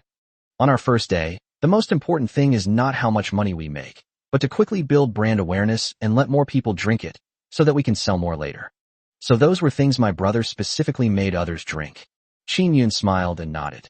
Yes, to be honest, the money we made today was about half less than we expected, but we have achieved our goal. Let's wait a few more days and see. We're sure we'll sell even more then. After Qin Yun finished speaking, Wang Ju nodded. Their hawthorn juice was already expensive, so how could anyone buy it if they hadn't even tried it? So the most important step is to let everyone try it first. After chatting for a while, Qin Yun took out 200 yuan from his pocket. Take this money first. Consider it your salary for this month. Wang Ju was stunned for a moment. These days, 200 yuan is considered a huge sum of money, especially for villagers, who might not earn 200 yuan in a year. Even if you work in the city, you can only earn a maximum of 20-odd yuan a month. But she can earn so much money just by following Qin Yun for a month? She hurriedly stood up and said, Brother, you've given me too much. I don't need this much. Qin Yun smiled and stuffed the money into Wang Ju's hand. You can keep this money. I have something for you to do later, and it's no harder than selling hawthorn juice. Wang Ju immediately nodded in agreement. She'd be willing to work even if it was exhausting, because of all that money. After chatting for a while longer, Qin Yun turned and left. The next morning, after catching the fish and delivering them to the factory canteen, Qin Yun and the others pushed a cart to the riverbank. Wang Ju's eyes lit up. As Qin Yun had guessed, even more people came to drink hawthorn water today. You should know that yesterday was a weekend, so there was already a lot of foot traffic, but there were still fewer people buying water than today. Seeing Wang Ju's admiring gaze, Qin Yun smiled faintly, stood aside for a while to make sure that nothing went wrong, and then turned and left. He hadn't forgotten the humiliation he suffered at the furniture store. However, his own strength was ultimately limited, and he needed another person to help him. Soon, Qin Yun arrived at the front of Qingqing University. After passing the exam, Gao Yinshu became a student at Qingqing University. Although classes haven't started yet, she is already studying with her teachers. And she studied journalism. As Qin Yun walked through the university, he had to admit that university was his eternal dream. Red bricks and black tiles, green forests and bamboo groves, and every now and then he could see groups of 2 or 3 university students sitting together discussing things. What a wonderful academic atmosphere. Just as Qin Yun was in a daze, he suddenly saw 2 figures walking towards him. The 2 were an older woman and a younger woman. The younger one was Gao Yunshu, who was wearing a white dress. Qin Yun, what are you doing here? Did you come looking for me? Upon seeing Qin Yun, Gao Yunshu immediately ran over and playfully patted Qin Yun on the back, her voice as clear and melodious as a nightingale's. Qin Yun then realized what was happening and looked up to see a pretty and charming face. It's so similar, it's absolutely so similar. Qin Yun was quite surprised. Boss Pai and Gao Yunshu were practically identical. Only their personalities were completely opposite. Qin Yun smiled and nodded. Yes, I came to see you. Beside her, Gao Yunshu's teacher also came over, glanced at Gao Yunshu, then at Qin Yun, and asked with a smile. Yunshu, this must be the Qin Yun you always mentioned to me, right? Gao Yunshu nodded shyly. Qin Yun greeted him respectfully, saying, Hello, teacher. Not bad, he's a good young man. You must treat Yunshu well in the future. There are countless people in college who want to date Yunshu. Teacher, I didn't. Gao Yunshu wanted to retort, but a blush spread from her delicate face to her neck. Chapter 75, Exemplary Merchants? There is nothing? The teacher chuckled softly. I don't mean to stop you from dating. This is a free era. Finding a Mr. Right that you like is better than anything else. Hearing this, Gao Yunshu's face turned even redder. All right, I won't tease you anymore. I'm leaving now. You two should get along well. After saying that, the teacher chuckled and turned to walk away. Qin Yun and Gao Yunshu were left standing there. Seeing Gao Yunshu's slight embarrassment, Qin Yun spoke first. How's university life? Are you feeling a little tired? Gao Yunshu nodded. It is indeed a bit tiring. My teacher taught me that practice should be combined with theory. As journalism students, we should go out more and report on things in life. But I still don't have a suitable topic. Upon hearing this, Qin Yun's eyes lit up immediately. He then spoke up. Yunshu, I have an idea. I wonder if you'd be interested. You say? Gao Yunshu looked at Qin Yun. If this topic is really suitable, you've solved my urgent problem. As the two strolled, Qin Yun recounted what had happened at the furniture store, which made Gao Yunshu quite indignant. As a manager, it's one thing to not help consumers, but to actually collude with merchants. I'll go there with you to investigate right now. If we write it down and have the teacher publish it in the newspaper, it will definitely spark a lot of debate. Qin Yun smiled and nodded. Okay, Let's go now. As he spoke, Qin walked to the place where the bikes were stored at the school entrance and rode them out. Gao Yunshu went back to her dormitory and got a small notebook, a pen, and an ID card to prove that she was a student of Qingqing University. Let's go. Qin smiled and sat in the front seat, while Gao Yunshu sat in the back seat. It was already afternoon, and the weather had cooled down. Qin rode his bicycle, feeling the cool breeze blowing against his face from time to time, which was very comfortable. There were many college students from Qingqing University by the roadside, and they all stared blankly when they saw Gao Yunshu sitting on the back of Qin bicycle. Especially the boys, their jealousy practically radiated from their eyes. Although school hasn't started yet, many older students have already come to the school. Every year, they would privately vote for the new grade school beauty, and according to them, with Gao Yunshu's beautiful appearance, she was almost a shoe-in for the title of school beauty this year. Now I see such a beautiful girl from Qingqing University sitting in someone else's back seat. Which guy could tolerate this? This is like someone else eating the grapes that you can't have yourself. The main theme is discomfort. However, Qin and Gao Yunshu were completely unaware of this. Careful. Just then, a small pit appeared in front of Qin. He couldn't dodge in time, and his bicycle drove straight into the pit. The bicycle immediately shuddered, and Gao Yunshu, sitting on the back, hugged Qin without thinking. Instantly, both of them felt a tightness in their hearts, and a unique emotion spread through Gao Yunshu's heart. Even after they had passed the small pit, Gao Yunshu did not let go of Qin's tight embrace. More than half an hour later, the two stopped their car in front of the furniture store. The two arrived at the house of the man who had previously asked them to compensate for the glass. Gao Yunshu instructed Qin to go in first, while she would go in later, and handed Qin a board. Qin wanted to ask Gao Yunshu the reason for this arrangement, but Gao Yunshu gave him a mysterious smile and said he would find out when the time came. Qin could only go in alone. At this moment, the boss is sitting in a chair inside, leisurely drinking tea. Upon seeing someone enter, he immediately stood up to greet them. What would the boss like to buy? Before he could finish speaking, his expression immediately turned cold after recognizing Qin. Hey, isn't this the country bumpkin? What brings you here? The shopkeeper waved his palm leaf fan and said sarcastically, Today, I, Lu Feng, will sit right here. I'd like to see what you can do to me. Qin sneered. Since when extortionists have become so arrogant? Lu Feng remained seated in his chair.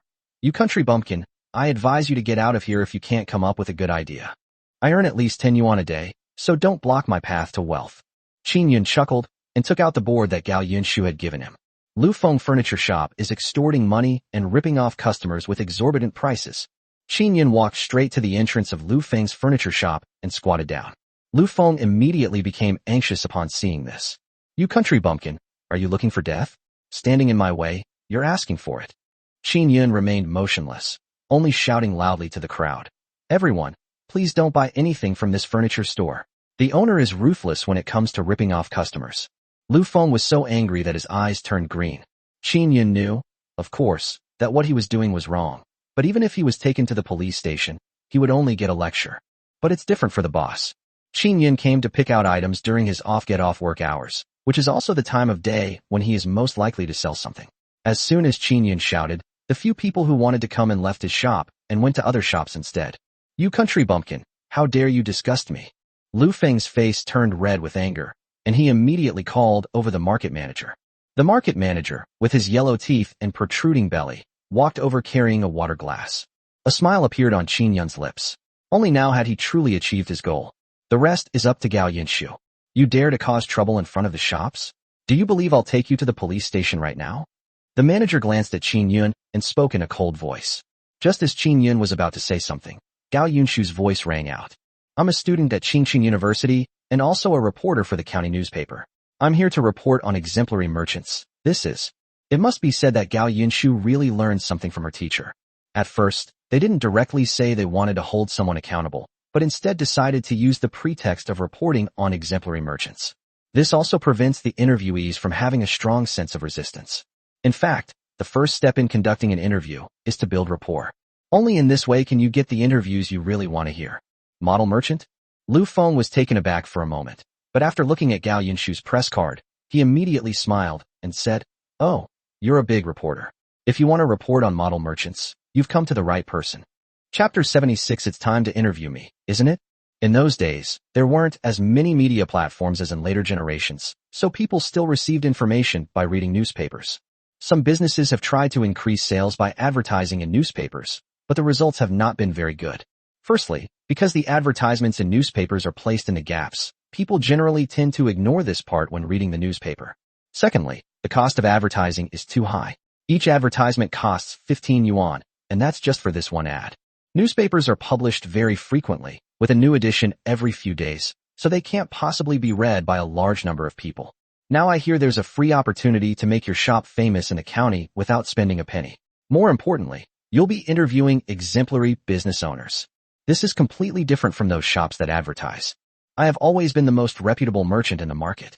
I have never sold inferior goods or cheated buyers. Lu Feng invited Gao Yinshu to sit down and even poured her a cup of tea. Before Gao Yinshu could ask anything, Lu Feng began to introduce them. She looked like she wanted to praise herself to the skies. Even the manager next to him nodded repeatedly, patting his chest loudly. I can guarantee that Lu Feng's stuff is absolutely fine, and I can also guarantee that. The two of them were singing in unison, and anyone who didn't know the situation would really think they were some kind of conscientious merchants. Gao Yinshu frequently took out a pen and started taking notes in her notebook. Hearing that Lu Feng's shop was going to be recognized as a model business, his fellow shop owners on the same street all gathered around. Upon seeing this scene, his expression immediately changed. Everyone knows that among those doing business here, Lu Feng is the most dishonest. They both work hard to make a living, and I use better materials than him, so why interview him and not me? Thinking about it this way makes me feel even more unbalanced. People are most afraid of this kind of thinking, so before long, all sorts of things reached Gao Yinshu's ears. Come on, what kind of Lu Feng is this? Some kind of honest merchant? That's utter nonsense. That's right. If we're talking about Li Gu from the East, I'd have no problem with it, but Lu Feng isn't qualified. TSK, this is really strange. I never expected that Lu Feng would have such good luck. The chattering of the crowd made Lu Feng's expression change. Gao Yinshu asked, Mr. Lu, Manager Zhao, the reality seems to be a little different from what you told me. Lu Feng could only chuckle awkwardly and said, Big reporter, please don't take offense, just ignore them. They say competitors are enemies. These people are jealous because they see me making money through honest business practices. Manager Zhao, who was standing next to him, also said, I am the marketing manager, so I have the most authority to speak on this matter. I can absolutely guarantee the safety of Lu Feng's store. So, you can guarantee the quality of his furniture materials, his service attitude, and his integrity? Gao Yinshu suddenly looked up and asked, If I may ask, what is your relationship with Lu Feng like? That would be wonderful. Ultimately, Manager Zhao is just a manager. He has never been interviewed before and has no idea what he should or shouldn't say.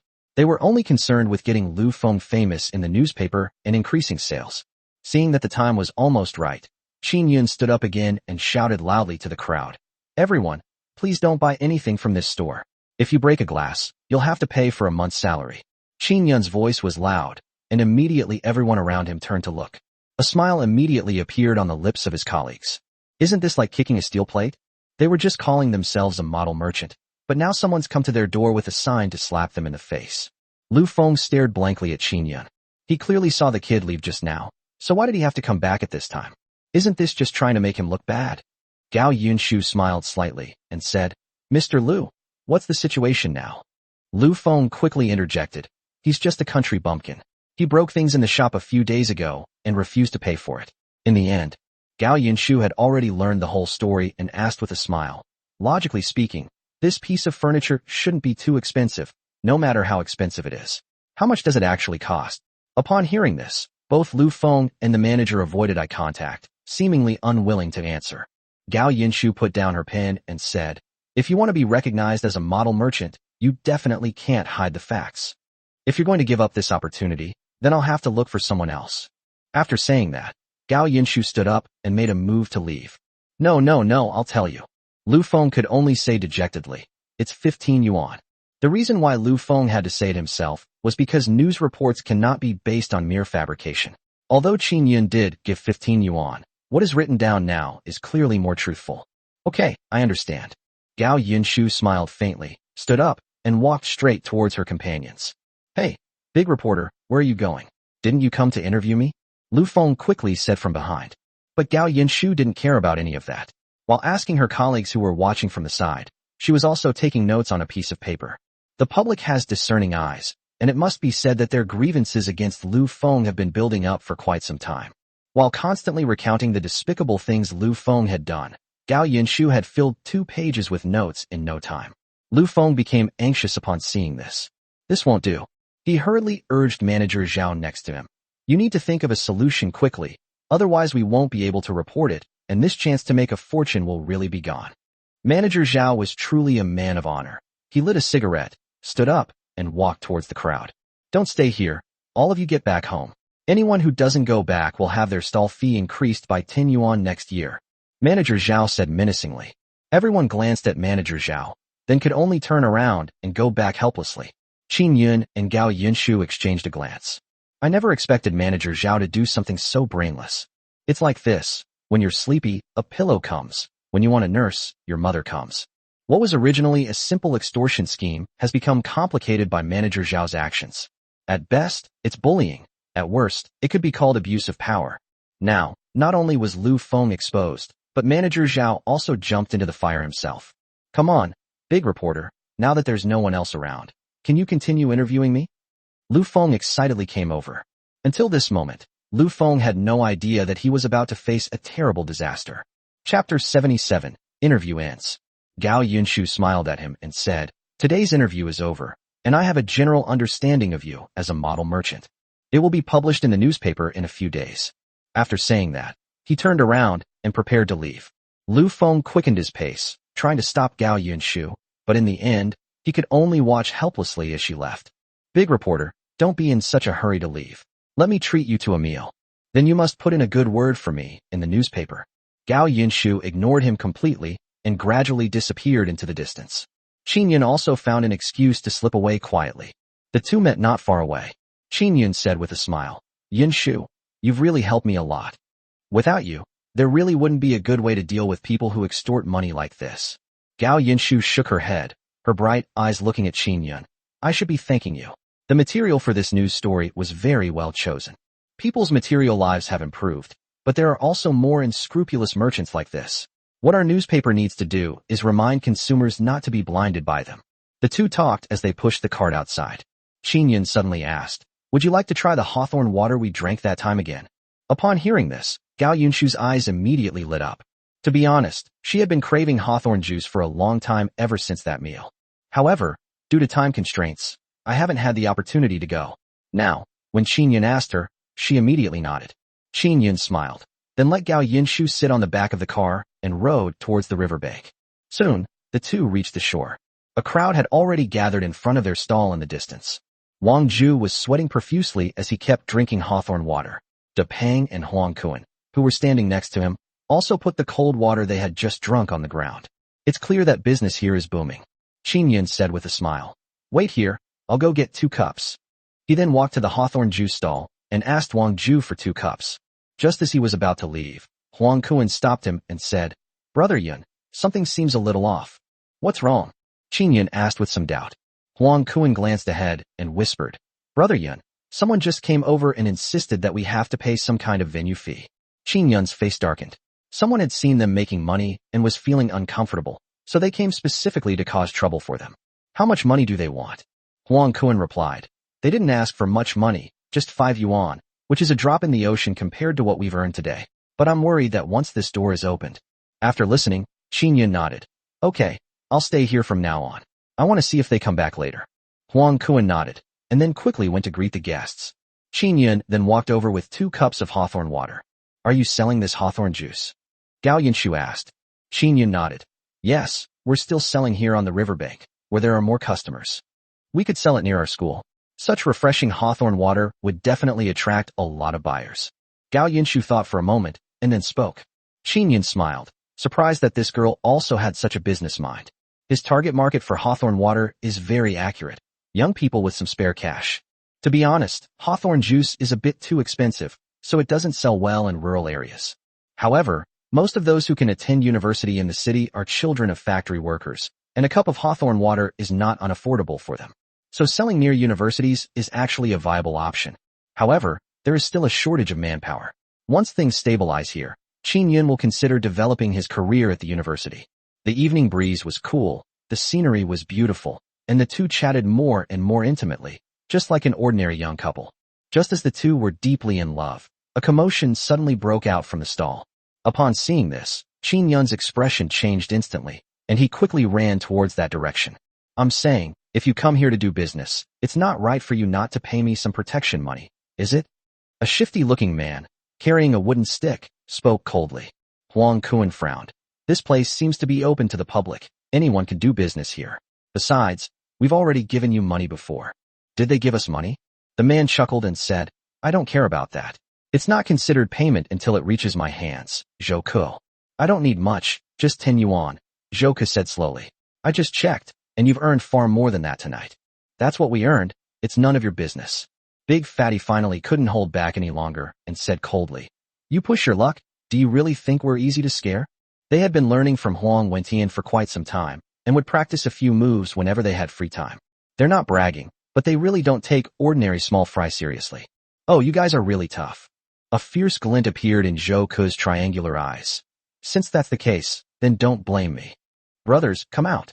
As soon as the sound rang out, more than a dozen people emerged from different corners. They were all carrying sticks. Kid, I'll show you why nobody does business around here. The words had barely left his mouth when Zhou Ke was about to make his move. You are oppressing the people. Just then, a charmingly angry voice rang out. It was Gao Yinshu. Upon seeing Gao Yinshu, Zhou Ke's eyes widened in surprise, then a hint of lewdness crept into them. This was the first time he had ever seen such a beautiful girl. He immediately walked over, looked Gao Yinshu up and down, and after a moment he suddenly chuckled. I didn't expect there to be such a beautiful girl in the county town. Since the beautiful lady has spoken, I really have no reason not to do as she says. As he spoke, Zhou Ke took a few steps closer to Gao Yinshu. How about this? I won't make things difficult for you. As long as you come with me to the card table and play cards all night, I promise I won't make things difficult for you again. How about it? Play cards. Gao Yinshu was somewhat stunned. A younger brother standing nearby gave him a knowing look. It's just playing cards, nothing more. Before he could finish speaking, a fist slammed into his face. With a thump, the henchman collapsed to the ground. Qin Yun slowly withdrew his fist. Others might not know what playing cards meant, but he knew it perfectly well. This is also why he was so furious. You dare hit my men? Zhou Ke's expression changed instantly. Chapter 78. They actually know each other. Anyone who hits me in the face is slapping me in the face. Zhou Ke said in a cold voice, then rolled up his sleeves. Look carefully. I'm a member of the Fierce Tiger Merchant Guild. You'd better give up here today. Before he could finish speaking, Qin Yun punched him in the face again. Blood gushed from his nose. Seeing Qin Yun make a move, Huang Kuan and the others could no longer hold back and started fighting back. It has to be said that, after Huang Wentian's training, their combat strength is now quite formidable. Before long, more than a dozen people were lying on the ground. Zhou Ke shakily got up from the ground, pointed at them a few times with her fingers. You just wait. I'm going to call my big brother. As he spoke, he kicked the henchman next to him hard. The younger brother quickly walked to the side. Let me tell you, when my older brother comes, he'll beat you up like a chopping fruit. I'm not only going to make you kneel down and beg me, but I'm also going to make that woman stay with me for a week. Mentioning his elder brother, Zhou Ke's face regained a touch of confidence. He also pointed at Qin Yun and his group, saying, Are you guys really that good at fighting? What good is being good at fighting? In this world, connections matter. However, no sooner had he finished speaking than a fist slammed into his face again. If you were only talking about the few of us, we wouldn't really care, but if you dare talk about my sister-in-law, I could beat you to death today. Huang Kuan glared at him fiercely. Zhou Ke was so frightened that she swallowed the rest of her words. Although Huang Kuan and his friends had never been in a relationship, they had at least seen how things work, right? They had long seen through Qin Yun's attitude towards Gao Yinshu. Upon hearing this, Gao Yinshu blushed. But they didn't say anything. Soon, a series of chaotic footsteps suddenly sounded in the distance. A large group of people walked over in a grand procession. Qin Yun glanced over, and a smile immediately appeared on his lips. The one leading this group is an old acquaintance. Still dare to laugh? I bet you don't even realize you're about to die. Zhou Ke gradually became arrogant again, and said coldly to Qin Yun, Big brother, it's them. They dared to mess with people from our Fierce Tiger Merchant Guild. Zhou Ke bowed meekly to the leader and said, If you ask me, we should cripple this kid today and let him know what happens when he goes against us. After saying that, he looked at Qin Yun provocatively. You think you're so tough? I'll see how arrogant you can be now that so many people have come. However, before he could finish speaking, he was slapped hard across the face by the newcomer. Zhou Ke, shut up. Zhou Ke was stunned for a moment. The other underlings also looked surprised. Then, to their astonishment, the eldest brother slowly walked towards Qin Yun and said, "Brother Qin, I'm sorry, I didn't expect this to be your business. You can do it from now on, and we will definitely never bother you again." Qin Yun sized up the newcomer and said casually, "Ma Tongtian, you've been doing quite well lately, becoming a big boss now. This is a blessing in disguise." An awkward smile appeared on Ma Tongtian's face. A few days ago, he tried to set a trap for Qin Yun, but Boss Pai gave him a stern warning. Just when he thought he was going to die, Boss Pai called him in, and not only did he not fire him, he made him the boss. He was immediately moved to tears. If it weren't for Qin Yun, he really wouldn't have had this opportunity. "Don't worry, Brother Qin, I will definitely give you an explanation for this matter." As he spoke, Ma Tongtian kicked Zhouke hard. Zhouke immediately knelt down in front of Qin Yun. "Apologize." With a cold shout from Ma Tongtian, Zhouke hurriedly apologized and took out the 5 yuan he had given her. "I'm sorry, I was blind to your greatness. I'll never do it again. Please give me another chance." Qin Yun waved his hand. "Get lost, and don't let me see you again." Zhouke immediately got up and walked outside. "Brother Qin, if you're still not satisfied, I'll have someone beat him up again." Qin Yun shook his head. He just wanted to do business quietly and didn't want to get involved with them. "By the way, is there anyone named Sun Datong in your Fierce Tiger Chamber of Commerce?" Just as Ma Tongtian was about to leave, Qin Yun called him back and asked him a question. "Sun Datong." Ma Tongtian was taken aback, then looked into the crowd. Immediately, someone came out and whispered a few words in Ma Tongtian's ear. Ma Tongtian nodded and continued. "There is indeed such a person, but he is too cowardly. If anything happens, he will be the first to shrink back. And he always does some petty theft." "What? Brother Qin, do you have a grudge against him? I'll bring him here for you tomorrow." Qin Yun shook his head. This Sun Datong was the so-called boyfriend who had Wang Zhu completely infatuated with. After exchanging a few more pleasantries, Ma Tongtian led his men away. Seeing that it was getting late, and after what had just happened, most of the crowd had already left, Qin Yun decided to let everyone pack up and go home. "How about we eat something here together?" As they entered the courtyard, Qin Yun spoke to Gao Yinshu. Gao Yinshu nodded as well. After what happened today, it's clear that Qin Yun also has feelings for her. Soon, Qin Yun had cooked several dishes, boiled some noodles, and stewed a fish. Qin Ling and Qin Shuqi, the younger sisters, also came down. When Qin Shuqi saw Gao Yinshu, who was sitting in the most dazzling position in the crowd, her eyes trembled slightly.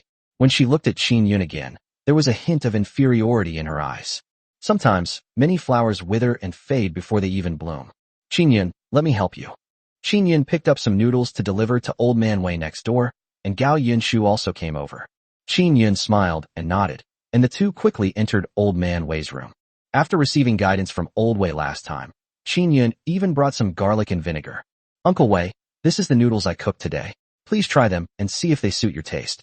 Qin Yun put down the noodles and was about to turn and leave when Old Man Wei asked Gao Yinshu, "Is this Xiao Gao's daughter?" Qin Yun was taken aback. So this Old Man Wei knew Gao Yinshu? Gao Yinshu smiled at Old Man Wei. "Yes, sir, my name is Gao Yinshu. My father said a few days ago that he wanted to come and see you." Compared to a few days ago, Old Man Wei was noticeably more affectionate towards Gao Yinshu. "Haha, okay, it's settled then. Come over tomorrow, and have Qin cook some dishes. It's been a while since we last saw each other." Old Man Wei immediately made the decision. Chapter 79, Want to invest? After exchanging pleasantries for a while, Gao Yinshu and Qin Yun finally came out. After finishing his meal, Qin Yun cleaned up the dishes and was about to wash them. Gao Yinshu walked over and said, "Qin Yun, let me help you pack." Qin Yun was taken aback. He knew that Gao Yinshu's family was well off, so he was surprised that she would offer to help him clean up. "What are you thinking? You don't think I'm someone who never lifts a finger, do you?" Gao Yinshu smiled, her smile gentle and reserved. "I often do these things at home too. After all, just eating without doing anything is what landlords do." Qin Yun smiled and nodded. After settling his younger sister in, he asked Huang Kuan to take Qin Shuqi to school, while he and Gao Yinshu washed the dishes together. "Qin Yun, you must seize that old gentleman's opportunity." Halfway through washing, Gao Yinshu suddenly spoke up. Qin Yun was taken aback. He had heard Huang Wentian mention before that Old Man Wei had a son who worked in another city and was said to have a promising future. However, he never thought about it that way. Bringing food to Old Man Wei was just something he did casually. "How so?" Qin Yun asked. Gao Yinshu said softly, "Because I am a junior after all, my father never told me these things. He only knew that Old Man Wei had a rather strange temper and always meant what he said." His identity and file are both classified as top secret. I heard he has some connections in Beijing. Qin Yun was shocked. In this county town, being able to connect with the provincial capital was already a huge deal, but Old Man Wei actually had connections with the capital. But why, having such a relationship, would you willingly stay in a house and do nothing? Seeing Qin Yun's stunned expression, Gao Yunshu continued, but don't worry, when my dad comes over another day, I'll mention you to him a few more times. However, to her surprise, Qin Yun shook his head. Yunshu, I think we should let things take their natural course. I only regarded Uncle Wei as an ordinary landlord. What I did for him was just a small favor, and I didn't have any ulterior motives. Qin Yun's meaning was clear. He didn't want Old Man Wei to think that he had come for his relationship from the very beginning. Gao Yunshu's initial surprise gradually turned into appreciation.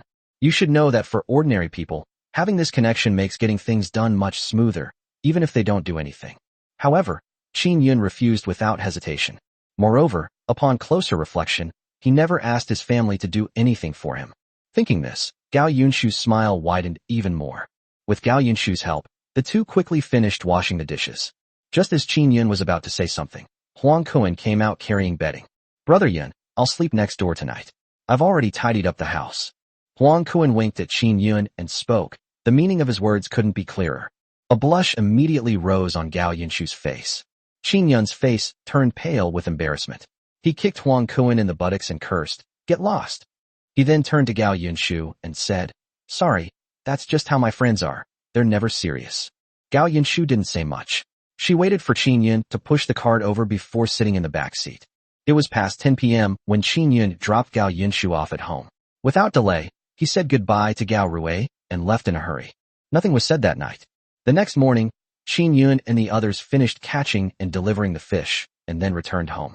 Qin Yun had already greeted Zhou Yuan and Huang Wentian in the morning. He planned to settle the matter he promised Boss Pai by noon today. Around noon, with the help of Huang Wentian and the others, Qin Yun quickly prepared the dishes. There are also grilled fish, fish soup, and so on. The main focus is on a plentiful meal. Zhou Yuan didn't bring many antiques, just a few pieces, which he carefully wrapped in yellow cloth, making them look quite mysterious. Qin Yun greeted him and handed him a cup of hawthorn water before continuing to work on grilling the fish. Before long, Boss Pai led two people into the martial arts school. In an instant, Huang Wentian and the others were stunned. Unexpectedly, the buyer Qin Yun mentioned was a woman, and such a beautiful one at that. "You must be Mr. Zhou. It's a pleasure to meet you." Boss Pai took off his sunglasses and greeted Zhou Yuan. Zhou Yuan paused for a moment before extending his hand to greet Boss Pai. "Everyone's here, let's start eating." Qin Yun walked over, removed the bowls covering the dishes, and put the grilled fish on top. In an instant, an extremely tempting aroma of food filled everyone's nostrils. "Wow, Qin Yun, I didn't know you were a great chef." Boss Pai was somewhat shocked, and immediately picked up his chopsticks, and kept picking up food. "He doesn't look like a big boss at all now. Don't eat so fast, come on, have some hawthorn juice." Qin Yun smiled, and placed the hawthorn juice next to Boss Pai. Without thinking much, Boss Pai picked up the glass, took a sip, and his eyes lit up. "This tastes so good." He then looked at Qin Yun with a serious expression. "Have you ever considered becoming my personal chef? How about I give you 50 a month? Qin Yun shook his head. "Forget it, I can't stand serving you like this." Boss Pai wasn't angry when he heard this. Instead, he smiled and said, "If all else fails, tell me the secret recipe for this hawthorn juice. I'll open a shop about it someday, and it'll definitely be a bestseller." Qin Yun glared at him. "I just opened a cold water shop, what? Are you trying to steal my business?" Upon hearing Qin Yun's words, Boss Pai was taken aback, then said awkwardly, "So you've already opened a shop. You should have said so earlier. However, I have a suggestion." Boss Pai, having returned from abroad, was quick-witted and soon came up with another idea. "I'll invest in you so you can open more shops as quickly as possible, and we'll split the profits 50-50ths. How about that?" Qin Yun smiled inwardly upon hearing this. It has to be said that this Boss Pai is indeed very business savvy. On the surface, he only needs to do the work and doesn't need to consider the costs. Little did people know that this business model would be criticized in many ways in later generations. For example, when it comes to the transfer or sale of a shop, it requires the two people to discuss it. Qin Yun refused without even thinking. He really didn't need the money right now. Given some more time, I'll be fully capable of opening another one on my own. All right. Seeing that his hopes had been dashed, Boss Pai wasn't angry. Instead, he waved his hand and said, "Come on, let's enjoy the food first." After finishing his meal, Boss Pai put down his chopsticks, wiped his mouth, and said, "Mr. Zhou, now I need to inspect the goods." Chapter 80, The Waiter. Zhou Yuan nodded, then took out the antique wrapped in cloth and gently placed it on the table. Qin Yun immediately sensed the situation and cleared the table, making room for Zhou Yuan. As Zhou Yuan slowly unfolded the cloth, several sheets of paper and an inkstone were revealed inside. Qin Yun stared blankly. Wasn't this the antique that Zhou Yuan had bought from him? At that time, he was given a total of 39 pieces of inkstone and Xian paper, which already shocked Qin Yun. 39 yuan is not low. Zhou Yuan unfolded the items without saying a word, but instead glanced at Boss Pai indifferently. It's obvious they wanted to test the waters. Boss Pai also sensed this meaning, and immediately waved his hand slightly. One of the people behind him stepped forward, put on glasses and gloves, and carefully picked up the inkstone to examine it from top to bottom. After a moment, he nodded slightly and whispered something in Boss Pai's ear. Boss Pai looked surprised, stood up, and walked closer to the inkstone to examine it for a moment. He immediately smiled and said, "This is a good item, a Qingni inkstone, a genuine piece. I'm not stingy. How about I give you 100 yuan for this inkstone? $100? Qin Yun couldn't help but feel a surge of surprise. An inkstone, which cost only 15 yuan when I bought it, has now increased in value by more than 6 times. And this is still in this era. It will definitely appreciate in value again in the future." However, Zhou Yuan did not speak when faced with such a price, but instead gestured for him to proceed. Take a look at the other things. Upon hearing Zhou Yuan's words, Boss Pai also picked up the paper next to him. A moment later, a look of understanding appeared in his eyes. "It turns out it's Rongbiozai paper. I was blind to it at first." Boss Pai easily recognized the origin of the Xian paper, which made Zhou Yuan's eyes show more appreciation. Few people recognize inkstones, and even fewer can identify Xian paper. Firstly, there is a lot of Xian paper in the world, but few of them are of high value. Secondly, it is not easy to distinguish them just by looking at them. But Boss Pai, who is so young, was able to tell the story behind it accurately. They're definitely quite skilled. This paper is very well preserved, with plenty of marks on it, making it a genuine item. After a moment's hesitation, Boss Pai said, "How about I give you 15 yuan for this piece of paper?" Only now did Zhou Yuan smile with satisfaction. Boss Pai is indeed a straightforward person. He offered a very high price. Boss Pai smiled and nodded to the person next to him. Without saying a word, the man picked up the black bag next to him, counted the amount, and handed it to Zhou Yuan. "Mr. Zhou, please count them."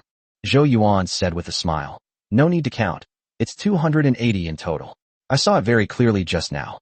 I have some antiques here. I wonder if Mr. Pai would be interested in taking a look." Boss Pai nodded.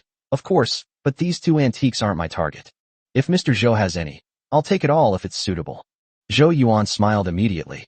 He had thought that it would take 10 years or so for his antique collection to fetch a good price, but he never expected that a generous boss would appear now. He was naturally more than happy to accept it. However, Qin Yun needs to be present for this matter. Boss Pai changed the subject and said. Zhou Yuan seemed to realize something as well, and nodded with a smile. "That makes sense." Qin Yun was the only one who was somewhat stunned. Zhou Yuan, who was standing to the side, explained, "There are rules in the antique trade. We didn't meet directly. We were introduced by you, Qin Yun. So, you should get some of the price. And to ensure fairness, you will be present for every transaction." Hearing this, Qin Yun finally realized what was happening. It's truly difficult to get into the antique business. With so many rules and regulations, who can possibly remember them all? Boss Pai also said, "Actually, in the antique trade, your job title is called a waiter or a boatman." "Alright, it's still early. How about we go to your house now?" Boss Pai then spoke. "Sure." Zhou Yuan didn't refuse. After all, it was a holiday today, and he had plenty of time. With that, the group got up and walked outside. Having heard the rules, Qin Yun had no choice but to follow. As for the tables and plates, Huang Wentian was the one who had to clean them up. Zhou Yuan's home wasn't far from here, and Qin Yun and the others arrived at his house quickly. He went into the east room and was dazzled by the dazzling array of furnishings inside. Some have an ancient shape, while others look as if they just came out of the kiln yesterday. Qin Yun was no longer needed to handle the rest. The debate between the two sides was extremely heated, with terms like new imitation and old imitation appearing frequently, but it mostly ended with Zhou Yuan's silence. It took the two a whole afternoon to finally decide on the items to sell. A bronze pot with 2 handles, worth 327. A celadon carved bowl, slightly chipped, worth 311 yuan. The jade plate with cloud and dragon patterns is mostly broken and is worth 32. A round enamel bowl with apricot blossoms and swallows, exquisitely carved, worth 500. As Boss Pai continued speaking, Qin Yun's mouth grew wider and wider. When the price of the last item was quoted, it totaled more than 8,000 yuan. Oh my god, this was Qin Yun's only thought. More than 8,000 yuan is an absolute fortune in this day and age. With this money, I can find a place to live comfortably for the rest of my life. I could eat at state-run restaurants every day and still not have enough money to spend. Okay, if there are no problems, let's sign a contract. As he spoke, Boss Pai took out a contract from the side. Zhou Yuan didn't waste any words. After confirming that there were no problems with the contract, he signed his name. Anyway, Boss Pai's money was settled on the spot, so he didn't have any worries. I don't have enough money with me today. Come back tomorrow, and I'll settle the bill for you. Boss Pai said to Qin Yun, I need to get this out of here right away. See you tomorrow. After saying that, he walked straight outside. Qin Yun didn't pay much attention. He exchanged a few pleasantries with Zhou Yuan and was about to leave when Zhou Yuan called him back. He pulled 50 yuan from his pocket and stuffed it into Qin Yun's hand. Brother Qin, I really have to thank you for this. I only spent a little over 30 yuan when I bought your inkstone, but I sold it for so much money. You can keep this money as compensation. Qin Yun quickly shook his head. Uncle Zhou, I know about this. In the antique business, it's always cash on delivery. As for how much it sells for later, that's none of my business. You can take the money back. Hearing this, Zhou Yuan relaxed. What he was afraid of was that Qin Yun would harbor resentment about this matter. Chapter 81 is Qin Sihai sick. Zhou Yuan knew that the situation had changed. Before, Qin Yun had begged him to do things, but now he couldn't do without Qin Yun. The fish that Qin Yun sent has now become a main dish in the canteen, and almost all the employees order one when they eat. Even the factory's leaders, both big and small, asked the kitchen staff to leave them a portion. If this fish were gone, who knows how many people would be unhappy about it.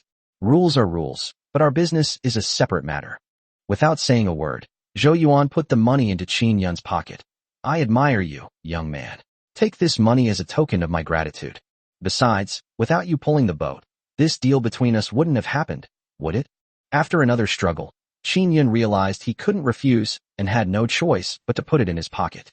After chatting with Zhou Yuan for a while, Qin Yun turned and left. Back home, I quickly washed up and went straight to bed.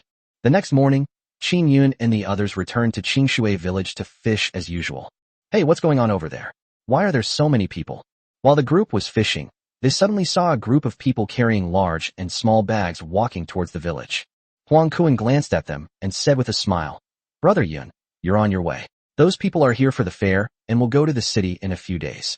Upon hearing this, Qin Yun also realized what was going on. Since his rebirth, he has been busy making money and has forgotten about attending the fair. Attending fairs, also known as temple fairs, has always been a local tradition. Not only would they invite opera troupes to perform on stage for 10 days, but some businessmen would also come here to do business. People from the surrounding villages would also take this opportunity to go to the city to sell the wild vegetables they grew themselves. This is a great opportunity to make money. Without saying a word, Qin Yun made up his mind and then asked, How long will it take to get to the city? It will probably take about 10 more days for them to finish visiting all the villages here. Qin Yun nodded, calculating the days. Zhao Liang and the others should be back soon. 10 days is enough time for them to make another round trip. Without much thought, Qin Yun had already decided what he wanted to do at the temple fair. You're sure to make a lot of money. Just as the group finished catching the fish and was about to leave, Li Ho suddenly called out to Qin Yun. Uncle, what's wrong? Qin Yun asked. The hawthorns these days were all picked by Li Ho, and there has never been a case of shortchanging anyone. The hawthorns he picked were all big and plump. Li Ho scratched his head and said, Qin Yun, could you lend me 5 yuan? You don't need to pay me for the rest of the days I deliver hawthorns. Sure. Qin Yun readily agreed, then handed the money to Li Ho and casually asked, What's wrong, Uncle Li? Did something happen at home? Li Ho sighed. Nothing has happened at my home, but your dad seems to be very weak lately, and he can't even stand up anymore. They've come to my door asking for a favor. We're all neighbors, so I can't very well refuse. After listening to Li Ho's words, Qin Yun roughly understood what was going on. Qin Wentong's tuition fees are still unpaid. Qin Sihai must have risked his life to earn money, which is why he developed this illness. However, it is also possible that Qin Sihai was faking illness in order to gain the sympathy of the villagers and raise tuition fees for Qin Wentong. Qin Yun, don't misunderstand. I just want to borrow some money, that's all. Li Ho spoke again, saying that he knew Qin Yun had already separated from the Qin family, and that things had turned very unpleasant. Fine. Qin Yun smiled and said, then added, but Uncle Li, I advise you to be careful, lest they refuse to pay you back. 5 yuan can buy a lot of things. Li Ho scratched his head sheepishly. That can't be. Qin Yun sighed inwardly. If he wasn't mistaken, the Qin family must have asked many people in the village for money, but apart from kind-hearted people like Li Ho who would agree, most others would refuse. I asked the people next to me, and it turned out to be true. However, since he had already said so much, if Li Ho were to be swindled out of his money again, he could only consider it a lesson learned. Just as Qin Yun and his group were about to leave, 3 figures walked over from a distance. It was Old Lady Qin, Luo Fengjiao, and Qin Wentong. However, the 3 people now have long lost their former fierceness. All that remains is endless desolation. He would grab people's arms and beg them to lend him some money. Qin Yun, Dad has been lying in bed for several days. If we don't take him to the hospital soon, his life may really be in danger. Soon, the group arrived at Qin Yun's side. Qin Wentong pleaded with Qin Yun, I know I was wrong before. I beg you now, please save our father. Luo Fengjiao and Old Lady Qin also walked over to Qin Yun's side and stood silently. Qin Yun looked at the group with a cold eye. After a moment, he asked, how much money have you borrowed so far? Only a dozen or so yuan. A glint appeared in Qin Wentong's eyes. Could it be that Qin Yun had a change of heart and was willing to give them the money? However, the next second, under the expectant gazes of the 3, Qin Yun coldly said, oh, that's quite a difference. I hope you can borrow the money soon. After saying that, he turned around and prepared to leave. Qin Yun, are you even human? Watching Qin Yun's retreating figure, old Mrs. Qin could no longer hold back and angrily shouted, even if your father isn't good to you, he's still your father. Now that he's lying in bed, you don't even glance at him. You've made so much money, and you haven't given him a single penny. My Qin family must have committed some terrible sin to have given birth to such a thing as you. You're even worse than an ingrate. Grandma Qin kept tapping her cane on the ground. Qin Yun turned around, looked coldly at the 3 people, and slowly a smile appeared on his lips. Your Qin family has committed many sins. Qin Yun slowly spoke. You forced me to take the blame for your precious daughter, making my sister do work that even an adult couldn't endure. Isn't this the sin you committed? He hadn't forgotten the Qin family's faces when he lay alone in the hospital bed after his kidney was removed. He will never forget that his younger sister died from malnutrition. Do you really think you can make him hand over his money just because he's your father? That's utterly delusional. Qin Yun, you son of a bitch. Qin Wentong could no longer hold back and raised his fist to punch Qin Yun in the face. Qin Yun grabbed his fist and slapped him across the face. In an instant, blood began to flow from his nose. My grandson.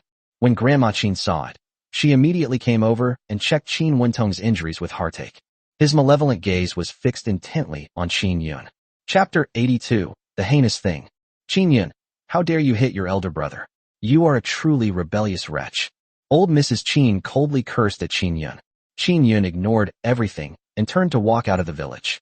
Wait, if you don't leave the money for your dad's medical treatment today, I'll smash your house to pieces. Old Mrs. Qin quickened her pace and blocked Qin Yun's path, tapping the ground with her cane and staring intently at him with her vicious eyes. Casual. Qin Yun no longer wanted to get entangled with the Qin family, so he turned and left. As for the houses in the village, they can do whatever they want with them. Anyway, I've already rented a place in the city. After placing the fish he had caught on the cart, Qin Yun rode his bicycle toward the county town. After delivering the fish, Qin Yun sent the others to sell hawthorn juice, while he went alone to where Boss Pai was. Wei Hai happened to be there as well. Upon seeing Qin Yun approach, he immediately stepped forward and said, Brother Qin, it's been so many days, you haven't forgotten me, have you? Qin Yun looked embarrassed and thought for a moment before saying, how about this, you go to the riverbank, there's a shop that sells hawthorn juice, go and lend a hand. How about I give you 15 yuan a month? Upon hearing this, Wei Hai's eyes lit up. 15 yuan was considered a high salary in the county. He used to work hard selling goods near the department store, earning at most 10 yuan a month. Okay, I'll definitely do my best, and won't let Brother Qin down. After saying that, Wei Hai walked outside happily. Qin Yun didn't feel much heartache about such a salary. The stall selling hawthorn juice was already short-staffed, and the work was inherently tiring. At such a high price, it can only be considered hard-earned money. Qin Yun then walked into the alley ahead. Meng Gu was still guarding the door, but this time he opened the iron gate very respectfully when he saw Qin Yun. Qin Yun smiled as he pulled out the dakium and cigarettes. Brother Qin, I was blind before and didn't know your relationship with Boss Pie. From now on, you can come in whenever you want. Meng Ge bent over and spoke. Qin Yun still handed the Dakium and cigarettes to Meng Ge, smiling and saying, "It's all right, it's just a pack of cigarettes, it's not worth much." Hearing Qin Yun say that, Meng Ge didn't waste any more words and said to Qin Yun, "All right, since you think highly of me, I'll accept this cigarette. Just let me know if you need anything." After saying that, he put the Dakium, a type of cigarette, into his pocket. Qin Yun then walked through the iron gate. A short while later, Qin Yun arrived at Boss Pie's office. The furnishings were the same, except that there were 2 more bottles of red wine in the glass cabinet next to it. Upon seeing Qin Yun arrive, Boss Pie pulled out a drawer and handed Qin Yun a wad of cash. "Here, this is your payment." The previous transaction price was over 8,000 yuan, which means that Qin Yun received a full 800 yuan. Qin Yun was somewhat shocked. This money was being made far too easily. "Hey Boss Pie, aren't you worried about your cash flow drying up if you spend so much money buying things?" Qin Yun sat on the leather sofa and asked, TSK, if I run out of money, wouldn't I have to borrow some from you, Boss Qin?" Boss Pie smiled and, from who knows where, took out a pack of cigarettes and placed it in front of Qin Yun. "Come on, have a taste of this good stuff from abroad." Qin Yun shook his head. "I don't smoke." Boss Pie didn't seem to care. He crossed his legs and suddenly asked, "What do you think the world will be like in the future?" Qin Yun smiled and said, "It will inevitably be a world where the state-owned economy is the mainstay and multiple economic ownership systems develop in parallel. Our reforms are imperative, and we will also open up the market so that all goods can be traded freely." Qin Yun talked on and on for a while, leaving Boss Pie somewhat stunned. A moment later, a hint of appreciation appeared on her stunningly beautiful face, and she said rather shamelessly, "Not bad, it's similar to what I was thinking." Qin Yun smiled and didn't pay much attention. Boss Pie stood up, took out red wine and a wine glass from the glass cabinet, and poured a glass for Qin Yun. "But I'm curious why you came back here. Logically speaking, coastal cities should be easier to develop." Qin Yun was right. In the future, an old man drew a small circle on the edge of the South China Sea, and the city will be filled with mountains of gold and silver. "How do you know I haven't invested in those places?" Boss Pie said casually, then picked up his wine glass and took an elegant sip of red wine, saying, "As for why I came here, there must be some reasons. But I can't tell you the specific reason right now." Having said all that, Qin Yun knew it would be impolite to press for more information.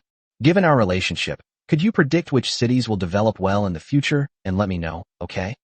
Paid consultation. Qin Yun also took a sip of wine and said with a smile, "Let me guess, is it Shanghai? Fukagawa?" Every time he mentioned a place, Boss Pie would look at Qin Yun. Qin Yun put down his wine glass and said seriously, "The first tier, of course, is the first 2 you mentioned," and then, after Qin Yun's clear and concise explanation, Boss Pie's face also showed a hint of seriousness. He would occasionally take out paper and pen to sketch on it. "However, Qin Yun, I advise you to keep a low profile. This county town is not as peaceful as you imagine." The two chatted for over an hour. Qin Yun noticed it was getting late and prepared to leave. But Boss Pie stopped Qin Yun and said something. Qin Yun was taken aback and subconsciously asked why. Boss Pie glanced at him and said, "There are a few relatively wealthy people in the county. Because their families have always lived in the county, their networks of relationships are very complicated. Once I see a business opportunity, I will seize it without hesitation. You may have heard that a bar opened in the county town, but it disappeared after only 1 week. In its place, a bar opened by the Luo family." Qin Yun frowned upon hearing Boss Pie's words. Although he had never actually met anyone from the Luo family, he had dealt with them quite a few times. Previously, he offended the Chun brothers, Chun Dong and Chun Nan, in the city, and it is said that the Luo family was backing them up. Previously, Huang Wentian almost became a henchman for the Luo family so that his mother could have surgery. In their previous life, the Luo family seemed to have cleaned up their act and even became well-known local entrepreneurs. "Probably not. I just run a small cold drink stall." Qin Yun shook his head and spoke. Even if his own cold water stall makes a lot of money now, it's still child's play compared to a behemoth like the Luo family. Chapter 83. His face turned green with anger. Qin Yun secretly calculated that, at least for the time being, he did not need to worry about the Luo family. Boss Pie nodded. "It's nothing. I just wanted to remind you to be careful. If it really comes to that, I will help you." Qin Yun smiled and said, "Then thank you very much, Boss Pie." Qin Yun then chatted with Boss Pie for a while before turning around to say goodbye and leave. As Qin Yun walked out of Boss Pai's place, he was about to buy a roast chicken from a roadside vendor to treat his sister to something nice when he heard a familiar voice. Qin Yun, you're actually in the city. Qin Yun turned his head and saw that it was his second uncle, Qin Erzhan, and his second aunt. Qin Yun gave a casual greeting. These two people are no good either. Not to mention that in his previous life, his second uncle's family was so eager to curry favor with Qin Wentong that they practically knelt down and fawned over him. Just a few days ago, after making some money fishing, he and Qin Wentong came up with a dirty trick to start their own business and make money. If Qin Yun hadn't possessed the secret recipe for keeping peach blossom fish fresh, he might have actually intercepted them halfway through. Qin Yun, what kind of business are you in now? I couldn't find your name at the factory. Upon seeing Qin Yun, Qin Erzhan immediately asked impatiently. Qin Yun narrowed his eyes and immediately realized what was going on. When he was looking for a house, Huang Wentian took him to the first house. Qin Yun didn't rent the room because it was too small and the rent was too expensive. Later, when he went out, he bumped into the two of them. Moreover, she inadvertently discovered the relationship between herself and Su Yi. Given their cunning and manipulative nature, they must have relentlessly pursued Su Yi afterward. However, judging from the current situation, it seems they've run into a wall. I don't work in the factory, Qin Yun replied, then picked up the roast chicken and prepared to turn and leave. Wow, you've made some money. This roast chicken isn't cheap. It must cost $1 each. Qin Erzhan and his second aunt came to Qin Yun again. The second aunt looked at the roast chicken and her mouth was watering. Qin Yun nodded, not wanting to deal with the Qin family, and started to leave.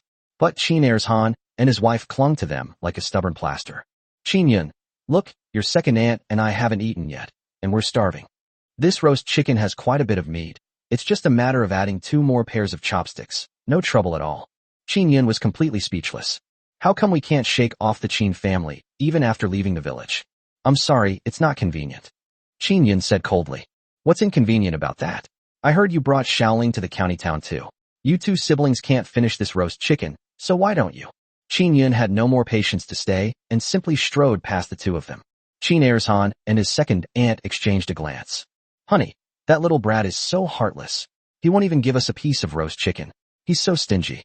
As her second aunt watched Qin Yun's retreating figure, she couldn't help but spit on the ground. Qin Ershan's expression also turned somewhat unpleasant. Damn it. Qin Yun must have made a lot of money in the city. I just saw Pang and Huang Kuan selling hawthorn juice over on the riverbank. If you ask me, Qin Yun is definitely doing business inside now, and he must be making a lot of money. After a brief discussion, Qin Erzhan said, Let's go. Let's follow Qin Yun. If I don't squeeze some money out of him today, I'm not a Qin. The second aunt nodded, and the two of them followed Qin Yun furtively. It has to be said that the two of them were really skilled, and Qin Yun turned his head several times with some doubt, but they always managed to dodge to the side. The group followed along and soon stopped in front of an unusually large house. My goodness, the houses here must be quite expensive. My second aunt couldn't help but exclaim in surprise. Through the crack in the door, you can vaguely see that the house inside is very large and that it is fully equipped. Qin Erzhan nodded as well, thinking about the small room the two of them shared, where they had to use the toilet at night, and it smelled terrible. But Qin Yun's house looks very nice. Just then, the second aunt, who had been peering through the crack in the door, suddenly spoke up. Husband, look, that ungrateful wretch's sister is here too. Qin Erzhan immediately squeezed his way over to look. Upon seeing this, I almost turned red with anger. Previously, Qin Yun handed a whole roast chicken directly to Qin Ling. Next to Qin Ling was a girl who claimed to be a teacher. Qin Erzhan knew that hiring a tutor in this city was not cheap. It should cost at least 10 yuan a month. That Qin Yun is really despicable. He has money to hire a tutor for this girl, but he won't even give us a roast chicken. I just don't understand. No matter how much this girl studies, she'll still have to get married in the future, right? What good would it do to give her that? Qin Erzhan angrily cursed here. Master, get out of the way. Someone's coming. Just then, my second aunt suddenly spoke up. Qin Erzhan turned his head and saw a group of people pushing a small cart over. He was so frightened that he quickly hid on the other side. At this moment, Huang Kuan and his group pushed a small cart into the middle of the courtyard. Brother Yin, you're back so early today? Why didn't you go see your wife? Huang Kuan, as always, made a slip of the tongue. Qin Yun kicked him in the butt. Get lost, you're not my sister-in-law yet. Hee hee, it'll happen sooner or later. Huang Kuan grinned and then pushed the cart to the other side. At the same time, take some vegetables and meat out of the trolley.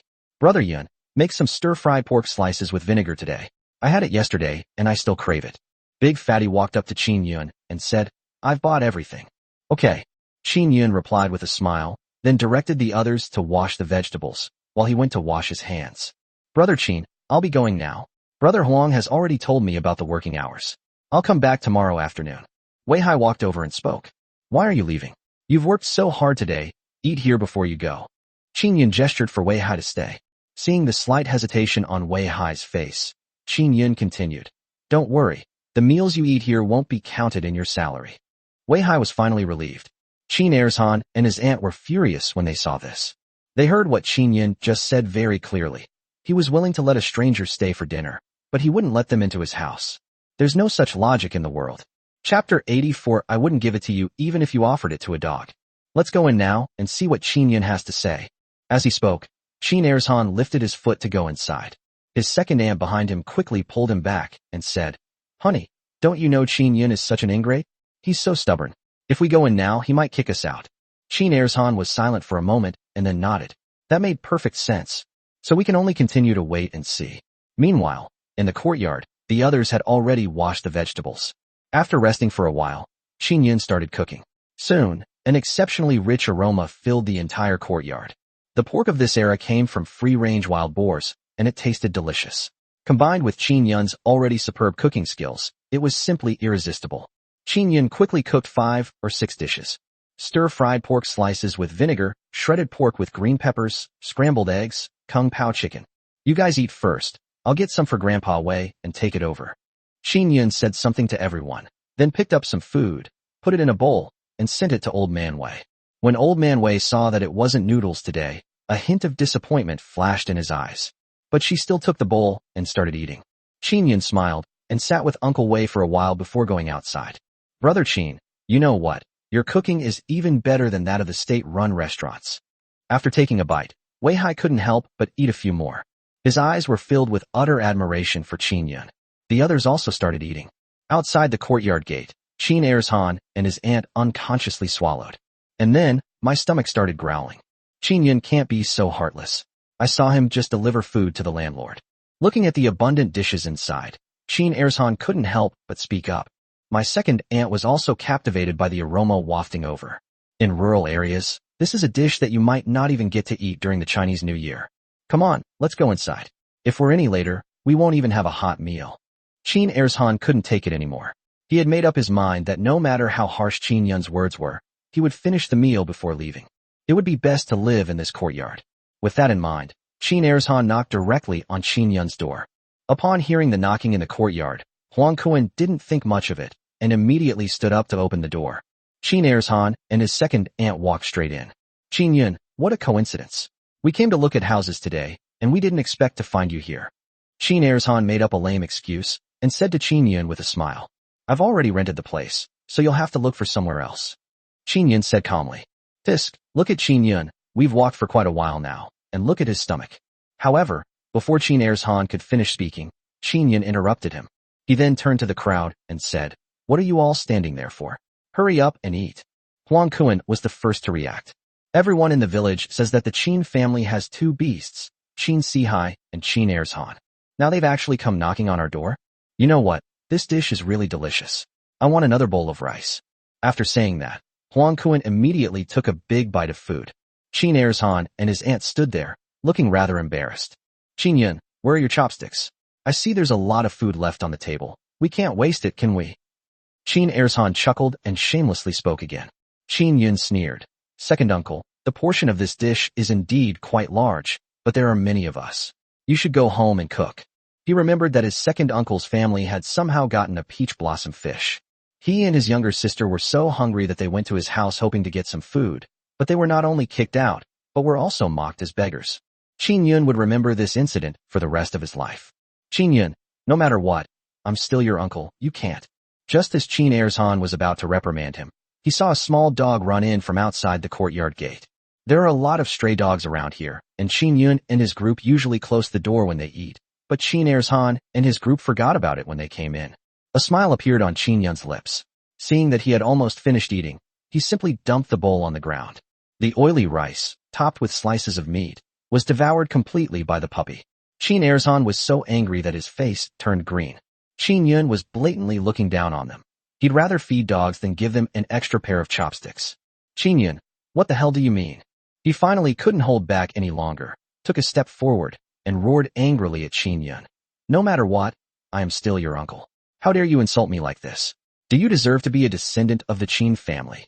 I just wanted to have a meal at your house and stay here a bit longer. I'm your uncle. I'm a member of the Qin family. You look like you're over 20 years old, but you've grown all of your youth into a dog. Don't you know you have to listen to your elders? Qin Ersan unleashed a barrage of attacks on Qin Yun, while his second aunt glared fiercely at him from the side. Qin Yun smiled. How could his family members be so awful? This is clearly an attempt to take advantage of him. Second uncle, to tell you the truth, even if Qin Sihai were standing here, I would treat him the same way. Back then, my sister and I also wanted to have a meal at your house, but you know better than I what we got in return. Qin Yun leisurely swept the leftovers onto the ground for the dog to eat, and said indifferently, as for the elders, I separated from you a long time ago. The name Qin makes me feel disgusted. Get out of here now, you're not welcome here. Every word Qin Yun said was like a resounding slap across the faces of Qin Ersan and his aunt. I'm not leaving. I want to stay here. Qin Ersan was enraged and glared at Qin Yun with eyes blazing with fury. I'm going to stay here today and see what you can do about it. Qin Yun sneered and stood up. Before he could even lift a finger, Huang Kuan and Depang walked directly to Qin Ershan's side. What do you want to do? Qin Ersan panicked a little, but still gritted his teeth and said, I'm telling you, this is a society ruled by law. If you dare to hit me, I'll go to the police station and report you. We rented this house. Don't you know there's a crime called trespassing? As Huang Kuan spoke, he punched Qin Ersan directly in the bridge of his nose. Damn it. You broke into our house. You deserve to be beaten to death even if I beat you to death. Qin Ersan immediately covered his nose and groaned in pain. Brother Yun is a member of the Qin family, so it's not convenient for us to lay a hand on you. But look at Grandpa. Your Qin family still owes my family money. Sun Dazhuang also stepped forward and kicked Qin Ersan hard. Go to the police station. Go arrest you bunch of deadbeats. Chapter 85 Filial Piety and Fatherly Love. Huang Kuan and his men showed Qin Ersan no mercy whatsoever, and after a few punches, Qin Ersan cried out in pain. My aunt tried to go forward several times, but she was pushed outside by the others. It wasn't until more than 10 minutes later that the group dispersed. Qin Ersan squatted on the ground, his eyes filled with resentment as he looked at Qin Yun. Get out of here, Huang Kuan said fiercely to Qin Ersan at the end. Qin Ersan jumped up and stared intently at Qin Yun. You ingrate. It's a shame you stayed in the Qin family for so many years. You just wait. If you don't let me have an easy time, I won't let you have an easy time either.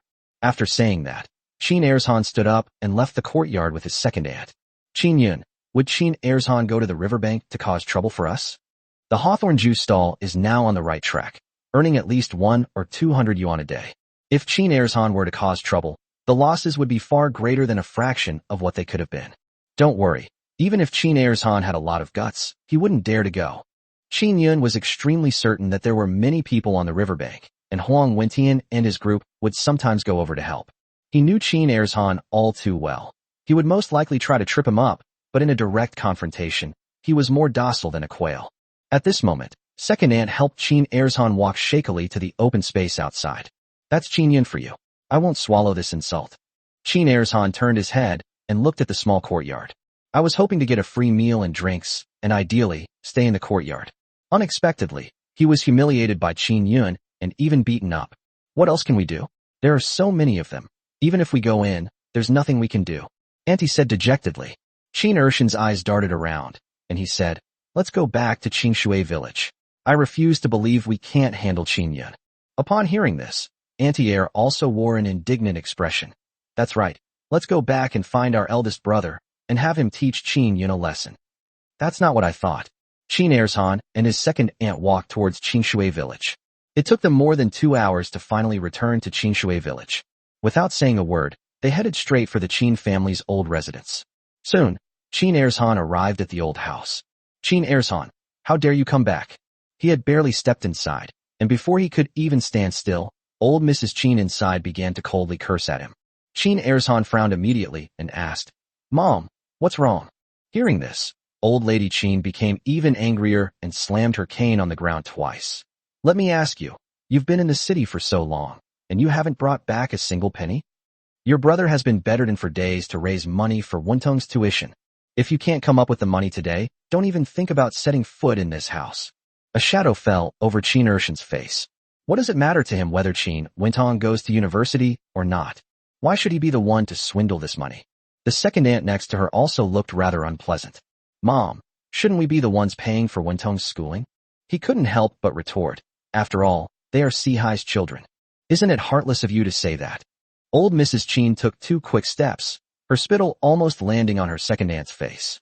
If Wentong gets his degree, won't our entire Qin family benefit? Old Mrs. Qin's expression grew even angrier. If you're so capable, then when my grandson becomes successful, don't come looking for me. Second aunt wanted to say something more, but Qin Ershan stopped her.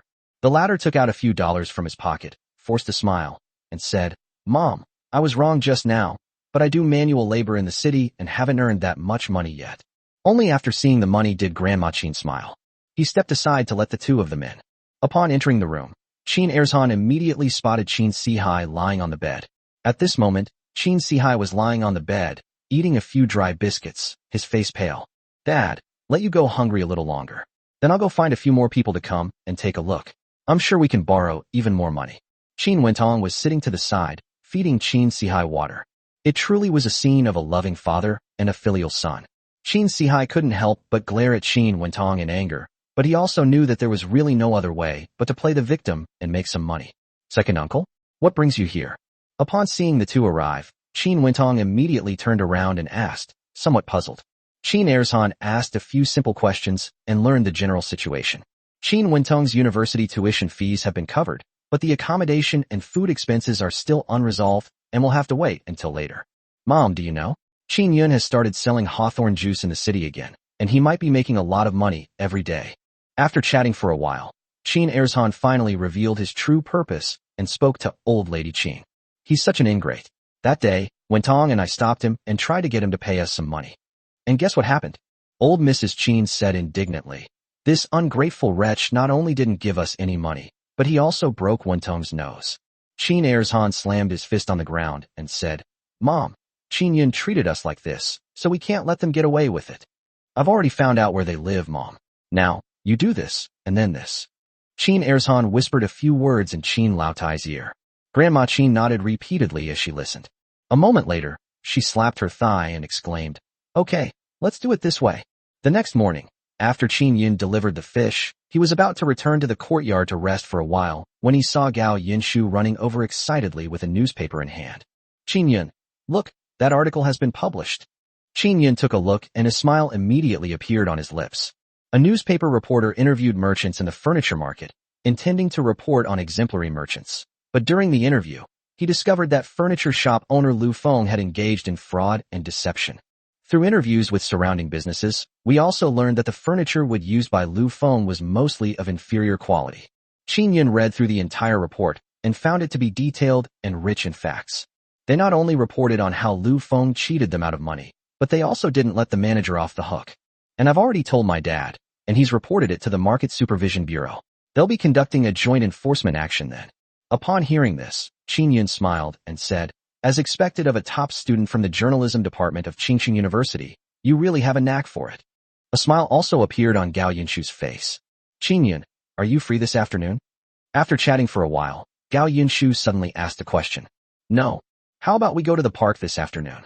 Gao Yinshu blushed and said to Qin Yun. Chapter 86 Delivering the Car. Sure. Qin Yun smiled and said, then pushed out his bicycle and led Gao Yinshu towards the park. To be honest, this was the first time Qin Yun had ever been to a park since he came to the city, because he had been too busy. The park is not far from Gao Yinshu's university. The scenery inside is beautiful, and because there is no pollution, the river water is crystal clear. Today, Gao Yinshu wore a white dress, and the sunlight falling on her gave her a hazy, ethereal beauty. This made her appear even more gentle. Qin Yun parked his bicycle at the park entrance and went inside with Gao Yinshu. A cool breeze was blowing, and with a beautiful woman beside him, Qin Yun couldn't help but smile. As the two were taking a walk, several figures suddenly appeared in front of Qin Yun. Big reporter, you've made me search so hard. The one leading them was Lu Feng, who was so angry he was gritting his teeth. He grabbed a newspaper from the side and slammed it down in front of the two of them. Look what you've reported on me. Qin Yun picked it up, looked at it, and laughed. This is the interview Gao Yinshu gave him. What's wrong? Is there a problem? Everything I interviewed is true. Gao Yinshu spoke coldly. You didn't say you were interviewing exemplary merchants. Lu Feng was furious. Originally, because of its good location in the furniture market, it had customers coming in every day. However, after this report was published, not a single person was willing to come in. A group of people appeared at the door without him noticing. They not only pointed at him, but also threw rotten eggs at his door. How is he supposed to do business now? Hey buddy, can't you read the news? She originally wanted to interview model business owners, but you missed the opportunity. Qin Yun spoke directly. Fine, so this is how you guys play it, is it?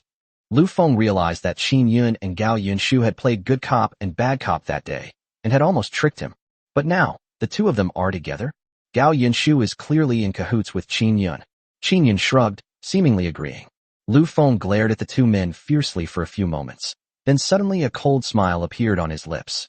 With such a beautiful girlfriend, you'd better be careful when walking alone at night, otherwise. Before Lu Feng could finish speaking, Qin Yun punched him in the face. In an instant, Lu Feng was knocked to the ground, his face covered in blood from his nose. If you dare cause her trouble, you'll regret it. Lu Feng stood up, stopping the others from making a move, and said coldly, Fine, you just wait. This isn't over between us. After saying that, he turned and left. Yinshu, I'll pick you up from school these days, otherwise I'm afraid there might be danger. After seeing Lu Feng's figure disappear, Qin Yun turned around and said to Gao Yinshu. Gao Yinshu nodded gently. The two strolled around for a while longer, and soon night fell. Qin Yun took Gao Yinshu to a roadside barbecue, and then sent Gao Yinshu home. After chatting with Uncle Gao for a while, I returned to the courtyard.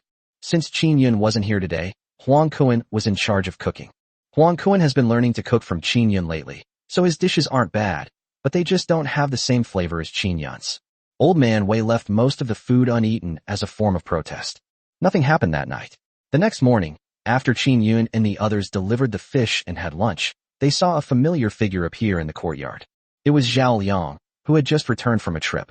At this moment, Zhao Liang was covered in dirt, his eyes were bloodshot, and he looked extremely haggard. However, he seemed to be in good spirits. Brother Zhao, you're back? Qin Yun greeted Zhao Liang with a smile. You must be exhausted from the journey? Zhao Liang nodded. Driving these big trucks can be very lucrative, but it's also incredibly tough. Not only did they have to travel day and night, but they also had to be wary of fuel thieves and robbers, so weapons were often kept in the driver's cab. Qin Yun poured several cups of hawthorn water for the group, and then heated up some hot water for them.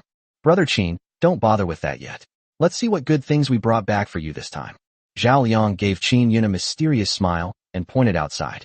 Qin Yun went outside and saw that there were more than a dozen bicycles neatly arranged outside the courtyard. Each one was gleaming and sparkled in the sunlight, looking quite impressive. Why did you bring back so many? Qin Yun was also stunned. He originally thought that 5 or 6 vehicles would be a lot, but he didn't expect so many. Isn't this all thanks to Brother Qin's modified car? Zhao Liang said with a smile. You know what, several groups of people stopped us on the way and searched the car several times, but they still couldn't figure out the secret. Qin Yun smiled as well. Zhao Liang and his group were transporting coal and ore. To get inside, you'd have to unload everything from the truck bed, otherwise, forget about it. Soon, the hot water was ready. Qin Yun took the basin outside and said, Okay, you guys wash up first. I'll go make some food, and we can eat and chat at the same time. There were still some groceries left at home from yesterday, so Qin Yun rode her bicycle to the market and bought some meat. When she got back, she cooked 7 or 8 dishes. Zhao Liang and the others had finished washing up when Huang Kuan and the others returned with their trolleys. Brother Yin, why are there so many bicycles outside? As soon as he entered, Huang Kuan couldn't wait to ask. Once you see who's sitting inside, you immediately understand what's going on. Come on, Huang Kuan, De Pang, and De Zhuang. Each of you take a bicycle. Qin Yun was not stingy and gave 3 of the vehicles to the 3 people with a wave of his hand. Huang Kuan and the others' eyes lit up. Owning a bicycle these days is like owning a Mercedes in Qin Yun's time. The quality of this hand goes without saying. Brother Yun, what you're doing? Just as Huang Kuan and the others were about to speak, Qin Yun waved his hand and interrupted them, saying, No need for thanks. Just work hard, and we'll split the profits at the end of the month. The group nodded immediately. Now, hawthorn juice stalls and fish suppliers to the canteen are the 2 biggest sources of income. I'm sure I'll make a lot of money from this month-end bonus. Also, I plan to leave another car for Wang Ju. Qin Yun looked at Wang Ju and spoke. Wang Ju was eating when he heard Qin Yun say those words and immediately froze on the spot. He immediately said, "Brother, I don't need this car, you should keep it." Qin Yun shook his head and said, "This car isn't just for free, it's to give you something to do." Chapter 87 Scammed Again. Qin Yun had already come up with a plan regarding Wang Ju's damn boyfriend. But now is not the time. "What's up?" Wang Ju asked. "Wait a minute, I'll tell you." Qin Yun smiled. He then returned to his room and handed 160 yuan to Zhao Liang. "Take this money. This car is a gift from me to someone else, so the cost price can't be less." Just as Zhao Liang was about to refuse, Qin Yun continued, "Brother Zhao, have you forgotten? We agreed at the beginning that even close brothers should keep clear accounts. If you don't take this money, how can I do business with you in the future?" Hearing Qin Yun say this, Zhao Liang could only put the money away. Qin Yun then smiled. "Brother Qin, this time I drove to the south, and we've never even seen the things there before." Zhao Liang lit a cigarette and said, "And I've also found a great way to make money." "How so?" Qin Yun asked. "There are many small cinemas there, where you can watch TV series or movies, and it only costs 2 yuan to watch one." As Qin Yun listened to Zhao Liang's words, his eyes gradually narrowed. People's leisure activities in this era were still quite limited. Most of them would go to parks and other places to play. Although there were cinemas, they were all state-run and mostly used the open-air cinema format. The videos played were good, but there were only a few of them playing over and over again. "Brother Zhao, I think this matter needs to be considered more carefully." Qin Yun thought for a moment, then shook his head. "Firstly, although the movies there are cheap, the equipment for showing them costs a lot of money. VCDs and DVDs haven't appeared yet. As for the southern region where Zhao Liang and his group went, and what kind of movies they played, Qin Yun really didn't know." Zhao Liang thought for a moment and nodded. "It's all right, Brother Qin. I was just saying, you have better taste than us. If you say it won't work, then we'll find something else." Qin Yun thought for a while, and then said, "I think that the things that can be sold now are still the ones that are in high demand. For example, radios and watches. If I'm not mistaken, the radios in the south should be better than those here. They'll definitely sell well when we bring them back." Qin Yun's luxuriousness also made Zhao Liang and the others give him a thumbs up.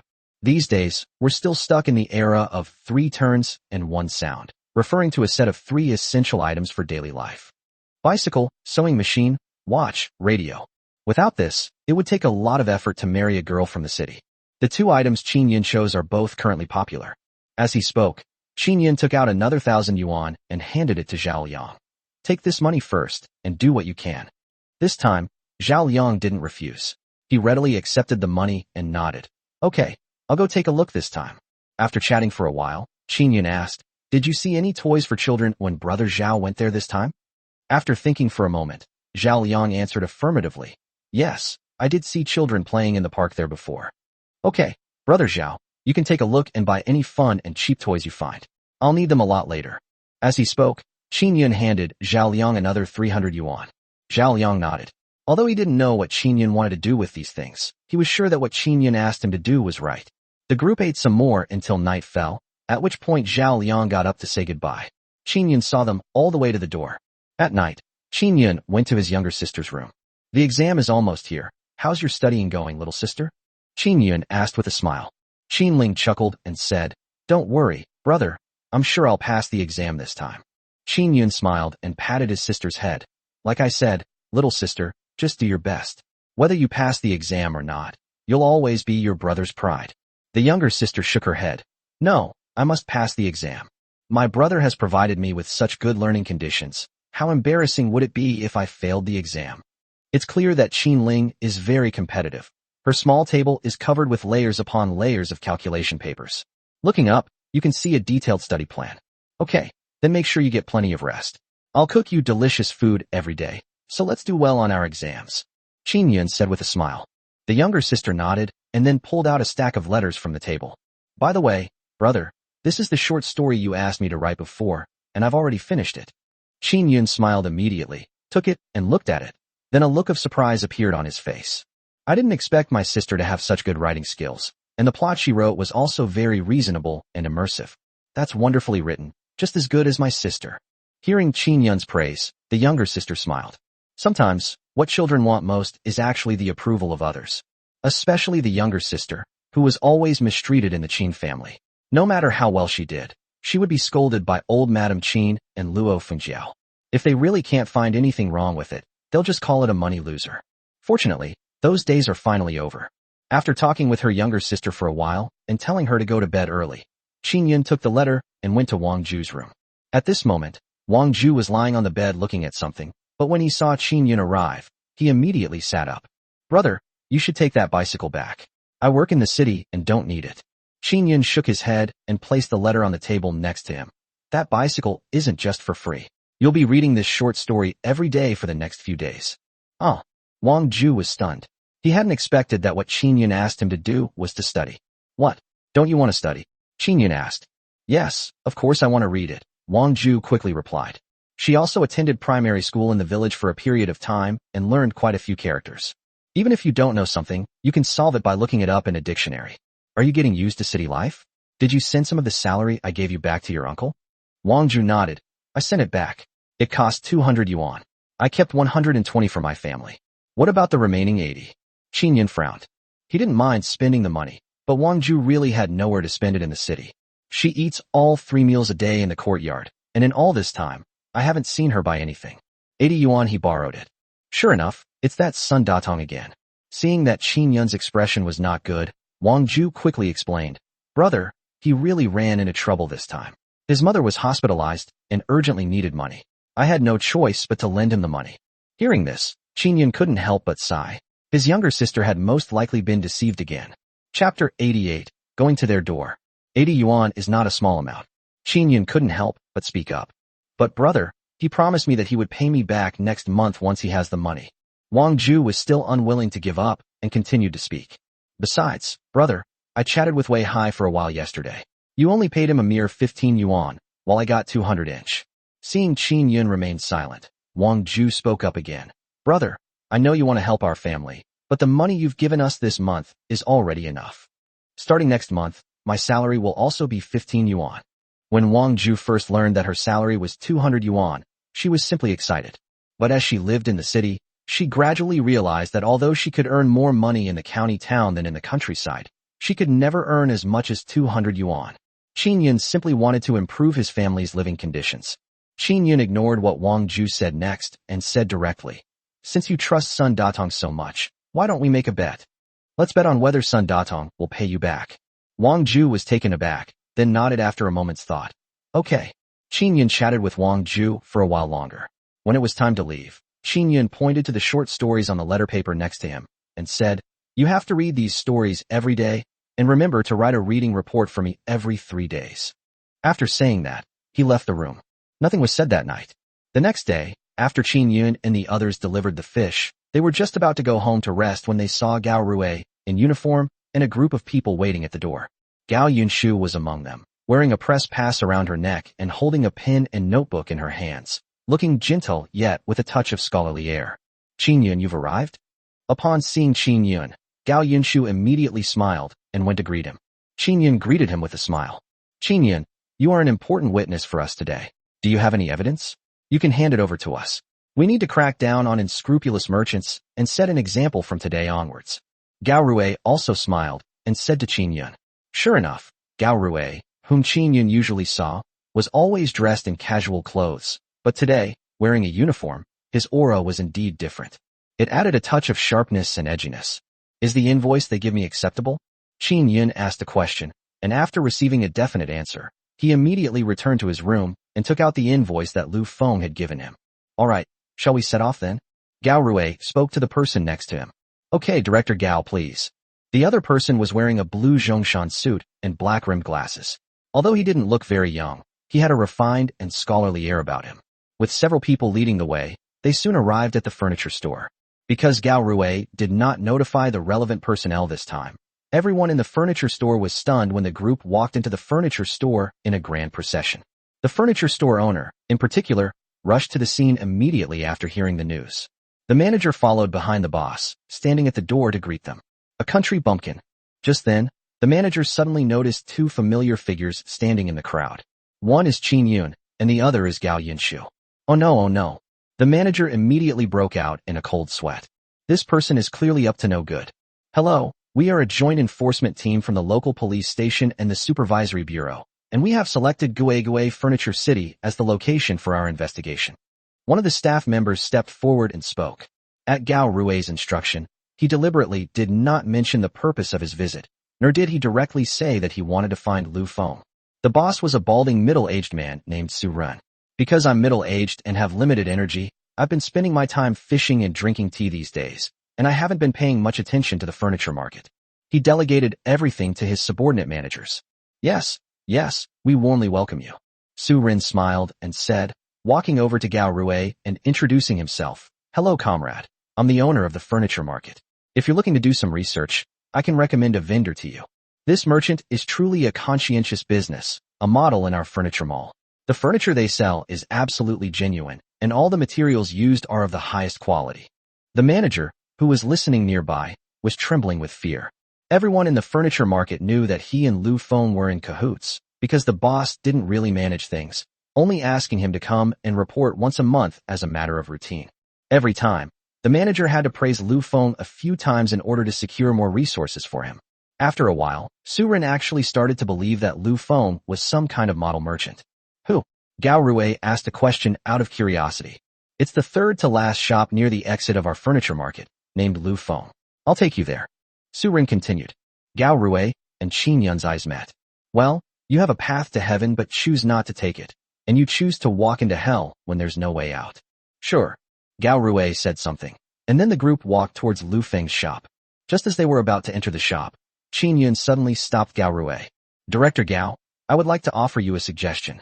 After receiving Gao Rui's reply, Qin Yun said, I'm a novice when it comes to research, but I discussed it with reporter Gao a few days ago, and we believe that if we want to get closer to the truth, we can only start by getting closer to life. Oh, how do you mean by getting close? Gao Rui was clearly intrigued. In his eyes, Qin Yun had always been a very opinionated child. With his method, this research trip might actually yield some unexpected surprises. As for the method discussed with Gao Yinshu, Gao Rui shook his head. He knew his daughter well. Although Gao Yinshu was quick-witted and intelligent, she had only been in society for a short time and had grown up in a pampered environment. This method could only have come up with by Qin Yun. Qin Yun smiled and said, a few days ago, reporter Gao and I happened to have some dealings with this model merchant. My suggestion is that you all stay put and let reporter Gao and I go in first to present a realistic environment. Okay, Lally, what do you think? Gao Rui said good 3 times in a row, and then asked the middle-aged man next to him. It must be said that, after all, they were all people who had been working in the officialdom for many years. Gao Rui's words, though seemingly simple, were something that Lao Li simply could not refuse. She had already set the tone of appreciating Qin Yun, and now she was conducting on-site research with other people around her. Even reporters were present. If objections are raised and reported, it won't look good. Chapter 89. Take him away directly. What this young man said is right. I think this is the most appropriate way to do it. Old Li could only smile and say this. Qin Yun and Gao Yinshu exchanged a glance, then stepped into Lu Feng's shop. Wait a moment. Just then, a voice rang out. All eyes turned to the manager. The manager scratched his head and said, I think we need to reconsider this matter. After all, we need to let Lu Feng prepare. He could almost foresee what would happen next. I'll definitely be implicated then. What else is there to prepare? Director Gao just said that all we need is the truth. Su Ren immediately glared at manager Lu Zuda. Director Gao had just finished speaking. Wasn't this just watching him make trouble? And isn't it true that you keep saying Lu Feng is absolutely fine? Su Ren's words left Lu Zuda speechless. Now he understands what it means to lift a rock only to drop it on your own foot. Soon, Qin Yun and Gao Yinshu entered the shop. As soon as Lu Feng saw the two enter, a look of anger immediately appeared on his face. He shouted angrily at Qin Yun. Damn it, you almost ruined my shop, and you still dare to come here? I'll say it again, my interview was legitimate and compliant, and it was you who was deceiving and swindling. We both have factual evidence. Gao Yinshu did not back down at all, and immediately spoke up. I'm cheating and swindling? If you break something, you have to pay for it. That's a rule passed down from our ancestors. Lu Feng had no idea that Gao Rui and Su Ren were outside, and he was still shouting wildly. Isn't that because you bullied us country bumpkins? You think you can sell a piece of broken glass for $15?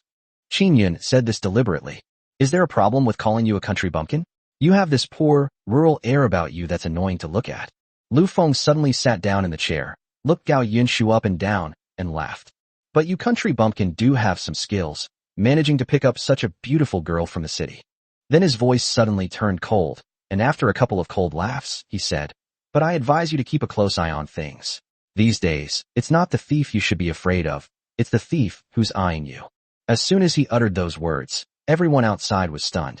Manager Lu Zuda was the first to be dumbfounded. From the moment he entered the door, Lu Feng's foul language never stopped, and now he's even brazenly threatening others. That guy was a reporter. Su Ren's expression was quite interesting. From the very beginning, when Lu Feng used foul language, he was able to defend himself by saying that it was hot weather and people were bound to be irritable. But now that he said that, he can't even open his mouth to defend himself. He turned his head and glared fiercely at Lu Zuda. If eyes could kill, he would have torn Lu Zuda in two right now. Gao Rui's eyes narrowed even more. Because today's enforcement was a joint effort, although Lao Li knew Gao Yunshu was his daughter, the others did not. His daughter was the one being threatened inside. However, he didn't rush in. With Qin Yun inside, he believed that Qin Yun would not allow Gao Yunshu to suffer any harm. Old Li coughed twice and said, "In my opinion, this merchant is not a model merchant at all. Moreover, he made outrageous remarks, disrupted the market, and is morally corrupt. This matter should be punished to the fullest extent of the law." Upon hearing this, both Su Ren and Lu Zuda felt a tremor in their hearts. The maximum penalty, that's the heaviest punishment imaginable. Meanwhile, in the furniture shop, Lu Feng was still chattering on and on. "I'll just tell you straight out in the open, the manager of this furniture market, Lu Zuda, and I have a very close relationship. At worst, I'll just close this shop. It's just a matter of letting you know later, and they'll change my shop inside." A smile crept across Lu Feng's lips. "After I've changed my appearance, no matter how impressive your newspaper reports are, no one will keep an eye on me all the time." What could Qin Yun say? He and Gao Yunshu exchanged a glance, and he could only silently give him a thumbs up and praise him as 666. "I thought it would take some effort to obtain the evidence, but I didn't expect that Lu Feng would just spill everything out like beans from a bamboo tube. And you two country bumpkins, no matter how much money I spend in the future, I'll make you pay." Lu Feng slowly stood up, staring intently at Qin Yun. "And this price is one you simply cannot afford. Who are you going to make pay the price?" Just then, a voice suddenly appeared in the room. The one leading them was Gao Rui. Threatening reporters and ordinary citizens to their faces, using harsh language, and arbitrarily insulting others take them back to the police station first. Gao Rui spoke directly and coldly. In an instant, Lu Feng was completely stunned. Gao Rui's uniform was impeccably tailored. As soon as he said this, someone came over, and Lu Feng immediately received a pair of silver bracelets. He looked at Qin Yun in disbelief. It was only at this moment that he realized that the country bumpkin in front of him was not a country bumpkin at all. From initially trying to make himself look good, to later hiring reporters to sabotage his business, and now even bringing in the police. Compared to him, I'm the real country bumpkin. But that's not all. After Gao Rui finished speaking, Lao Li, who was standing next to him, immediately took out an invoice. The label clearly states that a defective glass costs 15 yuan. In addition, this merchant is involved in failing to clearly mark prices, deceiving consumers, and selling inferior goods as superior ones. Revoke their business license immediately, and they will be prohibited from engaging in the furniture industry for 3 years. These two sentences are tantamount to sentencing Lu Feng to death. Lu Feng immediately collapsed to the ground. He hadn't expected that before he could even retaliate against Qin Yun would take such swift and decisive action. This is tantamount to quitting the industry altogether. In addition, your entire furniture mall will also be closed for rectification, tentatively for 1 month. The specific time for reopening will depend on when the rectification is completed. A person standing nearby then spoke to Su Ren. After saying that, Gao Rui led Lu Feng directly away from the furniture store. As soon as they left, the other merchants in the furniture market rushed over. "Lu Zuda, you son of a bitch, if it weren't for you, would we have had to shut down for rectification?" "Exactly. How are we supposed to survive with a month-long shutdown? Boss, you have to give us an explanation, or we'll move our business to somewhere else right now." A group of people immediately launched a verbal attack on Lu Zuda and Su Ren. It's not really their fault. Everyone knows that if you can't do business for a month, you'll have absolutely no source of income. How could they possibly accept this? Manager Lu Zuda stood to the side trembling, like a deflated balloon. Where was the imposing manner he had shown a few days ago? Chapter 90, Coming to Annoy People. "Don't worry, merchants, I will definitely give you a satisfactory solution." Su Ren, having weathered many storms, immediately began to reassure everyone when he saw things were going wrong. If you want business to be good, first of all, you need people to do business, right? Now everyone might as well report Lu Zuda. I want to see just how arrogant he usually is. Su Ren then spoke. Upon hearing this, everyone immediately became indignant. Lu Zuda is a complete scoundrel. Everyone in the furniture market knows that Lu Feng is the biggest swindler, but Lu Zuda always sides with him. Not only that, he also made us pay stall fees before. Those who were on good terms with him would pay less, but those who offended him would be charged 50 or 60 yuan. As the group chatted amongst themselves, Lu Zuda's face turned deathly pale. It seems he's destined to fail here today. Once the noise of the crowd had gradually subsided, Su Ren stepped forward. Without saying a word, the first thing he did was bow to everyone. The main reason for this is me. It was my negligence in management that led me to choose such a person as manager, resulting in everyone being treated so unfairly. As for Lu Zuda, dismiss him from his manager position now and stop paying his salary. His salary, plus a portion of mine, will be used to compensate Mr. Qin. Su Ren looked at Qin Yun. Even a fool could see that Qin Yun's background was terrifyingly powerful. And when they took Lu Feng away, they didn't say that Lu Feng should pay compensation. Su Renki wouldn't miss this opportunity to prove himself. As for you all, the suspension of business for rectification is also another opportunity for us. I'm giving you all a compensation of 15 yuan, and I'll also send someone to inspect the business. Whoever performs the rectification well will get the best shop in the entire furniture market. And you'll also get an extra 20 yuan. Upon hearing this, the eyes of everyone below lit up. This approach to handling the situation made Qin Yun nod in approval. In just a few words, the word courage is vividly displayed. You know, there are at least 200 shops in this furniture market, and each one costs 15 yuan. So, all of them together would cost more than 3,000 yuan.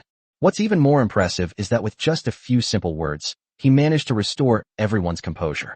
Everyone became incredibly motivated. Alright, everyone go back and get ready. I will distribute the 15 yuan subsidy to everyone later. As soon as Su Ren finished speaking, everyone dispersed. Just as Qin Yun and Gao Yinshu were about to leave, Su Ren called them back from behind. Mr. Qin, please wait a moment. As he spoke, he took out 20 yuan from his pocket and put it in Qin Yun's hand. What happened before was my oversight. Take this money, and I will personally visit you another day. Qin Yun smiled and shook his head. No need.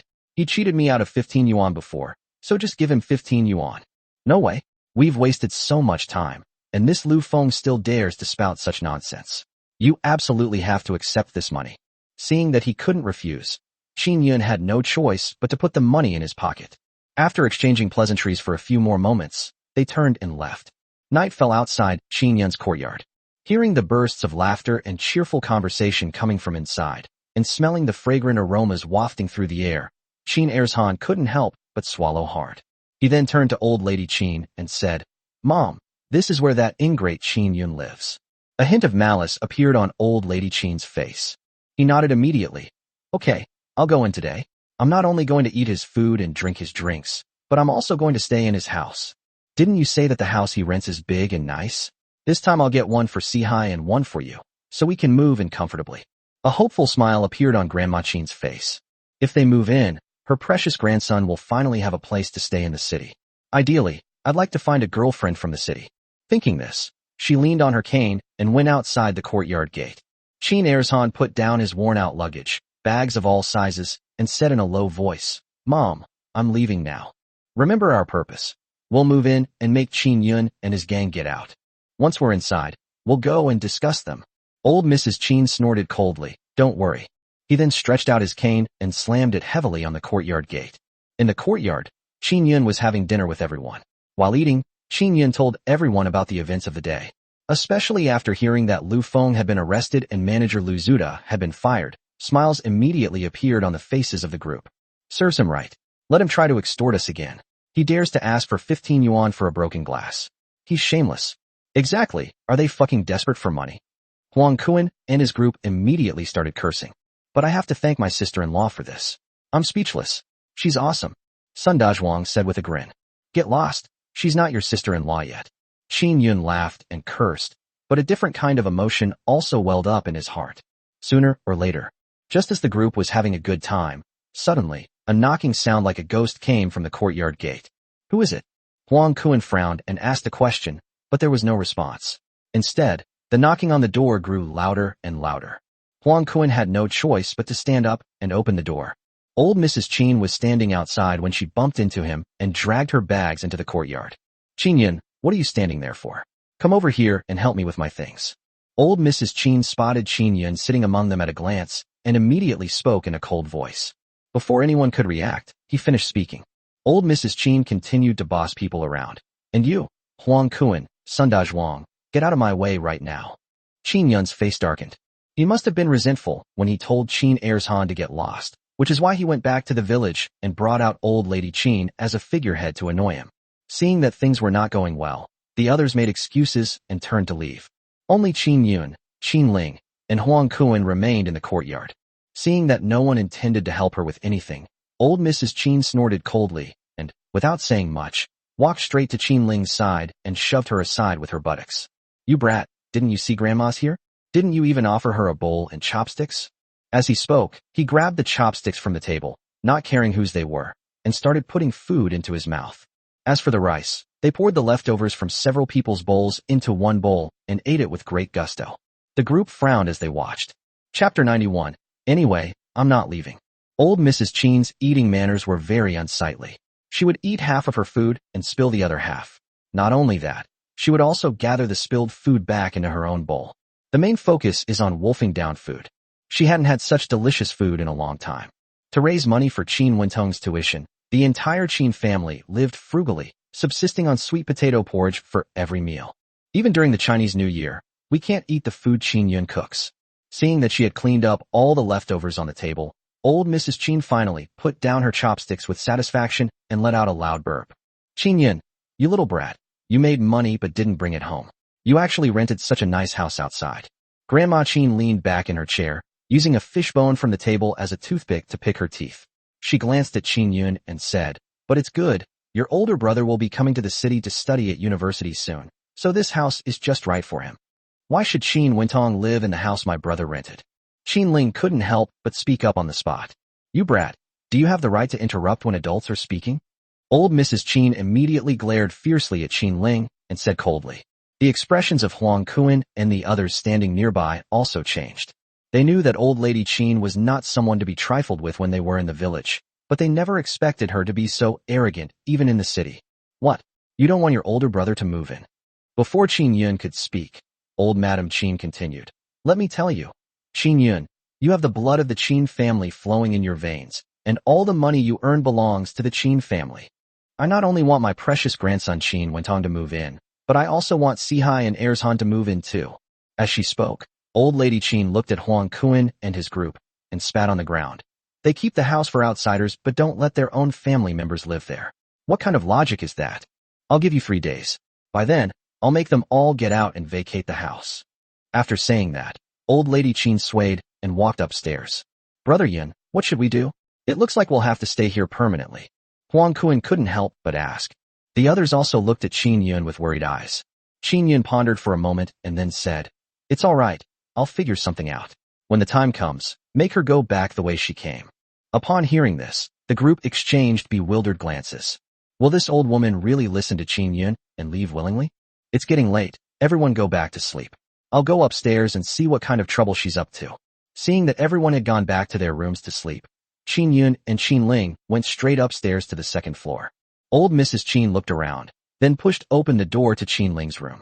"This place is nice. I'm going to stay here tonight." Without saying a word, old Lady Qin threw her cloth shoes on the ground, scattering clumps of dirt across the floor. At the same time, a foul odor spread directly throughout the room. Ignoring everything else, old Mrs. Qin casually wiped her snot on Qin Ling's clean white sheets. He didn't even wash his muddy feet before lying down on the bed. "This is Qin Ling's room. She'll be sleeping here tonight." Qin Yun had just opened his mouth when old Mrs. Qin's voice rang out. "I didn't stop her from sleeping. Sleep next to me. How could I, an old woman, not allow it?" Qin Yun understood perfectly well that forcing her wouldn't work. Old Lady Qin would definitely resort to dishonest means. "My little sister still has exams to take." "Take an exam?" Old Mrs. Qin jumped up and glared fiercely at Qin Yun. "You idiot. Your older brother doesn't even have money for college, and you're letting this girl take the exam.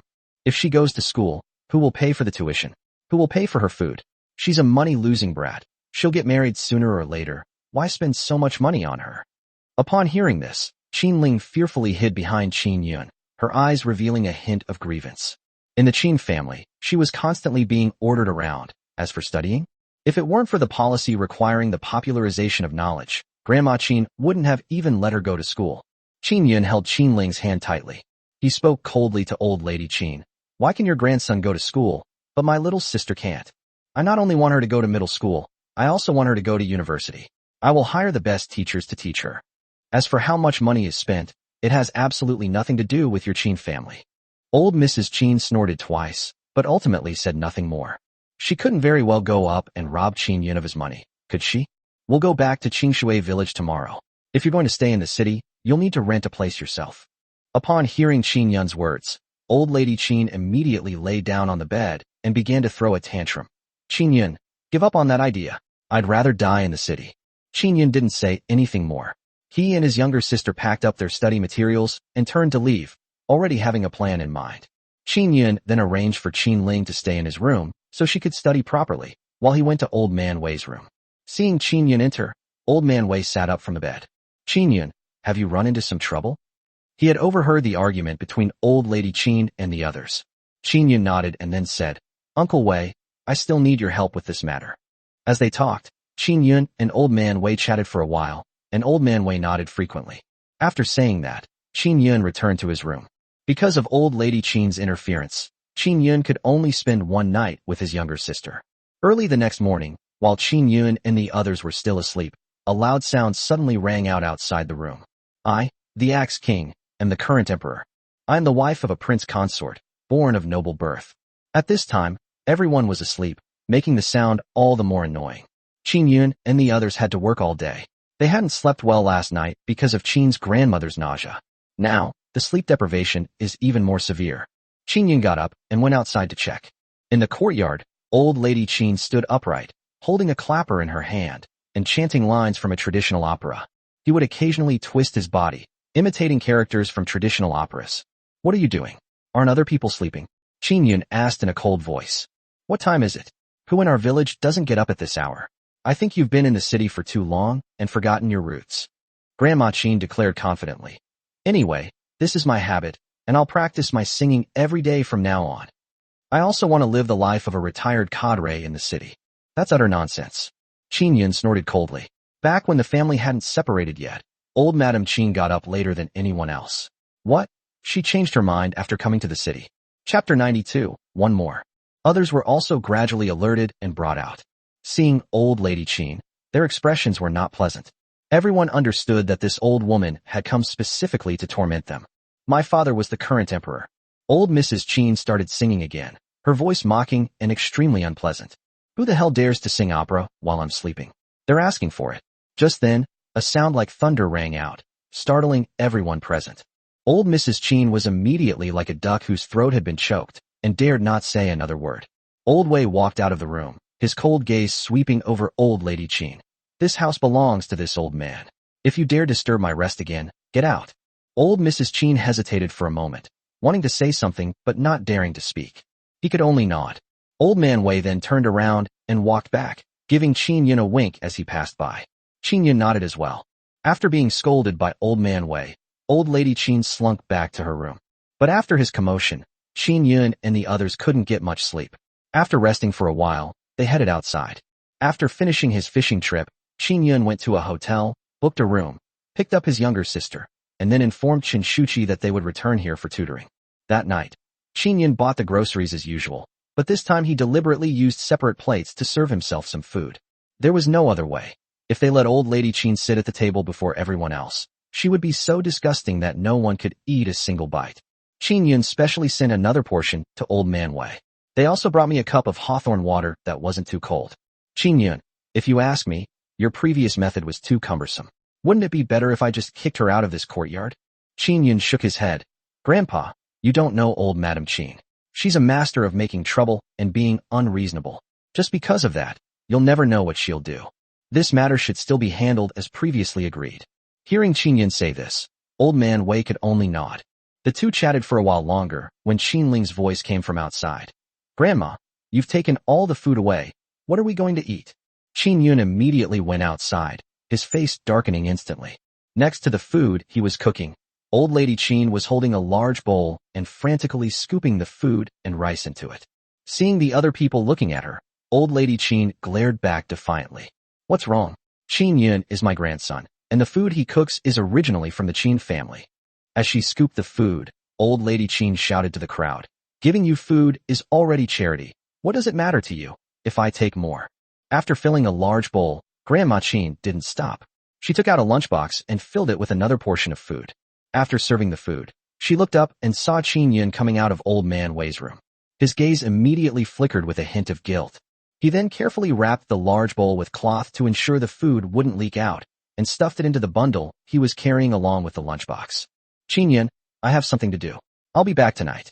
After saying that, Old Lady Chin walked quickly toward the door.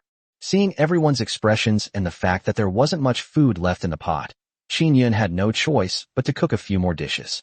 After leaving the courtyard, Old Lady Chin walked for more than 2 hours before finally stopping in one of the alleys.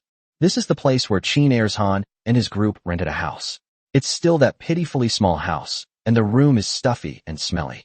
The room, which was not large to begin with, housed 4 people. Chin Ershan, second aunt, Luo Fengjiao, and Chin Wentong. Mom, you're finally back. When Chin Ershan saw Old Lady Chin arrive, he immediately stood up anxiously and went to greet her.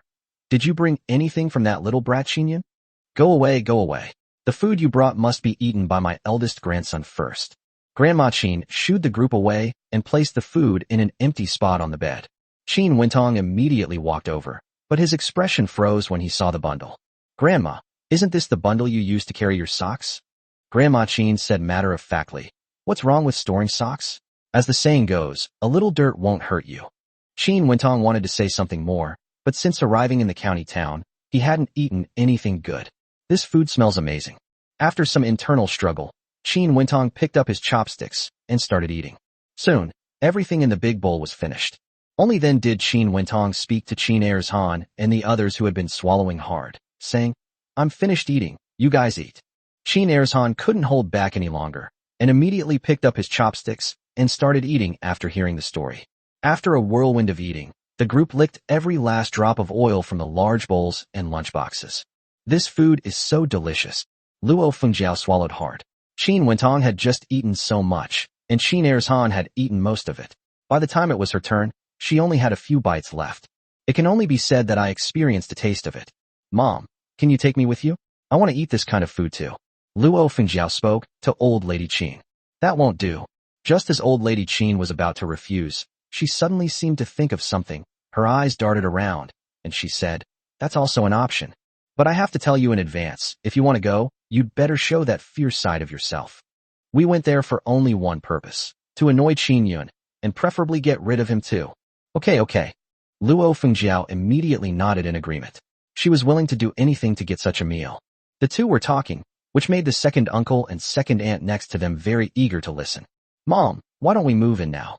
The house over there is big and spacious, and we can even take a shower. Chin Ershan couldn't help but speak up. Second uncle, what are you thinking? Everything has to be done step by step, right? You two just got beaten up by Chin Yun the other day, and now you're going back? Aren't you just asking to be humiliated? Chin Wentong said calmly from the side. Grandma Chin immediately gave a thumbs up. My eldest grandson is so thoughtful. He's right. You all stay here for now, and we'll bring you some good food later. Hearing this, Chin Ershan and his aunt could only sit back down on the bed with a bitter expression. Now, the only hope is that Old Lady Chin and Luo Fengjiao can drive Chin Yun and the others away so that they can let me move in. After chatting for a while, Old Lady Chin and Luo Fengjiao walked outside. Chapter 93, There's Hope. It was already late at night when Grandma Chin and Luo Fengjiao arrived outside the courtyard. Looking at the locked door, old Mrs. Chin's eyes flashed with anger. You ungrateful wretch. You didn't even leave the door open for me? Luo Fengjiao's expression also looked rather unpleasant. Is this a bad start for them? Old Mrs. Chin had planned to bang on the door frantically, forcing Chin Yun and the others to open it. But when she thought of Old Man Wei's cold and stern gaze, she had no choice but to stop. Mom, what should we do? Luo Fengjiao sighed and asked.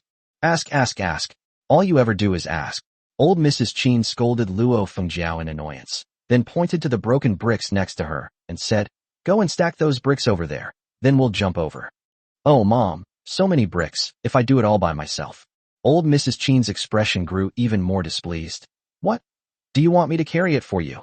Luo Fengjiao pouted, but for the sake of the new house, she had no choice but to move the pieces over one by one. It wasn't until 2 hours later that she was able to build a platform that she could barely climb onto. The two then climbed into the courtyard. Because the courtyard was too high, Luo Fengjiao fell while going down and immediately grimaced in pain. The two made their way to the second floor, and as soon as the lights were turned on, Luo Fengjiao exclaimed in surprise, "This place is so wonderful. Stop yelling and go to sleep. I'm exhausted." After saying that, old Mrs. Qin laid down on the bed and soon began snoring. Luo Fengjiao was still young, and seeing that there was a shower in the room, she took a shower and then lay down on the bed to go to sleep. The next morning, after delivering the fish, Qin Yun and the others returned to the courtyard, where they saw Luo Fengjiao and old lady Qin each holding a bamboo tube and drinking cool hawthorn water. It wasn't enough for old lady Qin to come alone. She even brought her vixen stepmother along. Qin Yun immediately stepped forward and kicked the bamboo tubes in the hands of the two men to the ground. "Who gave you permission to drink it?" Qin Yun directly cursed coldly. "Qin Yun, I'm your mother. What's wrong with me drinking a few sips of your water? Don't be so stingy." Luo Fengjiao snorted coldly and spoke directly. Old Mrs. Qin, who was standing nearby, also spoke up. "You ungrateful wretch. You've been hiding such delicious food from me all this time. Are you even human?" Before Qin Yun could say anything, old Madam Qin continued. "The 3 days are almost up. When that time comes, get them out of here and let Sihai and Wentong move in." A chill ran through Qin Yun's heart. These two shameless bastards are trying to gradually eat away at the house I live in. Don't even think about it. Qin Yun gave a cold shout, then spoke to the others, and Huang Kuan and the others nodded and began selling water. Qin Yun left the courtyard and headed towards the police station. After wandering around for a while, he went directly to find Feng Tian. Qin Yun had been captured by Feng Tian, but was fortunately rescued by Director Gao, which prevented him from being sent to prison. It was at that time that Feng Tian learned that Qin Yun and Gao Rui had an unusual relationship, and thereafter he treated Qin Yun with utmost respect. When Qin Yun first came to the county town, Feng Tian helped him on several occasions. "Brother Qin, what brings you here today? Have you run into some trouble?" Upon seeing Qin Yun, Feng Tian immediately smiled and asked. Qin Yun didn't hide anything and said directly, "Brother Feng, I really do have something I need your help with." "Sure, I have to help Brother Qin." Feng Tian was very straightforward and spoke directly. "Brother Feng hasn't eaten yet, has he? Let's go to a state-run restaurant for a meal, and I'll tell you something while we're at it." As they talked, the two arrived at the state-run restaurant. Qin Yun didn't hold back and ordered 4 or 5 dishes, plus a few bottles of beer. Then he told Feng Tian about the matter involving old lady Qin and Luo Fengjiao. "Brother Qin, your business is my business. Tell me, what do you want me to do?" Qin Yun whispered a few words to Feng Tian, who then nodded and patted his chest, saying, "All right, Brother Qin, I understand what you mean. Leave this to me." Qin Yun smiled, and the two chatted for a while before getting up to leave. At night, Qin Yun had just returned to the courtyard when he saw old lady Qin and Luo Fengjiao sticking their buttocks out and straining to look inside through the glass. "What are you doing?" Qin Yun immediately shouted in a cold voice. The two were startled, then hurriedly turned around and grinned at Qin Yun, saying, "We were just too hungry, so we were wondering if you had any food in your room." A smile appeared on Qin Yun's lips. He then snorted coldly and said, "I advise you not to have any ulterior motives. There's really nothing in my room, but..." Halfway through his sentence, Qin Yun deliberately left it unfinished and returned directly to his room. Old Mrs. Qin and Luo Fengjiao exchanged a glance. They each saw the greed lurking in each other's eyes. Today they wandered around the courtyard and only found a locked storage room. Since it's not in Qin Yun's room, it must be there. But this key... Grandma Qin lowered her voice and said, "As long as we can get the key, we can take everything out of there. That ungrateful Qin Yun has made so much money. There must be a lot of good stuff inside. We can sell it, and we can easily afford to rent a place, or even buy a house in the city." Old Mrs. Qin's words made Luo Fengjiao nod in agreement. "I was immediately excited. It was just too tempting." Living in the city, she became a city dweller, able to take a shower every day and sleep in a soft, large bed. But this key... But soon, Luo Fengjiao remembered something. "Although the plan is good, if we can't get the key, everything will be for nothing." Grandma Qin tugged at her sleeve. "You're such a fool. I saw it a long time ago. The key was hanging on that ingrate's waist. Let's keep a close eye on him today and see where he puts the keys." Upon hearing this, Luo Fengjiao immediately nodded. Soon, it was dinner time again. Qin Yun cooked a lot of dishes as usual. Old Mrs. Qin and Luo Fengjiao ate with great relish, finishing 2 or 3 plates before finally stopping, still wanting more. Qin Yun then carried the plate into Grandpa Wei's room. Grandma Qin and Luo Fengjiao hadn't paid any attention, assuming they were just bringing him food. However, almost half an hour passed, and Qin Yun still showed no sign of coming out. Seeing that everyone else had finished washing the dishes and returned to their rooms, the two of them immediately scurried over to Old Man Wei's room. Hearing the two people talking inside gave me a real boost of energy. This has potential. Chapter 94, Stealing? Inside Old Man Wei's room, Qin Yun placed the key on the table and said, "Uncle Wei, I'll leave this key with you, otherwise those two might take it at any time." Old Man Wei nodded. "All right, I'll take it then. I'll put it in the hidden compartment under this table later." Absolutely no one could know. Upon hearing this, Old Lady Qin and Luo Fengjiao exchanged a glance. Based on the layout of Qin Yun's room, they could roughly deduce that in Old Man Wei's room, the bedroom and living room were also separate. Just then, Old Man Wei spoke up again. "But Qin Yun, what's in your storage room? Is it really that valuable?" Qin Yun nodded. "It's full of Matai liquor in there. The price of this liquor has skyrocketed. If we can sell 1 or 2 bottles, each bottle will fetch at least 20 yuan. Qin Yun is right. The authorities have started to control Matai liquor, which has caused its price to skyrocket. However, Qin Yun knew that the price increase trend would not stop, and now was not the best time to make a move. Upon hearing the amount of over 20 yuan, Old Lady Qin's eyes lit up. Actually, the price of renting a house in the city is not that high now. The reason why the house Qin Yun and his group rented was so expensive is mainly because the room's furnishings far exceeded those of an ordinary house. For example, the toilets and shower facilities inside are more convenient than Qin Yun's hotel rooms. Secondly, Qin Yun rented the entire courtyard, including the storage room, which has a total of 5 rooms. Furthermore, this place is very close to the mountain spring, and the refreshing and thirst-quenching mountain spring water is an important ingredient for Qin Yun and his group's hawthorn juice. Even though Old Man Wei's asking price was a bit high, Qin Yun still bought the house without hesitation. 1 bottle costs over 20 yuan. If I could take all the wine inside myself. Not only is the food expenses for my precious grandson covered, but buying a house in the city is not impossible. Grandma Qin felt overwhelmed by the sudden happiness. Qin Yun talked with Old Man Wei for a while longer, mostly about the price of the wine. The more they talked, the more Qin's mother and Luo Fengjiao outside the door became eager to buy. Unbeknownst to them, Huang Kuan and his group were watching them intently from behind. A moment later, Qin Yun got up to take his leave. Luo Fengjiao and Old Lady Qin immediately hurried upstairs, while carefully observing whether Qin Yun had noticed them. Fortunately, Qin Yun did nothing and went straight back to his room, turning off the lights shortly afterward. "Mom, let's go downstairs in a bit."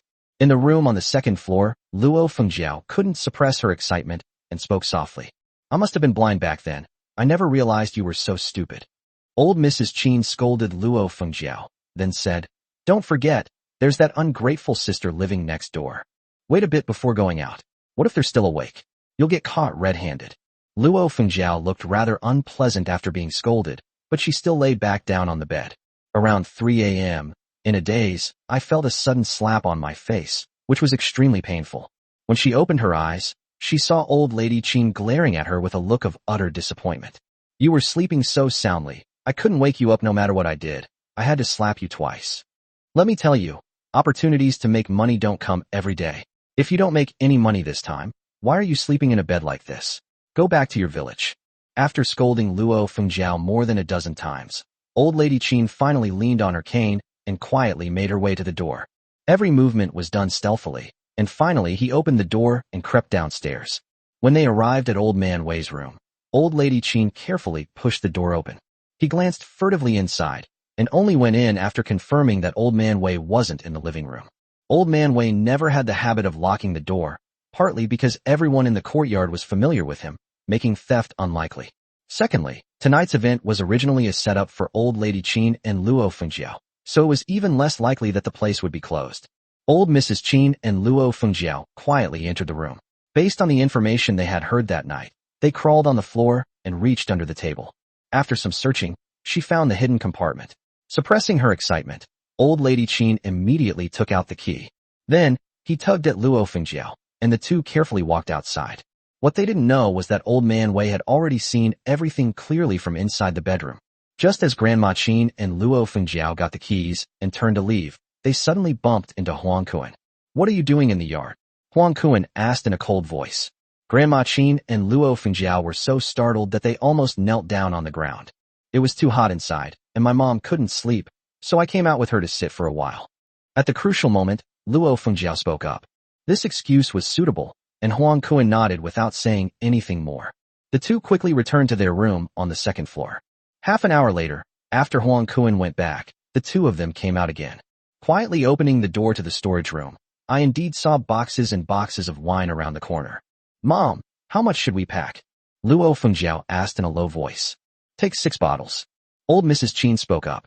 Looking at the boxes and boxes of wine in front of her, old Mrs. Qin wished she could take them all away at once, but unfortunately, the bottles were fragile, and if she took too many, there was a high chance of an accident.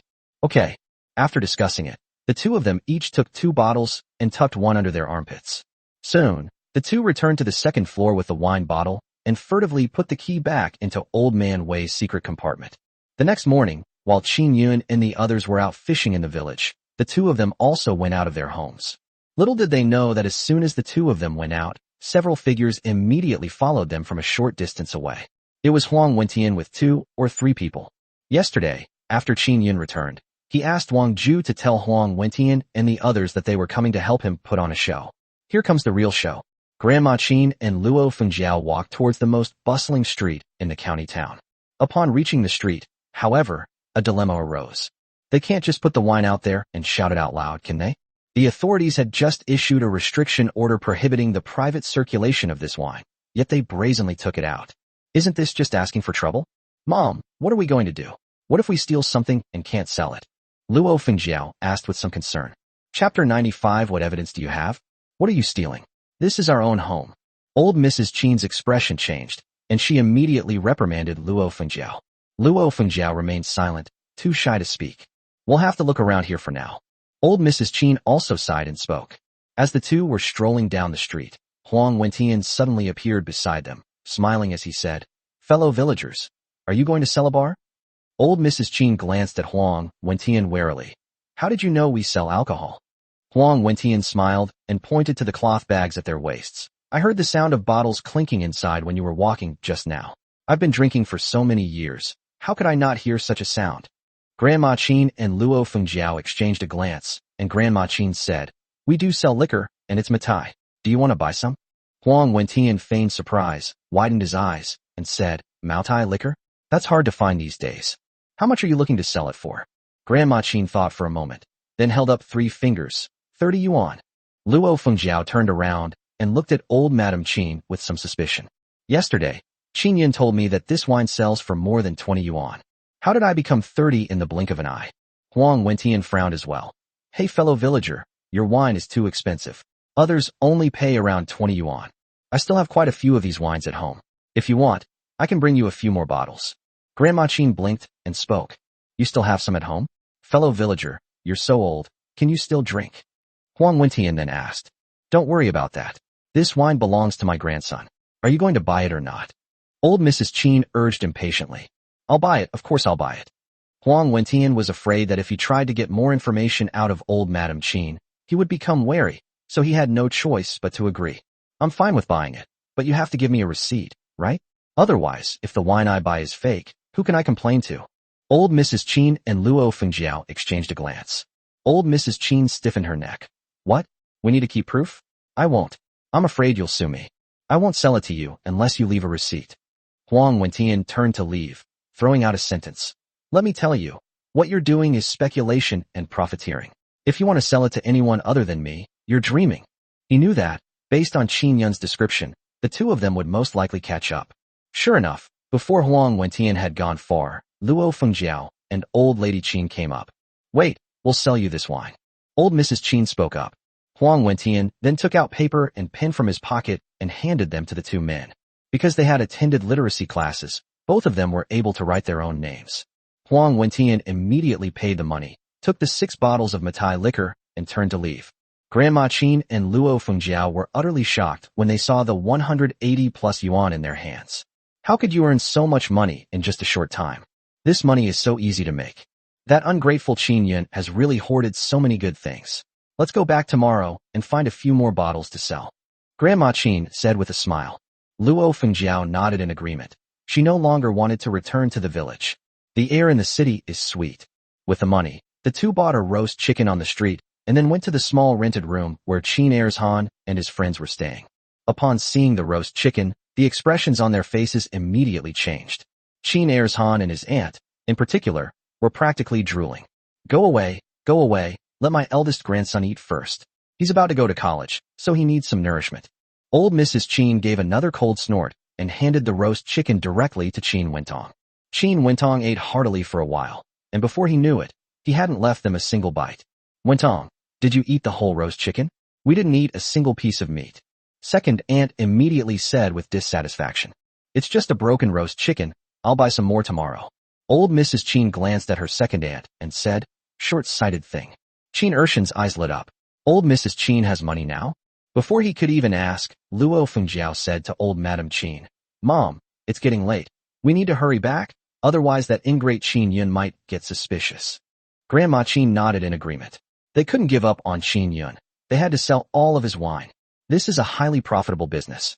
After talking for a while, Old Lady Qin and Luo Fengjiao turned and walked towards the courtyard.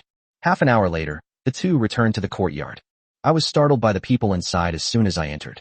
Qin Yun, Uncle Wei, and Huang Kun were all standing in the courtyard, looking at him with hostile eyes. There was also a man in uniform holding a notebook and a pen. It was Feng Tian. Grandma Qin and Luo Fengjiao were instinctively a little flustered, but they still forced themselves to go inside. Qin Yun, why didn't you go out to sell hawthorn juice today? Old Mrs. Qin asked. Qin Yun smiled coldly. Today, he not only wanted to make old Madam Qin and the others leave, but he also wanted to make her suffer a great loss. Qin Yun said calmly. A thief broke into our house and stole our things. We now suspect that it was someone we know who committed the crime. If they get caught, they'll definitely be sent to the police station. Those two sentences immediately sent a cold sweat down Luo Fengjiao's back.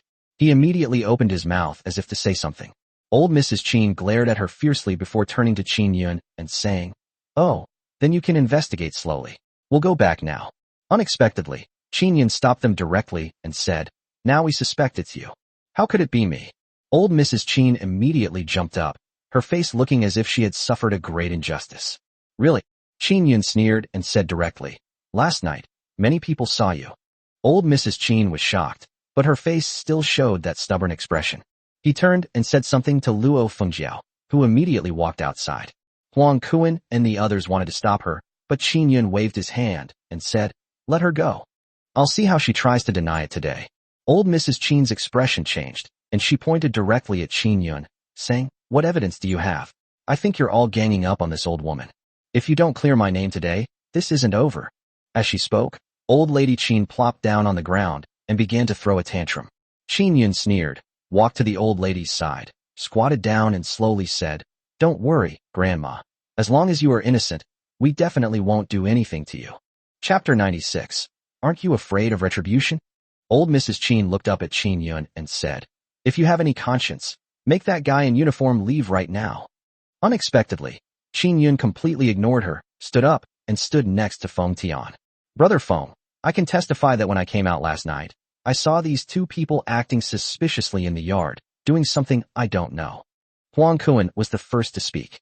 You wicked thing, it was too stuffy in the house, so what's wrong with this old woman coming out for some fresh air? Old Mrs. Qin glared at Huang Kun fiercely. How come I never noticed how much you loved to gossip when I was in the village? Hearing Old Lady Qin's insults, Huang Kun remained silent, giving her a cold glance before standing aside. Old Mrs. Qin still held onto a sliver of hope.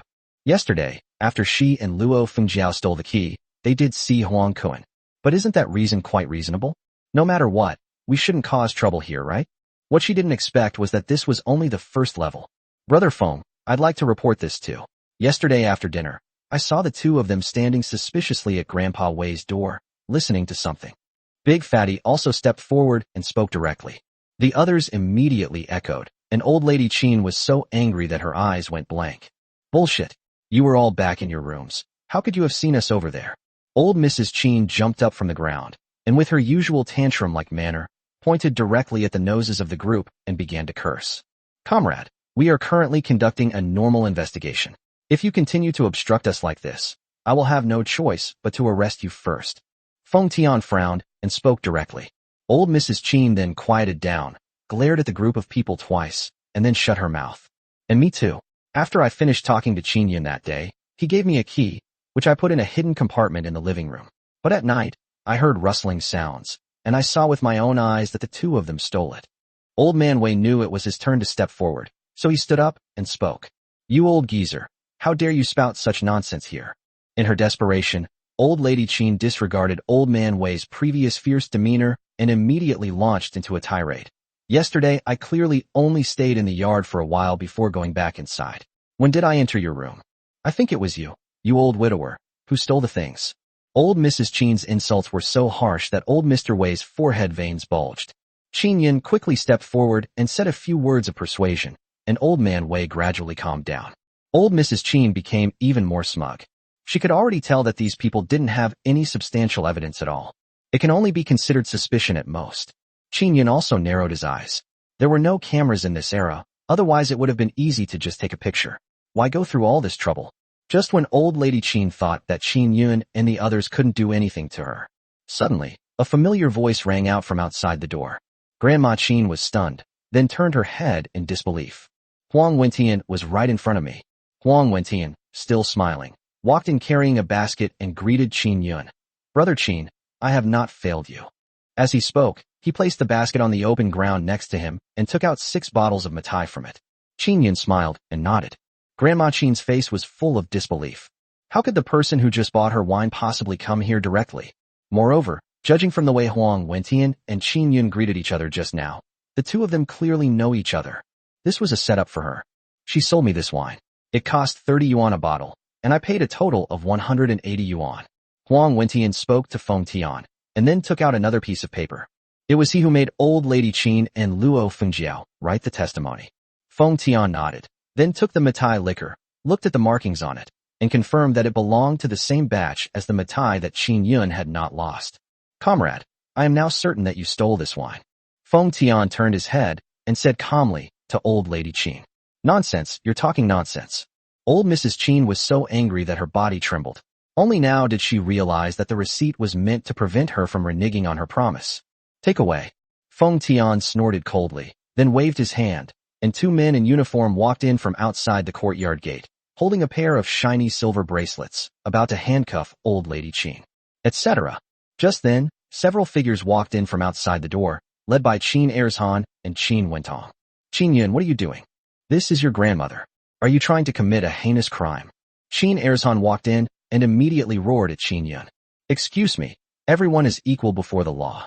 Qin Yun had already anticipated this situation and calmly said, even if she is my grandmother, now that she has broken the law, I have no choice but to put aside my own family for the greater good. You. Qin Erzhan was speechless for a moment after being choked by Qin Yun. Qin Wentong stepped forward. I think there's something fishy about this. My grandmother has always been honest and kind in the village. She would never steal from others. This whole thing was a setup by Qin Yun. Upon hearing this, Feng Tian couldn't help but snort coldly. He had dealt with the Qin family before and wanted to give Qin Yun a gift, but he ended up giving it to the Qin family instead. He remembered Qin's face very clearly back then. Yes, this is a setup. Unexpectedly, Qin Yun readily admitted it. I deliberately said there was something in the storage room. I deliberately let the two of them hear me give the key to Grandpa Wei and hide it in the secret compartment. But the fact that we committed a crime can't be denied, can it? Upon hearing this, both Old Lady Qin and Luo Fengjiao showed a look of astonishment. So, Qin Yun deliberately let them know all of this? The goal was to get the two of them to steal things step by step. Instantly, the two of them looked at Qin Yun with eyes that seemed to want to tear him to pieces. Qin Yun, how cruel you are. Old Mrs. Qin stared intently at Qin Yun and shouted angrily. Not at all, I'm far behind you. Qin Yun felt no pity for these people and said directly to Feng Tian beside him. Brother Feng, thank you for your help. Feng Tian nodded and had someone bring out handcuffs to cuff Old Lady Qin. Qin Yun, aren't you afraid of retribution if you let them take Grandma away now? Don't forget, you have the blood of the Qin family flowing in your veins. If you walk down the street, you'll be struck by lightning sooner or later. Qin Wentong cursed a couple of times, his eyes fixed fiercely on Qin Yun. Chapter 97, Dogs Fighting Dogs. Splitter me to death. Qin Yun sneered as if he had heard the biggest joke in the world. If heaven really had eyes, it wouldn't be me who was struck down, but you all. They all look respectable, but they're all cunning and treacherous. Qin Yun looked down at Qin Wentong. Your grandma is thinking of kicking everyone else out and letting you move in? Qin Wentong, don't you know who you are? Even if I adopted a dog, it would wag its tail at me. But you Qin family members are not even as good as dogs. A few words were enough to make old lady Qin and the others blush with embarrassment. Especially old Madam Qin. Before Qin Yun separated from them, everyone listened to her every word. This is the only way she can hold her head high in the village. But now, Qin Yun is pointing his finger at her and cursing at her. It's like taking a dump on top of her. This was something she simply couldn't accept. I don't want to live anymore. I don't want to live anymore. My grandson actually insulted me like that. How can I have the face to live in this world? Old Mrs. Qin lay down on the ground and started acting crazy. If they arrest me, I'll kill myself right here. While wailing, old lady Qin squinted at Qin Yun's expression. Qin Yun, even if your grandmother is wrong, you don't need to push her to her death, do you? Luo Fengjiao stepped forward and said, didn't your mother teach you to respect your elders? Shut your stinking mouth. Qin Yun shouted at Luo Fengjiao. You vixen, how dare you talk about my mother? Luo Fengjiao was so frightened by Qin Yun's shout that she immediately dared not say another word. Qin Yun then went to Qin Laotai and sneered. Grandma, you don't need to threaten to kill yourself. We're all old foxes. Why are you playing these ghost stories? Isn't it you who values your life the most in the entire Qin family? Old Mrs. Qin's chest heaved with anger, but she couldn't utter a single word. Qin Yun is right. Of the entire Qin family, she was the one who knew how to enjoy life the most. Cuff her and take her back to the police station. Feng Tian lost his patience and spoke directly to the person next to him. Old Mrs. Qin's face turned extremely ugly. Just as she was about to say something more, two people walked over, holding shiny bracelets in their hands. Old Mrs. Qin was so frightened that her face turned pale. I heard they make people work inside, and if they don't finish, they don't get any food. With her small frame, if she went in there, wouldn't that be like killing her? Moreover, she also heard from others that new people who went in were beaten up. Don't arrest me, don't arrest me, it wasn't me who wanted to steal it. Thinking about all this, old lady Qin finally became afraid. Suddenly, her eyes darted around, and she pointed sharply at Luo Fengjiao beside her. It was her, she was the one who wanted to steal it. I said I didn't agree, but she insisted on stealing it anyway. She's the one you should be arresting. Luo Fengjiao froze on the spot. If it weren't for old lady Qin, even if she had 10 times the courage, she would never dare to steal Qin Yun's things. Unexpectedly, old lady Qin has now turned her anger towards her. Mom, you can eat whatever you want, but you can't say whatever you want. Luo Fengjiao panicked. She couldn't just throw the blame on them like that. If the two of them were arrested, they would have to be classified as principal offenders and accomplices. The punishments for these two cases are worlds apart. It's you. Old Mrs. Qin insisted that it was Luo Fengjiao. If it weren't for you, you vixen, coveting the money Qin Yun earned, how could I have ended up in this state? I must have been blind to let you into our family. The resentment in old lady Qin's eyes chilled Luo Fengjiao to the bone, and the words vixen drove her mad. Then, old lady Qin brandished her cane and struck Luo Fengjiao hard with it. Luo Fengjiao cried out in pain as she was hit. You dare hit me? Luo Fengjiao was both angry and anxious, and without caring about anything else, she grabbed old lady Qin's hair and started to entangle it. No matter how Qin Erzhan and the others tried to persuade them, they wouldn't let go. The group burst out laughing at the sight. This is just like dogs fighting, all mixed up. A cold smile appeared on Qin Yun's lips. He wasn't surprised at all that this had happened. Old Mrs. Qin was incredibly selfish to begin with, so it was normal for her to do something like falsely accusing others when things came to a head. Mom, stop. Don't hit her anymore. Aren't you already being laughed at by this ungrateful wretch enough? Just then, a deep voice rang out. A tall figure walked in through the door. It was Qin Sihai. However, Qin Sihai is much thinner now than before, and his face has sunken down, completely lacking the robust look he had before. However, his face was full of confidence. Dad, what brings you here? Qin Wentong was a little stunned. Wasn't Qin Sihai supposed to be in the village the whole time? Why did he come down here? Qin Sihai snorted coldly. If I hadn't come, wouldn't this place have turned into a complete mess? You think you can control such an ungrateful wretch? Their eyes lit up immediately. Grandma Qin and Luo Fengjiao also stopped what they were doing. Luo Fengjiao asked hopefully, Sihai, do you have a way to prevent us from entering the police station? Of course. Qin Sihai nodded. Old Mrs. Qin's tightly furrowed brows immediately relaxed. Qin Sihai stepped forward, snorted at Qin Yun, and said, You little brat, You actually want to send your grandma to the police station. You really are a rebellious scoundrel. Qin Yun didn't speak, but calmly looked at Qin Sihai. It's just 180 yuan, right? I'll give you the money. As he spoke, Qin Sihai pulled out 200 yuan bills from his pocket and threw them in front of Qin Yun. You don't need to look for the rest. Consider it a free gift to you, you ungrateful wretch. Qin Yun couldn't help but frown. Mom, starting today, we can finally live a good life. It's just a house in the city, right? Let's buy one. Qin Sihai's face was full of morbid excitement as he spoke directly to old Madam Qin. Grandma Qin couldn't help but exclaim in surprise. Sihai, how did you earn so much money? Qin Sihai waved his hand and said, Mom, don't worry about that. I can pay for Wentong's tuition all by myself. Qin Wentong's face was also full of excitement. He looked at Qin Sihai with disbelief, feeling extremely puzzled. He was faking illness just a few days ago. How did he manage to get so much money today? Could it be that his father is a hidden millionaire? You little brat, take a good look. My son has already paid you back the money. You won't be owed a single penny.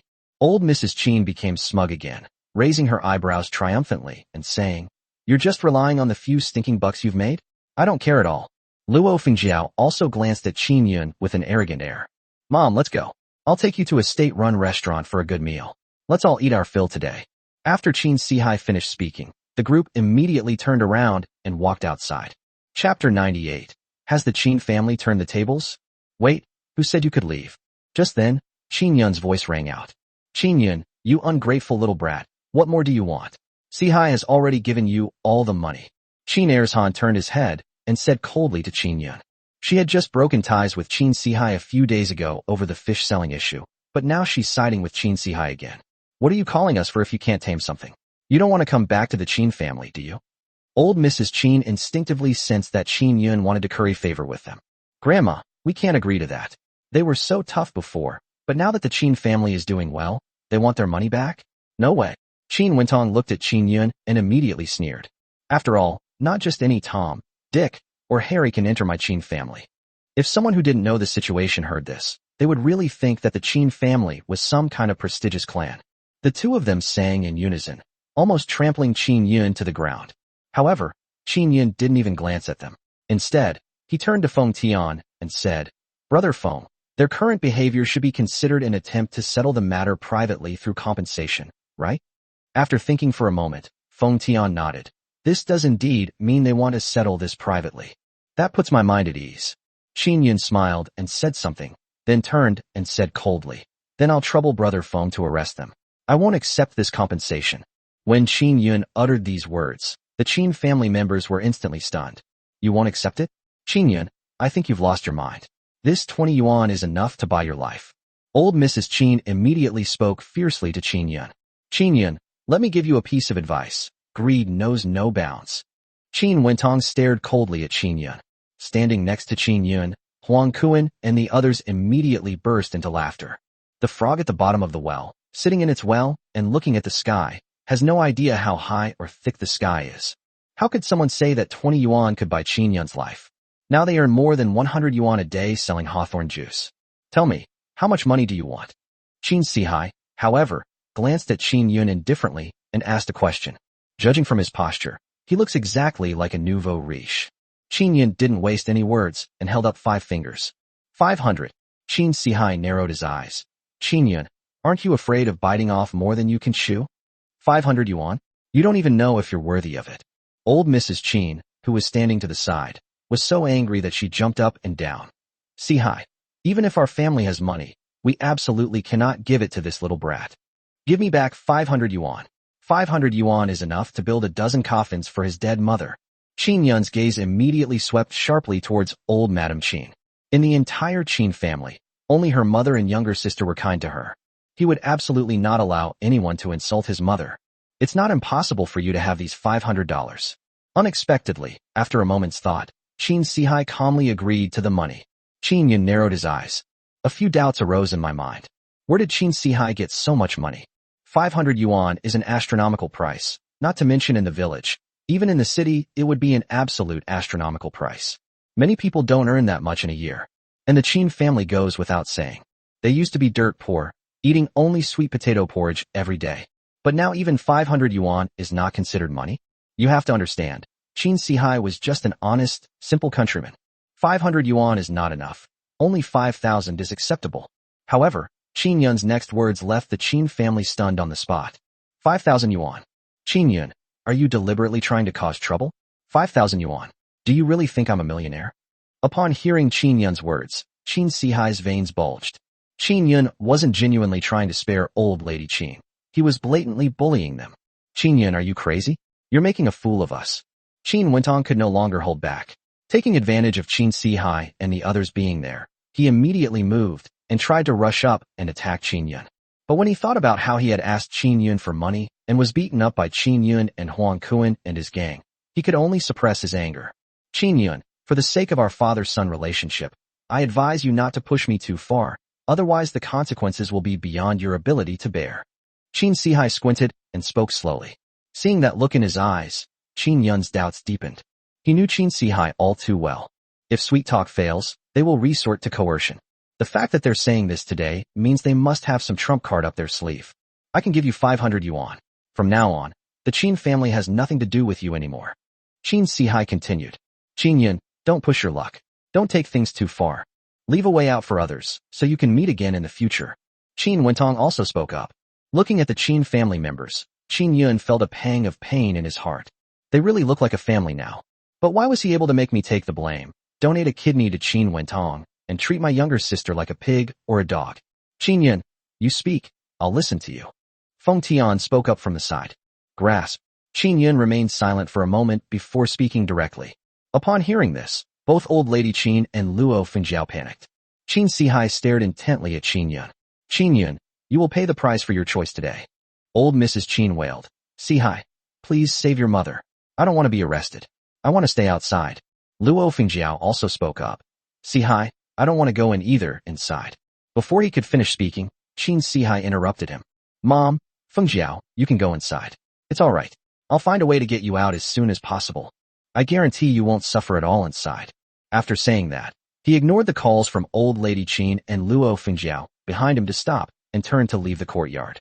Upon hearing Qin Yun's words, Feng Tian nodded directly to the person next to him. The two people behind them immediately fastened silver bracelets on the two of them and took them away. Qin Yun, you ungrateful wretch. How could the Qin family produce such a scoundrel? You brat who was raised by a mother but not taught by one. Even as they were being taken away, the two continued to curse at Qin Yun. But Qin Yun ignored him. Qin Wentong watched the two being taken away, glared fiercely at Qin Yun, and then turned and left the courtyard. Only Qin Yun and the others remained in the courtyard. Brother Yun, does Qin Sihai really have some hidden trump card? He seems completely different from before. Huang Kuan said with some concern. When soldiers come, we'll block them. When water comes, we'll dam it. There's nothing to be afraid of. Qin Yun said calmly. In any case, at least we've gotten rid of these two plagues. Chapter 99. Two goods delivered. 2. Huang Kuan and the others nodded, having made up their minds that no matter what happened next, they would choose to face it together with Qin Yun. Brother Yun, shall I bring my little sister back now? Huang Kuan began to speak. Qin Yun shook his head. Don't rush. We'll take care of what we promised Uncle Wei during this time. He had previously sold a batch of antiques belonging to Old Man Wei and earned over 800 yuan. When the money was given to Old Man Wei later, he refused to accept it. This time, since my younger sister is away, I can finally renovate the house. The next day, Qin Yun and the others delivered the fish and had just prepared some food for lunch. Just as they were about to offer it to everyone, a person arrived carrying a pile of gifts. It was Su Ren, the former owner of the furniture market. Brother Qin, I didn't expect to find you here. I've been looking for you for ages. Su Ren greeted Qin Yun with a smile. Qin Yun was somewhat surprised. I thought that since the previous issues had been resolved, the matter was now closed. But to his surprise, Su Ren came knocking on his door again. Qin Yun gave Su Ren a bowl and chopsticks, and then poured him a glass of hawthorn water. When they had almost finished eating, Su Ren finally spoke. Brother Qin, to be honest, I've come here today to ask for your help with something. You say? Qin Yun spoke calmly. Didn't we punish illegal vendors before? Manager Lu Zuda has been fired. As for Lu Feng, I have joined forces with other furniture store owners, and we will never let him do furniture business again. Are you satisfied with this solution? Since Su Ren had said that, Qin Yun felt embarrassed not to back down. Mr. Su is indeed a man of great wisdom. This is naturally the best way to handle things. Su Ren smiled and then said, however, there is an old saying. The one who tied the knot must untie it. I have an idea. Could we ask that famous reporter to come and interview us again? You can choose any furniture store in the market this time. If there are any problems, I, Su Ren, will have nothing to say. You can report the facts as they are. But if no problems are found, please publish it in the newspaper and say a few good words for us. Upon hearing Su Ren's words, Qin Yun couldn't help but nod in agreement. Even though he was reborn, he still lags far behind Su Ren in business acumen. Su Ren's actions can be seen, at best, as an attempt to salvage the company's brand image in the local area, at worst, as a way to reshape the image of a prodigal son returning home. People in this era are relatively tolerant, and there aren't as many self-media outlets stirring up trouble. Using this technique will produce excellent results. Brother Qin, if there's anything you can do for me, please don't hesitate to ask. Su Ren continued. Qin Yun chuckled and then said, All right, I can agree to this, Mr. Su, but I also have something I need your help with. Brother Qin, please speak freely. Su Qin took out the more than 800 yuan he had earned from selling antiques last time and put it on the table.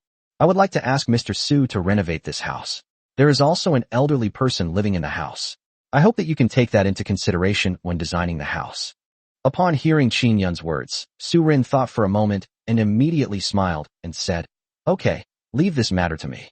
Give me some time, and I will definitely transform this place. Without refusing, he put away the 800 yuan. Meanwhile, in a high-end hotel in the county town, Qin Sihai and Qin Wentong were drinking tea. Qin Wentong asked, Dad, what kind of money-making scheme have you found? Weren't you leading it around the village just a few days ago? Qin Sihai took a sip of tea, shook his head, and said, It's better if you don't know about this. But now, at least you don't have to worry about your school fees. Qin Wentong wanted to ask more questions, but seeing that Qin Sihai's expression had changed, he could only shut his mouth. Dad, when will Grandma and stepmother be able to come out? Qin Wentong seemed to have thought of something and asked. It will take 1 or 2 days, at the latest no more than 3 days. Qin Sihai answered with absolute certainty. All right, you can rest now. You can buy whatever you want to eat later. Before Qin Wentong could ask anything else, Qin Sihai stood up, threw down 5 yuan, and walked straight out of the room. When he reached a secluded corner, 2 figures suddenly appeared beside him. The boss said he can help you with your matter, but you have to deliver at least 2 items within these 3 days. Qin Sihai's body stiffened for a moment, as if he were having an internal struggle. After a moment, he finally nodded. As for Qin Yun, his situation is a bit complicated. The boss said he would deal with him, but not now. Upon hearing this, Qin Sihai's face showed some reluctance, but he could only nod. After saying goodbye to the 2 people, Qin Sihai got on a flying pigeon bicycle and headed towards Qingshui village. Upon entering Qingshui village, a group of people were immediately seen blocking the entrance to the Qin family's house. Oh, Qin Laolai is finally back. As soon as they saw Qin Sihai, someone spoke up. The others immediately joined in the commotion. He's not some deadbeat Qin, he's a big liar Qin. Just a few days ago, he lied to us, saying he was sick and would die soon if he didn't have money for treatment. And what happened? Not only is he perfectly healthy and lively, he's even riding a bicycle now. He Wen-ho was among the crowd. After the last fishing incident, he and Qin Sihai had a falling out. But this did not stop him from coming over to mock Qin Sihai. Even among the entire group, he and Wu Shui had the fiercest argument. It's just a few dollars, right? Come on, all of you, I'll pay you back today. At that moment, Qin Sihai's words stunned everyone. Qin Laolai, are you telling the truth? Among the crowd, one person lent the most, giving the Qin family 3 yuan and 50 cents. I was completely bewitched at the time, and I couldn't resist Qin Wentong and old lady Qin's persistent pleading, which is why I bled. But later, the money was practically gone. Now, Qin Sihai is actually saying he wants to pay back the money? You're lending me 3 yuan and 50 cents, right? Qin Sihai asked. The man nodded. Qin Sihai took out 5 yuan and put it in his hand. He lent me money, so he's my benefactor. Here's 5 yuan, consider it interest. In an instant, everyone froze on the spot. Chapter 100 Trap. What? Everyone was stunned. When did they start seeing a return on their investment from Qin Sihai? And they were so generous, they even gave me an extra $1.50. How is this possible?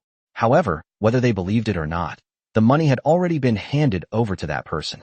Upon seeing the money return, the man's face lost all its mockery. Instead, it was filled with excitement. Brother Qin, I was wrong before. If you're a deadbeat, then everyone in the world is a deadbeat. That's right, Brother Qin, please don't take what we just said to heart. We were just joking. A group of people surrounded Qin Sihai, their faces full of flattery, as if they wanted to write the words, "Money can make the devil turn the millstone," on their faces. Whom do I still owe money to? Qin Sihai glanced into the crowd, exuding an air of dominance over the world. And me too. Brother Qin, you lent me money before too. Qin Sihai didn't waste any words. He took out money from his pocket and distributed it to everyone. Not only that, he also gave each person some extra money. The crowd's eyes were filled with fervor. Qin Sihai felt this gaze, which he had never felt before, and a strange feeling rose in his heart. He simply took out 10 yuan from his pocket and called out to He Wen-ho. Take this money, go to the county town and buy a few pounds of meat and some vegetables. Everyone, don't leave today, just stay at my house for dinner. He Wen-ho's eyes widened in surprise. He pointed to himself somewhat uncertainly and asked, "Me?" After receiving Qin Sihai's reply, a hint of embarrassment flashed across He Wen-ho's face. He had previously forced Qin Sihai to give him money for fishing, and now that he thinks about it, it really wasn't right. He was about to apologize when Qin Sihai raised his hand and said, "We've been brothers for so many years. It's my fault for not being capable before, so don't blame me."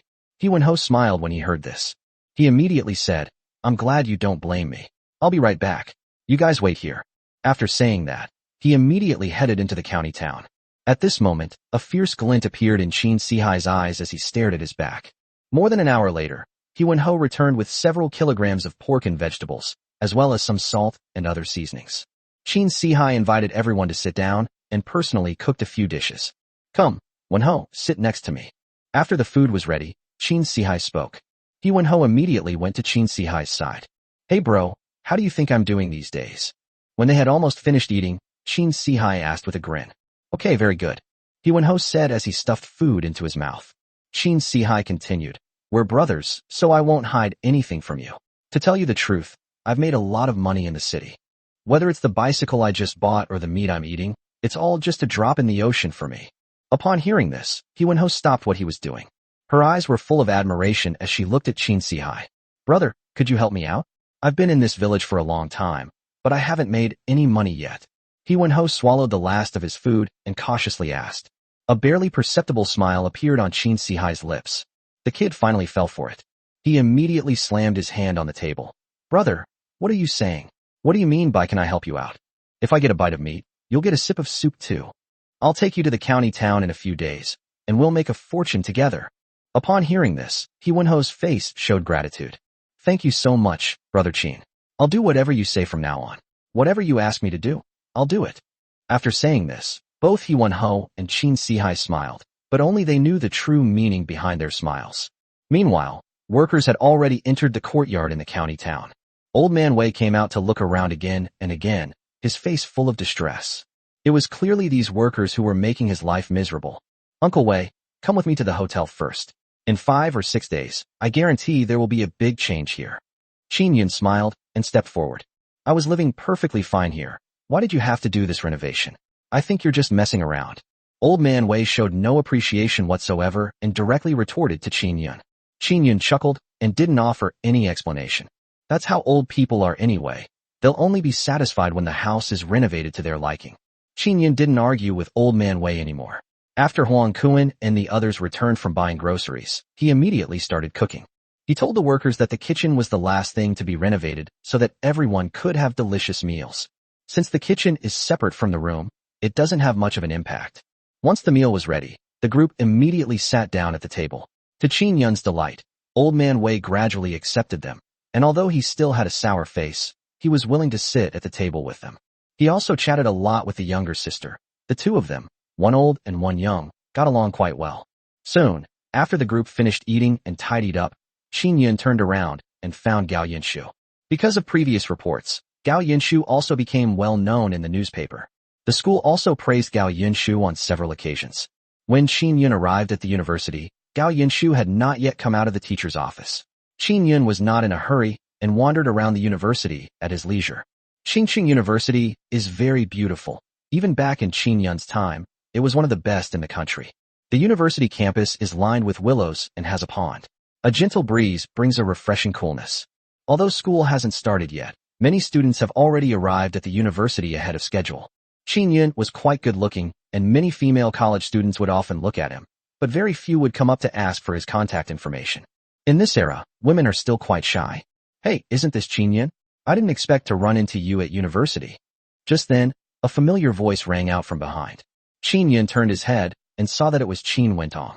Qin Sihai had given him a lot of money these past few days, so he no longer needed to figure out how to make money in a county town. He decided to come to the university to explore the options first.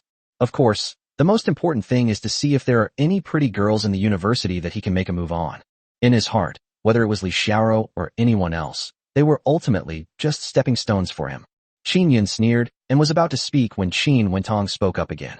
A good-for-nothing who can't even go to college. Get out of here. Chapter 101 twisted off for you. Accompanying Qin Wentong was a young man, dressed in polyester trousers and a white shirt, who appeared to come from an ordinary family. Brother Wentong, who is this? The man asked Qin Wentong with some curiosity. If we have a grudge against you, we'll notify the school's security department right now. Qingqing University isn't a place that just anyone can get into easily. He and Qin Wentong had only known each other for a few days, but Qin Wentong was very generous and treated him to a meal at a state-run restaurant as soon as they met. It's only natural that we should stand up for Qin Wentong now. Just a country bumpkin. Qin Wentong glanced at Qin Yun and said coldly, he used to be my brother, but he stabbed me in the back. Upon hearing this, Zhang Ku immediately scoffed. Brother Wentong, don't be angry. It's not worth getting angry with such a petty person. We are college students now, and our future prospects are many times brighter than his. Besides, Wentong, you're so handsome. You'll definitely be the campus heartthrob in college. I think even Gao Yunshu, the most beautiful girl in our year, would definitely be very fond of you. These words practically elevated Qin Wentong to the heavens. Qin Wentong was so flattered by these compliments that he became a little giddy. He had met Gao Yunshu once before, and her gentle and beautiful figure struck his heart almost instantly. He has already set his sights on Gao Yunshu as his next target, and has even secretly decided that he is willing to be a sycophant for Gao Yunshu. With the money Qin Sihai is giving him now, he doesn't believe he can't win over Gao Yunshu. Who are you? Just then, Qin Yun asked Zhang Ku. Qingqing University, Department of Industrial Engineering, ranked third in its major. Zhang Ku immediately puffed out his chest and shouted loudly at Qin Yun. He was incredibly proud. Oh, I see. If you hadn't told me, I would have thought you were Qin Wentong's dog. Qin Yun's words immediately made Zhang Ku furious. You country bumpkin, what did you say? Don't you know who you are? You're a piece of trash who couldn't even get into college, and you dare to point fingers at me? Zhang Ku was furious. Ever since he got into university, everyone had been praising him to the skies, treating him like a star. But to his surprise, this rustic country bumpkin pointed his finger at him and started cursing. This is something he simply cannot accept. Brother Wentong, you wait here. I'll go find the school security office right now and have them kick this country bumpkin out. After saying that, Zhang Ke walked outside. A short while later, Zhang Ke led over a serious-looking old man. You're not from our university? What's your purpose here? Qin Yun replied. Sir, I'm here to find someone. My girlfriend is at university. Is that all right? Qin Yun's attitude was very good, and the security guard's expression relaxed. Looking for someone can be done at the school. What's your girlfriend's name? The security guard then asked. Gao Yinshu. Qin Yun's 3 words stunned Qin Wentong and Zhang Ke instantly. Qin Wentong was the first to laugh. Then, Zhang Ke also laughed out loud. Ha ha ha, Wentong, did you hear that? This country bumpkin is saying his girlfriend is Gao Yinshu. Zhang Ke laughed so hard he could hardly breathe. Do you even know who Gao Yinshu is? She's the campus belle of Qingqing University. You think she's your girlfriend?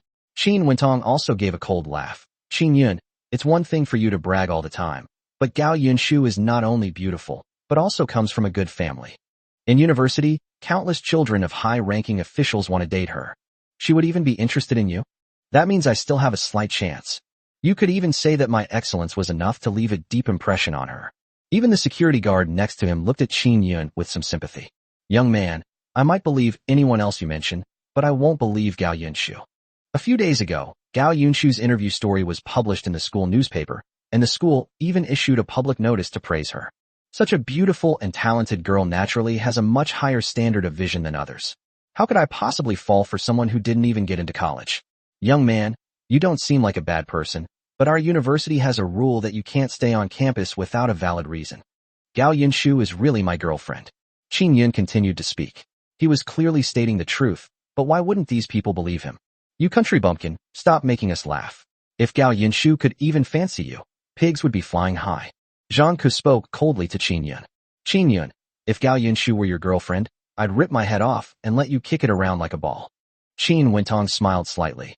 But you can believe that Gao Yunshu and I will have a good relationship. Before they could finish speaking, they all suddenly froze, their gazes involuntarily turning to the distance.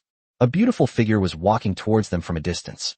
Wearing a white dress, with her long hair flowing over her shoulders, she was bathed in sunlight, exuding the scent of early spring. Her skin was as smooth as crystal porcelain, making her look gentle and charming. In an instant, everyone was stunned. At this moment, Gao Yunshu also saw them, and a surprised smile immediately appeared on her face. She then walked over. Brother Wentong, Gao Yunshu is coming over. She must be here to see you. Zhang Ke tugged at Qin Wentong's sleeve and whispered something. After hearing this, Qin Wentong silently straightened up, a charming smile appearing on his face. He had met Gao Yunshu a few days ago and shamelessly went up to her and said a few words. Besides, of the three of them, Gao Yunshu could only turn to him. We couldn't have come looking for this country bumpkin, could we? Soon, Gao Yunshu walked over to them. Qin Wentong also stepped forward, smiling, and extended his hand. Yunshu, it's been a long time. However, before she could finish speaking, Gao Yunshu walked directly to Qin Yun's side and quietly took Qin Yun's arm. He didn't even glance at anyone else. In an instant, everyone was stunned. Qin Wentong's hand remained awkwardly in place. Qin Yun, when did you arrive? Why didn't you tell me? Gao Yunshu didn't even look at anyone else and spoke crisply to Qin Yun. His tone carried a hint of affectionate reproach. I just arrived and saw you were still in the teacher's office, so I didn't mean to bother you. Qin Yun said with a smile. Zhang Ke was petrified. Who is Gao Yunshu? She was unanimously recognized as the school beauty even before the start of the semester, but she is actually the girlfriend of the country bumpkin in front of her. If the two of them hadn't been there, he would have thought he was seeing a ghost in broad daylight. Chapter 102. Please help me. Qin Wentong wished he could find a crack in the ground and disappear right then and there. The words he had spoken to Qin Yun before were like a resounding slap across his face. Now he knows what it means to lift a rock only to drop it on your own foot. Yunshu, the man in front of you says he has talked to you and that you admire him. Qin Yun turned to Gao Yunshu and asked, do you remember me? Gao Yunshu glanced at Qin Wentong and immediately shook her head. I really don't have any impression of him. Besides, I've never said I admire anyone. The only person I truly admire is Qin Yun. This is what you call a slap in the face. Qin Wentong was so embarrassed that his face turned red and his breathing became rapid. Zhang Ke glanced at the embarrassed Qin Wentong, his eyes carrying a strange look. When Qin Wentong was with him, he kept praising his good family background and his ambiguous relationship with Gao Yunshu. So it was made up.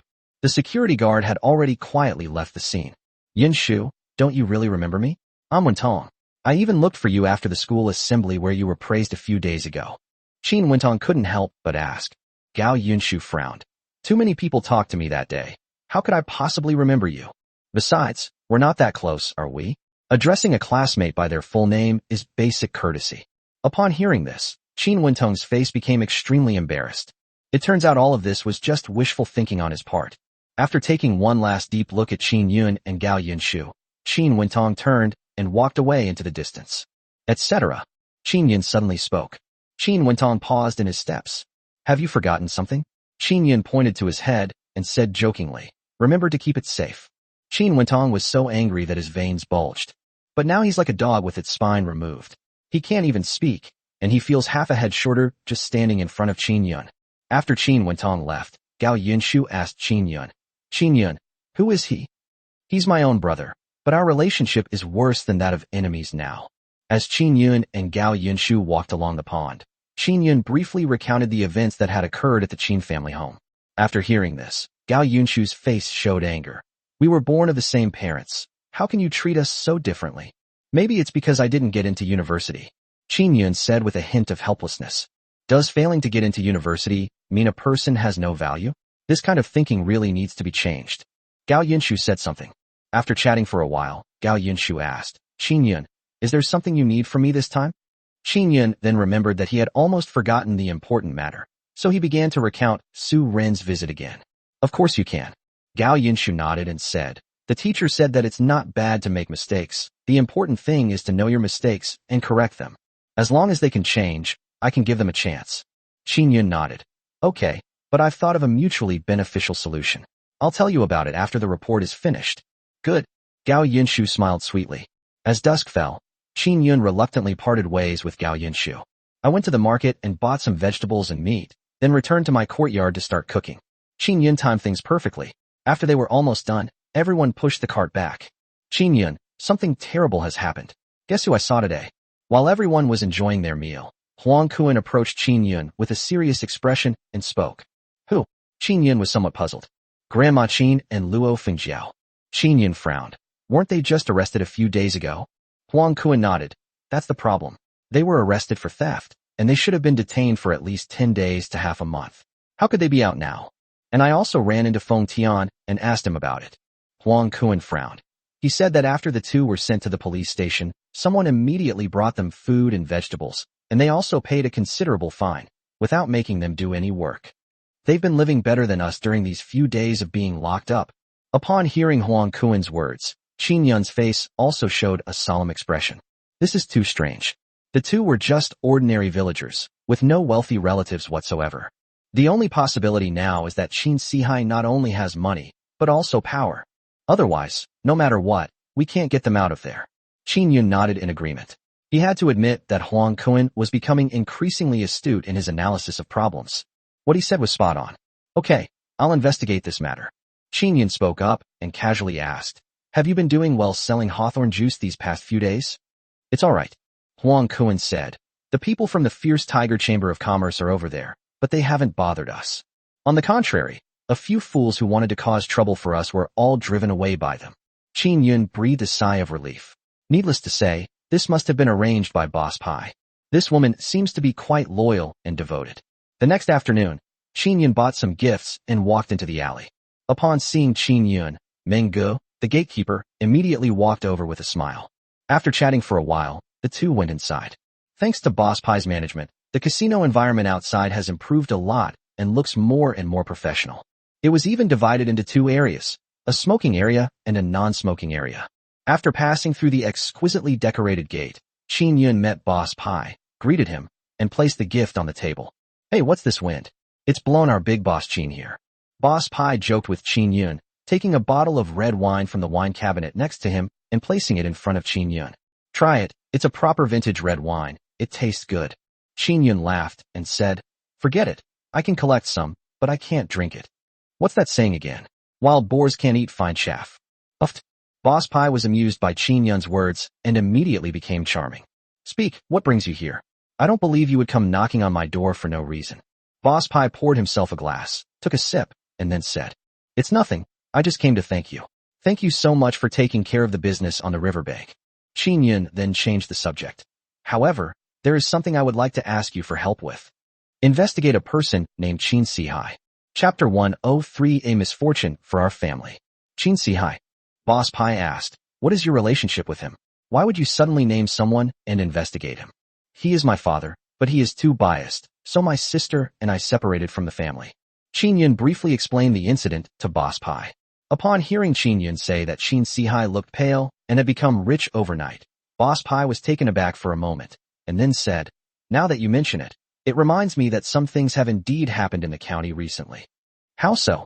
Boss Pai took a deep breath and slowly said, I run a black market business, so I have people on all the major transportation routes in the county to receive the goods. But just 2 days ago, several large boxes were brought into the county town. Those boxes should be medical supplies. I went to see them under cover of darkness. They were all written in foreign languages, so they were obviously from abroad, and they were about surgical instruments or other things. But as far as I know, neither the county town nor Shanghai has such advanced equipment. When we tried to investigate again, we encountered many obstacles. Qin Yun fell silent. Boss Pai was the most capable person he had ever met. Even she said she had encountered many obstacles, which meant there really was no way to resolve the situation. However, what you said today has given me a new perspective. Qin Yun didn't speak, but instead watched Boss Pai quietly in thought. After a moment, Boss Pai slowly spoke. Although we can't find out where these medical supplies were taken, since they were sent to the county town, they must be for human use. I will send someone to keep an eye on Qin Sihai, and I will notify you immediately if I find anything. Qin Yun nodded, chatted with Boss Pai for a while longer, and then got up to leave. It was dusk when Qin Yun got home. After a long day of running around, he was a little tired and was just about to lie down and rest when he heard a series of hurried footsteps outside the door. Brother Yun, something terrible has happened. Something's wrong with our hawthorn juice stand. Sun Dazhuang entered, looking flustered and even his speech was somewhat incoherent. Qin Yun's heart sank. He had just gone to thank Boss Pai for this matter. How could something have happened in the blink of an eye? But he didn't have time to think much, and immediately went out with Sun Dezhuang, heading straight for the riverbank. Before I even got close, I saw an old woman sitting on the ground, patting the ground with her hands and muttering something. Qin Yun was stunned when he saw it. Isn't this his grandmother, Old Lady Qin? Next to Old Lady Qin, Luo Fengjiao was holding up a white banner with several large characters written on it. Ungrateful and treacherous, repaying kindness with enmity, his own grandson actually sent his grandmother to prison. Utterly depraved, a wolf in sheep's clothing, forcing his father to sell his blood to pay off debts. Needless to say, these two lines were definitely written by Qin Wentong. They are easy to read aloud, but if someone who doesn't know the details reads them, they might actually be misled. Qin Yun slowly approached, and Ma Tongtian immediately came over. Brother Qin, normally with us here to protect you. There wouldn't be any major problems, but today this old woman came and plopped down right here. I heard she's your grandmother, and Qin Yun smiled and nodded. It was normal that Ma Tongtian didn't know about their family's situation and didn't care. Don't mention it. Thank you for your help with the matter before, Brother Ma. Qin Yun took out a pack of Peony brand cigarettes from his pocket and handed it to Ma Tongtian. Brother Ma, you've worked hard these past few days. Here, take these cigarettes. It's no trouble at all. This is also what Boss Pai wanted. Brother Qin, you don't need to be so polite. Ma Tongtian was somewhat apprehensive, as his current status was mainly due to Qin Yun. After the two talked for a while, Qin Yun said a few words to Sun Dezhuang, who immediately nodded and then called Huang Kuan and the others to walk outside. Then Qin Yun walked towards the direction of Old Lady Qin. Let me tell you, this stall was opened by my grandson. He lost his mother when he was young, and I raised him with great difficulty. Seeing him doing better and better in the city, I thought I had finally made it through, but I never expected this heartless bastard not only didn't help the family, but he even separated from me. As she spoke, Old Lady Qin wiped away her tears. What a desolate scene of old age. Luo Fengjiao, her eyes also reddening, began to speak. Although I married into the Qin family later, I can honestly say that I have been absolutely good to Qin Yun from the bottom of my heart. Whenever there is something good to eat, I always make sure it's for him. Just a few days ago, I came to the city on business and thought I would have a meal at his house, but he kicked us out. If these two actors were in Qin Yun's era, their acting skills would definitely be worthy of an Oscar. As the two embellished their stories, many people around them began to speak up. I originally thought their hawthorn water was pretty good, but I never expected the owner to be this kind of person. That's right, let's not buy water here anymore. We can't let this ungrateful bastard make money off us. The crowd was indignant, their eyes fixed on the stall as if they wanted nothing more than to smash it. Qin Yun sneered. These two could be considered to be standing on the moral high ground. People's lives are getting better and better now, and most of the money they earn is used to supplement their household income. The prevailing social trend is to give half of what you earn to your parents, and keep the rest for yourself. But now that Qin Yun has made money in the city, he wants to split up the family business when he goes back? Why are family members turned away when they want to come to our house for a meal in the city? There's no such logic in the world. Such ungrateful behavior is despicable. Qin Yun is here. It's him, he's that ingrate. Luo Fengjiao, with her sharp eyes, immediately raised an eyebrow and pointed at Qin Yun as she saw him arrive at the scene, then began to curse. That ingrate is the one who's turned on you. A shout came from the crowd. This person came here a few days ago. He looked kind at the time, but I never expected his behavior to be so despicable. If any family has someone like this, it's a true misfortune for the family. Hearing the surrounding people cursing Qin Yun, Luo Fengjiao's lips curled into a barely perceptible sneer. This is exactly the result they wanted. The more people who curse him, the better, and it would be best if they could smash up his shop. However, faced with the crowd's agitated emotions, Qin Yun coldly uttered two sentences. What a bunch of idiots. You have nothing better to do than be someone else's pawn? In an instant, the crowd was like a powder keg that had been lit, and everyone's eyes were fixed on Qin Yun. Chapter 10 For I don't have the nerve to say that. The crowd was already dissatisfied with Qin Yun after Old Lady Qin and Luo Fengjiao added fuel to the fire. They never expected that Qin Yun would now call them a bunch of idiots. These days, is it not enough to have justice in your heart? Kid, what did you say? You bullied your grandma like that, and you still dare to curse us? Are you looking for death? He's wasted over 20 years of his life. So heartless and unjust, he's worse than a pig or a dog. Grandma Qin and Luo Fengjiao were beaming with joy. Well said. Absolutely brilliant. Meanwhile, Qin Wentong, hiding among the crowd, had a cold look in his eyes. What happened on campus yesterday afternoon has already been widely circulated, and some brat even gave him a nickname. Clown. A clown. That's why today happened. He called over old lady Qin and Luo Fengjiao, and the group of them came to the hawthorn juice stall to cause trouble. He was waiting for an opportunity. As the saying goes, the law does not punish the masses. Once everyone's anger reaches a critical point, he can raise his arm and shout, and Qin Yun's stall may be smashed to pieces. Things aren't as you say. My brother was clearly forced into separating from the family by the Qin family. Wang Ju stepped forward and spoke up in defense. The Qin family only likes Qin Wentong and doesn't care about my brother at all. You're talking nonsense. They're all my own grandsons. How could I possibly bully him? Even amidst the crowd, old lady Qin's voice was clearly audible. She then turned to the others and complained, "Everyone, come and judge for yourselves. They are all our juniors. Even if there are some unfair aspects, how unfair can they be?" Everyone looked at the tearful expression on old lady Qin's face. It was incredibly realistic. This kind of person is morally corrupt and utterly depraved. We can't let someone like him do business in our county. Everyone, let's smash his stall together. Seeing that the atmosphere was about right, Qin Wentong, who was hiding in the crowd, shouted loudly, and then pushed the person in front of him. Exactly. Smash his stall, and make him refund his money. This disloyal and unfilial person should be kicked out of the county. Sure enough, at Qin Wentong's shout, the others immediately rushed toward the hawthorn juice stall. Old Mrs. Qin and Luo Fengjiao, emboldened by their master's power, came up. Unfilial son, ingrate. A fierce glint appeared in old lady Qin's eyes. She raised her cane high and brought it down on Qin Yun's head.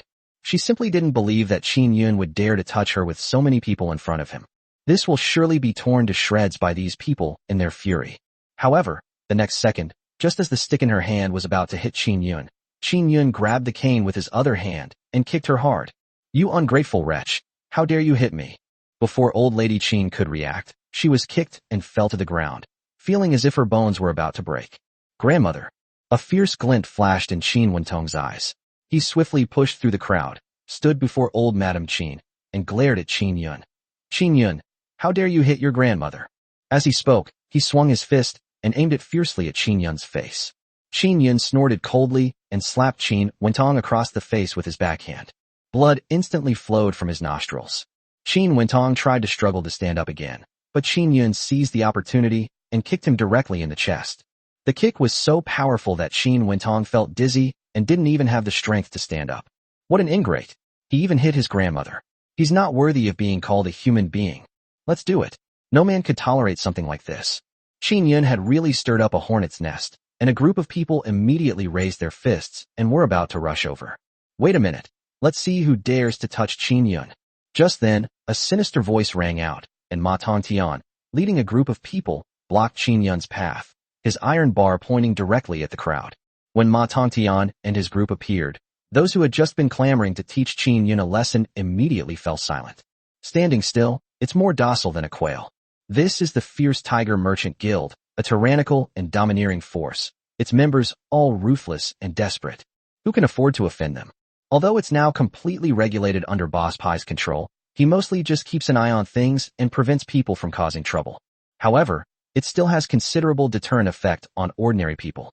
Everyone fell silent, but their gazes toward Qin Yun still held a hint of hostility.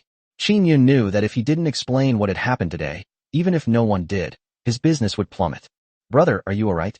Just as Qin Yun was about to say something, his younger sister Qin Ling suddenly arrived at the scene. Upon seeing a large crowd gathered ahead, he immediately walked over to Qin Yun and carefully checked him for injuries. Qin Yun affectionately patted his little sister's head. "Why are you here?" "I left something in the courtyard, and when I wanted to get it, Grandpa Wei told me about it." Qin Yun nodded, then said to Ma Tongtian, "You guys come over first. I'll finish what I have to say. If they still insist on smashing my stall, I have nothing more to say." Ma Tongtian wanted to say something more, but seeing Qin Yun's serious expression, he could only step back to the side. Qin Yun looked at everyone and slowly said, "If what she said is true, then I am indeed an unfilial son. It was I who insisted on separating the family. When the Qin family came to the city, I did not give them the slightest help. I even told them to get out before they could eat a bite of food." Hearing this, anger flashed in the eyes of the crowd, but seeing that Ma Tongtian was still standing aside, they only dared to mutter a few curses. "But you might as well ask her what she did before the family split up, and what she did after the family split up." Qin Yun pointed at old Madam Qin and slowly began to speak. All eyes turned to old lady Qin, and they all asked, "Auntie, tell me, how did this scoundrel become so ungrateful?" "It's you, ma'am. This boy's crimes are countless. Tell us, and even if the fierce tiger merchant guild is here, we will uphold justice for you." Another man with thick eyebrows and big eyes spoke up. "My brother works at the police station. I'll have him come." However, despite the urging from the crowd, old lady Qin remained silent and avoided eye contact. "Auntie, please tell me quickly. There's nothing to be afraid of here. They wouldn't dare to make a move in broad daylight." The young man spoke again. He comes from a working-class background and has not yet experienced the harsh realities of society, so he still has a lot of passion for life. "Don't ask, she's just too ashamed to say it." Just then, Qin Yun's voice came softly. Chapter 105 Things are different. All eyes turned to Qin Yun. Qin Yun said calmly, "Before the family split up, he made me take the blame for my good brother Qin went on. We're all the same kind of grandsons, so why should I be someone else's stepping stone? From childhood to adulthood, all the good food in the family always belonged to my eldest brother. My younger sister and I never even got to eat the leftover scraps. You know I separated from the family, but use your brains. If the Qin family were truly good to me, why would I take my sister with me when I left?" Qin Yun's voice gradually lowered, and as she listened to him recount what had happened, her younger sister's eyes welled up with tears. If it weren't for Qin Yun, what a miserable life she would have lived in that Qin family. Upon hearing this, everyone fell silent. Qin Yun's voice continued, tinged with anger. "After the family split up, I thought life would get better. But they came to my door again and again, taking advantage of my absence to steal the food I had bought. Others fawn over others when they make money, but I'm just envious. They'd love to empty my pockets. If I went back to Qingshui village, even the dogs on the street would know that the Qin family is no good." Qin Yun's words stunned everyone. On one side, Qin Ling's true feelings were on full display, her small hand tightly holding Qin Yun's. On the other hand, there was old lady Qin, who remained silent and avoided eye contact. Anyone with eyes can see who is more credible. "Qin Yun, don't go too far with your words. When have we ever treated you like this?" Luo Fengjiao seemed to sense that something was wrong and spoke to Qin Yun. "Shut the hell up." Qin Yun suddenly shouted, and the sharpness in his voice startled everyone. "You vixen-like thing. When my mother passed away, my father was so infatuated with you that he was still staying at your house. My mother's body is barely cold, and you brazenly married into the family. It's hateful that my own grandmother didn't even try to stop you. With a family like this, why shouldn't I treat you the same way?" Qin Yun's last words struck everyone's hearts like heavy hammer blows. Everyone fell silent. Human hearts are made of flesh and blood. If that's really the case, then Qin Yun's actions are not problematic at all. "I have indeed made some money, but I didn't steal or rob it. It was all earned honestly with my own hands. As soon as it gets light, I have to go back to the village to get fresh hawthorns, take them to the city, and then immediately prepare cold water and send them out. I stay here until nightfall, because I believe that hard work leads to wealth." Qin Yun looked at everyone and continued, "In summer, we provide leather. In winter, we provide yarn. In drought, we provide boats. In flood, we provide carts. We share what others lack to benefit ourselves. I want to ask, what did I do wrong?" Everyone looked at Qin Yun, speechless. Even if Qin Yun weren't selling water here, there would be others. Moreover, Qin Yun's cold water tastes even better. He was just an ordinary businessman. Don't listen to his nonsense. Everything he says is a lie. Seeing many disgusted looks falling on her, old lady Qin knew she could no longer sit idly by and wait for her fate. He suddenly stood up and shouted at the crowd, "He's a heartless ingrate. No matter how true what he says is, it's still a lie." Upon hearing this, everyone's gaze froze for a moment. Yes, they trusted old lady Qin so much just now, but Qin Yun's behavior just now showed that what she said was all a lie. Even though Qin Yun was being so sincere, they still had some doubts in their hearts. "It's okay. If she doesn't want to admit it, I'll find people to testify. Who is right and who is wrong is naturally clear." Qin Yun sneered. He knew the Qin family too well. They would never admit it unless the facts were laid out before them. The young man who had just spoken up for old lady Qin walked up to her and said, "Don't worry, Auntie, I still believe in you." How could an old man who is already in his twilight years lie? Just as he finished speaking, a figure in uniform walked over from a distance. The young man was taken aback for a moment, then quickly walked up to the person and said, "Brother, what brings you here?" The newcomer glared at him fiercely and said, "You've been out in society for so long, and you're still a muddle-headed person." Before the young man could say anything, the man addressed Qin Yun, saying, Brother Qin, I'm sorry I'm late. The person who arrived was none other than Feng Tian. He never expected that the young man who had just said such a brainless thing was his younger brother, Feng Qing. After being scolded by Feng Tian, Feng Qing immediately wilted like a frostbitten eggplant and dared not say another word. Feng Tian didn't say much to Qin Yun and simply took out a piece of paper. Everyone, look carefully. I am a staff member of the police station. My name is Feng Tian. Qin Laotai and Luo Fengjiao have been arrested and taken inside for theft. She's a criminal. Feng Tian was wearing a uniform and holding a certificate in his hand. This can't be faked, can it? You can know a person's face, but not their heart. I never thought she was a liar. Yeah, I trusted her so much before. What a waste of my life. It turns out we misunderstood this young man. In an instant, more and more people looked at old lady Qin with disgust. Old Mrs. Qin immediately became restless. Before she could even try to explain, a bicycle with a spine was seen speeding towards them from a distance. Sun Dazhuang and his companions got out of the car, panting. I am Zhang Yong, the production team leader of Qingshui Village. This is my identification. I have heard about what just happened. You have indeed wronged Qin Yun. Zhang Yong, dressed in tattered clothes, still stood next to Qin Yun and showed everyone a small, yellowed notebook. The division of the family at that time was indeed out of necessity. Moreover, according to the production brigade's custom, the division of the family meant the division of the land. However, the Qin family was too domineering. No matter how I tried to persuade them, they were unwilling to give up even a single piece of land. Left with no other choice, Qin Yun had to go to the city to make a living. Otherwise, even if he starved to death in the village, the Qin family would not be willing to give him a single bite to eat. Sun Zhu, who came along, also spoke up. I think Qin Yun is a good kid. The entire Qin family must have accumulated 8 generations of good karma to have such a good child.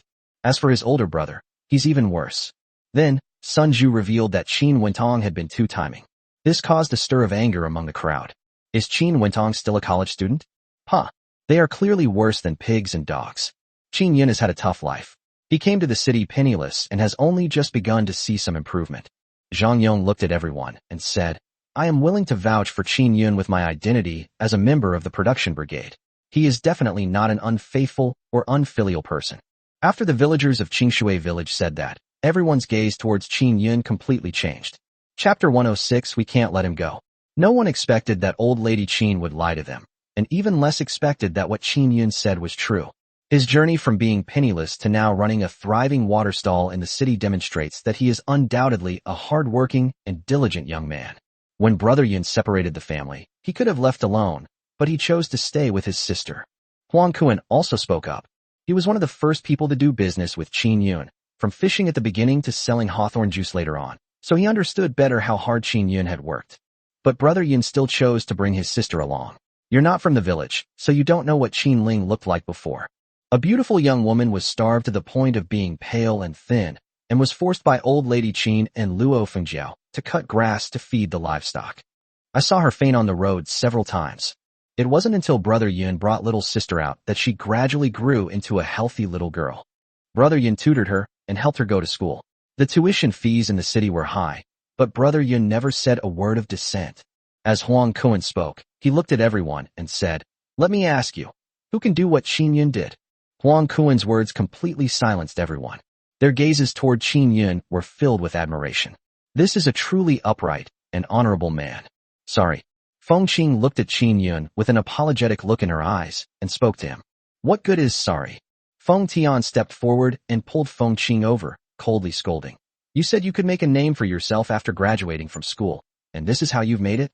You don't even realize you've been manipulated at gunpoint. Calling you an idiot is an understatement. As soon as he said that, the people around him looked somewhat ashamed. When they first misunderstood Qin Yun had said the same thing. Looking back now, they really were idiots. So stupid it's beyond redemption. I once heard a saying that anger is justified. Without public anger, justice lacks a mass base and will not truly become a broad river. Qin Yun slowly began to speak. But I want everyone to remember that in this world, there will always be people who are more vicious. Therefore, when venting your anger, you need to understand the truth first, so as not to become a knife in someone else's hand. After saying that, Qin Yun and Huang Kuan and the others set up the stall they had just knocked over. He didn't look at the crowd again. Well said. Among the crowd, someone was the first to applaud. It's already incredibly difficult for a village kid to make it in the city, yet he can still say something so philosophical. That's enough to show he's a good kid. The others also looked at Qin Yun with a hint of admiration. Young man, I was wrong just now. I apologize to you. I will definitely come to patronize your business often in the future. Yes, Sai. Who would have thought that an old man would lie to us? It's really hateful. You look about the same age as my son, and you've already shouldered the burden of life at such a young age. You're much better than that, brat.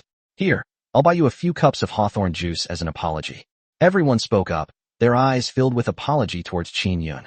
Seeing that things were not going well, old lady Qin and the others turned around and tried to sneak away. However, before they could even step outside, the sharp-eyed Huang Kuan had already spotted them. It was that college student. He was the one who came up with all the terrible ideas today. Huang Kuan suddenly shouted, of the entire Qin family, he's the worst, and he's even a college student. We can't let him get away. Upon hearing this, everyone immediately turned their attention to that direction. Old Mrs. Qin is an elderly woman, so we can let her go, but we absolutely cannot let that young woman and the college student leave so easily. In the crowd, someone pulled out a basket of rotten eggs, picked one up, and threw it hard at Qin Wentong. Give me a few. Feng Qing was the first to speak. Although he couldn't figure out how these rotten eggs ended up here, they weren't worth much money, but they were very effective at disgusting people. In an instant, more than a dozen rotten eggs rained down on Qin Wentong and Luo Fengjiao. And that's not all. Rotten cabbage leaves and cabbage stalks were thrown at them like cannonballs, and even their smelly shoes. Even worse, several people chased after them and kicked the two men several times. Qin Wentong and Luo Fengjiao had swollen faces, bruised arms, and smelly bodies. He's worse off than a drowning dog. The three of them fled frantically. Old Mrs. Qin even stopped limping, threw away her cane, and ran incredibly fast. However, at that moment, a beautiful figure suddenly appeared in Qin Wentong's blurry vision. It was Gao Yunshu, who looked extremely anxious, her exquisitely beautiful face filled with worry. Qin Wentong's eyes lit up instantly. His gaze involuntarily followed Gao Yunshu. However, the next second, his face was filled with anger and jealousy. Gao Yunshu didn't even glance at him, and walked straight towards Qin Yun. She anxiously checked Qin Yun for any injuries, an expression Qin Wentong had never seen before. Moreover, after talking to Qin Yun for a while, the look in his eyes when he turned to look at himself was full of disgust. The flame in Qin Wentong's heart was extinguished little by little. He collapsed instantly, and even his steps forward became unsteady. Within just a few hours, he experienced two major blows in his life. His flustered figure resembled that of a defeated dog. The others only stopped when Qin Wentong and his companions had run quite a distance. Some people lingered for a while before turning away, while many more came to the stall to buy hawthorn juice. Qin Yun, why don't you go find my father? With him around, would that family dare to bully you like this? Gao Yunshu said with some resentment. Qin Yun smiled and shook his head. Uncle Gao's identity is extraordinary. How can we trouble him with such a small matter?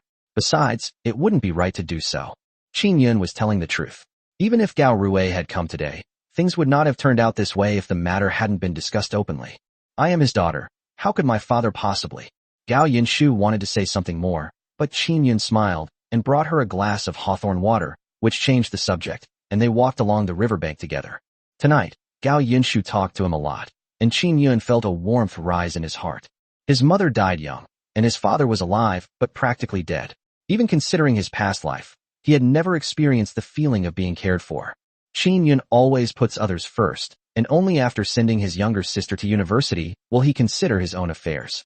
But Gao Yunshu's appearance was like a ray of light that caught him off guard and illuminated his life. Chapter 107, The Rekindled Flame. The two chatted until dusk before Qin Yun finally took Gao Yunshu home. Meanwhile, back at the hotel, Qin Wentong and Luo Fengjiao took a shower for over an hour, but the stench still lingered on their bodies. The entire room was filled with an indescribable stench. What's that smell in the room? How did you manage to make it like this? Just then, Qin Sihai, pale-faced, returned to the room. Upon smelling the odor inside, he immediately frowned. Isn't it all because of your ungrateful son? Luo Fengjiao was a clean person, and the smell made her feel terrible. When she saw Qin Sihai, she couldn't help but complain. Even if you make money, you still can't compare to Qin Yun. You're the first father who's inferior to his son. What's wrong with you? Qin Sihai's expression changed instantly, and he slapped Luo Fengjiao across the face. Let me tell you, the money I earn in a month now is something you can't even imagine. If you dare talk to me like that again, do you believe I'll go to the county town for a divorce tomorrow? Without you, Who can I find? How dare you hit me? Luo Fengjiao was stunned by the beating.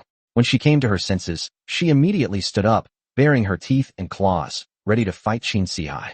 Qin Sihai was, after all, a man. Although he was weak, he still managed to push Luo Fengjiao to the ground. I'll say it again, if you keep messing around with me, get the hell back to Qingshui village. Qin Sihai said fiercely. Luo Fengjiao was furious.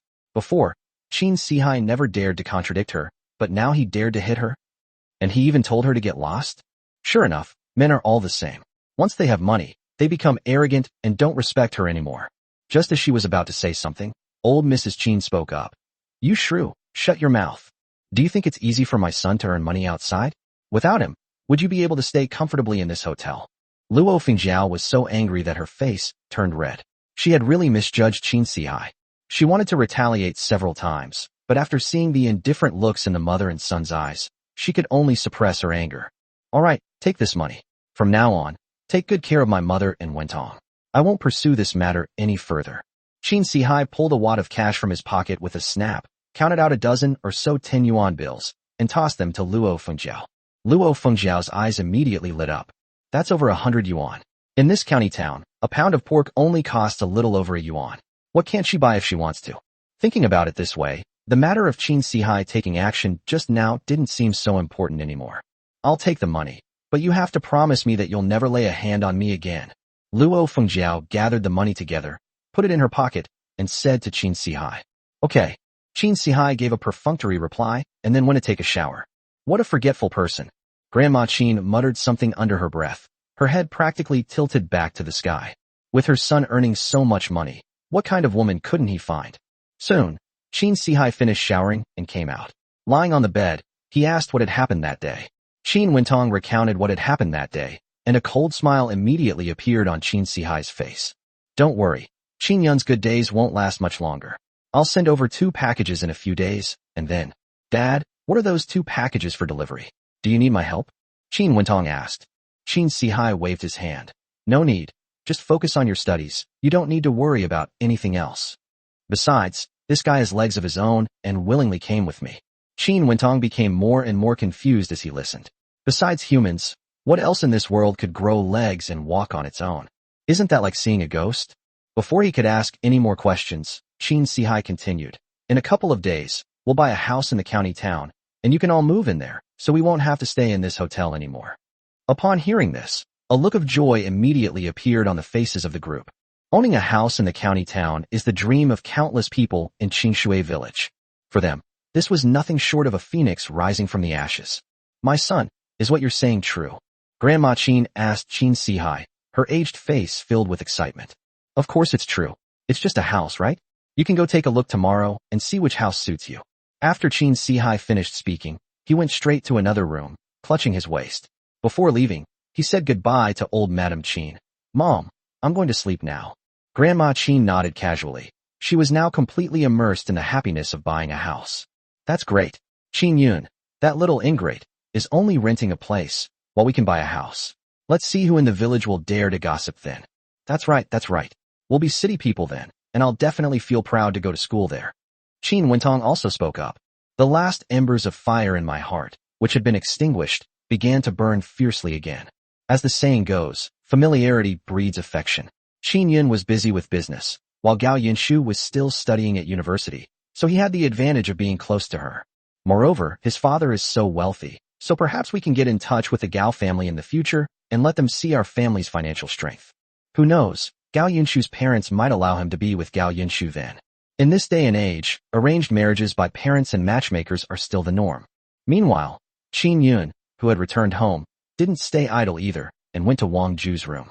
At that moment, Wang Ju was engrossed in reading a book. How's the novel I asked you to read coming along? After chatting with Wang Ju for a while, Qin Yun suddenly asked a question. I read it. Wang Ju spoke up, then handed several sheets of paper to Qin Yun. Say, you know what? Qin Ling's writing is really good. Every man in it deserves to die. Qin Yun didn't say anything, but picked up the paper and read it carefully. Wang Ju's handwriting wasn't very good, but he had written quite a lot of densely packed text. It's clear that you read it carefully. As Qin Yun watched, Wang Ju continued to ramble on, especially that swindler, who stole his wife's money and then went to find other women. and utterly shameless. Has Sun Datong returned the money he borrowed from you? After reading it, Qin Yun put the paper on the table and asked Wang Ju a question. Wang Ju was taken aback, but then realized what Qin Yun meant. Chapter 108, When to Make a Move. These novels were written by Qin Ling, and they convey some very simple values. In the 2 days that Wang Ju has been reading, her mindset has changed a lot without her even realizing it. Brother, he said his mother's condition has worsened again, so he can only repay me the money he borrowed later. At this critical moment, I'm too embarrassed to ask him for it back. Wang Ju's voice was a little low, but she immediately smiled again. But brother, I already know. A girl should respect herself. I have never gone out with him overnight, and I will never do it again. I absolutely refuse to go to any dangerous places. Hearing this, Qin Yun smiled and said, That's good. After you finish reading these, I'll give you some money to buy some more. I'm willing to buy even just casual books. As he spoke, he pulled a 10 yuan note from his pocket and handed it to Wang Ju. Wang Ju shook his head repeatedly. Brother, I have money. I haven't finished spending the money you gave me last time. I'll go buy more later. Just take it when I tell you to. Qin Yun forcibly stuffed the money into Wang Ju's hand. Wang Ju has taken a liking to reading, and he's overjoyed. It's never too late to start learning, and Wang Ju is only in his early 20s. If he's determined, he might even be able to go to university. Looking at the money, Wang Ju felt a surge of emotion. Apart from her family, Qin Yun was the kindest person to her. The two chatted for a while longer, and seeing that it was getting late, Qin Yun returned to his room. The next afternoon, Qin Yun returned home and discussed the next steps of the renovation with the workers. Old Wei's courtyard has been completely transformed. Qin Ling's room, which was the first to be renovated, has been turned into a princess room. The room where Sun Dazhuang and his group stayed was also renovated to be more practical, and you could feel a sense of warmth just by looking at it from the outside. As for Qin Yun and Wang Ju's room, they simply painted it white and replaced all the furniture. Moreover, the workers carry out the renovations during the day, so it doesn't interfere with the residents living. Uncle Wei, please stay in my room for today, and come back in a couple of days. Qin Yun entered Old Man Wei's room and began to speak. What a waste of time. Just do it as simply as those rooms. There's no need for all this trouble. Old Man Wei was somewhat dissatisfied a couple of days ago, but after the room was renovated, he went to check it out as soon as possible. Since that incident, Old Man Wei no longer finds it noisy. Instead, he takes the initiative to help out, and his face smiles more often. Qin Yun knew that Old Man Wei was only saying he was unwilling, but in his heart, he was already very anxious. Don't worry, sir. It will only take a few days. When you see the room, you'll definitely be satisfied. Qin Yun chatted with Old Man Wei for a while, and then Old Man Wei moved into Qin Yun's room, seemingly reluctantly. Master, leave some open space here, set up some shelves around the farm, put a rain awning on top, and just enough space to put a table underneath. Then we can put the grill over there. Qin Yun spoke to the workers, saying that according to his plan, even the courtyard would need to be renovated. And this newly renovated courtyard will be of great use to him. Just as they were working hard, suddenly, a figure walked in from outside the door. It was Ma Tongtian who was holding the gifts. Brother Qin, are you working? Do you need any help? Just let me know, and I'll call a few people over. As Ma Tongtian put the things down, he spoke solicitously. No need. We can handle things here. Qin Yun said with a smile. Okay, just let me know if you need it. Ma Tongtian persisted, and after the two chatted for a while, he finally spoke up, saying, Boss Pai sent me here, saying that the investigation into the matter from last time has yielded some results, and he wants you to come over. Upon hearing this, Qin Yun immediately put down what he was doing. This is an important matter. Qin Yun rode his bicycle towards the alley where Boss Pai was. This is the information. More than half an hour later, Qin Yun arrived at Boss Pai's living room. Without wasting any words, Boss Pai immediately placed a document in front of Qin Yun. Qin Yun picked it up and took a look. You know what? Boss Pai's men are really capable. Their investigation was extremely thorough. It even contains many things that I didn't know. The final piece of news was that he had a connection with the Luo family. Upon seeing this, Qin Yun frowned. How did Qin Sihai get involved with the Luo family again? Furthermore, we discovered that the surgical instruments from before ended up in a bar, which is owned by the Luo family. After Qin Yun finished reading, Boss Pai immediately spoke up. Qin Yun taught him the word bar. In this small county town, some people have already decorated their drinking establishments quite nicely, but they call them things like beer shops. However, this business practice was eventually imitated by the Luo family, who used various methods to make most bars disappear, leaving only a handful of them able to compete with them. Bar. Qin Yun was somewhat puzzled. Surgical instruments. No matter what, should be in hospitals. How could it possibly appear in a bar? That's unclear at the moment. Boss Pai shook his head, his slender fingers holding the wine glass and swirling it before he spoke. I sent people in. Although they were having a lot of fun inside, the surveillance was very tight. Moreover, there were many guards at the entrance, and my men didn't find any useful information. Hearing this, Qin Yun could only nod. I've told you about the current situation. What are your plans next? I'll ask you that next, Boss Pai continued. After a moment of silence, Qin Yun said, let's hold back and observe the situation. It will be no more than a week before something happens in the surrounding area. Boss Pai put down his cup, wanting to hear Qin Yun's explanation. Qin Yun didn't hold back, analyzing. The surgical instruments were sent to the bar and cleaned up, so they definitely weren't just left there. Someone needs to use them. Although county towns are much better than rural areas, they certainly can't compare to big cities like Shanghai. Anyone who can afford foreign goods must be very rich. So why didn't he go to Shanghai, but instead came to this small city? Qin Yun took a sip of the tea beside him and said softly, there's definitely something shady going on here. As for when we'll make our move. Qin Yun deliberately left his sentence unfinished, and instead looked at Boss Pai, who had been listening attentively. A look of sudden realization flashed across Boss Pai's stunningly beautiful face. It's when that person comes to our county. Chapter 109 Meat and Wine. Qin Yun smiled and nodded. There are only two ways to enter the county town. One is by car, and the other is by boat. At that time, you just need to keep a close eye on these two roads. If there is any trouble, leave the rest to me. A confident glint appeared on Boss Pai's face. With so many men under my command, the Luo family is nothing. No, if you take action against the Luo family now, it will inevitably cause conflict. The best way is to find someone with a public reputation. Qin Yun continued. Although he didn't know what kind of background Boss Pai had, as the saying goes, even a powerful dragon can't suppress a local snake.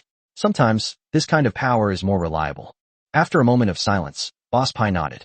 The two chatted for a while longer before Qin Yun left.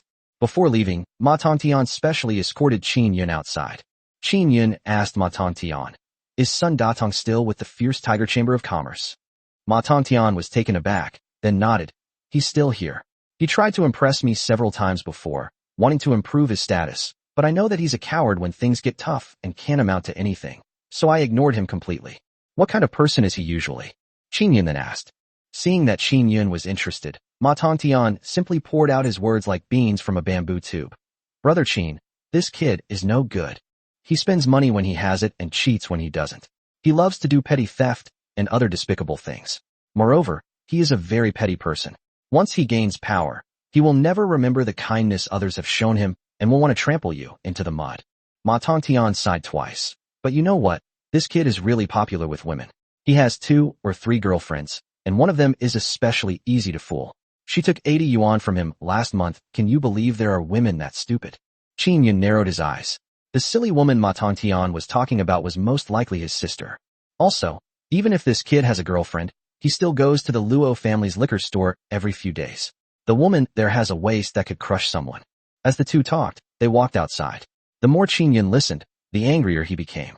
Finally, he asked directly, does that kid spend a lot of time at the Luo family's wine shop? Of course there are many. They're usually available around this time. After listening, Qin Yun immediately greeted Ma Tongtian and rode his bicycle towards the martial arts school. Brother Qin, what brings you here today? More than half an hour later, Qin Yun arrived at the entrance of the martial arts school carrying some things. Just as he pushed the cart inside, Huang Wentian came to greet him. You're here, but why did you bring so much stuff? Qin Yun chuckled twice. Haven't I been here for a long time? And I'm here today because I need your help with something. Go ahead and say it. Huang Wentian immediately spoke up. When Qin Yun recounted his sister Wang Ju's story, Huang Wentian shook his head repeatedly, saying, what's wrong with girls these days? Why do they all like these petty thugs? I'm having a headache over this too, but she's still my little sister. If I don't care, who will? Qin Yun then explained his plan to Huang Wentian. Huang Wentian nodded repeatedly, occasionally glancing at Qin Yun with a hint of admiration. Qin Yun's method is really brilliant. No wonder he's been able to make his business thrive. Soon, the two made an agreement, and Qin Yun, along with Huang Wentian, rode their bicycles to the wine shop owned by the Luo family. Although it was called a liquor store, it already had the beginnings of becoming a bar. The 3-story building stood out prominently in the county town, where high-rise buildings had not yet been built, and the facade was covered with the most popular white ceramic tiles. It looks very stylish now, But in Qin Yun's eyes, it's not good enough. He had seen it in the information Boss Pai had given him before. The first floor was a place for ordinary people to drink, while the identities of the guests on the second floor were kept secret. Some were men afraid of their shrewish wives. Some had committed certain crimes and fled here, and others were men of high status. As for the third floor, it's all bedrooms. This place is probably not a good place, is it? At the entrance of the wine shop, several heavily made-up women were striking seductive poses, their alluring eyes constantly glancing in Qin Yun and Huang Wentian's direction. Brother, are you new here today? Come in and give it a try. I guarantee you'll have a good drink. Seeing that Huang Wentian and Qin Yun had stopped, one of the women immediately walked over and took Huang Wentian's arm with one hand. After pinching it a couple of times, she immediately giggled and said, Brother, you have such big muscles. You're really strong. Huang Wentian's face immediately turned red, as if he had seen a ghost. He quickly shook off the woman's hand and went inside with his head down. Another woman walked up to Qin Yun and made a move to put her arm around him. Qin Yun stepped aside, his face darkening as he said, You're too ugly. Upon hearing this, the woman's expression immediately changed, but in such a place, she dared not lose her temper with the guest. She simply snorted and turned to walk away. Another person, who seemed to be the leader, walked over and said with a smile, Oh my, I didn't expect this young man to have such high standards. It's all right, our wine shop may not have much else, but it has plenty of beautiful women. All I saw was the money in the young man's pocket. Qin Yun pulled out a wad of 10 yuan notes from his pocket, which stunned the leader. The leader then smiled sweetly and invited Qin Yun and the others inside. Did Sun Datong come today? After entering, Qin Yun and Huang Wentian sat in a private room, casually ordered a few bottles of beer, and asked, Him? Of course he's here. The woman who followed Huang Wentian in was named Xiaohong. Upon closer inspection, she wasn't particularly ugly. In fact, she was quite pretty. However, her heavy makeup was simply unbearable to look at. He usually likes Xiaoxua the most, but Xiaoxua charges at least 10 yuan to drink with him. Xiaohong sat down next to Huang Wentian and said, But he has money now, so he should be in the last private room with Sister Xiaoxua. Qin Yun nodded silently, just as he was about to say something, when the door to the private room suddenly opened and several scantily clad women walked out. Brother, what do you think of my looks? Why don't you invite me to come drink with you? Brother, choose me. I promise you'll be happy today, and you'll want to come every time after that. Brother, if all else fails, just take all 3 of us. We can all drink with you, and it'll be meat drinks too. Chapter 110, Exposing His True Colors. The women looked at Qin Yun with predatory eyes, already knowing that he had at least $100 in his pocket. As long as you can serve them well, you can make money however you want a day, right? What a fine combination of meat and wine. Qin Yun felt helpless, but his face still showed impatience. He waved his hand and said, You can all leave now. I didn't like any of them. Disappointment immediately appeared on the faces of the women. In the past, every customer would have dragged them straight up to the 3rd floor, but why was this customer so difficult to deal with? But since Qin Yun had already said that, they were too embarrassed to say anything and could only leave with resentment. Then the leader brought over a few more, but Qin Yun refused them all. Finally, he asked for a few more bottles of beer before giving up. Seeing that the time was ripe, Qin Yun made an excuse to go to the restroom, noted down the number of the private room where Sun Datong was, and told Huang Wentian when he returned. Okay, I'll go find him now, and bring a few more people with me. Huang Wentian had been getting impatient with Xiaohong's constant urging to drink, and when he heard that Qin Yun had already noted down the private room number, he immediately opened the door and left. You should go out too. I like being alone. Seeing Xiaohong walking towards him again, Qin Yun coldly uttered a sentence. Seeing that Xiaohong was still hesitant and didn't want to leave, Qin Yun didn't waste any words and simply took out a few yuan from his pocket and gave it to her. Thank you, brother, you're a good person. Xiaohong's eyes lit up immediately when she saw the money. He carefully put the money away, then, as if remembering something, said, Brother, don't come next time. Judging from your expressions, this is your first time too. This isn't a good place. How could you tell this was our first time here? Qin Yun was a little curious, because this girl wasn't like this when she was facing Huang Wentian before. Look at your eyes, you're different from the people here. The people here seem to want to see right through us. Xiaohong continued, Brother, I came out of necessity, but you guys are different. Maybe you just wanted to see something new this time, but if you come a few more times. She didn't continue, but anyone could understand what she meant. After saying all that, Xiaohong stood up and left the private room. Qin Yun wasn't in a hurry. He drank in the room and waited for a while before Huang Wentian returned. Brother Qin, this matter has been taken care of. I deliberately told Wang Ju it was Sun Datong's private room number. Qin Yun nodded. Sometimes, the truth is sharper and more capable of making Wang Ju realize the truth than what he says. Sure enough, a short while later, footsteps were heard outside, followed by a cry accompanied by a question. Sun Datong, how could you do this to me? Upon hearing this, Qin Yun immediately opened the door to the private room and went out with Huang Wentian. In the corridor outside, Wang Ju was standing on the ground, tears streaming down her reddened eyes, looking at the man in the private room with disbelief. Inside the private room, under the dim and ambiguous lighting, Sun Datong, his face flushed, hurriedly pulled up his pants and walked out. Inside the room, a woman casually got up from the bed, glanced at the door, and then her face turned indifferent. Anyone could see what had happened inside. Wang Ju, let me explain. It's not what you think. Sun Datong strode out and said to Wang Ju, I'm just here to take care of some business. Wang Ju was filled with rage. Upon seeing Sun Datong approaching, she immediately slapped him across the face without hesitation. You still want to lie to me? Wang Ju. Seeing that the matter could no longer be concealed, Sun Datong suddenly knelt down in front of Wang Ju with a thud. I know I was wrong. I will never dare to do it again. Please forgive me this time. That's because you've never gone out at night before, and I just couldn't hold back anymore, so. Fuck you. Before he could finish speaking, Qin Yun rushed out and kicked Sun Datong hard in the face. Damn it, he cheated her sister out of her money, and now he wants to use this kind of excuse to fool her? How could he, as the older brother, tolerate this? As soon as Qin Yun made his move, staff from the liquor store appeared in the corridor and walked over. Qin Yun immediately threw out a large 10 yuan note. Don't come any closer. This kid lied to my sister and broke things. I'll pay for it. After looking at the person lying on the ground and confirming that it was Sun Datong, the group walked towards the back. Elder brother. When Wang Ju saw Qin Yun, tears of grievance immediately fell. Qin Yun sighed and comforted her. Little sister, don't be too sad, because you saw what kind of person he was in time. I never expected that Sun Datong would be here, and doing such despicable things. Wang Ju was no longer able to care about anything else, completely immersed in the grief of Sun Datong's betrayal. Brother-in-law, what are you doing here? Listen to me. I just made a mistake that any man would make. I really didn't come here. Upon seeing that it was Qin Yun, Sun Datong got up again and even tried to exonerate himself.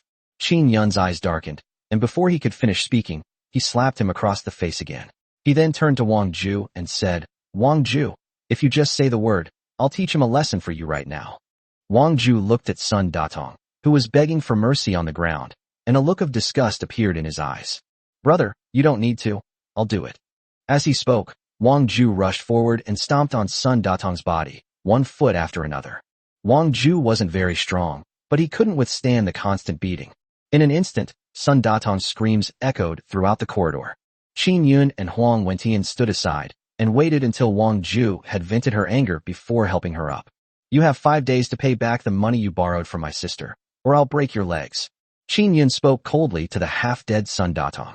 Sun Datong looked at Qin Yun, his eyes filled with fear. He knew about the relationship between Qin Yun and Ma Tongtian, and Ma Tongtian was now the head of the entire fierce Tiger Chamber of Commerce, which could really be the death of him. After receiving the answer, Qin Yun and Wang Ju walked downstairs, leaving Sun Datong filled with remorse. After going downstairs, Qin Yun intended to walk straight out, but a familiar voice rang in his ears. Hee, I still have to follow Brother Qin. You know what?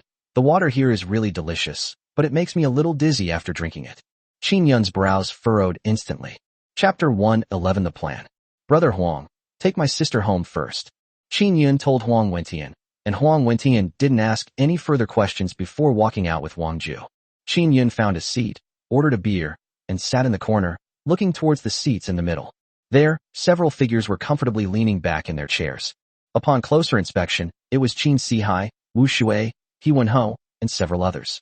Apart from Qin Sihai, the two men were dressed in very worn-out clothes. Several heavily made-up women sat nearby, their faces showing a mixture of disdain and smiles. How is it? Is this place all right?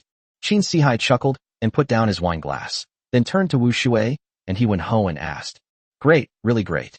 Both of them had smiles on their faces, but it's a bit expensive here. The few bottles of water we drank tonight cost as much as we would have earned in the village in a few months. Even now, they both feel as if it's all a dream, and they can't help but look at Qin Sihai. If Qin Sihai leaves today, the two of them probably won't even be able to come up with half the money. Qin Sihai seemed to sense their worries and simply slammed several 10 yuan bills onto the table in front of him.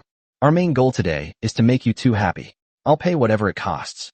A look of surprise immediately appeared on their faces. The two of them were notorious in Qingshui village, and even at their age, they had not been able to find a wife. I never imagined there was such a wonderful place in the city, and more importantly, there was such a wonderful brother, Sihai. But brother Qin, we've been in this city for 2 or 3 days now, staying here all the time and constantly spending your money. That's not right. When are you going to take us to make some money? He Wenho asked. Money is something that should always be kept in your own hands. What's in someone else's pocket is ultimately theirs. Upon hearing this, Qin Sihai smiled. Finally, the fish had taken the bait. He put down his wine glass and asked slowly, Do you really want to make money? Both of them nodded, and Qin Sihai then said, Okay, tomorrow I'll take you somewhere to test your blood types. If they match, you can start making money like me. Blood type test. He Wenho frowned. How come he never knew that he had to have his blood type tested before going out to work? Brother Qin, isn't a blood test only needed when you sell blood? You're not talking about making money by asking us to sell our blood, are you? A hint of wariness appeared in Wu Shui's eyes. The people of Qingshui village now know that selling blood is unreliable. Someone from the next village died a few days after donating blood. At best, they had to stay in bed for 10 days to half a month. I can't even describe how painful it was. Upon hearing this, Qin Sihai felt wronged and immediately became anxious. Am I, Qin Sihai, that kind of person? How could I possibly ask you to donate blood? No one in their right mind would do something so heartless. What you two said has deeply hurt me. No, brother Qin, I misspoke. I'll punish myself with a drink to apologize to you. Wu Shui quickly stood up and spoke. That's right. Brother Qin and I have been brothers for many years. I know his personality best. He would never let us do such a thing. You should apologize to brother Qin right now. He Wenho also sided with Qin Sihai and spoke coldly to Wu Shui. After Wu Shui finished his drink, Qin Sihai finally spoke up. The reason I can earn so much money is because I serve high-ranking officials and nobles. There are regulations there that require one to have a qualified blood type and other indicators to be allowed to go. Otherwise, why would they want someone from our village? Wu Shui and He Wenho were finally relieved and went back to drinking and having fun. Upon seeing this, Qin Yun's eyes narrowed. It was obvious that Qin Sihai was a lackey of the Luo family, and these two people were those two poor souls. However, Qin Yun didn't plan to go and interfere. As the saying goes, it's hard to persuade a damned ghost. Right now, those two were full of dreams of getting rich. If he said anything at this time, he would definitely be taken for granted. They might even get beaten up. Qin Yun downed the wine in his hand in one gulp before leaving the wine shop. Back in the courtyard, Wang Ju still looked sad, but Qin Yun didn't go up to comfort her. Some things can only be learned through personal experience, and once you leave Sun Datong, your future path will surely be smooth sailing. As dusk fell, Huang Kuan and his companions returned pushing their carts. Huang Kuan took out the groceries he had bought that day. Brother Yun, guess who I saw today?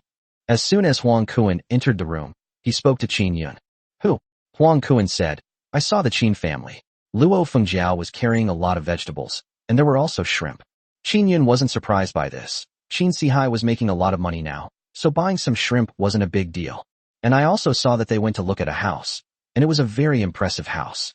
Listening to Huang Kuan's vivid description, Qin Yun chuckled and said, It's all right, the Qin family's good days are about to end.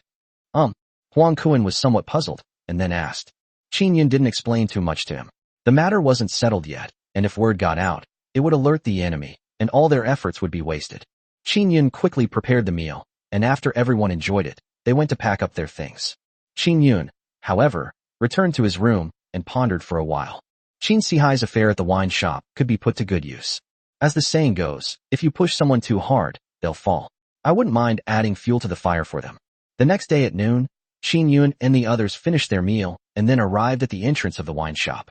He deliberately found a quiet corner, drank a bottle of ice water, and waited for Qin Sihai. Sure enough, not long after, Qin Sihai appeared at the door with Wu Shui and He Wenho. These two people now trust Qin Sihai completely, and without even thinking, they walked right in. Qin Yun calculated the time, and then went to the address provided by Huang Kuan. This is the hotel where the Qin family is staying. Qin Yun was just about to go up to look for Luo Fengjiao when, as soon as he turned around, Luo Fengjiao came out carrying a woven bag. Upon seeing Qin Yun, he immediately snorted coldly, turned around, and walked outside. He didn't even glance at Qin Yun, clearly still holding a grudge about what happened earlier. Qin Yun didn't pay any attention and followed Luo Fengjiao for a while. When he saw that there were fewer people ahead, he simply blocked her way. Qin Yun, are you out of your mind? What? You're blocking my way and trying to beat me up. Let me tell you, this is broad daylight. Luo Fengjiao instinctively gripped the woven bag in her hand. Chapter 112 Two Fat Sheep. How dare they lay a hand on her in broad daylight? Qin Yun looked at Luo Fengjiao, who was in a panic and couldn't help but sneer. Don't you want to know what Qin Sihai is doing right now? Qin Yun's question immediately piqued Luo Fengjiao's curiosity. These days, every time Qin Sihai returns home, he can take out large sums of money. And he had hit himself before. Although she was given enough money later, she still felt some resentment. Where? Luo Fengjiao tilted her head and said, he should be inside the Luo family's wine shop right now. Qin Yun said calmly, then prepared to get up and walk to the other side. However, Qin Sihai may have been drinking meat-based liquor. Meat and alcohol? What does that mean? Luo Fengjiao didn't react immediately and instinctively asked Qin Yun, why are you telling me all this? Qin Yun didn't turn around, but left behind a sentence. You'll know what it means when you get there. I just didn't want you to stay in the dark. Luo Fengjiao frowned, then put the woven bag aside and walked towards Luo's wine shop. She's going to see what kind of business Qin Sihai is doing inside. Qin Yun wasn't in a hurry. He went back to the courtyard, called Huang Kuan and the others, and headed towards the Luo family's wine shop. Just in case, they also notified Huang Wentian and the others. More than half an hour later, the group watched as Luo Fengjiao walked into the wine shop. After exchanging glances, they also went straight inside. What he didn't notice was that right after they went inside, a pretty figure flashed past the doorway. Upon seeing Qin Yun, a tear slowly welled up in her expressive eyes.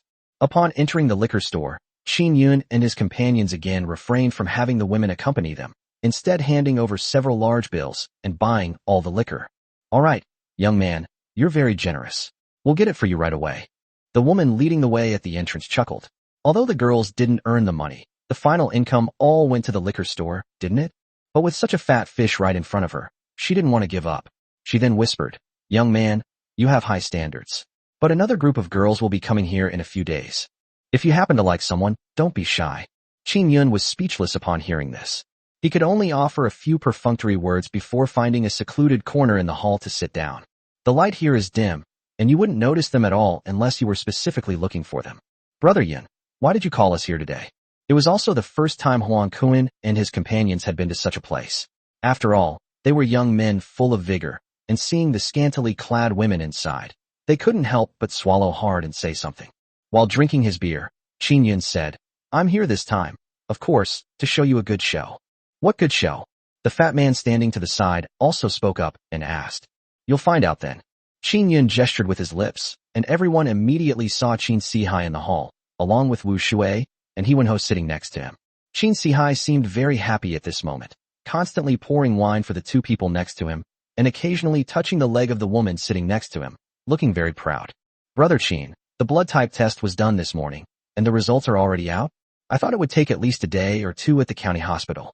Wu Shui looked similar to Qin Sihai, his hand constantly reaching down, his face full of enjoyment. Wu Shui, you still can't figure it out? Brother Qin isn't an ordinary person. It's just a matter of getting the results out quickly. It's just a matter of saying a few words. He Wenho kept flattering Qin Sihai. Looking like this, he's practically a servant, except for the braid. Qin Sihai smiled and said, of course, you two are both my brothers, so I will naturally help you with this. And I have some good news to tell you. Your blood type results are a perfect match. You can pack up tomorrow and come here to make money with me. Real? Upon hearing this, a smile immediately appeared on the faces of the two of them. These past few days, they've been following Qin Sihai around every day, either staying in hotels or eating out, and they've even managed to come to such a wonderful place. I can't wait to make money. But let me make this clear from the start, I have to tell you something. Just then, Qin Sihai's gaze suddenly turned to Wu Shui. After today, you can't drink alcohol anymore. If you come here tomorrow and they find out you've been drinking, you're fired. Wu Shui chuckled and patted his chest, saying, don't worry, Brother Qin. I know what's important and what's urgent. Qin Sihai nodded in satisfaction. Once he gets those two fat sheep in, he'll get a hefty reward. Now that I have this money, what should I do with it? I heard there's a girl named Xiaoxua working at this wine shop, and she's quite pretty. Thinking this, he couldn't help but increase the force in his hand. Just as he was lost in thought, suddenly, A bottle came crashing down on his head. Qin Sihai immediately felt a sharp pain in his head, and he stood up abruptly and looked behind him. It was Luo Fengjiao holding the bottle. Qin Sihai was taken aback, then said, "Didn't I tell you to stay at home? What are you doing out here?" Luo Fengjiao was completely enraged. In this day and age, people take the concept of husband and wife very seriously. Especially in rural areas, if a man cheats on his wife, people's first reaction is that he deserves to die, but the next thing they'll say is that his wife is incompetent. She actually let her man cheat on her. This value system was extremely distorted, but it took more than a decade to slowly change. Therefore, Luo Fengjiao wished she could kill Qin Sihai right now. She could tolerate Qin Sihai's beatings and verbal abuse, and his disrespect, but she simply couldn't stand Qin Sihai cheating on her. "You still have the nerve to ask me what I'm doing out here? You make money every day, and this is the place you've ended up in." Luo Fengjiao picked up a wine bottle from the side again, intending to throw it at Qin Sihai once more. "What the hell are you doing?" Qin Sihai snatched the wine bottle from Luo Fengjiao's hand with a swift movement, his eyes filled with icy coldness. Several women around him had already been frightened away, and the eyes of everyone around him turned to Qin Sihai in an instant. His eyes held curiosity, indifference, but mostly mockery. "You can't even control your own women. How dare you come here to have fun?" Under such gazes, Qin Sihai felt his blood rush to his head and slapped Luo Fengjiao hard across the face. Chapter 113, Making Room for Myself. Luo Fengjiao was immediately stunned by the beating. He struggled to his feet after falling to the ground, and even pointed his finger at Qin Sihai, cursing. "Qin Sihai, what do you think you are? When you were poor, you would even break off a belt and stuff it into the pot to cook. Now that you've made a few stinking bucks, you think you can just sit on top of me and shit your ass? You can't even control your own waistbands. You Qin family deserve to be poor your whole lives." Luo Fengjiao is extremely fierce in combat, saying whatever she wants, which is unique in the entire Qinshui village. For a moment, the veins on Qin Sihai's forehead bulged. How could he possibly tolerate being insulted in front of so many people? He immediately raised his hand, ready to teach Luo Fengjiao another lesson. "If Qin Yun hadn't told me you were here, I would still be in the dark. Qin Sihai, you're a real scoundrel." Luo Fengjiao was still rambling on when Qin Sihai suddenly stopped. "You said Qin Yun told you I was here?" Luo Yufeng didn't say anything, but Qin Sihai immediately understood. This woman is usually quite foolish. How could she possibly come here to arrest him for no reason? Nobody in the city knows him. The only possibility is Qin Yun and his group. He immediately turned his head and looked around the hall. It was quite a while before they finally saw Qin Yun hiding in the corner. "Good lad, it really is you." Qin Sihai's eyes instantly turned cold as he grabbed a nearby wine bottle and walked over. "You've messed with me time and time again. I'll kill you." Wu Shui and He Wenho followed closely behind, vying to be Qin Sihai's lackeys, their demeanor equally aggressive. A cold smile appeared on Qin Yun's lips. He showed no fear whatsoever and instead stood up directly. "If you don't want people to know, then don't do it in the first place. You deserve everything you have today." Qin Yun's words completely enraged Qin Sihai, who cursed, "You bastard. I should never have given birth to you. I'll kill you right now." After saying that, he smashed the bottle down on Qin Yun's head. However, before his bottle could hit Qin Yun suddenly stood up, snatched the bottle away, and kicked Qin Sihai in the back. Qin Sihai was already in poor health, and after this attack, he was thrown to the ground, sprawled out on his back. "Qin Yun, how dare you hit Brother Qin? Who do you think you are?" "That's right. I, He Wenho, will fight you to the death." Seeing the two men holding bottles of wine, seemingly wanting to go for it, but not daring to, Qin Yun sneered. Without him saying anything more, Huang Wentian and Huang Kuan and the others went straight up and gave the two men a good beating. "For the sake of us being from the same village, I'm giving you this advice. Go back to your village now and never come to the city again. Even if you earn little, there won't be any danger to your life." Qin Yun shook his head and sighed. "Oh, so Qin Yun, you've made a fortune, and now you won't let us come to the city to make a fortune too? Let me tell you, we're going to come here anyway." Wu Shui spat at Qin Yun and said coldly. He Wenho, standing to the side, also glared at Qin Yun and said, "That's right, Qin Yun. Let me tell you, we're about to make a lot of money. Don't be envious then. With your little stall, I can open as many as I want. At that time, even you, Qin Yun, will have to kneel down and beg me." Seeing the madness in their eyes, Qin Yun didn't say another word. He stood up and walked outside with Huang Kuan and the others. What was that saying again? Set aside your desire to help others and respect their fate. At this moment, Qin Sihai, who had been beaten, struggled to his feet, and He Wen-ho and Wu Shui immediately stepped forward to help him up. Qin Sihai looked very unhappy. He knew perfectly well that these two men were just fair-weather friends. They were completely unreliable when it came to actually helping him. However, he didn't show it. After all, he still needed the help of two people for what was to come. After smiling, he said, "All right, you guys go back first. I'll come find you tomorrow and help you make a fortune." They both nodded. "Great. Tomorrow I can really make big money." He then walked towards the door. Then Qin Sihai sneered at Luo Fengjiao and said angrily, "What are you standing there for? Help me up. If I fall down, let's see whose money you'll pay for." However, the next second, I thought Luo Fengjiao would come running over eagerly because of the money, but to my surprise, Luo Fengjiao just walked away. Qin Sihai had no choice but to stand up and return to the hotel. As soon as they returned to the hotel, they saw Luo Fengjiao sitting in a chair with a livid face, coldly saying, "Qin Sihai, if you don't give me an explanation today, this isn't over." Upon hearing this, Qin Sihai's anger flared up again. "I'm not going to give you a damn explanation."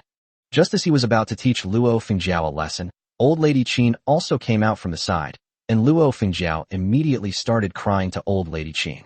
She had assumed that old lady Qin, being a woman herself, would understand her suffering. However, after hearing this, old Mrs. Qin's face changed, and she said sarcastically, "You still have the nerve to say that to outsiders? If it weren't for your incompetence, would my son be cheating on me? Let me tell you, my son earns who knows how much money he makes a month. If you can't even handle this little bit of grievance, then you'd better get out of here." Luo Fengjiao was stunned by what old lady Qin said. She had thought that no matter how bad the family was, it would at least leave her some warmth. But now it seems that old Mrs. Qin only likes her son. As for Qin Wentong, he sat in his chair without saying a word. She suddenly remembered how much pain Qin Yun's birth mother must have felt back then. Karma has caught up with her again. Luo Fengjiao suddenly stood up, silently walked to the side, and began to pack her things. "Luo Fengjiao, you're actually leaving? If you leave, I won't come looking for you again." Before he could finish speaking, Luo Fengjiao had already packed the things into a large cloth bag, slung it over her shoulder, and walked outside. She didn't own anything in this house to begin with. Qin Sihai instinctively wanted to chase after her, but was stopped by old Madame Qin. "Are you stupid? It's better that she's gone. You've made so much money now, wouldn't it be more comfortable to find someone else later? By then, we'll be living in the city, so we won't need to worry about her life or death." Hearing this, Qin Sihai smiled. Yes, he's a completely different person now. The old Luo Fengjiao doesn't hold that much appeal for him anymore. They left without a second thought, which conveniently freed up some space for themselves. Chapter 114, The People Have Arrived.